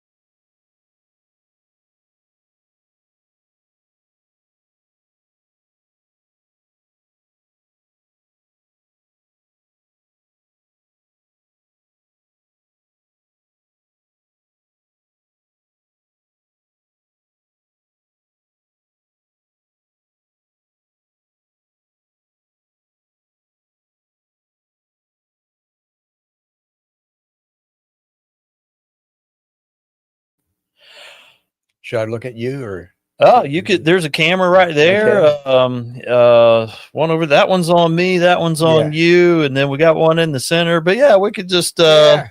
We're live on Facebook right now, and I appreciate those of you that are joining us live. Remember that you can make a comment under this feed. If you're on Facebook, we're now on our second feed because Facebook booted us off. After, I don't know, they had enough of me today, Mr. Kurt, after about 7.5 hours, I think they kicked us off. And so then we went ahead and re-upped it, and here we go. And we're on the countdown to 8 p.m. So 3 hours and 24 minutes left of our 12-hour broadcast that we're doing today on Giving Tuesday. And we've been encouraging folks all day to make contributions to our United Way here, support the good work that we do, but we've also made sure that we've brought in guests like yourself that are a part of other nonprofits. You know, it's kind of at the heart of United Way that we don't just root for our United Way and help raise money for our United Way, but also other agencies in the community. And so we've had a great list of guests. It's pretty impressive, right? When you look at the list of folks that have come in here today, great cross section of leaders, elected and otherwise, in our community, and great nonprofit leaders. I look at that list. I'm just humbled that these folks would give us time of day. We talked to Dennis Phillips again today. You familiar with Dennis Phillips? Yeah, he was on earlier today. It's always so much fun to talk to Dennis, and he told me that he would have me on his show, Dennis Phillips Live, sometime as well. So that's going to be fun. I really like that guy, but now we have Colonel. No, just Kurt. That's good. Kurt Ebbets. I always call you Mr. Kurt, man. I have. I was telling this to Sheriff Dawsey earlier, that he's ahead of me a few years in life, as are you. And I don't just, I think it's more than a few now. I don't just call folks like you Mr. or call him Sheriff just because I was taught to, and it's the right thing to do. Right. But I have a lot of respect for you and for Sheriff, and it's important for a guy like me at 48 years old.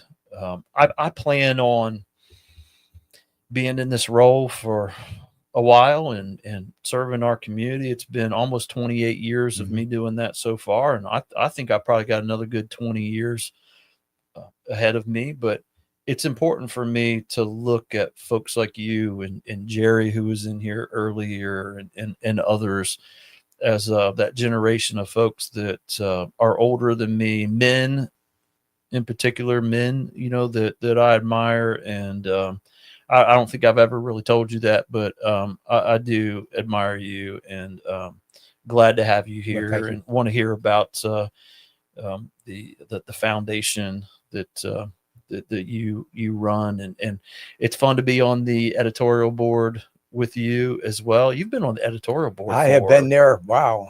20. I've almost as long as I was in the Army. Wow. I've been on there since as a full-time member since 99. And I initially came on as a guest member in 98. And I was there for, I think, 6 months as a guest member.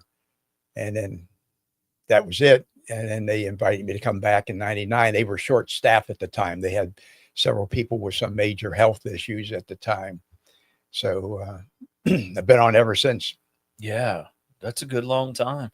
And what keeps you going on that? Boy, that old adage, you're as young as you feel, and keeping active really is important to keeping your body fit going, and more importantly, your mind. And I know my wife, Maria Lane, has the same attitude. She keeps busy, and she says, you got to keep the synapses firing. And, if you don't keep busy, and I never had a hobby to speak of in the Army. It demanded so much of my time, long hours, sometimes day on day of being at work, so to speak. And then when you did get home, you were just so tired. You just want to relax and spend that time with the family instead of going out and go hunting, fishing, or golfing. So because I never got involved in those type of things after I got out of the Army, I just wanted to sit back and do what I wanted to do and give back to the community. There's a motto among the Army for as long as I can remember is when you retire, we say proudly, retired, still serving. And so many of my Army friends really exemplify that and keeps us going that way. Yeah. When did you go into the Army? Oh boy. I was commissioned in August of 1964 as a regular Army commission. Back in those days, when you were commissioned, you either got a regular Army commission or a reserve commission. Regular Army commissions went to academy graduates or distinguished military graduates out of ROTC. So I was a distinguished military graduate from ROTC at the University of Pittsburgh, and I was offered and accepted a regular Army commission. So, did you grow up in Pennsylvania? Yeah. Okay. Yeah, I never left Pennsylvania to speak of until I came on active duty in the Army. Was that an ambition of yours as a child to go into the Army? Never thought about it. Really? How did that come about? That Well, in high school, the high school yearbook under my picture says Kurt plans to join the Air Force, and then Kurt, in his senior year, met a young lady, and then he didn't want to leave that young lady, so he didn't go into the Air Force. And then that didn't work out. So, I bounced around, worked a couple of years, decided finally I think I'll go to college. But never, how I got on ROTC is really a happenstance thing. I enrolled late, and by the time I enrolled, there was only one class open for phys ed, and you had to take phys ed. That was a requirement. And the only phys ed class open was Monday morning swimming class. And I'm thinking, Monday morning swimming class in Pittsburgh during the winter? I don't think so. So I said, is there something else? And my advisor said, well, there's something called ROTC. And honest to goodness, I had no idea what ROTC even stood for. So I said, well, what is it? She said, I don't know. So she said, but there's it's something to do with the Army. I said, I want to go in the Army. And she said, well, you don't have to. The first 2 years you can take their courses. So the first course they offered as a freshman to me was national security. And that was right up my alley. I just found that so interesting. And anyhow, that's how I got in ROTC, and I guess found a little home there and made friends and saw it all the way through until got commissioned. So you didn't necessarily know that was up your alley until you got into that class. Did not. You got exposed to that, and it just really piqued your interest, and it so much so that even just changed the course of the rest of your life. And even when I got offered the regular Army commission, I initially didn't. I told the professor of military science, I don't think I wanted to accept it, because at that time in my life, it was an initial 3-year obligation as opposed to a 2-year reserve obligation. And then he talked me into it, and with good reasons, like what's one more year to a young man? It's 3 years to save money. So you can, because I was thinking about going to law school at that point in time. And what's one more year? And then Vietnam came. And nobody ever told me this, but during times of conflict, if you're a regular Army officer, you serve at the needs of the Secretary of the Army. So you don't get out until they say you can get out. So when my 3-year obligation officially was up, I served. My service was indefinite because of the war. And so ultimately, how many years would you go on to serve? 28 years. Decided to get out. I was offered an assignment in Africa with 2 years ago, and I thought, on a company tour, and I said, nah, at that point in time, I'll just get out now. So And I've had the pleasure of spending a little time with you and your wife, and we were at the Sanctuary Mission annual fundraiser together, and it's just fun to listen to see some of your stories of your experiences. You've been in situations where you've had to have like security around you, guards around you, and I had even had an armored sedan. Yeah, because I was a target for the I was stationed in Puerto Rico. I was the readiness group commander, and I was a high value target for the Macheteros, which at the time was I think the FBI at the time categorized it as, or classified it as, the top terrorist organization at the time. And so because of that, the Army gave me an armored sedan and made me wear a bulletproof vest every time I went off the base. So, and so was your family there with you? Yeah, they were. Yep. And so what was that like for Marilyn? Well, they were pretty secure. I mean, we were a very small installation called Fort Buchanan. And because of the terrorist threat level, we had an entire military police company for a post each side's post. And so the military police ratio to resident was probably about 3 to for every 3 residents, there was a military policeman, and security was very tight. And my job, however, involved going out and advising and assisting in the training with the National Guard and the reserve units in Puerto Rico. So like leaving the confines of the base? I spent a lot of time on the road traveling to the various reserve units, National Guard, armories, and their training sites. Yeah. So, yeah, man, I can't even imagine. I can't even imagine being in those types of circumstances and what that was like, and for your family, and not something you ever even saw coming. You learn to live with it. And I will say the Army did give me excellent training. They in terms of how to know when you're under surveillance, what to do so you don't have travel habits, things like that. Taking a different route when you go here and there. Yeah, and not only adjusting your time by hours, but days sometimes. Some just don't go in that day, and so. Yeah, that's some serious stuff. So, so now here you are in Citrus County. You are the chair of or the president of the foundation of the Citrus County Veterans Foundation. And there's different groups out there. There's the Citrus County Veterans Coalition. Right? Well, we have the Citrus County Veterans Coalition. Their primary emphasis is their food pantry. They do help veterans in other areas, but that seems to be their focus. And then we have the Bridge for Veterans, and that's a shelter for homeless veterans, and they assist them, give them a place to live and help get back on their feet and become productive citizens.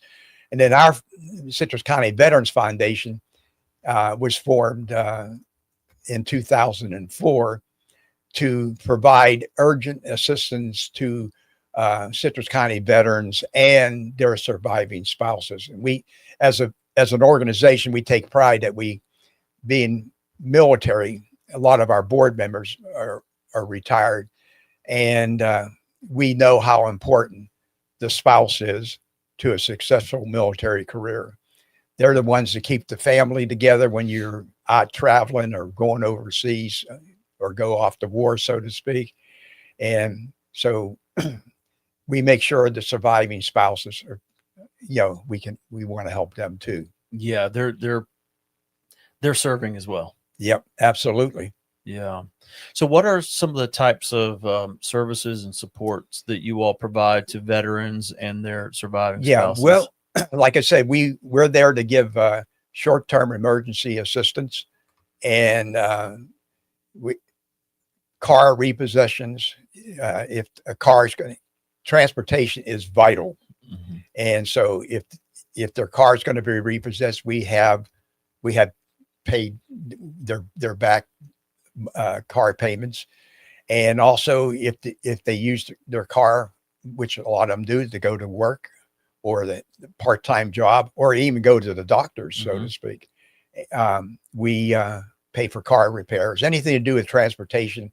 We even had one surviving spouse who needed a new tire. And then when we checked it out, she actually needed 4 tires. So we replaced 4 tires so she could safely get to where she had to go. And so, making sure they have transportation. Our biggest one is electric bills. We get a lot of for electric bills, water bills, mortgage payments. Rent is probably the second biggest need that we get. People fall behind on rent because, as you know, so many people in our county are a paycheck away from needing a lot of help because an illness comes up, they have a car that needs repair, or they're, anything like that. They're struggling paycheck to paycheck.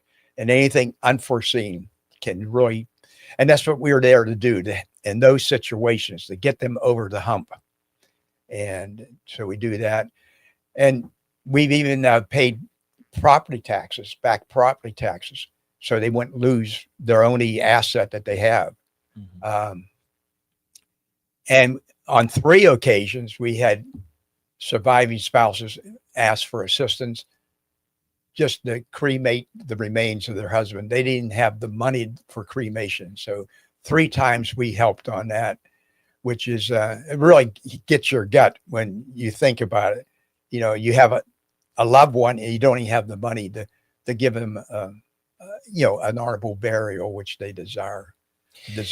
Yeah. So you've had 3 of those. I can tell you, one of those came as a referral from us. Yeah, I think right, so. Madeline? Yeah.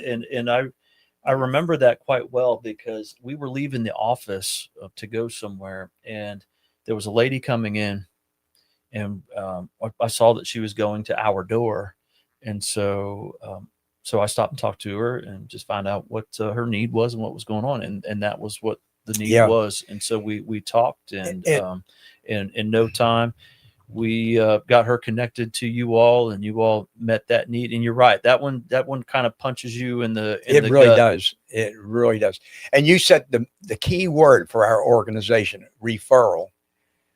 I'll tell the other organizations out there, nonprofits, referrals. We have the resources to support. We need to make known to us who those people are, and communicating to the people who need the help and getting them to you is one of the biggest challenges that I think any nonprofit faces. So we definitely, we try to operate as close as we can with other organizations, because referrals are important to get these people who need the help to us so we can help them. And that's why we really enjoy our relationship with the United Way. Like you said, we do work as a team. And when you get a veteran or a surviving spouse, don't use your resources, use our resources, because we're there to help those people specifically. I've been asked a couple of times in the last 2 weeks, what do we do here at United Way for veterans? Because, this is a community with a large veteran population, and we want to do everything that we can to support veterans in this community. But when it comes to actual programming for veterans, what my answer has been the last couple of weeks, and as you well know, when I got here 3.5 years ago, we made some changes around here and slimmed things down and became more efficient, and put more money out into the community as opposed to in-house here at United Way. And part of that slimming things down was making sure that we were doing a good job of supporting the great work that's already being done out there by organizations like the Veterans Foundation, Veterans Coalition, Bridges, and other organizations out there. Iris with the VA, she contacts us all the time. And just last week, we were able to get to her $750 worth of Publix gift cards to give to veterans that needed Thanksgiving meals. And Texas Roadhouse gave us some vouchers for meals as well to give to veterans in our community. So we really look at it at United Way as our role being, how do we add value and support good work being done by other organizations like you all? Yeah, and that's one of the challenges, is that there are a lot of caring organizations in Citrus County, which makes this what a wonderful community to live in. But oftentimes you're competing for the same audience, so to speak. And so by like you say, working together and helping each other, it really, I think, reaches more people, and it also will preserve your resources. So those things that you want to focus on. So that's why I tell, I go out and I like to attend the breakfast that you have with all the nonprofits, just to put the word out. We're there to help. If you got anybody in that category of a veteran who has been honorably discharged and lives in Citrus County, or their surviving spouse, we're there to help them. Yeah, when the phone rings or we get emails for help for those issues that you've just mentioned, particularly light bills and mortgage and rent, for our team, we're going to ask a couple of questions right offhand. Is this need that you have, is it related to hurricane? Because if it is, we have a pot of money for that. You know how it is in nonprofit. Yeah. You have restricted funds and whatnot, and we've got a good pot of money restricted for that. And we have other great partners that if something's out of our scope, we can rely on them to get people made whole from hurricanes. Another question is are you a veteran? And I like to hear yes on that question, because there really are quite a bit of resources out there for veterans. And our go-to around here is going to be the Citrus County Veterans Foundation. Yeah. And you guys got a good thing going on there, even with Phil. You guys work really well. Yeah, with Phil we work very closely with him. And you mentioned restrictions on your funds. Well, that's one thing about our organization, since we raise all our own money with the help of other organizations who support us. We have no restrictions other than what our bylaws have, So we're out there, anything within the framework of our bylaws, we can provide that financial assistance. And a lot of times we break new ground. For example, I met back with Justin of Habitat several months back, and we haven't had a candidate yet, but we will pay the closing costs for one of their clients that has a home that he's ready to move into or to purchase, and so working together that way. Yeah, that's one of the things I love about you all, is that you just try to find ways to be of service and benefit to veterans in our community. And you're always banging that drum of, hey, send us referrals, referrals. When we walked at an editorial board last week, you reminded me again. That's hey, right. You get anybody now, if there's somebody's been honorably discharged or their surviving spouse, remember. And we're there to help. I know you are. And we're here to help you guys and get the word out as much as possible to other community partners. We also support the Bridge for Veterans, and when we do that on a recurring basis now, we added them. And also we've been a pretty long time supporter now of the Nature Coast Ministries free dental clinic. We've helped them with the veterans that they provide dental care to. Yeah, Sandra was in here. Yeah, I was just going to say, I saw her name up there. She was in here earlier today and talking about what they do. And by the way, the temperature has increased in here from 61 degrees when you got here up to we're now at 69 degrees. So that's all that hot air. I hope it's I hope it's a little bit more comfortable in here for you now. But you guys are doing great work, and it's a cause that's just so important in our community with the amount of veterans that we have Yep. here. Listen, if we had 2 veterans here, it's important, right? That's right. Listen, Yeah, we are free because of sacrifices that Yeah, it folks doesn't like matter yourself have made. where they serve or what branch. Some veterans say, "Well, I wasn't in combat." Well, you don't have to be in combat to sacrifice, because being in the military requires, just like our first responders, requires personal sacrifice every day in some way or another. Yeah. Madeline showed a little bit ago the picture of us together at one of your meetings where you all joined our Small Business 365 circle. It's not just businesses that join that. We also have Right. nonprofits that join that group as well. And we appreciate that from your organization. Key Training Center is another nonprofit that's a part of that, and others. A chamber is a member as well at a high level. And so, yeah, there it is, our picture together that we took with your crew. And speaking about my crew, I'm very proud of the board members we have. They're all volunteers. The only expenses we have as an organization is our filing our income tax every year with our local CPA and the state filing fee. And our board members, not only do they volunteer and serve without any compensation, they spend a lot of their money too, just to support what we're doing. Yeah. How do people find you all online? We have a website, Citrus VF. That's Citrus V as in Victor, F as in Foxtrot.org, citrusvf.org. And our application's on there, and just print the application. And then where they take it is to our Veteran Service Office up in Lecanto. Awesome. And Phil, the Veteran Service Officer Manager, is the intake person for us. And then we verify the information and everything. So the Veteran Service Officer, that's Phil in our community, as you said, that's a position like a county level position. And I imagine probably every county has a Veteran Service Office, right? But we have a good relationship with ours, in a sense that ever since the foundation was formed, the Citrus County Veteran Service Office has been part as a liaison to our board. Yeah.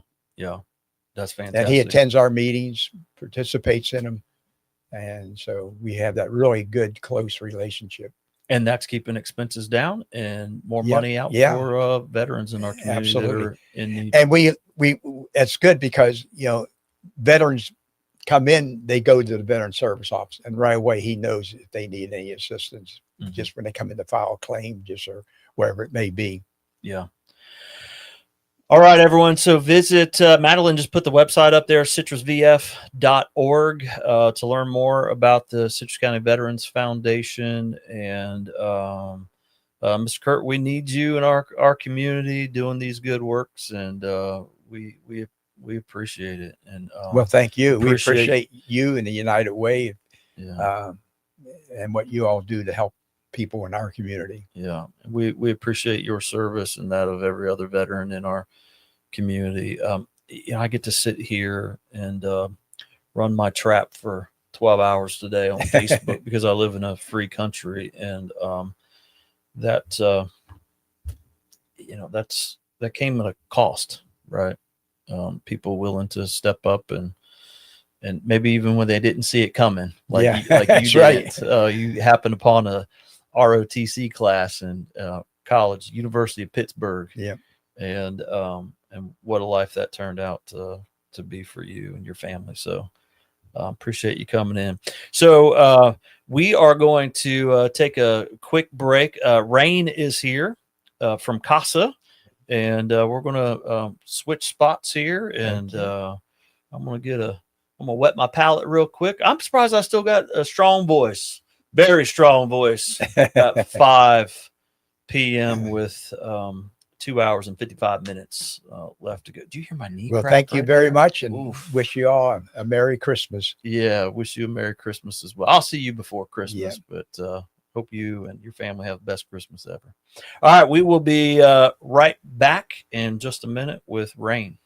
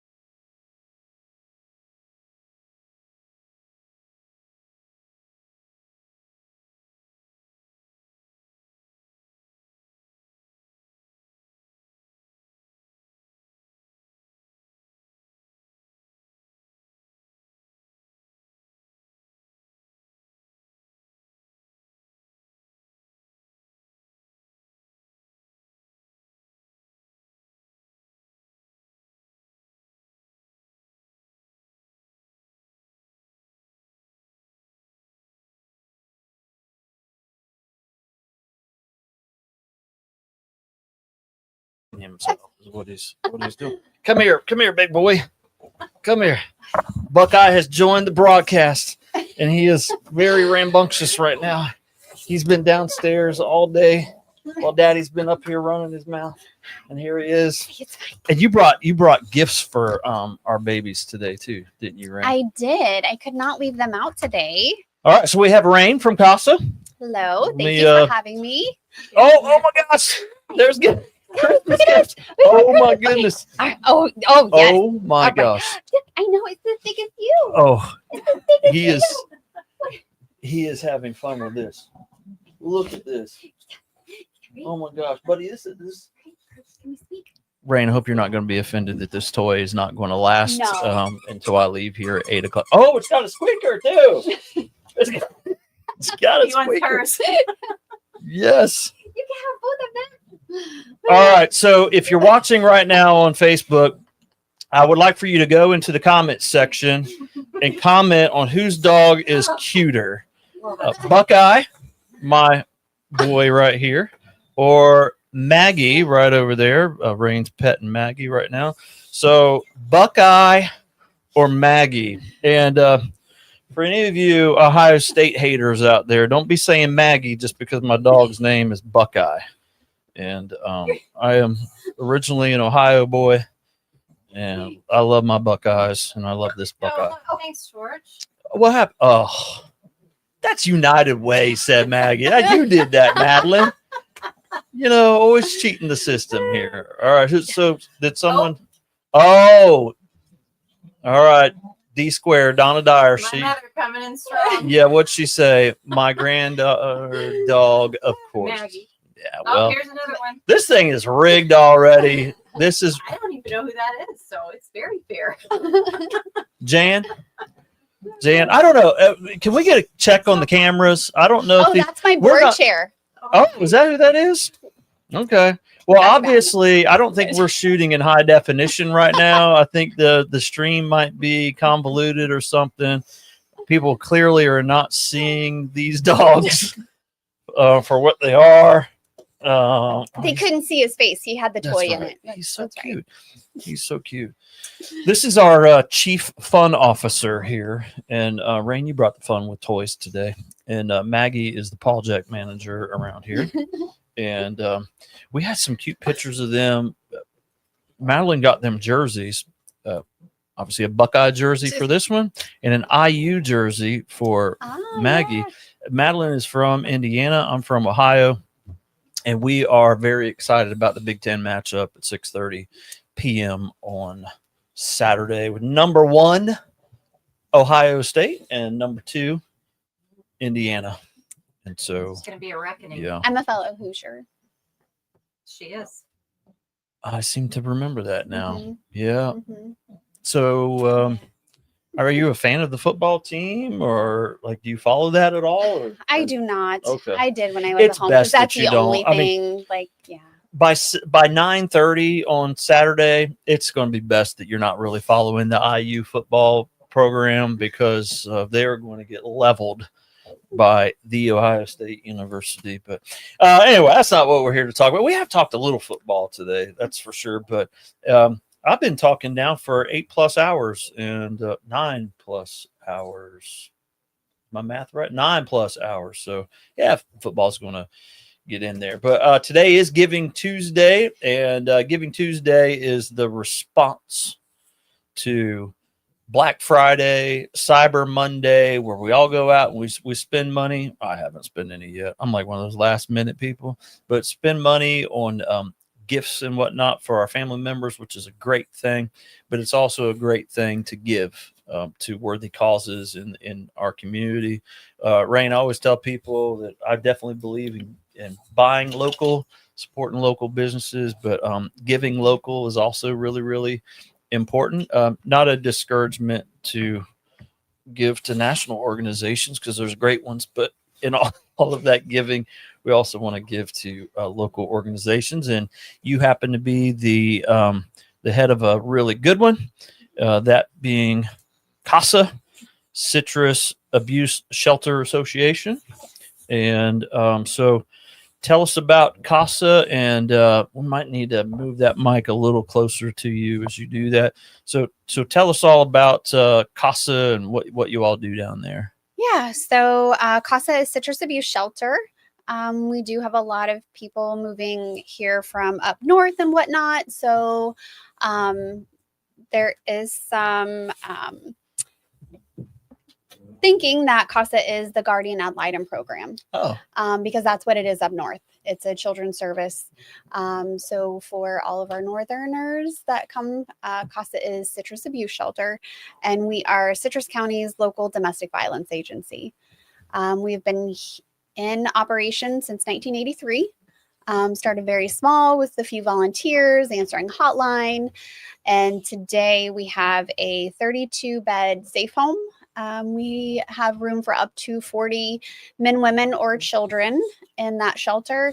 And then we have our outreach programs and services that range from financial advocacy to legal support, prevention programs for programming for our schools and jails and whatnot. So it has definitely grown. We still have our hotline, which is 24/7, that's answered by our local advocates.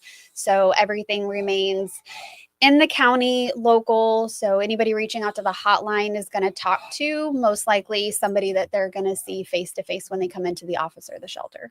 Yeah. So when I think about CASA, I think one of the similarities that you all have, maybe even just theoretically, is with Jesse's place in regards to, it's a shame that you have to have something like that. It's been talked about today. Former Sheriff Jeff Dawsey was here, and he made that point. It's you hate that you have to have a child advocacy center, but you have to have one. You hate that you have to have a domestic violence shelter, but we live in a broken world, and you have to have one. Yeah. I mean, that's just the bottom line. And you all have a tremendous facility. I've been there a number of times, and we don't want to talk about where it is or anything like that, but it is a great facility. And I feel like y'all do a really good job of making it as homely as you can, right? For those types of situations. People hear shelter, and that's what we've even tried to get away from the word shelter, just because you think shelter, you think it's like a jail. There's a few cots and it's very cold. And we've worked really hard to make the communal living space as homey and as comfortable as possible. It's a very difficult time, obviously, and why they're coming to us and needing the safe house. So we want to make it as comfortable as possible. Mm-hmm. So we've, even down to the paint colors, and we've made a special space for the younger kids, and with sensory swings and a mural, and even with the addition of a separate teen room recently, because it's hard being a teenager in a normal world, but communal living and you're thrown in kind of with everybody. We wanted to make sure that they even had their own space. So it is just one big house. Mm-hmm. And I know that it has to take a lot of money, a lot of resources, a lot of contributions of even supplies. Like I think I saw in the paper just a couple of days ago, it's a routine thing that we see in there where you all come to the community, and CASA has for many years come to the community with very specific items that you need for the folks that are there. It's got to be a massive undertaking, like financially. It is. You think about what the cost of everything and the price of how much everything's gone up for a regular household. And we run a house with usually 40 people in it every day. So it's a lot of paper towels, it's a lot of toilet paper, it's a lot of laundry detergent. And that's why we put those needs list out, because it is a lot of times the basic needs. The other items are items that we weren't able to like purchase from the food bank and whatnot, that our survivors staying in the safe house are actually requesting. Some people think we actually cook for them in the house, but we don't actually do any of the cooking. Our advocates don't. They get to do their own cooking and meal planning and things like that. So they let us know what items they need to be able to do that. And our incredibly generous community helps that need be fulfilled. Yeah, we brought some big turkeys over there last year. That's for sure. I don't know, Madeline has a picture of that, but there's a picture of us making a contribution to you all, and yes, it takes a lot to run a. Yeah, you're right. Like shelter's not the best term. It's not. It's very. Has anyone changed that? Has there been a good alternative sort of found yet? No, we just our call English it this, language is so we call it the safe house. Is kind of where we've been trying to shift to. okay. But in our like contract and our services as a domestic violence agency, the word emergency shelter is what is used. Gotcha. Tell us about the need in terms of like the numbers. Is that do you see an increase in domestic violence over the years, or is it going down? Is it hold steady? What is that looking like? How's that trending? It's definitely trending up. So we've seen a year-over-year increase in both shelter resident, so shelter nights, as well as our outreach services. So last year we served just under 1,400 through direct services. So that means we didn't see them at a community event or a group event. Those are individuals either coming to the outreach or staying in shelter with our services. So it is trending up year over year. And unfortunately, our domestic violence agencies nationwide have seen drastic funding reductions from VOCA, so our Victims of Crime Act, which is our federal funder. So this year alone, our cut was $290,000. So $290,000 cut from your annual revenue that you otherwise would have had. Yes. So October 1st, funding award was $290,000 less than previously. While the need is going up. So, and I know we've had this conversation, like when you came to editorial board about, the question then becomes, how do you make up for that gap? And a significant amount of funding over the years for CASA has been grant funding. And I seem to remember you saying that, it's imperative for you all to start receiving more contributions from people in the community that really align with your mission and want to help out survivors of domestic violence. And so on this Giving Tuesday, I certainly would recommend that you give to CASA just as our United Way has. We've made an investment in CASA, and I've said leaders go first. That's my simple leadership principle, and I would encourage anybody to do that. And certainly, that contribution can always just come here earmarked to go to them. But I'm sure that folks can go to your website and contribute there. Yes. I would imagine, right? So, yep. What is the website? It's CASAFL.org. CASAFL.org, and Madeline will pull that up for everybody watching at home.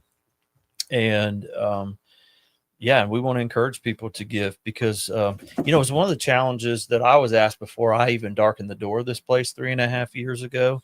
I had a reporter from the Chronicle call me. I hadn't even came in here yet. I was on my way to the office trying to leave the house, and the reporter called me, and I'll never forget him saying, George, with the state of the economy, the need is going up in the community. But the flip side of the economy going down is there's likely to be less contributions. And so how are you going to navigate that situation? And I was like, man, let me get to the office first. I haven't even got in there and met the team yet. We'll get to that. But it's been challenging for nonprofits like ours and yours. There's no doubt about it. That's been a challenge for you all, right? It is. And, there's so many this year that are struggling with the same. And our community is incredibly unique in how we support each other. So if there are things that maybe we would have necessarily bought or services that we would have necessarily paid for, we're just being very resourceful with one another and saying, hey, do you have extra of these? I have these. Let's share the resources. Let's make the best of what we have. I'm on a lot of statewide calls, and that is not the case in so many communities. So we are very unique and very blessed to have the community that we have here. Yeah. And, you hear that from people that we live in this unique place and where we work together well as agencies and community members come together. And gosh, if you heard it from one or two people, you might say, oh, okay, whatever. But that's just been a reoccurring theme all day long. And I know people aren't just saying that because we're live on Facebook right now. If you step into our world here in the nonprofit sector in Citrus County, it becomes evident really quickly that we do have good relationships and work well together. We always say at United Way that, our motto used to be live united. We say united is the way now, and it truly is the way to move the dial in terms of the issues in our community. And I love the fact that you all do some outreach to the schools you mentioned as well. Tell us a little bit about what that looks like. Yeah. So we partner with some of the other agencies. We collaborate on some projects like with Aspire, Jesse's Place, and whatnot. But our specific program is geared towards those students who have been referred to us, so to say, in a classroom setting, that their teachers, guidance counselors might have knowledge of them experiencing some sort of violence in the household or in a dating violence situation. So it's very specific. So that way, our advocate has those specific skills and training to be able to help those students without providing direct services. So we're not able to provide the direct advocacy, therapy sessions, things like that, but we can provide some programming so that way they become more confident, self-esteem. They understand what, red flags in a relationship are, who to get help, how to get help, and whatnot. Yeah. Do you all see an uptick in domestic violence in the during the holiday season? Yes. So any of the stressors. So obviously, with the way things are economically, the strain, people are moving into smaller living spaces together to reduce expenses, whether that's travel trailer, things like that. So that adds to it. You have the holiday times, which, and even a lot of that is just economic. They're not able to provide the holidays that they would like or that they're used to. But hurricanes, any sort of storms like that, there's always an uptick when those stressors happen. Yeah. Well, I'm about ready to make what might be a bad decision, and that is to let go of Buckeye's leash, and hopefully he's not going to disrupt all my wire management. If we go black, the cameras just fly. That might be Buckeye tearing up everything and unplugging us. So hopefully that won't happen. So there's my daughter. She came to the rescue, and she said, "Oh, well, she didn't say that Buckeye, she calls him Bucky, was more cute than Maggie, but we know that she feels that way." And she said, "Hi, Dad." So appreciate my baby watching her father tonight as we do this. But yeah, it's a unfortunate reality that this can be a stressful time of year for some folks. You see an uptick, and we're glad that you're out there to help folks in those situations. Again, it's unfortunate that we have to have it. Yep. But we have to have it. Yeah, and we're not, and we've tried to express too, we're not just there for those that are directly experiencing, but even if you have somebody that is experiencing, maybe it's somebody you work with. We talked about a little bit this morning with the Chronicle, and how do you help support that person? What do you say? What do you do? But just believe them, and you can even reach out to us for help with what to say to that person. If they don't want to get direct services, if you are that go-between, like, that's all we can ask. That's one of our asks of people, is just know where we are, what we do, and how we can help, and you can be that person too. Yeah. So when did you come to CASA? Almost 2 years. Almost 2 years. Yeah. So not quite. Couple weeks. Yeah. Couple weeks will hit the 2-year mark. And you came from banking or financial Banking service? and insurance. Yeah, insurance. Yeah.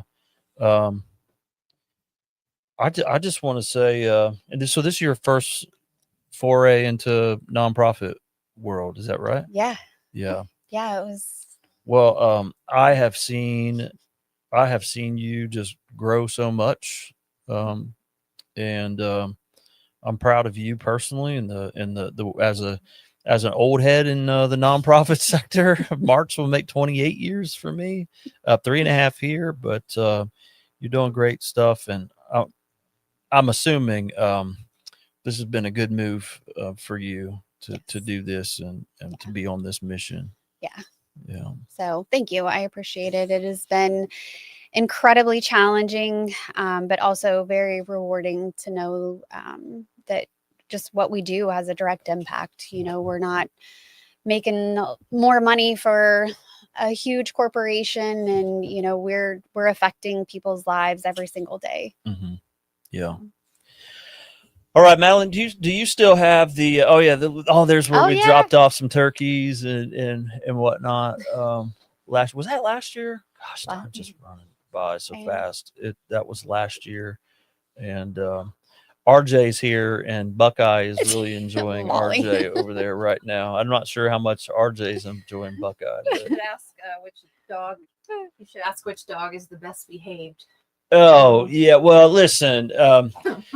Okay. Well, let's ask which dog is best behaved, because Rain, I don't know if you had the same experience that I did about 5 minutes ago while we were trying to do this live broadcast, where there was a smell that started coming from behind my chair right here, and what the viewers at home could not see, because I think they could. well, maybe so. But I do know you switched the camera view onto Rain as you went behind me and cleaned up a mess made by your little princess Maggie over there. Jen is supposed to be walking the dog. She's clearly neglecting her duty. She got nervous in front of the camera. Maybe that's it. So I don't want to hear anything about which dog is more well behaved after her dog just about stunk me out of this place about 10 minutes ago. So anyway, all right, you can tell we're getting punchy now. This the longest I've ever done a broadcast has been like 4 hours. Craig Dalton and I, during COVID, we went live for Foundation Fest, for the Education Foundation, and did their broadcast for 4 hours, encouraging people to give and doing like online silent auction and all that good stuff. And I remember after like 4 hours, like how punchy we were. And so you just decided to double it. Yeah. So triple it actually, up to 12 hours. 12 hours. 8, yeah. So I can't math. It is what it is, but it's good. I've never sat this long. Yeah, and I don't want to downplay the fact that Madeline's back there sitting in a chair punching buttons as well, and cleaning up the occasional mess by her dog, not my dog. My dog is well behaved. Well, I As mean, let's he- just be glad it was the little one and not the big one, though. As he tears up that toy that you brought. Rain, thank you for what you do. Thank you for coming in this Thank you. evening, being a part of Appreciate this broadcast. Thank you for the toys, for the pups, and the great looking Casa hats that you brought us as well. So keep at it, and I hope people will give to you all on this Giving Tuesday and this giving season, right? Because as nonprofits, we do rely heavily on that end of year giving for our budgets, and you all need it just like everybody else. So thanks for being here. Yes, thank you. All right, well, so we're going to take a minute to readjust, maybe get Buckeye and Maggie back downstairs. I think that's probably a good idea. And RJ from the Family Resource Center is here, so we'll get him situated, and we will be right back.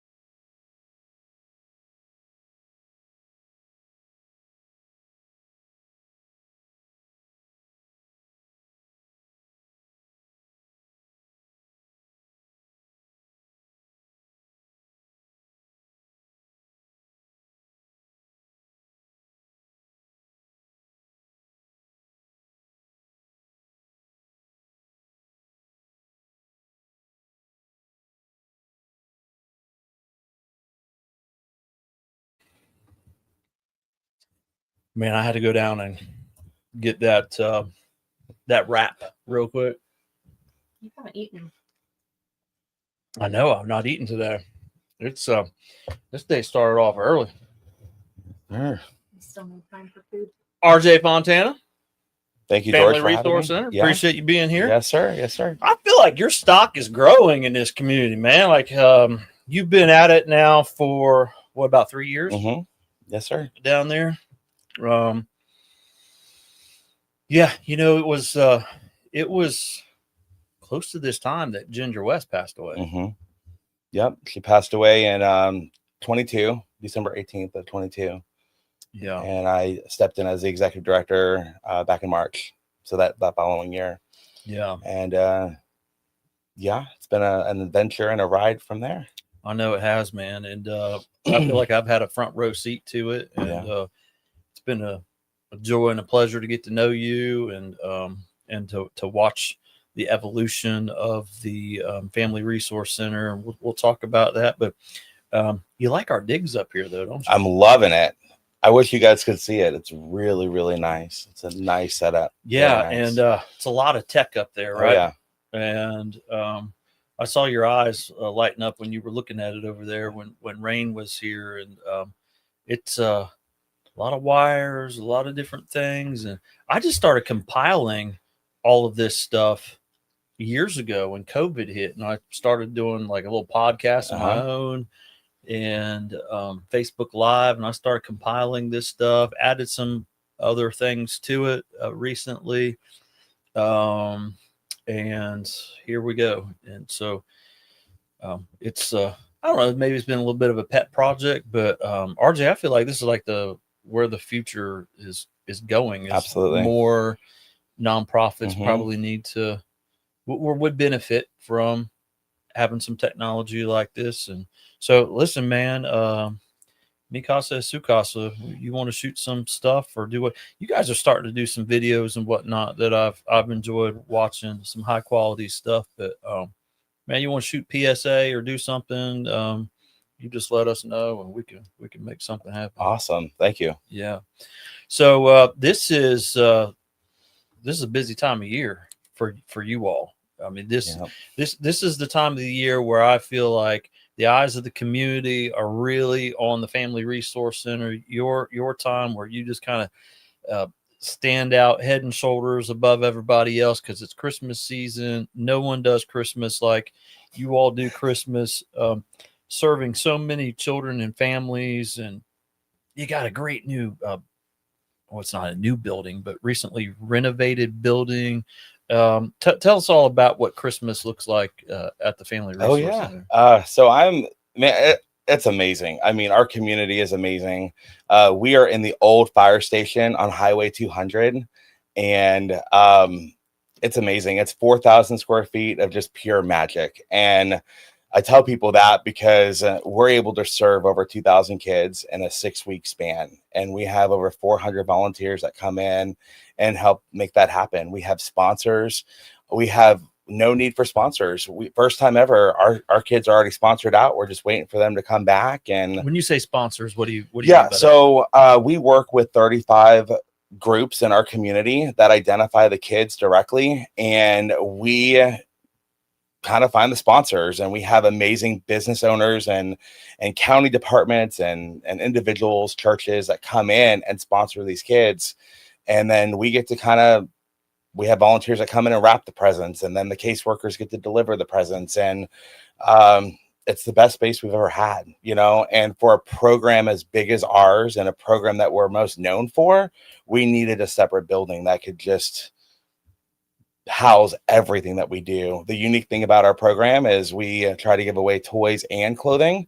And so we're meeting those needs such as blankets, underwear, socks, clothing, that kind of thing. So it's the clothing aspect that makes it unique. Yes, because I think that when people think Christmas, they think of toys, right? Barbies and trucks, but we want to see past that. We want that child to go to school with a brand new outfit for school. And we also serve teenagers, and a lot of the groups in our area are not serving teenagers. So that's another unique factor of our group. Yeah. And you all work a massive amount of hours down there, right? But I'm wondering if the new facility and just sort of the efficiency and everything, I'm wondering if that's helped this year even. Absolutely. We started earlier. So we started beginning of November. We started sending kids out to the sponsors back in August. And so everything's come back quicker. Volunteers are being able to leave earlier. I'm able to leave at 6 o'clock most nights, whereas before, you were there like 2 or 3 o'clock at night. And I don't think people realize how much work goes into this. We're trying to make sure the sibling groups are matching. We're making sure that they're getting what they want, right? So if they want Mickey Mouse or Bluey, we're trying to make that magic happen for that child. And if you have not been to the new building, I encourage people to go and see it. You know, can't miss it. Can't miss it. It looks like you can't miss it. It's a Christmas building on 200. You can't miss it. Oh yeah. So Wave of Green. That's our United Way was able to connect us with Publix, and Publix came out and just had a serve day. And let me tell you, they wrapped over 93 packages that day. Wow. And they were able to do an inventory of all of our items and just being able to help us know what we had. So then when community members are calling, hey, what does the Family Resource Center need? We're able to say, hey, we need this. And that was thanks to the Green Wave of Publix. Yeah, Publix is amazing. They had a couple of shifts that they did that day. Mhm. We fed them in between those shifts Yeah. and whatnot. And Publix is the number one contributor financially to United Way of Citrus County, to United Ways in the state of Florida, and overall United Way worldwide. Publix is now in 8 states. And so if you think about the huge multinational corporations that are out there, and then you think about Publix is in 8 states in our country, and they are the number one contributor to United Way worldwide. Wow. So Wow.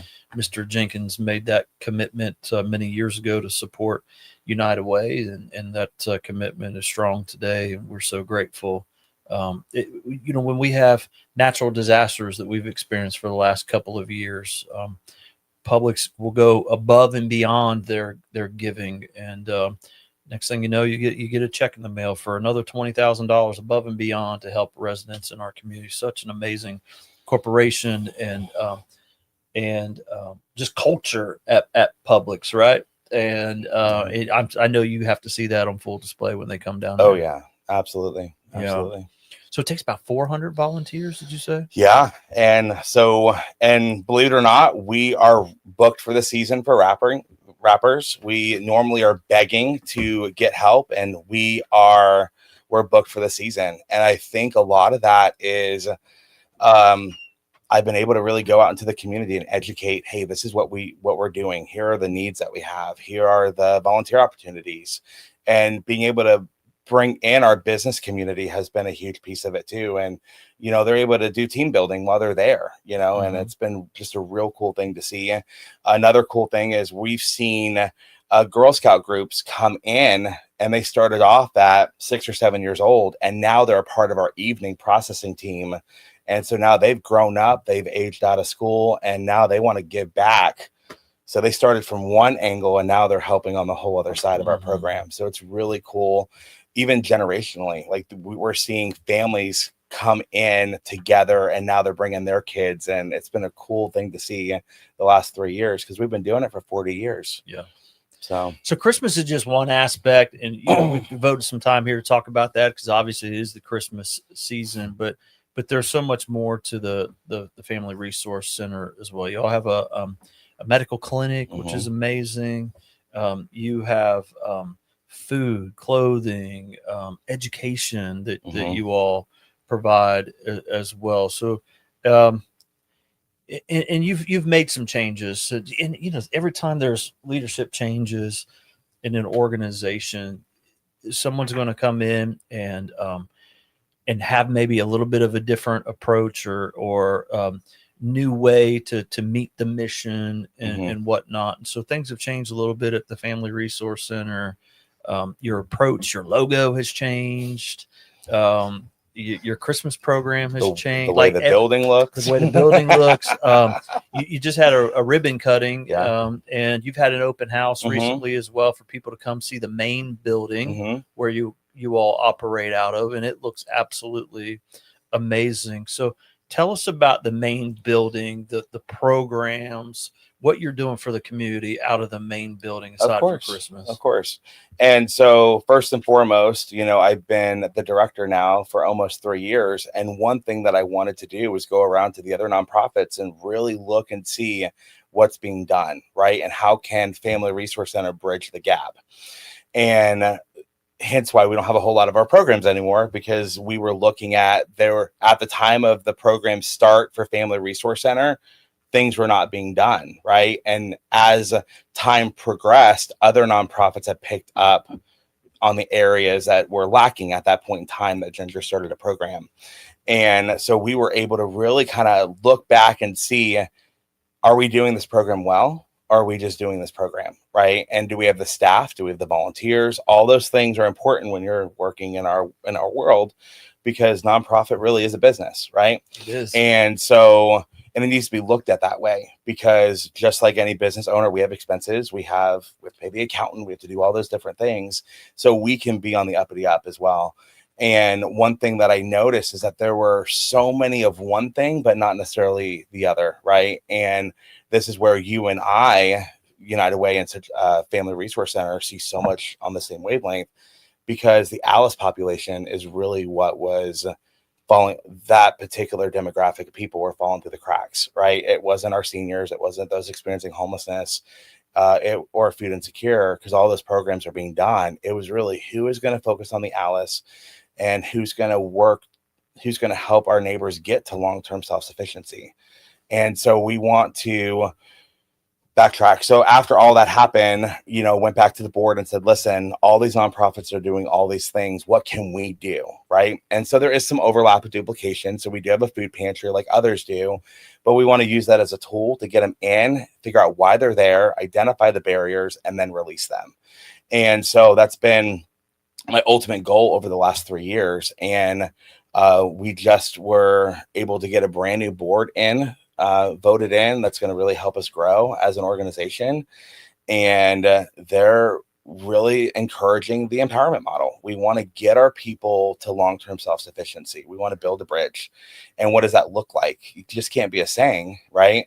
And so how can we utilize the programs that we have and use them? So we're basically having 3 levels. We're going to have a help level, a grow level, and a sustain level. And ultimately, we want to get all of our neighbors that we serve on that sustain level, right? That means they no longer need Family Resource Center. They're doing well. They're employed. They're good to go, right? And so all of our neighbors will be able to come in and be evaluated on what level they're going to jump into. So our help level is going to be just our basic dignified stuff, our food pantry, our clothing. We'll have a clothing closet, and I'll go over that in a minute. And then our medical clinic. Those are dignified services. Everybody should have access to healthcare, that kind of thing. And they can come 4 times a year, free and clear, no strings attached. But we want to help them long term. So let's get them a birth certificate. Let's get them an ID. Let's get them a resume. Let's get them a job. Let's get all those different things, because we have the resources within our community to help make that happen. Let's partner with those that can do that. And so we're really wanting to do case management, identification of barriers, and then let's release them from poverty the best way that we can. And so when they leave from that help level to go into the grow level, that grow level is they're going to do exactly that. They're working on getting their birth certificate. They're working on getting the necessary steps that they need to be able to get to self-sufficiency. They can't get a job without a birth certificate. They can't get a job without an ID. And so we get them in that point. We get them a job. They don't have transportation. We have a bike. So everything is all going to work together now with our programs that we have. And at that point in time, they'll earn resource dollars to be able to go and use in our new thrift store that we're opening up after the first of the year. And we're excited for that, because handouts work for a day, but they don't work for long-term outcomes, right? And so we're really wanting to meet that need, but not keep them in the web of dependency, right? Social services, we do a great job by helping people, but when it's helping too much. And that's one thing that Family Resource Center has identified, is we have to do more than help.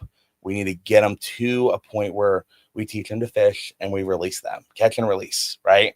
And that's true outcome, not by people served, not by what we're doing, but how many are we getting to a point where they no longer need a Family Resource Center? That takes a little bit of a difference in mindset, even for our community, right? Or any community, to really embrace that model, where what we're looking at is we don't want to celebrate the fact that we served 3,000 people last year and we're serving 4,000 people this year. Now let me explain what I mean by that. Now, if there's need out there and we grow our resources, then we're able to reach more people that need the help. That's perfectly fine and good. And that's not what I'm saying, but there needs to be a releasing at some point if we're really doing really good work and people reach self-sufficiency. So ultimately what we would like to see is our efforts be so helpful to the community that over time those numbers start to decrease, the amount of people that we're helping, because things are just really improving. I mean, at least theoretically, that's what we're talking about. We should all be working ourselves out of a job at the end of the day, right? We're going to still see poverty. That's not going to go away. But if we Jesus said the poor will always be among you. Yeah, I believe. But if we can knock that number in half, right, and then ultimately figure out a way to end that, that should be all of our nonprofits' goals, is to be able to help and release. And that's one thing that we kind of grabbed onto. And mentors like yourself, you've been able to help me kind of embrace that, right? Utilize the strengths that Family Resource Center has, our community partners that we work with, and just all working together for the common good of the community. Man, if there's one thing you do good, it's communicate with other agencies and folks in the community doing well and drawing folks in and partnering with folks. That's something that you all do. You do exceptionally well. You do far better than I do, I believe. And that's where we need to be, is building those partnerships. Now, you had a column in the newspaper recently about Alice, and Alice is a term that we've been really using quite a bit in the last 3.5 years. I know that I've been here, and since United Way of Northern New Jersey sort of spearheaded that Alice project and continues to do that research and provide that data to our communities. But I still think we got a little bit of a ways to go in the understanding of who Alice is in our community. Absolutely. Right. It's a relatively new term, right? Oh, yeah. So I think Alice can get confused maybe with folks that are more, they're in poverty or in situations that we might classify as generational poverty. Maybe there's a little bit of a difference. Oh yeah, there? Absolutely. So from your perspective, like, who is Alice? Such a broad term, really. Because I think that people can jump in and out of that as well, depending on situation. Like, if somebody's working 2 jobs and they're still not making ends meet, that would be considered an Alice neighbor, right? Somebody that is doing everything they can, still not making ends meet, that would be asset limited, right? And then that would be income constrained. Right. Asset limited is our seniors, right? Those that thought they were ready, thought they were prepared, and at the end of the day, they weren't because of inflation and that kind of thing. So I think it's such a broad way of looking at it. And I think that, you at the spearhead of this United Way, you're trying to help all of us nonprofits see what is Alice, right? And I'll tell you, you and I've talked at first I struggled with what is Alice. I'm looking at it from more income constrained versus asset limited, right? And there's 2 different sets, right? And these are still employed people.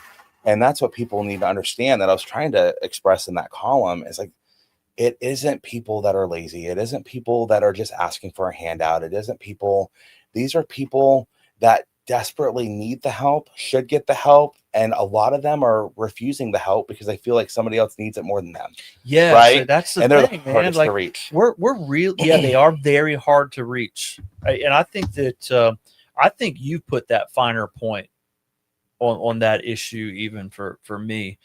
And as a part of United Way, I mean, I'm up to my ears in Alice data and Alice summits and conferences, and we're having that conversation all the time.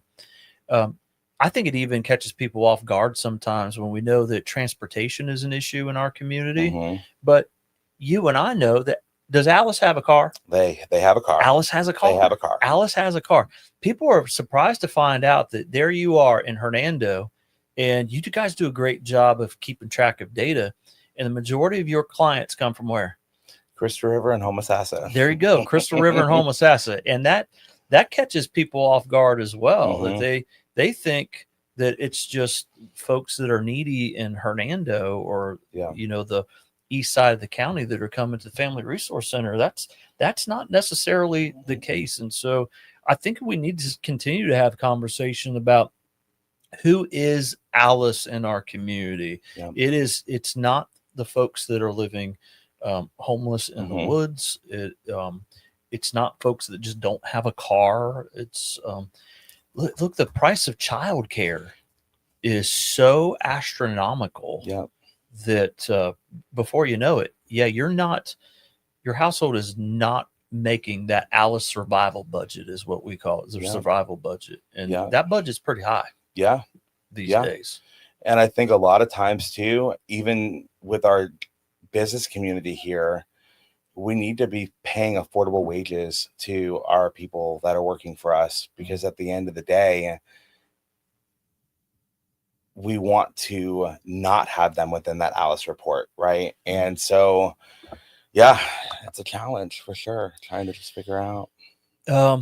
Man, I want to keep talking to you. It's 6:00 right now, and we do have Commissioner. You do this to us all the time. No, I know, but you don't have to go anywhere. Do you have to go anywhere right now? I got to go back to work. Well, I've just. Do you want me to stay on with Holly? I'm going to invite you to stay on for another segment here, if you want, or for a period of time. And big shout out to the volunteers at the Christmas Project. Thank you for letting me do this. Absolutely.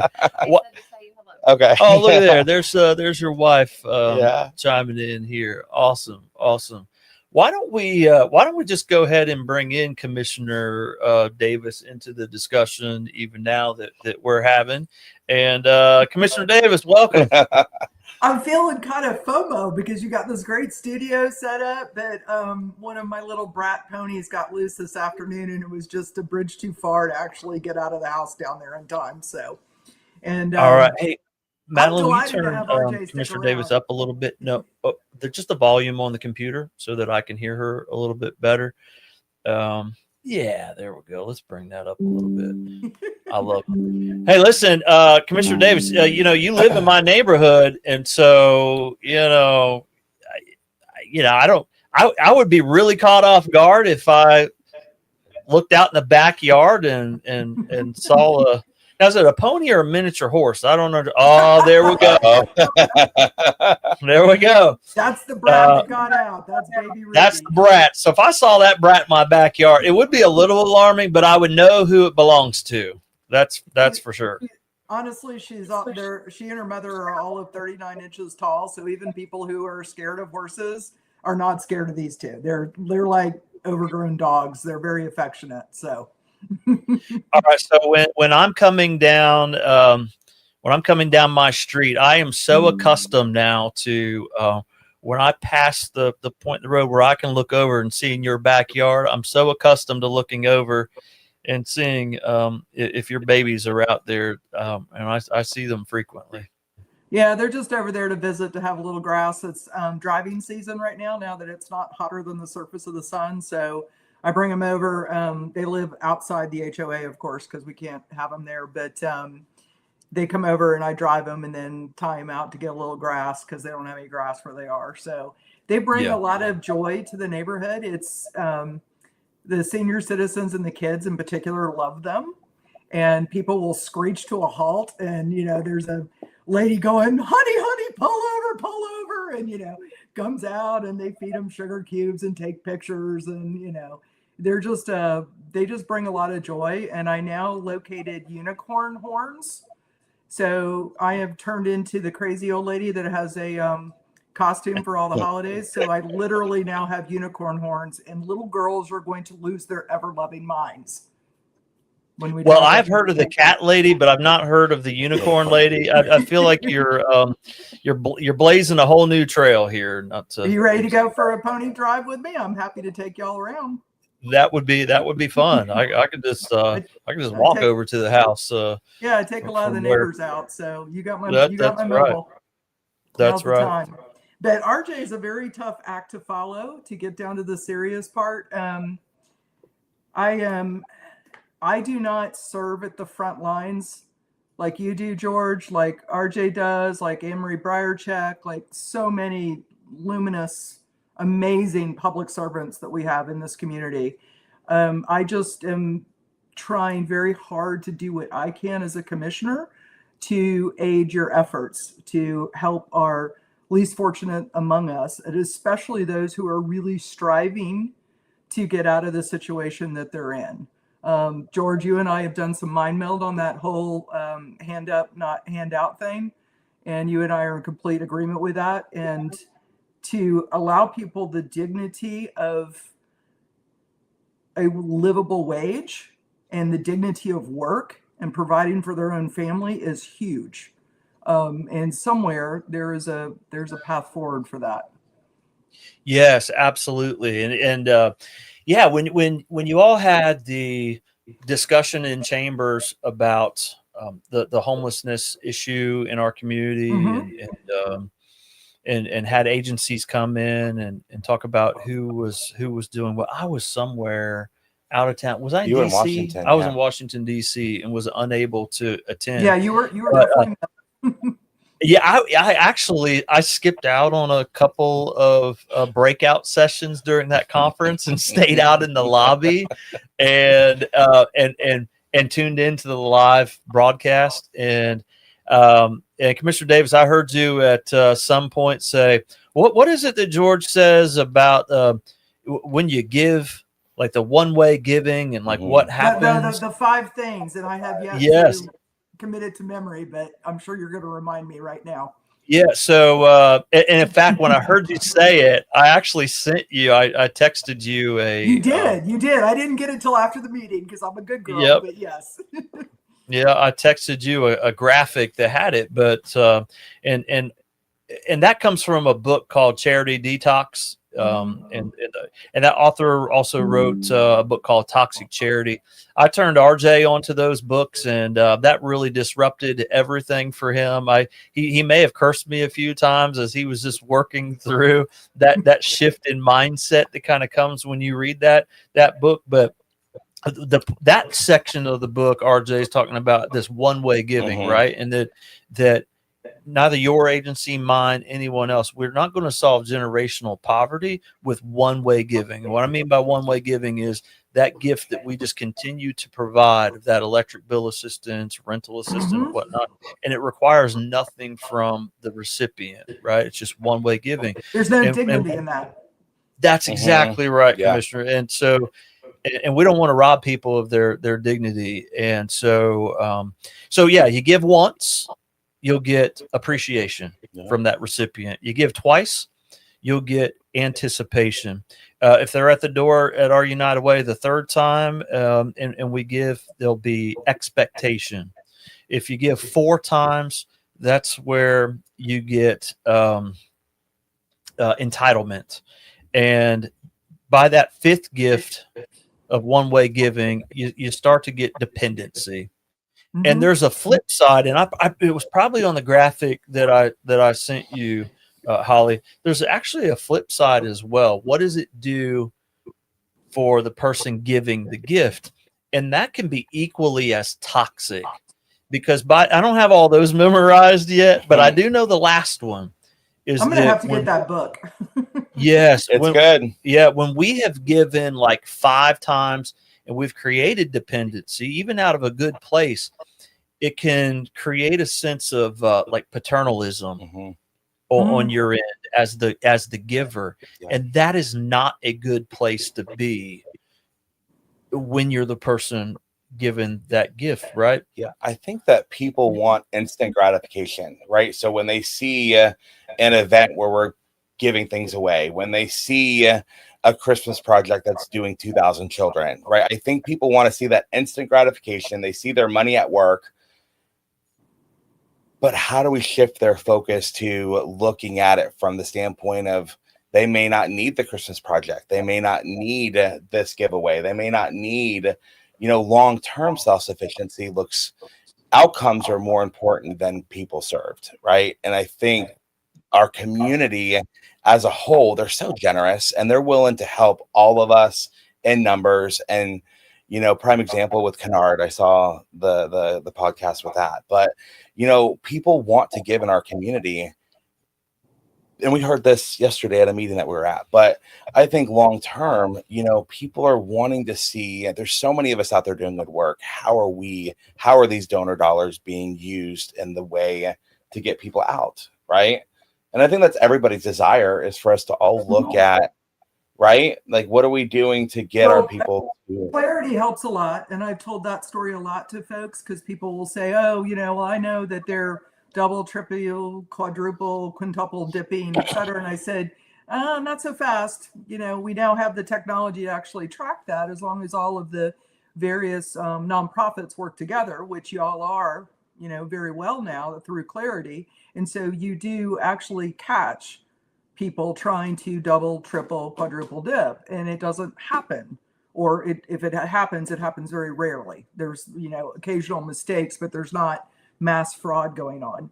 But it's not systemic. Yeah. If I may, I want to talk about the cost of homelessness, because we do have a really wonderful opportunity to bring Catholic Charities into Citrus County. They rightfully will not go forward unless they have they will raise all the money for all the infrastructure or do everything, but they rightfully won't go forward unless there is some sort of ongoing, some sort of stipend from some source. And every place they operate, which is Pinellas Hope, Tampa Hope, and Pasco Hope, all three of those aggregate communities, because Pinellas Hope is also supported by City of St. Pete and some of the other municipalities, they all give them a stipend. So I talked to our financial planning firm, and I told them about what the success rate is. It's 50%. The national average is 25%. They have 50% of people go into stable working lives when they come through the program, which is enormous. They've really got this figured out very well. And they do it for a cost of $25 and change to $29 and change dollars per day, per person. And the average length of stay is 110 days. They shoot for 90, but they've been averaging 110 because of, the housing crisis, or affordable housing crisis. So I was telling our financial planning firm that. They go, oh, well, get us these input numbers and we can figure it out, because it's absolutely a taxpayer savings, 100%. And so I did a dive, and I got the jail, our county jail, to do a point in time survey.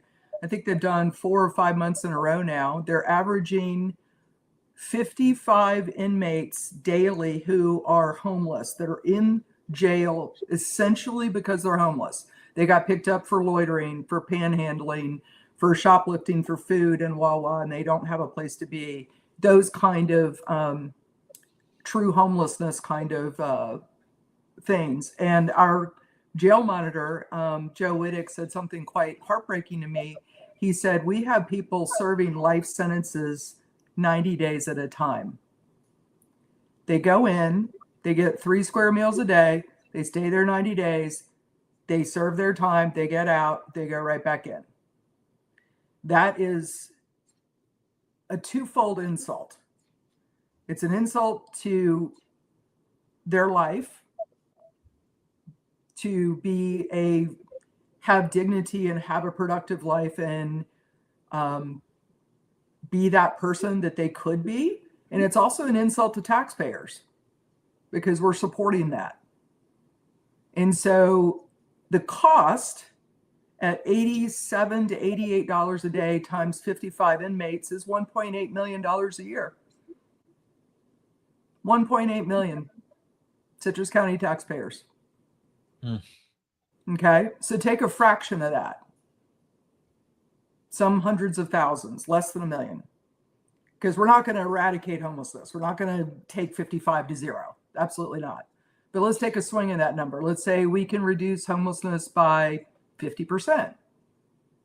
Why would we not take half of the 1.8 million, or some figure like that? Okay, I'm just spitballing numbers out here. Why would we not put that against a homeless shelter that takes them off the streets, out of the woods, and they only bring in people that want to make a difference in their lives? And that's a big reason why the 50% success rate, right?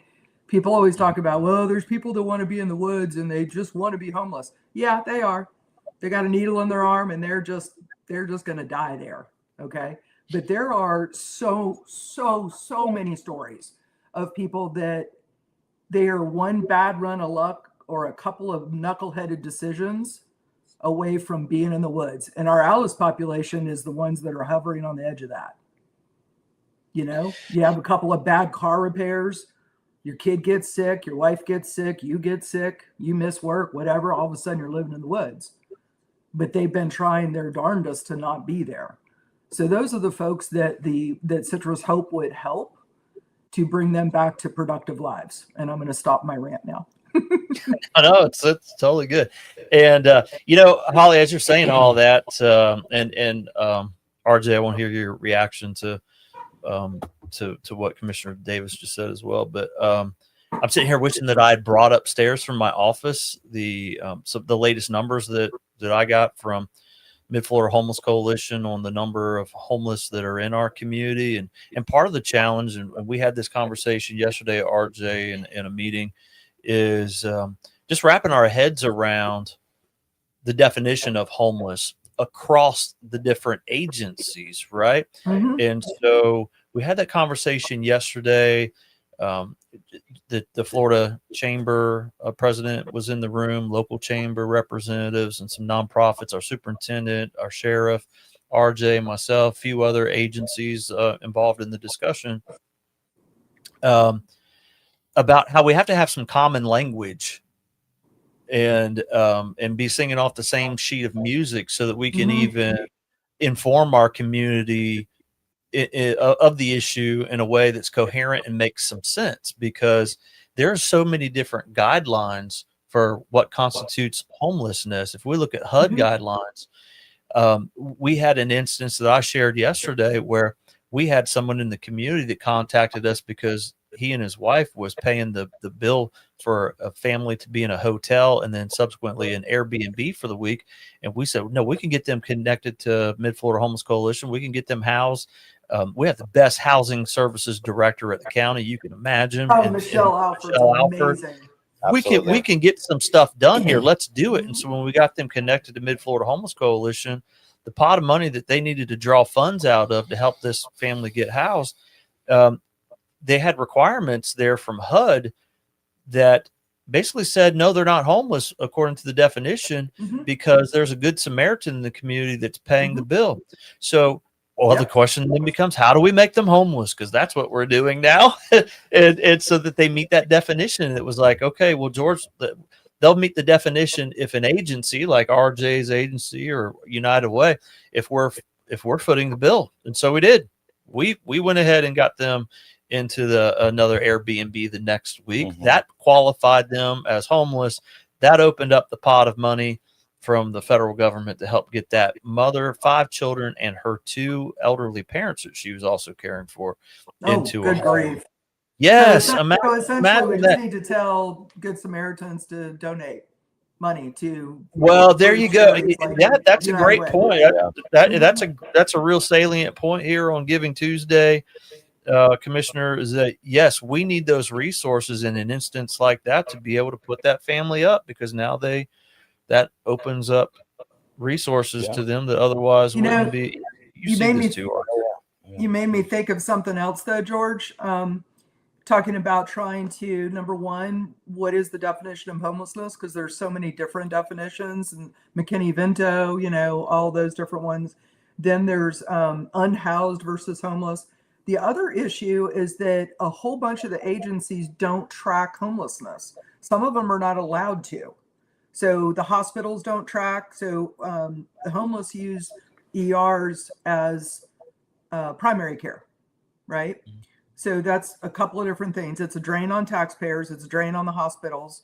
And it also will even cause hospitals to go on to divert status. So you have a heart attack and you're getting bussed an hour away to a hospital because your local hospital's on divert. So those are 3 kind of ugly points. But the hospitals, I believe the hospitals are not allowed to track it because of HIPAA, or they don't track it. Because I went down deep into all of the various agencies. Our fire rescue cannot put a cost on homelessness. Our own fire rescue. They know it's a drain, but they can't put a dollar cost to it. I did get a dollar cost from the clerk of courts. And the way I said this to everyone is I said, look, I know this is kind of what I would call swamp math. So go with the lowest possible estimate and the highest reasonable estimate, and we'll pick something in the middle, right? So Clerk Tracy Perry was able to get me numbers, which is essentially the amount of time it takes per court system to process homeless inmates in and out of the jail and all their paperwork and what their hourly cost rate is loaded. Fire rescue could not give me that answer. CCFR. CCSD could not give me that answer. They know it's a huge drag, but they don't know the cost. The hospitals were able to sort of gin up a pretty good answer. So another factoid here is that Medicaid, we have to reimburse Medicaid for indigent care in our hospitals.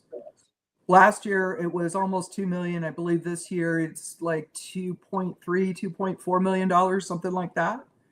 So I went to the hospitals. I said, let's just spitball here. What percentage of your indigent care do you think are homeless? Because a whole lot of the indigent care have housing. They're just severely out, right? So they use ERs as their primary care. And they came up with somewhere between 3 and 4%. So for each hospital, if it's 3 to 4%, 3.5% of two, it's coming up on about 100,000, I think. So that add that to the 1.8 million with the jail. Again, you're not gonna, and then add to that Clerk Perry's cost, add to that Sheriff Vincent, add to that Chief Stevens, all of their budgets that are impacted, and you got to be looking at over $2 million a year to keep homeless in the same bad situation they're in now. You're not bringing them onto the tax rolls where they're earning money and not costing taxpayer money. That's the cold hard. I have a huge heart. I live to serve, but I do have a little cold calculator part of my soul where I'm always trying to figure out what the efficient way is forward. And so you look at that from a very logical cold standpoint, and it makes perfect sense to do a Citrus Hope. It just does. You've really done you've done a lot of work on this. Your Yes, math sir. is deep dive, as you call it, and why? Like what's at the heart of that, Holly? What is driving that? Because if I remember right, when the chamber first started talking about prosperity initiative, I do remember right. Man, I've got a mind like a steel trap. I can't remember what happened yesterday, but I can remember meeting. I can remember meeting Holly Davis for the first time at Jim Lagrone Park for a prosperity initiative Prosperity event Citrus. that they put together, and Which someone is still, introduced. Which is still kind of going forward, yeah. Yep, someone introduced us to each other, and you were at a table there, and the person who introduced us asked me if I would share with you the mentoring program that I was running at the time, and that's where we first met. Filter is amazing. I wish it had been Filter, able to continue. So yeah, Honda pulled out, but I'll tell you what, if Honda didn't pull out of that and decide corporately to go a different direction, that left us and 32 other programs in the country trying to figure out what we were going to do. It just happened to be that happened right at the time that this position opened up, and I've been here, and it's been a great avenue for me to be God is good, George. God is yeah, good. more people, right? When what do they say? When God closes the door, He opens the window. The window is United Way. But you've been engaged in this for quite a while. It seems like since near the beginning of your tenure as a county commissioner. You're in your second term now, right? Yep, just finished my 5th year on the board. So yep. I'm So finally. where does that come from? That desire to affect change in this particular area. Where does that come from for you? My dad was very big, and my mom followed suit, but my dad in particular was very big on having humility. and to understand where you came from and that you are no better than anyone else. And my grandfather on my maternal side was a turpentine farmer, native Scotland, native Scot, immigrated here. My paternal grandfather was a mule dealer in Arkansas. So I come from pretty humble roots on both grandparents' sides. And my dad, all he ever wanted to do was fly. So he joined the Navy, became a fighter pilot, is officially a 3-war veteran, World War II through Vietnam. Wow. And my mom was a stay-at-home mom. She raised 3 kids. And then there's a huge gap. And then I was a surprise, I'm pregnant. But by my mom. And so I had this really unique upbringing where all 3 kids, like the youngest went to college the year I started first grade. So I had my mom and dad pretty much all to myself, and my mom was a stay-at-home mom. So she cooked everything from scratch. This was in the time when women were going into the workforce, and there was lots of TV dinners and processed foods, but mom cooked everything from scratch. She sewed all my own clothes, and she read to me. And my favorite place to go is the library. And I was, 3, 4, 5 years old, and I'd go check out the maximum number of books. And 3 days later, I'd say, can I go back to the library? And so fast forward to, I don't know I think I was running for office. I think it was the beginning of 2020 when I first heard Mark Wilson, the CEO of the chamber, talk about the poverty levels and generational poverty and what keeps kids in generational poverty and children raising children, right? They weren't raised right, so they're not going to raise their kids right. They're not going to raise their kids right. And something stuck in my head. He said that, and I still to this day don't know if this is a rumor or the truth, but the Florida Department of Corrections looks at 3rd grade reading scores to forecast I mentioned that earlier today. 20 years out, right? Mm-hmm. It rings true. I don't know that to be absolutely true. But No, I can tell you, listen, as a 25-year veteran of the criminal justice system, I can tell you that's true. I can't remember who it was I was talking to earlier today about this. I think it was Josh Wooten. Yeah, it was Wooten. That I did learn along the way in my criminal justice career that, yes, that if we're looking at how many prisons we need to build in the future, we're evaluating the behavior and academics of 3rd graders, because a 3rd grader is 8 years old, and that gives you a 10-year projection until they're an adult of how many prison beds we're going to need. It's a huge issue. Yeah. So, and I know we're getting close on time. So to sort of put that together, I have a creative side to my brain, and so and I'm empathetic, and so my brain galloped off to, holy cow! Like if my mom had not, let's just say my dad was killed in action, my mom made a bad decision and ended up with someone who beat her, and I ended up acting out and got pregnant when I was in 9th grade, and all of a sudden my whole life.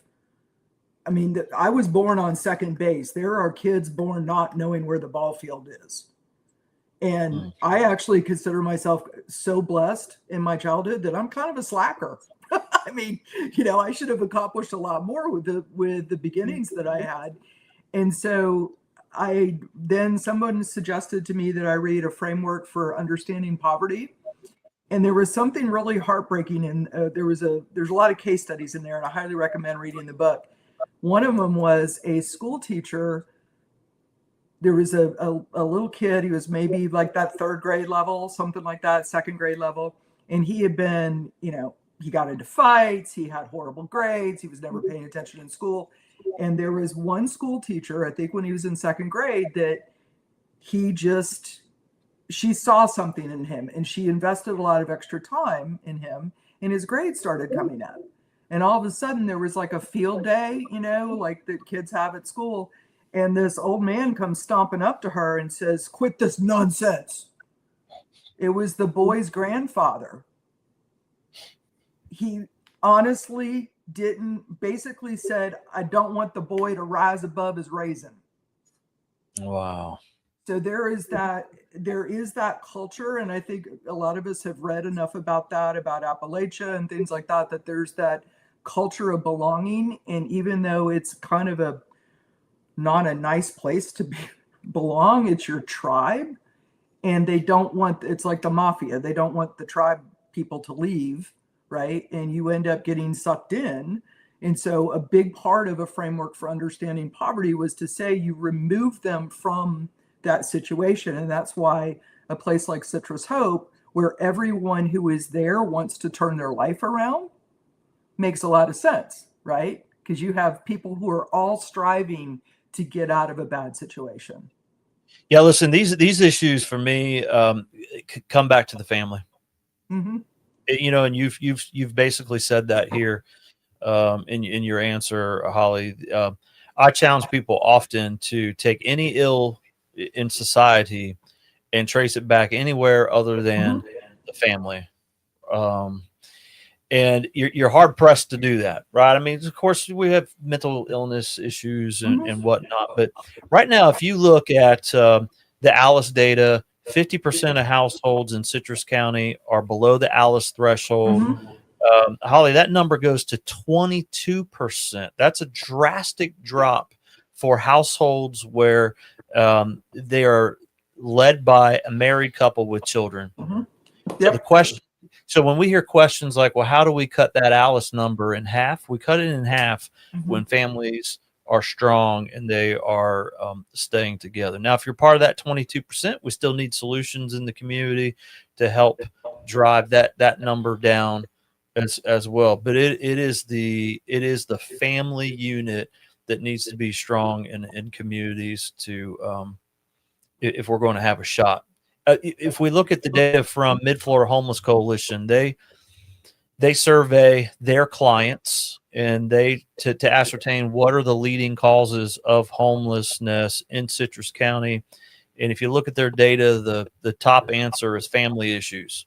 No surprise, right? So this is where we see that data intersecting, their data, our data, and quite frankly, common sense is at that intersection as well. And so it's about family. Anne-Marie talks about how many families that come through that are buying Cheetos at Wawa to feed their kids dinner.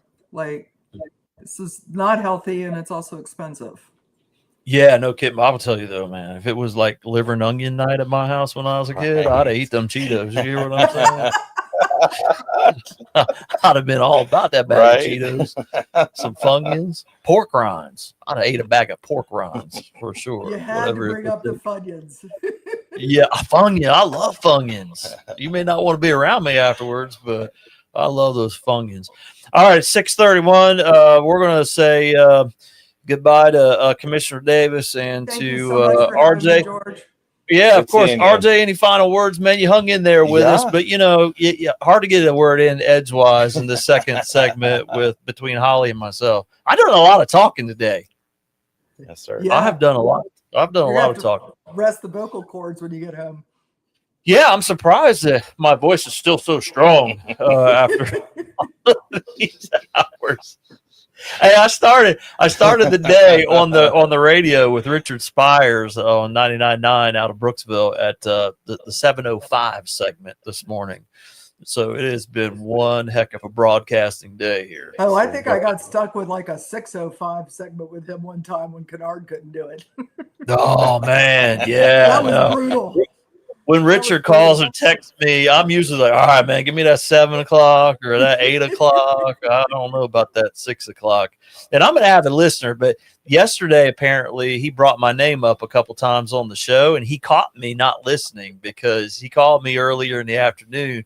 He's like, I know you weren't listening today because I brought your name up a couple times, and he didn't get a text or anything from me when that happened. But all right, Commissioner Davis, listen, if I don't Thank see you before, I hope you have the best Christmas ever. Keep those. Oh, well, Those- we're going to do a pony drive before Christmas. All right, perfect. I would love that. Actually, let's do it. We'll make that happen. All right. Right there in the neighborhood. All right. Well, have a Thank great you, George. Bye, RJ. have a great rest of your evening. Bye. Thank you. RJ, man, thank you for Thank you. being in here, man. Yeah, It has been a pleasure to get to know Yes. you over the last 3 years, and sometimes commiserate with you Oh, yeah. and be on the same page with you in terms of our outlook for Right.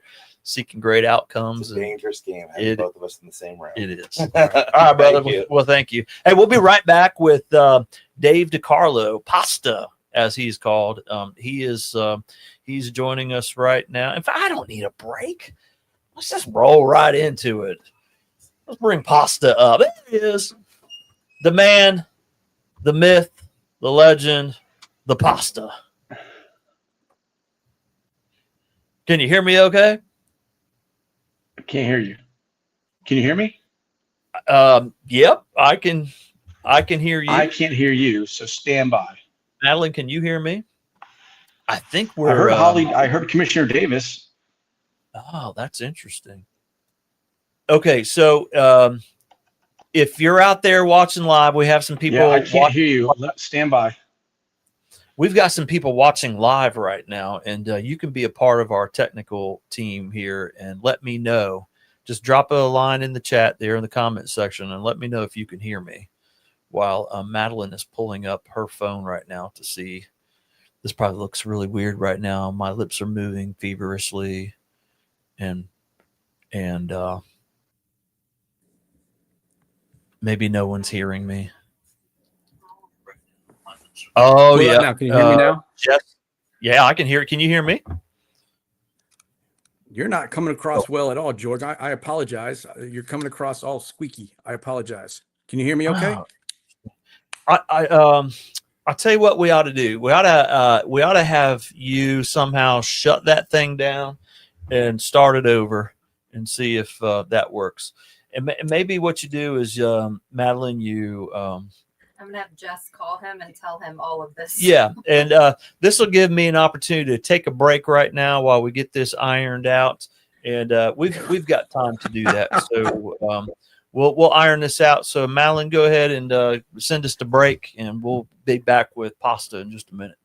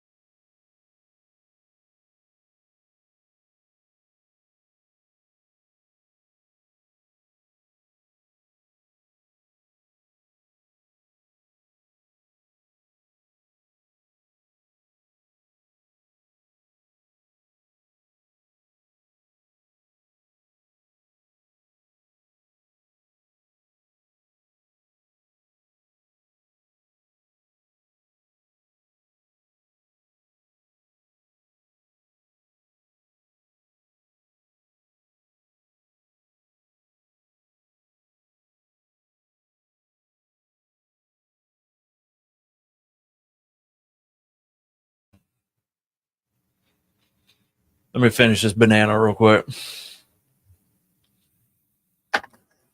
You want to go ahead and add pasta in here, and we'll see if we have it worked out now. Can you hear me? I can hear you just fine. Okay. For some reason, it's not going through my iPods. Yeah, interesting. I can definitely hear myself on your end as well. I couldn't hear you. You were all like Mickey Mouse. Wow. Okay. Well, turn me down a little bit on your side to where you can just hear me, and maybe I won't be able to hear myself, and I think we'll be there. Hi, I'm good. All right, awesome. Welcome, man. Welcome. Thank you for having me. Appreciate it. Hey, listen, if we're in the 11th, 10th hour, almost the 11th hour, and this is we've had a couple of technical issues today. We did get kicked off of Facebook once, and then we figured that out, and we now know how to get ourselves back on if we get kicked off. It's trial and error. It is trial and error. This is like this is like SpaceX putting a rocket ship on the pad and blowing it up. They learned something from it, so next time, right? Exactly. It's all the better. So it's been a great day, though, Dave, for sure. We've Good. had you are joining an esteemed list of guests that we've had here. I am very honored and that you guys would think of me as plan E, F, or G. So it's all good. Hey, man. Listen, you're a little higher in the rating scale than that. Listen, you're one of my bosses now. I've got like 15 bosses. You're one of them, and you're doing a phenomenal job. I don't care what the other 14 say. I think you're doing phenomenal. All right, Dave. I'll get that. Drop by the office tomorrow. I'll get you that. I'll put that in writing too if you need that 20 to. spot. That 20 spot I owe you for saying that. Yeah. Yeah. But listen, you're a great addition to our board for numerous reasons. The first one I'm going to say is because you have such a depth of experience when it comes to natural disasters and being somebody that's ran EOC both here in Citrus County and in Hernando County, and that makes you a great fit for our agency right now, in particular because of the long-term recovery work that we're doing, and we're just really at the more toward the beginning of that type of work, and we're learning, and we definitely need the help of folks like you. But you've been a part of that type of work for quite a long time, right? Yeah, for since 2015. I was worked at the sheriff's office. I was the CID captain for a period of time, and then the former captain of emergency management, which is under the sheriff's office in Citrus County.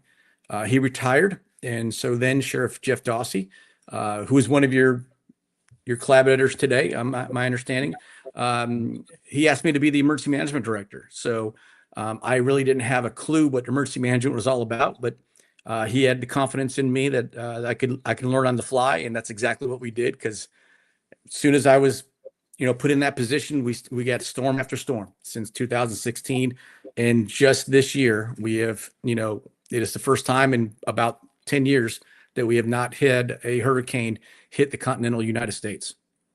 That's amazing, isn't it? I mean, we need a break. We need a break. Absolutely. It's been like nonstop since 2016. I remember my first storm and the first flood that I experienced. And it's devastating to these people that live on the coast. And, so this long-term, recovery program is key. It really is.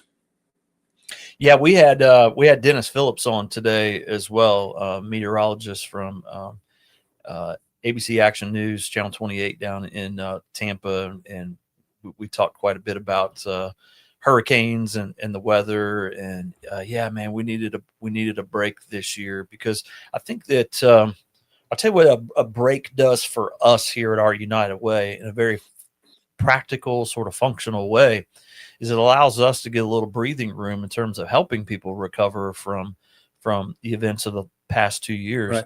Right. It's probably been about 6-8 weeks ago that we assisted someone that we think is probably the last Adalia survivor that we will provide financial assistance to as we move on to help folks that were impacted by Helene and Milton. And, that process of recovery can easily last up to 2 years for folks when they go through the process of making their FEMA applications. Maybe they get denied. Maybe then they appeal Right. a couple times, or they're just updating their applications as new needs arise. Then they're going through their insurance if they had insurance, and it's not always like irresponsibility either. Dave, when people don't have the insurance, some of these insurance rates actually put insurance out of reach for some homeowners, especially when Yes, you think about it some of does. the folks that maybe the house has been in their family for generations, and they may not have a mortgage on that home. Maybe they spent a lot of money, and maybe all of their savings to recover from Adalia, and the next thing you know, here comes Helene, and now they're tapped out and don't have anything. So people get in those situations and they need help, and they end up with unmet needs. And that's when we're just hoping and praying that people in the community give us a call here at United Way. Call us tomorrow. Yeah, absolutely. Let us And know if you're in that situation. and I understand it can be frustrating, for the applicants, because if nothing else, I've learned that FEMA changes the rules after every storm, either new standards or new restrictions or anything of that nature. So it's important, to keep with the system. The system will work, and it probably won't be as fast as people want it to be. I totally understand that. They want help and they need help now. But keep the faith, and if you get denied, you can appeal it. It just may be paperwork, just lack of the proper documentation, and because the federal government is heavy on the documentation, that, and they want to make sure there's checks and balances, and they're not, anybody committing fraud, and we want to make sure that all these people that we are helping are actually have unmet needs that we can help with. Yeah, and I think the bureaucratic process sometimes that people find themselves engaged in when they're navigating some of those programs are just so overwhelming that sometimes it can be overwhelming. Yeah, man, people just end up quitting. And some of what we're doing here is just even helping people navigate the process, or we've got a client that we're working with right now who applied for Elevate Florida, and that came at a cost, and that money wasn't there to engage in that. And Right. so we're able to help that person and get back on the road to recovery, who's living in a FEMA trailer right now that's parked right next to her house that has just been decimated Right. by those floodwaters. So, And it really doesn't matter if you have 2 feet or 2 inches. Flood water is flood water. And, I know some people got it worse than others, but still, if you had intrusion, storm surge inside your house, it's contaminated. It's considered contaminated water, and you got to do the right steps to mitigate, make sure you go through the proper process and get your permits, and make sure, you have a contractor in place that's going to do it by the book. So you don't want any mold or mildew to come back. Make sure it's, they're mucking it out correctly and replacing it responsibly, for the next people that will live there, and I understand that insurance is expensive, especially that flood insurance. And I think you're right. I think some people just get, the cost of it, prevents people from getting it, and then they get caught without it. So, yeah, we saw that after Adalia, 8 weeks later, a tornado rips through Crystal River. Yes.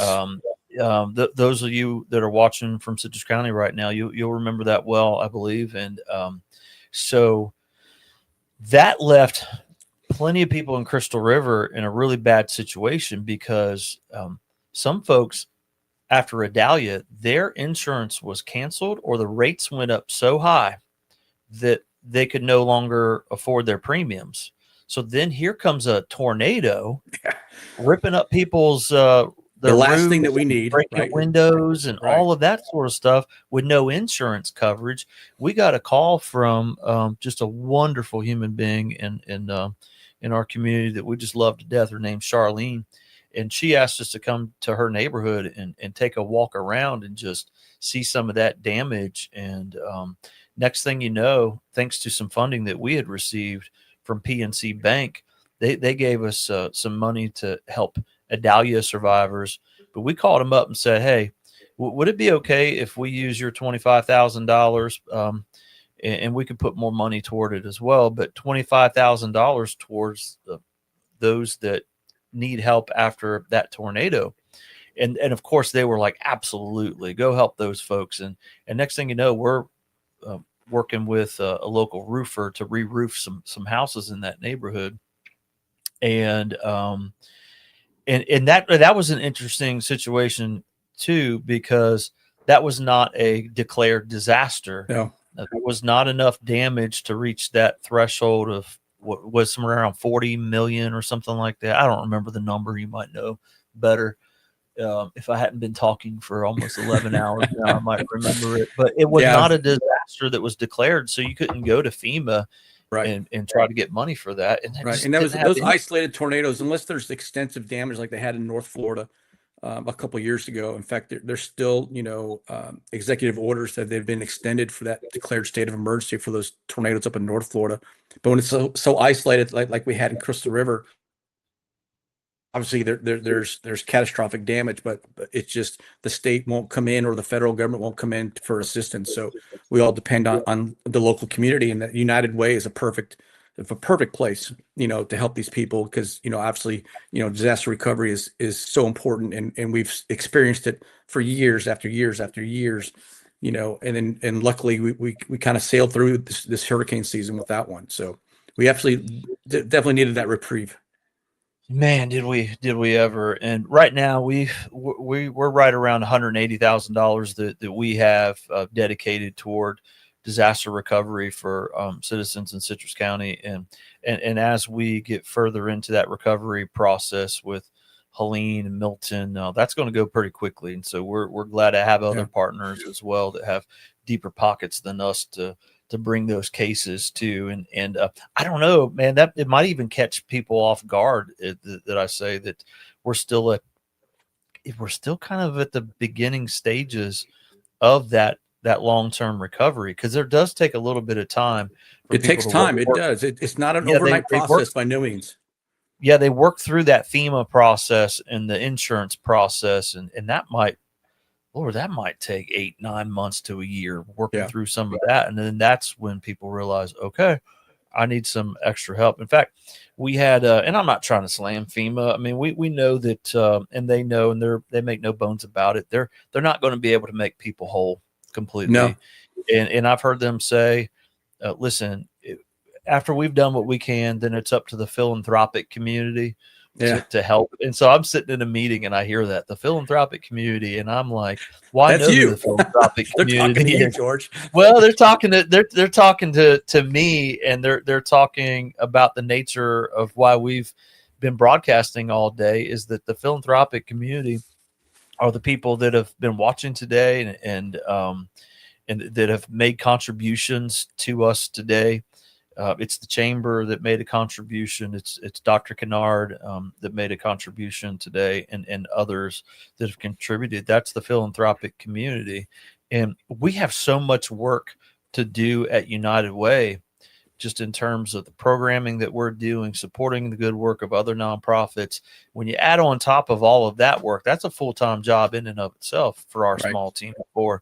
But when you add on top of that, okay, you've got to go out there and engage the philanthropic community and get the philanthropic community on board. Yes. It's like, hey, let's not use those big words. It's just individuals in our community, small businesses in our community. It's people who care. And I've never seen, when we had these disasters, since I've been in emergency management for the amount of time that I have been, this community, Citrus County, is just, they always step up. It seems like, we are a very giving community. It really doesn't matter what has happened or transpired, whether it be a hurricane or a personal loss or something that affected the community as a whole. Citrus County, man, they step up. I'm very proud to live here, and I've been here since 1974. I've been here 51 years, and it's just a great community. I'm so proud to be part of it. Yeah, you came here young then, man. I was 7 years old. 7 years old. Yeah, and we moved here. Yeah. Yeah, Mile Hill was 2 lanes for the longest time. So yeah, been a lot of change, a lot of growth. We've seen a lot of growth in the last 50 years here in Citrus County.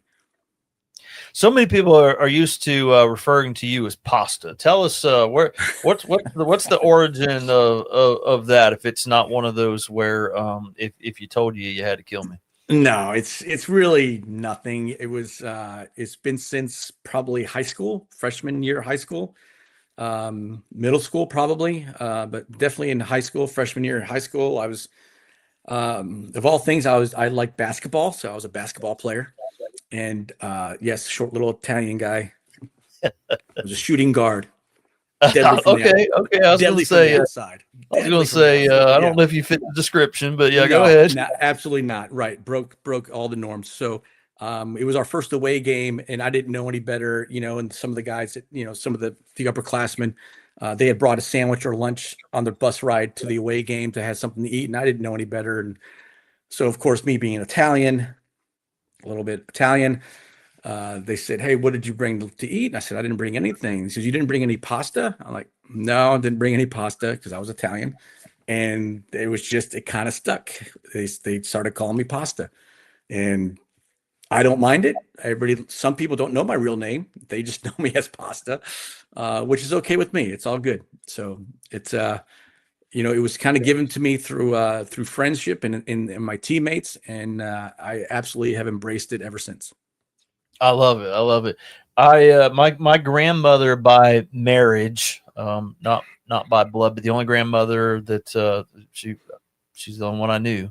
Her last name was Melfi. She was a Melfi, and great Italian family, big family, 10 children. Classic story of her parents coming over from Italy and settling in Columbus, Ohio, and growing up there. And I love that big Italian family that I was able to grow up around as a Schmostig. Very, very German lineage right there, but I feel like I relate better to that the Italian family than certainly my other side that was probably in German Village in Columbus. Yeah, so the majority of our family is my parents are from Naugatuck, Connecticut, so I still have family in Connecticut and have some family on my father's side still up in Illinois, where we moved from. We moved, down here to Florida from Illinois back in 1974. So, yeah, it's always good to go back and see family. And it's just that, every Sunday, my aunt still cooks Sunday dinner, and all my cousins go there, and now they got their kids and, their families. And, it's not a big house at all. And they pack it in, every Sunday. And my aunt she loves cooking Sunday dinner.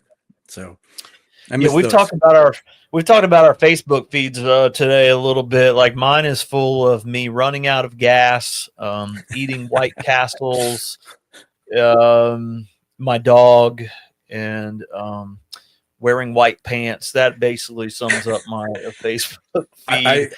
I can relate to the gas. I can absolutely relate to that.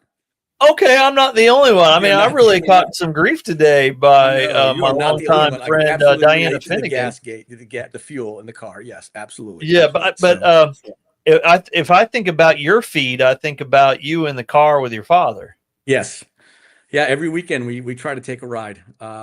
He's getting up there, and my mom passed away in 2019, so family time is very precious. Again, it's an Italian thing, family. And so I want to spend as much time as I can with him. And that's that's our thing. We just go for a ride, and we'll get up early on Sunday or usually Sunday mornings. And we'll go out for an hour and a half, 2 hours, and he'll just ride, and we'll have a good time. And, just sit there and talk, or just listen to music, or just look at the scenery. And sometimes we'll go north, and we'll go up to Ocala and go through the horse farms and look at the scenery there, or sometimes we'll go south, through Brooksville and Dade City. And, it all depends on what his urges that day. So Yeah. What is that? It's What is something that to look forward convertible to. that y'all are riding in? What It is is that?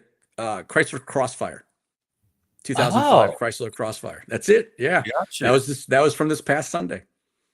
Yeah, with the you get up to a certain speed and the little spoiler opens up on the back of Yeah, that thing. it is. In fact, that spoiler opens up at 60 miles per hour. There you go. There you go. Yeah. And that actually, the bones of that car, it's like a Mercedes. It is. It is a Mercedes body in a Chrysler dress per se. Yeah, it's a 6-speed manual transmission. So he loves putting it in. He loves putting it in 6th gear. That's for sure. So we have a good time. yeah. It's our thing that we do, and I want to spend as much time as I can. While he's still here. Dave, I feel really good about some of the conversation we've had today. I think that for those that have been watching and tuned in a little bit, they've seen that the CEO of the United Way is a man who knows how to swing a hammer, knows about construction, knows about football, knows about some cars. I mean, I'm just proving to the world today that I'm just such a man's man. I'm going to put that in your eval. My light blue pants and my white pants that I have on, online. You had red pants on the other day. I did. No, You I think they did. were salmon. I think it was salmon. It was salmon color, and I think you chat GPT. Didn't you chat GPT how to put your ensemble together? Well, listen, I am a member of the color deficient community. So that particular day, my daughter's in Gainesville, and my wife was at work. I didn't have anyone to keep me in check in terms of what was matching. So I thought, let me go to the fount of all knowledge at this point The in internet, our right. world. And that is not just the internet, but to AI, Chat GPT. Right. I took a picture of my pants and I asked Chat GPT to tell me what might look good with those pants. And I was really in luck because it gave me quite a few options, but it described a white shirt with blue, like dark blue polka dots, like a tight pattern, like small polka dot, not something big, not clownish, and I was like, oh my gosh, I have that in my You closet. have that. I That's was what's scary. so Is actually excited. you have that in your closet. It was already there, and I did. And what was even better, Dave? Is I didn't even have to iron. It was all ready to go. At least the shirt was. And Salmon. And I showed up styling and profiling that day in my salmon pants. You did. And I appreciate it. Really left an impression on you. I could It see did. I'm very impressed. Like you're styling today. You're looking very casual. I like the open collar. Look good. I really thought about wearing some Christmas PJs in here because here we are now in the 11th hour. We just started the 12th hour. Yeah, we got 11 hours down. Just started hour number 12. And I don't know, maybe PJs would have been, but I'm pretty comfortable. So You look comfortable. Good. Yeah. If you're watching at home, you can comment in the comment section right now of whether we've lost the point.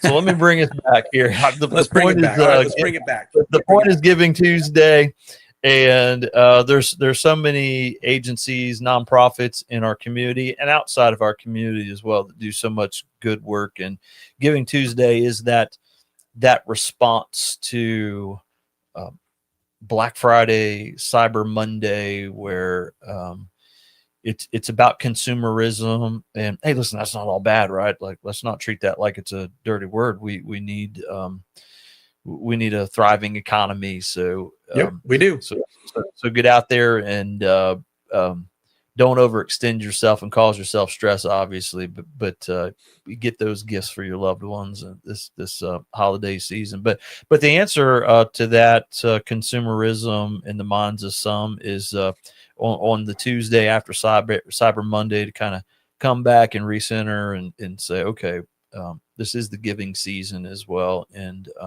let's give during this giving season to our charitable endeavors, and that's good for the community. It's good for the individual. It's good for our own hearts to do that, and so. Whether that's and United also- Way or other agencies in the community that we featured Absolutely. today, we encourage people to give. You know, and as we talked the other day when we saw each other when the board was together, we talked about the amount that people are able to give, and we kind of came to the consensus of just, you know, what can you afford? I mean, we'll take any amount, right? So, you know, again, like I said, you know, Citrus County is very giving, very generous.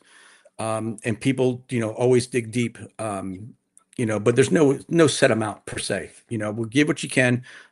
United Way does wonderful work for a number of different organizations. One is which that we talked about today was long-term disaster recovery. You know, so George, you're doing a great job. You and your staff, the other board members. I'm very proud. I'm very honored that you guys asked me to be part of your board. And I don't take it lightly. And I'm glad to be part of this organization.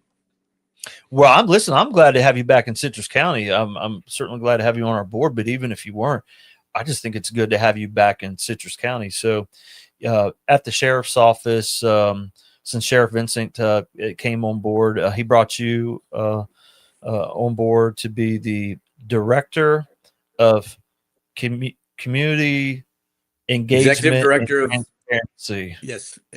Yes, community engagement and transparency. Yes, I got that right. It's a big long title. It's a big, Man, that's a big my long business title. card I'm is like so this. proud of myself.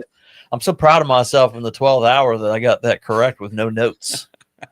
I've still got it, Dave. I've still got it. So tell us doing what that great. is. What that's a big job title. I know it's also just a big job. But tell us what it is. So when Sheriff Vincent ran, you know, he ran on community policing and having the sheriff's office get back engaged with the community. That's something he felt that was kind of getting lost over the past administration. Wasn't really in tune with what the community needed. So he wanted to get back to that. So he created this position to do just that. So, you know, I engage with a number of different organizations, homeowners, associations, I have our volunteers, I have our strategic plan, I have emergency management, obviously, from my past background. And again, it's just to get back the sheriff's office back into the community because, you know, that's who we serve. It's all about the customer service. You know, the sheriff's about, you know, we do things for the right reasons, for the, you know, the right way. And the citizens are our customer base. You know, if we're going to run it like a business, you know, it is what it is. You're our customers and we're here to serve you, and we're going to give you the best service possible, and we're going to be engaged with you. The more you're engaged, the more intel we can get on, you know, possibly what's happening in the community, and how can we come together and solve those problems. It's all about community policing and coming together and being one, right? Stronger together, one community, one goal. So that's kind of that's pretty much in a nutshell what he brought me on board to do. And I think we're doing a great job. You know, our volunteer base is starting to expand. You know, we started our chaplain corps back up again. We brought on Chaplain Doug Alexander, you know, so we're moving in the right direction, you know. So the sheriff is trying to get to each community event that he can without killing himself, obviously, you know. Man, he's been at a lot. He's been a lot. He tries to go everywhere, you know, so we try to, you know, also, you know, monitor his time because he needs his own downtime as well, you know. So I think the executive team does a good job. He's put together a fantastic, you know, the people that he brought on board when he took office, you know, I think it's just phenomenal what we're doing. And I'm very proud to be back. I'm very happy to be back with it, to be honest with you. Yeah. And just speaking of transparency, just the fact that we have body cameras now, that's been something that has been talked about for so many years, and in no time Sheriff Vincent found the money to make that happen. It's a big expense. It's it's a big reoccurring expense. It is as well over time, but the transparency that brings to the agency, just that decision, and I don't want to downplay it like it's just a simple thing, because it's not. It's complicated. But that brings a huge amount of transparency to the sheriff's office, does it not? It does. You know, those body cams, you know, he was, you know, and that's another position that he ran on. He wanted to get body cams, you know, if elected or when elected. And when he was, you know, that was the first thing, you know, even prior to coming on board, and when he met with, you know, during the transition or lack of transition per se, but, you know, during the transition period, you know, getting with these directors and saying, hey, it's coming, start finding the money in this budget year. And he's not going to go back to the Board of County Commissioners and ask for, you know, extra money to get this program started. We're going to find it within this budget year, you know, because we inherited this budget from the previous administration. So, you know, we sharpened the pencils and went through all the budget, and we found the money that was able to get us into this contract with the body cameras.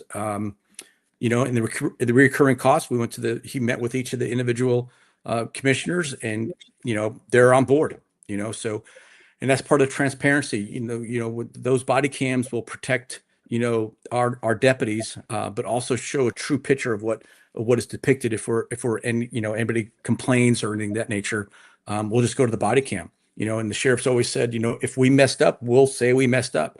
And that's part of his transparency. But, you know, the body cam proves, you know, time and time again that the deputies acted properly and professionally. So, yeah, that's an interesting thing about that. You know, when we actually had Sheriff Vincent come in for our podcast a few episodes ago, we talked about that very thing, is that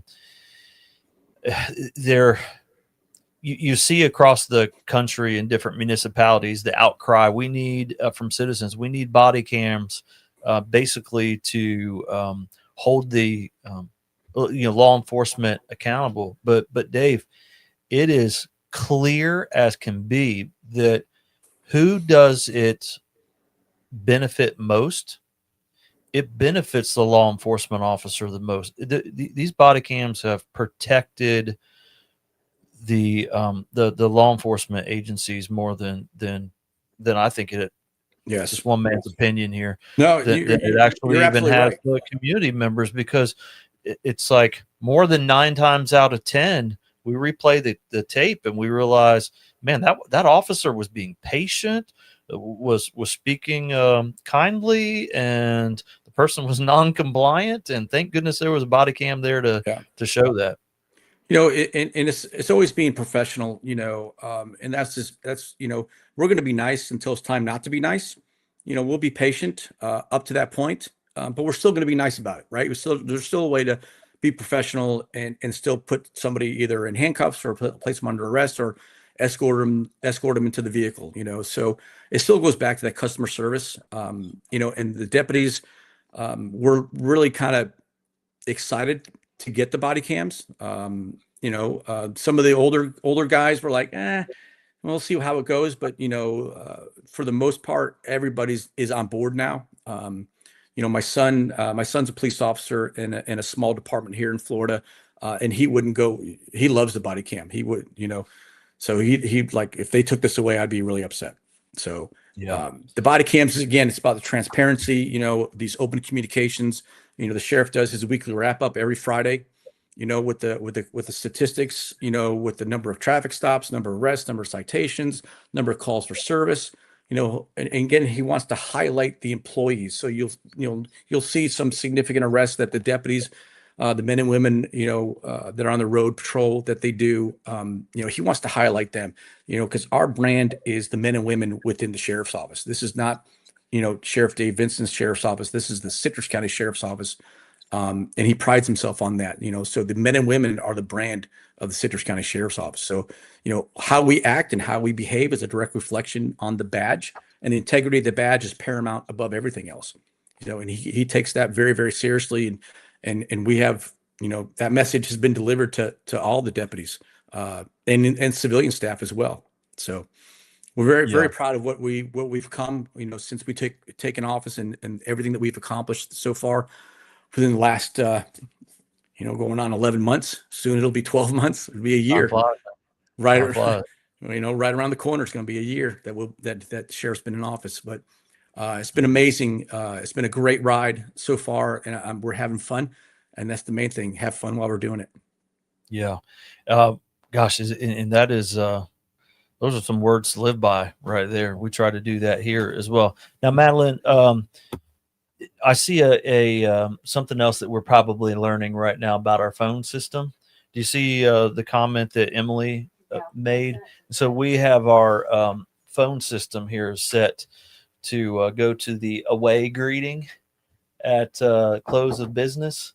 So we've probably now had a good 2, almost 3 hours where if someone has called in, it's going to the away greeting instead of the greeting that we recorded this morning. So Emily, I appreciate you doing your best to call in. You still can go to our website if you want to make a contribution. The best way to do that at this point would be to go to citrusunitedway.org, click on the donate tab, and make your contribution that way. Madeline, did you have something else you wanted to let me know? She just said she doesn't do online. Oh, okay. So. I got you. Well, we can get a hold of Emily at any rate. So, Emily, thank you. Maybe you just now Thank picked you, Emily. up Thank DJ you. Trey's credit card that he asked you to use earlier today. So we appreciate that. Dave, before we let you go, tell us about how does the sheriff's office rely on nonprofits in our community? What are some of the ways that you all lean on the nonprofits and ways nonprofits can assist the sheriff's office? Well, one is just giving and be part of the community. However we can partner, with these nonprofits or the United Way, to get your message across, we're more than happy to help with that. There's so many different avenues, either volunteer groups or, however we can help one another, to get the message across.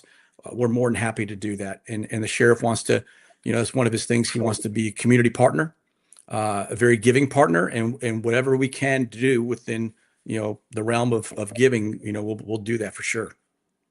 Your former boss, Sheriff Dawsey, was in here earlier today, and we talked about Jesse's Place, and Melissa Bowermaster was in here today, and she's the director there, and that's an organization that I got to believe is still near and dear to the men and women of the Citrus County Sheriff's Office. Yes, that's there's only maybe a handful that are still at the sheriff's office that were part of that investigation in that case. I was here when that happened back in 2004. It's been over 20 years now. That's something we'll never forget. If you experienced it, if you're part of the sheriff's office, and I'm sure there's some retirees out there that remember that case very strongly. And Jesse's Place was that investigation was the genesis for Jesse's Place. To help these kids and help these the community and go through that process of the criminal justice system. So we're very proud of that. We're proud to be part of that, and we still. I know I still have a relationship with Melissa Bowermaster, so, longtime friends, whatever we can do to assist them, we'll be more than happy to do. Yeah. Well, we're glad to have you back, man, in our community, in the position that you're in, and really happy to have you on our board here at United Way. And, I will certainly be leaning on you as we get further and further into the recovery process, and seeking some advice and some wisdom from you. Absolutely. When I need it. And I think we're going to do some really good things to help people recover here over the next year and a half from these storms. And man, hopefully we'll get through another season next year without any more storms. I hope so. It would be great. Now the downside, that's not a downside. The challenge for a long-term recovery group is to keep that thing going in blue skies, to keep people at the table having the discussion about resiliency and plans for, okay, when another storm does come, we got to keep that flame lit somehow in our community. That's going to be our challenge, but we want to keep that fire burning, because before you know it. If we slack off after a couple years of not having storms, then we're going to get hit again, and then we're going to be on our flat footed. We don't want that to happen. Yeah, when I first took this position back in 2015, we had not been hit. There was a period of time of almost like a decade that we had not gotten hit, and so when I did my community presentations, my whole thing was, it's not if, it's when, and it only takes one storm, and because there were so many years in between a landfall in the state of Florida anyway, a lot of people, the number of people that have moved in over a decade, never experienced a hurricane before, didn't know how to prepare, pretty kind of had like amnesia, hurricane amnesia, or disaster preparedness. It can't happen here. Well, it can absolutely happen, and we learned that very quickly. It just takes one storm. And even though we're not in hurricane season now, we're getting into winter, and as we move into December, into January, into February, I worry about these cold fronts that come through, that come down in the state of Florida, that can absolutely produce, severe storms and thunderstorms and tornadoes. So just because we're not in hurricane season doesn't mean a disaster can't happen. So, please keep that in mind. These cold fronts that come through, sometimes I worry about them. Yeah, listen, man, I feel like I've heard it all. I heard someone say that, we don't have significant storms here because of those Indian mounds out there. I'm like, okay, well, I think we can do away with that idea. So I remember the no-name had storm. I was living in Crystal River during the no-name storm. I was on road patrol, and in fact, I was away that weekend. I was over the other side of the state visiting my sister who was in college, and I got a phone call to come back right away. So I get back, and I actually had to take so I lived right on Crystal, down by the old port. There's apartments down there. Oh, right yeah, on yeah, by Port like Port Paradise, had that some area? apartments. Yes, I lived Yeah. in a townhouse, and I had to take a boat, a John boat, or down. I think I picked it up right at 44 in Fort Island, somewhere there, and went down to my house, to the townhouse, and my patrol car. The only thing was showing that my patrol car was the light bar. The water had flooded everything. The only thing you could see was the light bar. I lost a lot of stuff. So I've experienced it. So it can happen. And that wasn't even a named storm. That's why they call it the no-name storm. That was just a cold front that just developed in March of all months. Yeah. Yeah. Wow. And it snowed after that too, that day. It snowed that weekend. Wow, that was before my time here. Just a I've little seen fun it fact. snow. Yeah, just a little fun fact. Yeah. I remember directing traffic afterwards, and finally I had to go and get a new set of uniforms and new everything. Got a spare patrol car, and directing traffic on I think it was 495 as that intersection, and I remember it started snowflakes. Was coming down, so it can happen. It has happened. Yeah. Yeah. Well, let's hope it doesn't happen for a long time. You mentioned that 10-year period. Well, I mean, I think back to 2004, we had about 3 or 4 storms that year. Yeah, Charlie Jean and Charlie Jean and Francis come through. That was the year that we had a newborn in our house. My daughter had just been born, and we boarded up the house for a couple of those storms. And we didn't board up the whole house, but we at least put up some boards over the windows in the living room. We moved a mattress out to the living room, and we were laying there. It was so hot in our house, no power.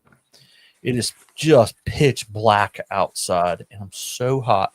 It's raining, and I'm hearing water come off the valley in the roof and splashing onto the concrete patio out back. And the thought that I had was, it's pitch black outside. I'm burning up. What I'm hearing right now is the sound of a really cold shower that will feel amazing. So I went outside, And I took a shower in that rainwater coming down off the valley of the roof. That's the best shower I've ever had in my entire life. So then my wife decided she would do the same thing. And then she took bar soap outside, everything, left the bar of soap on the windowsill outside. A couple hours later, we woke up and our boxer was foaming at the mouth. We're like concerned, like, what's wrong with our dog now? Come to find out, the foaming at the mouth was Dial. It was soap. He got the soap. Yeah, went out there and ate that soap. Came in foaming at the mouth. So there you go. Boxers That'll lead happen. into that. And speaking of dogs right now we've got Buckeye and Maggie, which obviously you've met. They are on the couch over there starting to have it out. They're fighting over a toy that Rain brought in earlier. And so this is a good time to go over there and correct our children. We'll let you go. Pastor, thank you for joining us. Thank you for all the Thank you work for that having you're me. I doing appreciate at it, the Sheriff's George. office, and pass along our best wishes to everyone at the Sheriff's office. I hope everybody has a Merry Christmas. Be safe and have happy holidays. And let's, kick off the new year, 2026, right around the corner. Sounds great. All right, Pastor. Thank you, man. We appreciate it. Hey, we're going Thanks, to George. come back in just a moment for our final segment. Let me get my children over there that are acting up on that couch, Buckeye and Maggie. Let me get them in check, and then we'll be right back.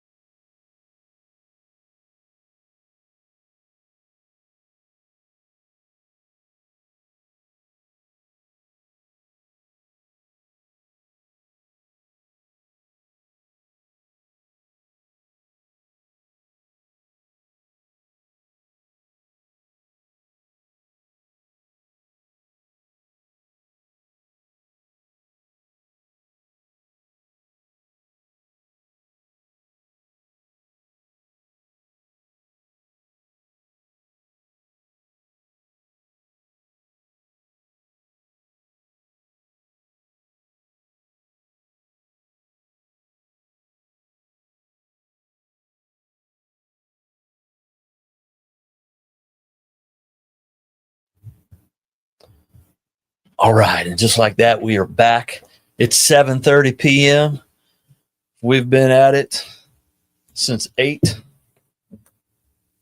and the First Lady of United Way of Citrus County, Madeline Russell, has joined us, Vice President of Operations and Fund Development, Fund with a D, Development. Sometimes fun. Yeah, most of the time. We do have a good time around here. don't we? Yeah, sure. So I've been griping today about my achy bones and the chair and all the rest of it. I am glad I brought these chairs in. Probably beat the alternative. But, I don't want to neglect the fact that you've been sitting over there behind the desk there for 12 hours as well. In an office chair. Was it comfy, though? Yeah, it wasn't bad. That's a nice office chair. It is. And again, another investment personally made by me, not United Way, in that chair. I hope we don't ever sound self-righteous about that, right? But you and I have both done that. Like if people come in and they see our offices, and our offices are really nice, they're very cool, but really to the point where we always actually feel compelled to tell people that we have made that investment ourselves in the office and the podcast studio because we've not wanted donor dollars to really even go for that. Right. And but by the way, our offices are so cool that I don't know if we would have gotten approval by our board. Probably not. These are responsible people that we have. Right. I took down a wall in my office. I was like, wait a minute, there's two rooms here. And I'm looking at this wall, and it doesn't even go all the way to the drop ceiling, which tells me obviously not load bearing. So I'll just take the wall down, and that's what I did. You helped with that. We just deconstructed that whole thing, and anyway, we adjoined your office to the office next to it by turning a closet into a French door. We've done some stuff. We sound bougie. We do. We have like warehouse space out back that was just full of all kinds of stuff, and we got all that stuff out of there. We made that space pretty, and now we roll up the door and we have mixers here that cost us nothing. What was it y'all called me earlier? Cheap. Yeah, I think that's what it was. I prefer fiscally conservative. Okay. Potato. Yeah, fiscally conservative. And but now we have mixers out back and string lights, and there's a certain ambiance out there for we've got one coming up soon for donors to United Way in December 12th. December 12th. And in fact, I think after today, we have a few more people to add to that invitation list that have given today on this Giving Tuesday. And I don't know. Do you think we ought to do this again next year? I think so. 12-hour broadcast? Wow, it's fantastic. How do you feel? I feel great. Listen, I still have strong voice. Just downstairs, we went down there and take our children, our dogs, and put them away so that this last segment we'd be able to get something done. But we talked to Jen and Jess, who are downstairs, and they've been welcoming in our guests all day long. We had food set up for everyone, and from the breakfast station. From the breakfast station, yep, one of our partners there, the breakfast station in Beverly Hills specifically, and great food down there today. And I loved hearing this, though. They just said that as they were welcoming guests in, the big question from everyone was like, what's he going to ask me? And they're like, no, it's going to be fine. No, the conversation is just going to flow. Did they say that George is a highly trained professional? Was that what they said? Well, I don't know what they said, but I had several emails from people asking for talking points that they could prepare for.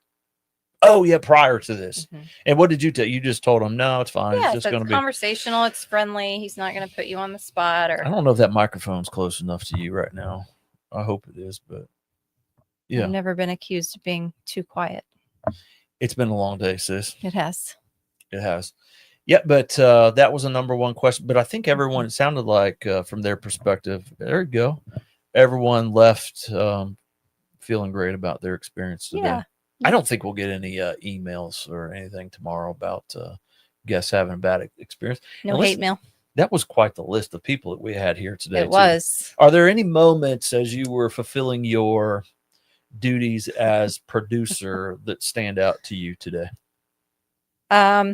Yes. Okay. Aside from your dog going behind my chair while I was talking to Rain, and She's really sorry. and as I refer to it, there's TT and Tata, and your dog did a Tata She sure did. right behind my chair. Quite the memorable moment today, Madeline, and that came right on the heels of us asking people to share whose dog was Cuter. Cuter. Maggie won. I couldn't And get that's that because- camera changed quickly enough. when And she that's was because doing this is not a 4D experience. Isn't that 4D where you actually have like smell as well? I think so. Yeah, I think both of our dogs are quite cute. they are. But what yeah, we don't have to have a competition about that. We have enough competitions as it is between you and I. We do. So any memorable moments today that'll stand out to you in particular? Well, using the wrong mouse Oh. to try to get us unmuted or muted. Mm-hmm. But no, I mean, it went pretty well considering that's really the first time that I've produced on that level. Yeah. There were a lot of moving parts and Yeah. it wasn't perfect. I mean, there were a couple of times that I was distracted because people were texting me and asking me questions that I wouldn't change the camera angle quickly enough, which is why you're asking me this in the first place, because you were going to bring it up. That's not why that's truly not why I was asking it. But as you started talking, I did think about the couple of times today where it may not have been on camera, but I did a motion while like you're on the phone or something and the camera angle was wrong. And it kind of looked like this. If you didn't see it, because it was off camera, it kind of looked like this. Yeah, that's the best I had. Yep. To get you to wake up and change the camera. And we bought a switcher, trying so to you got like these 3 big buttons there that just all you had to do was tap them. But I wish I had more time to play with it before we did this today, but that's okay. yeah, that was a good experience. I think it was great to see Sheriff Dawsey today. Yes. I haven't seen Sheriff Dawsey in a little while. Yes. And it was really, really fun to kind of catch up with him Mhm. today. Always fun talking to Dennis Phillips. Yeah. And I love, You have his cell phone number, by the way. yeah, He emailed me. awesome. And yeah, I really like that guy. I thought it was funny when he logged on and his screen name was Clark Griswold and he's sitting in front of his Christmas tree. But when he That did was come funny. on, I thought, I have those suspenders downstairs. I was going to put the suspenders on for Oh. when he came on, You were. and I forgot all about putting on the suspenders. I really love the fact that he gave me an invitation to be on DPL though. I know. And so maybe I'll wear my suspenders when I have my debut. Mhm. I shouldn't say debut. That makes it sound like I'm going to be a regular. But a man can dream, right? Right. But when I have my opportunity to be on DPL, You'll need someone to do that's your gonna be stage cool. I'm makeup sure- again. Yes. Absolutely. He's probably doing DPL right now, and Probably. I'll click over to it when we get off of here. We had 3 county commissioners today, the Mhm. county administrator, great nonprofit leaders that came in here today. We did. Our board president or chair came in here, Mhm. and we may have raised enough money. She will allow me some flex time this week. I'm entering into hour number 30 and it's only Tuesday. And I don't know about that Josh Wooten though. It was hard to get a word in edgewise with that guy. Hey, you know what? He gave us a $500 check. Yes, he did. Josh, Floor we was his. appreciate that. We appreciate that. We do. And Jerry came in. I always love Jerry's stories. I know. Did you learn a little bit about United Way of Citrus County history today, right? Yes. And we do have a save the date out there that we've sent out to the community. We are having our 40th anniversary. You'll see if you pay attention to our social media and whatnot, and we really hope you will, that when we get into January, you'll see a 40th anniversary logo that we will be unveiling. And we want to make hay about the fact that our United Way has been here in Citrus County for 40 years. That's a good long time. There are some United Ways across the state of Florida that have been around for 100 years. Yes. And ours has been around for 40. And just think about the impact in 40 years. And we want to do our level best here while we have been entrusted with this agency, right? Absolutely. Us and, Yes. and our board, to make sure that 40 years from now, this agency is still here and on solid footing. And we appreciate the folks that have given today, that give all year long, that support us, individuals, the Small Business 365 members, corporations like Publix. It's hard to imagine us doing the work that we do in our community without Publix. I don't know how we could do it. I don't know that we could. And then we have groups that we really didn't talk about today, but Women United. Yes. And last year in January, you really had a successful membership drive for that, and you were seeking 100 women in our community at $100 annually to join Women United, and you reached that goal, which is very impressive. And y'all have done some good stuff volunteering with Habitat. We saw the pictures today. Yes. You all had some good gatherings as well, just time to spend together as a group. And of course, college scholarships, that's what it's all Right. about. Most impactful. Yeah. And so when we started that group or revitalized it, it is something that was It's a part transformed over Mhm. the years. Yeah. Yeah. And I think after COVID or during COVID, I think it kind of got put on the back burner to some degree. Mhm. And we brought that back. And the first year that we did that, we were able to provide $4,000 worth of scholarships. Not a bad start, right? That's respectable. And then year two, last year, that went to 8,000. And how awesome would it be for us to be able to double that number and provide $16,000 worth of scholarships? And the only way that happens is what, Madeline? Women join. That's For exactly right. $100. So I know you'll be on that push again in come January. I'm assertive. Yes, you are. That is for sure. We'll get there. Yep. And I think the ask this year will be that when you look at your 100 members, if each one will bring one, Yes.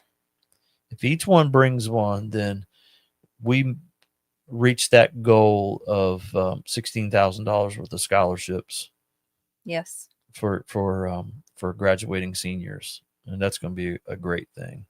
And you know what's been so amazing this past year with the Women United group having over 100 women? There was not one complaint.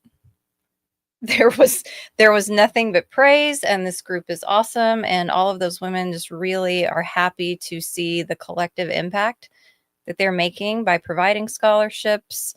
They've been very helpful. It's been quite blissful. It's just a really great group of women whose hearts are in the right place.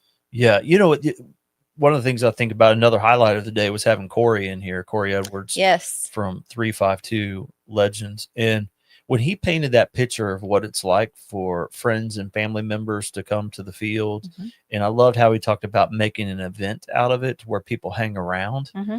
And they're not just watching their kids' game, but they might watch their friends' kids' games and spending time. It's that community piece. And we talked about that today, and building community, especially as we seem to be more and more on this fast track to a digital life.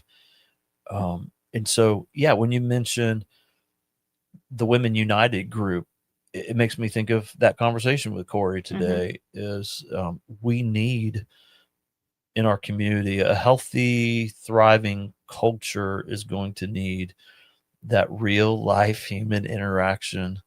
And even Corey said it today. He's like, I can't believe we're even talking like this. I know. That's where we're at to discussing the merits of actually doing life together face to face. Makes me fearful for our children. Yeah. Yeah. And our grandchildren. Yeah, it does to some degree. It's also motivating. It's also motivating to me as well that, again, like I said, while we are entrusted with leadership of this organization and you see the great folks that have been in here today that are also entrusted with great organizations, it's imperative for us to make sure we continue to do that community building, because the things that we're fearful of, that doesn't have to be true, right? That doesn't have to be our story. In so many years of working with folks experiencing significant brokenness, most of that time with young people, teenagers, I have asked so many teenagers over the years to consider that life doesn't have to be this way. There's a different way life could look, right? There's an alternative future out there maybe for us that doesn't have to look the way that maybe all the folks that are providing us warnings, maybe rightfully so, about AI and whatnot. So it doesn't have to look that way. We can still do community, and we've heard some of those bright spots today, which I think is awesome. We did. Yeah. I loved Steve Howard's mantra for the next year. Success through collaboration is what he said. Yes. You see how sharp I am still after in hour 12? It's pretty impressive. Isn't it though? Yeah. And I don't compliment you much, but I know. I'll give you that one. I know. So at any rate, it's been a good day. We might log off of here with about 10 minutes to spare. And you know what we should have done? We should have told everyone that if you watch for 12 hours straight, we're going to put you in a drawing for that Cadillac that the CEO drives. Your Cadillac. The CEO drives a Cadillac around here. I'm not sure where that Cadillac is, but we did see that on the Citrus County word of mouth I've never page. seen your Cadillac. We saw one time that the CEO of the United Way is running around in a big old Cadillac. And you get a housing allowance. And I get a housing allowance. I'm not sure where that is either. Is it too late to get Tamika back You're in here holding and out talk on to her? me. We've had a number of board members on here today. We could have mustered up a motion and a vote maybe for the CEO to have a Cadillac and a housing allowance, because I don't know where those fringe benefits are. But maybe I don't know. Maybe we should have done that, and we would have had tons more viewers today. You think that would have done the trick? I mean, I would watch anything for 12 hours if I could get into a drawing for a Cadillac. Yeah, I mean, you'd at least Leave it running in the background. Yeah. You'd at least leave it running in the background while you were doing other things like not switching the cameras at the appropriate time. I was answering emails. Yeah, well, I have missed so many calls today on my phone. My watch has been blowing up all day. Next time I'm taking this off because right now I'm getting a battery warning. I've only got 4% left. But this thing's been telling me all day to stand up. I'm like, I wish I could. It's, big text messages, phone calls. My church called me today. I don't normally get a call from the church, but Maybe they wanted to make a contribution. maybe they did. I'll call back tomorrow. But I think I'm gonna have a busy day of catching up tomorrow, and then maybe I can get that time off that Tamika said I There could you get. That might be what we do. So, all right. Well, I feel like it's been a successful day of Giving Tuesday. It's first time we've tried something like this, Mhm. and tech issues were at a minimum. I appreciate people that are still hanging on there right now. I can see that we have some viewers. There's no one sitting at the table to pull up your comments right now. I see RJ commented something a few minutes ago. Maybe even RJ's wife. It looks like. Can you read that? I cannot. Yeah. Okay. I got you. How do I something? Yeah. How do I collect? I don't know. The eyes are the first to go, Madeline. I know. Oh, Yeah. What second? I don't know. I don't want to know, but I'm ready to get up out of this chair. Hey, thank you so much for watching today. Thank you from the bottom of our hearts to the guests that came in today. We hope that you had a great experience with our team downstairs and up here. We appreciate all the work that you all are doing. Everything from our county commissioner. Oh, my father's calling me right now. Dad, I'll call you back in just a moment.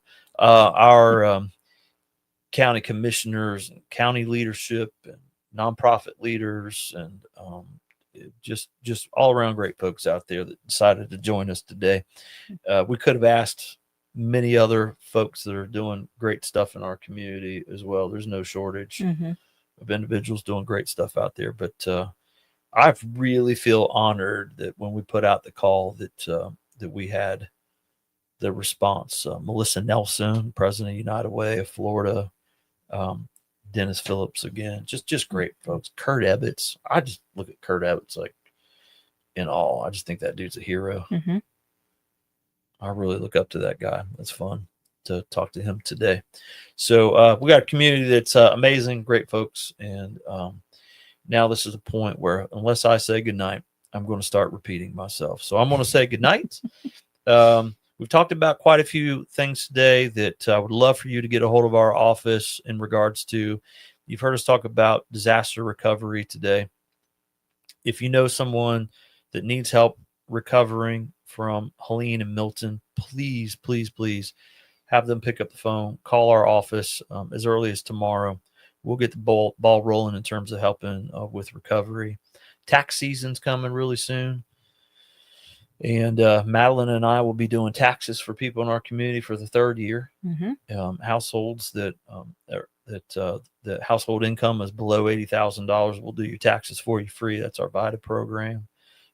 Remember that if you're in need of social services in this community, you can always dial 211. And I encourage you to tell others about 211. They can dial, get an operator on the other end. You tell them where you live and you tell them what your need is, and they'll provide you with a list of resources that can help meet that need. So many things we do here at United Way. We exist for the betterment of the community. So if we can be of service to you, make sure that you reach out to us. And when we pick up that phone, we start with yes in mind. Do we not? Yes. We do. We're always trying to work our way to a yes to make sure that that we can help people. And that's our starting point, just to be helpful to folks. So that's where we're at. Every community needs a strong United Way. We have one here, and we appreciate everyone that helps make that a reality. So with that, sis, I don't know. Maybe you get up and go over to the table and Sign us off. Click that button that says end stream. And we're going to be done with about 6 minutes to spare. We love Citrus County. We love all you all. God bless you all. Have a wonderful, wonderful Christmas and holiday season. We're out.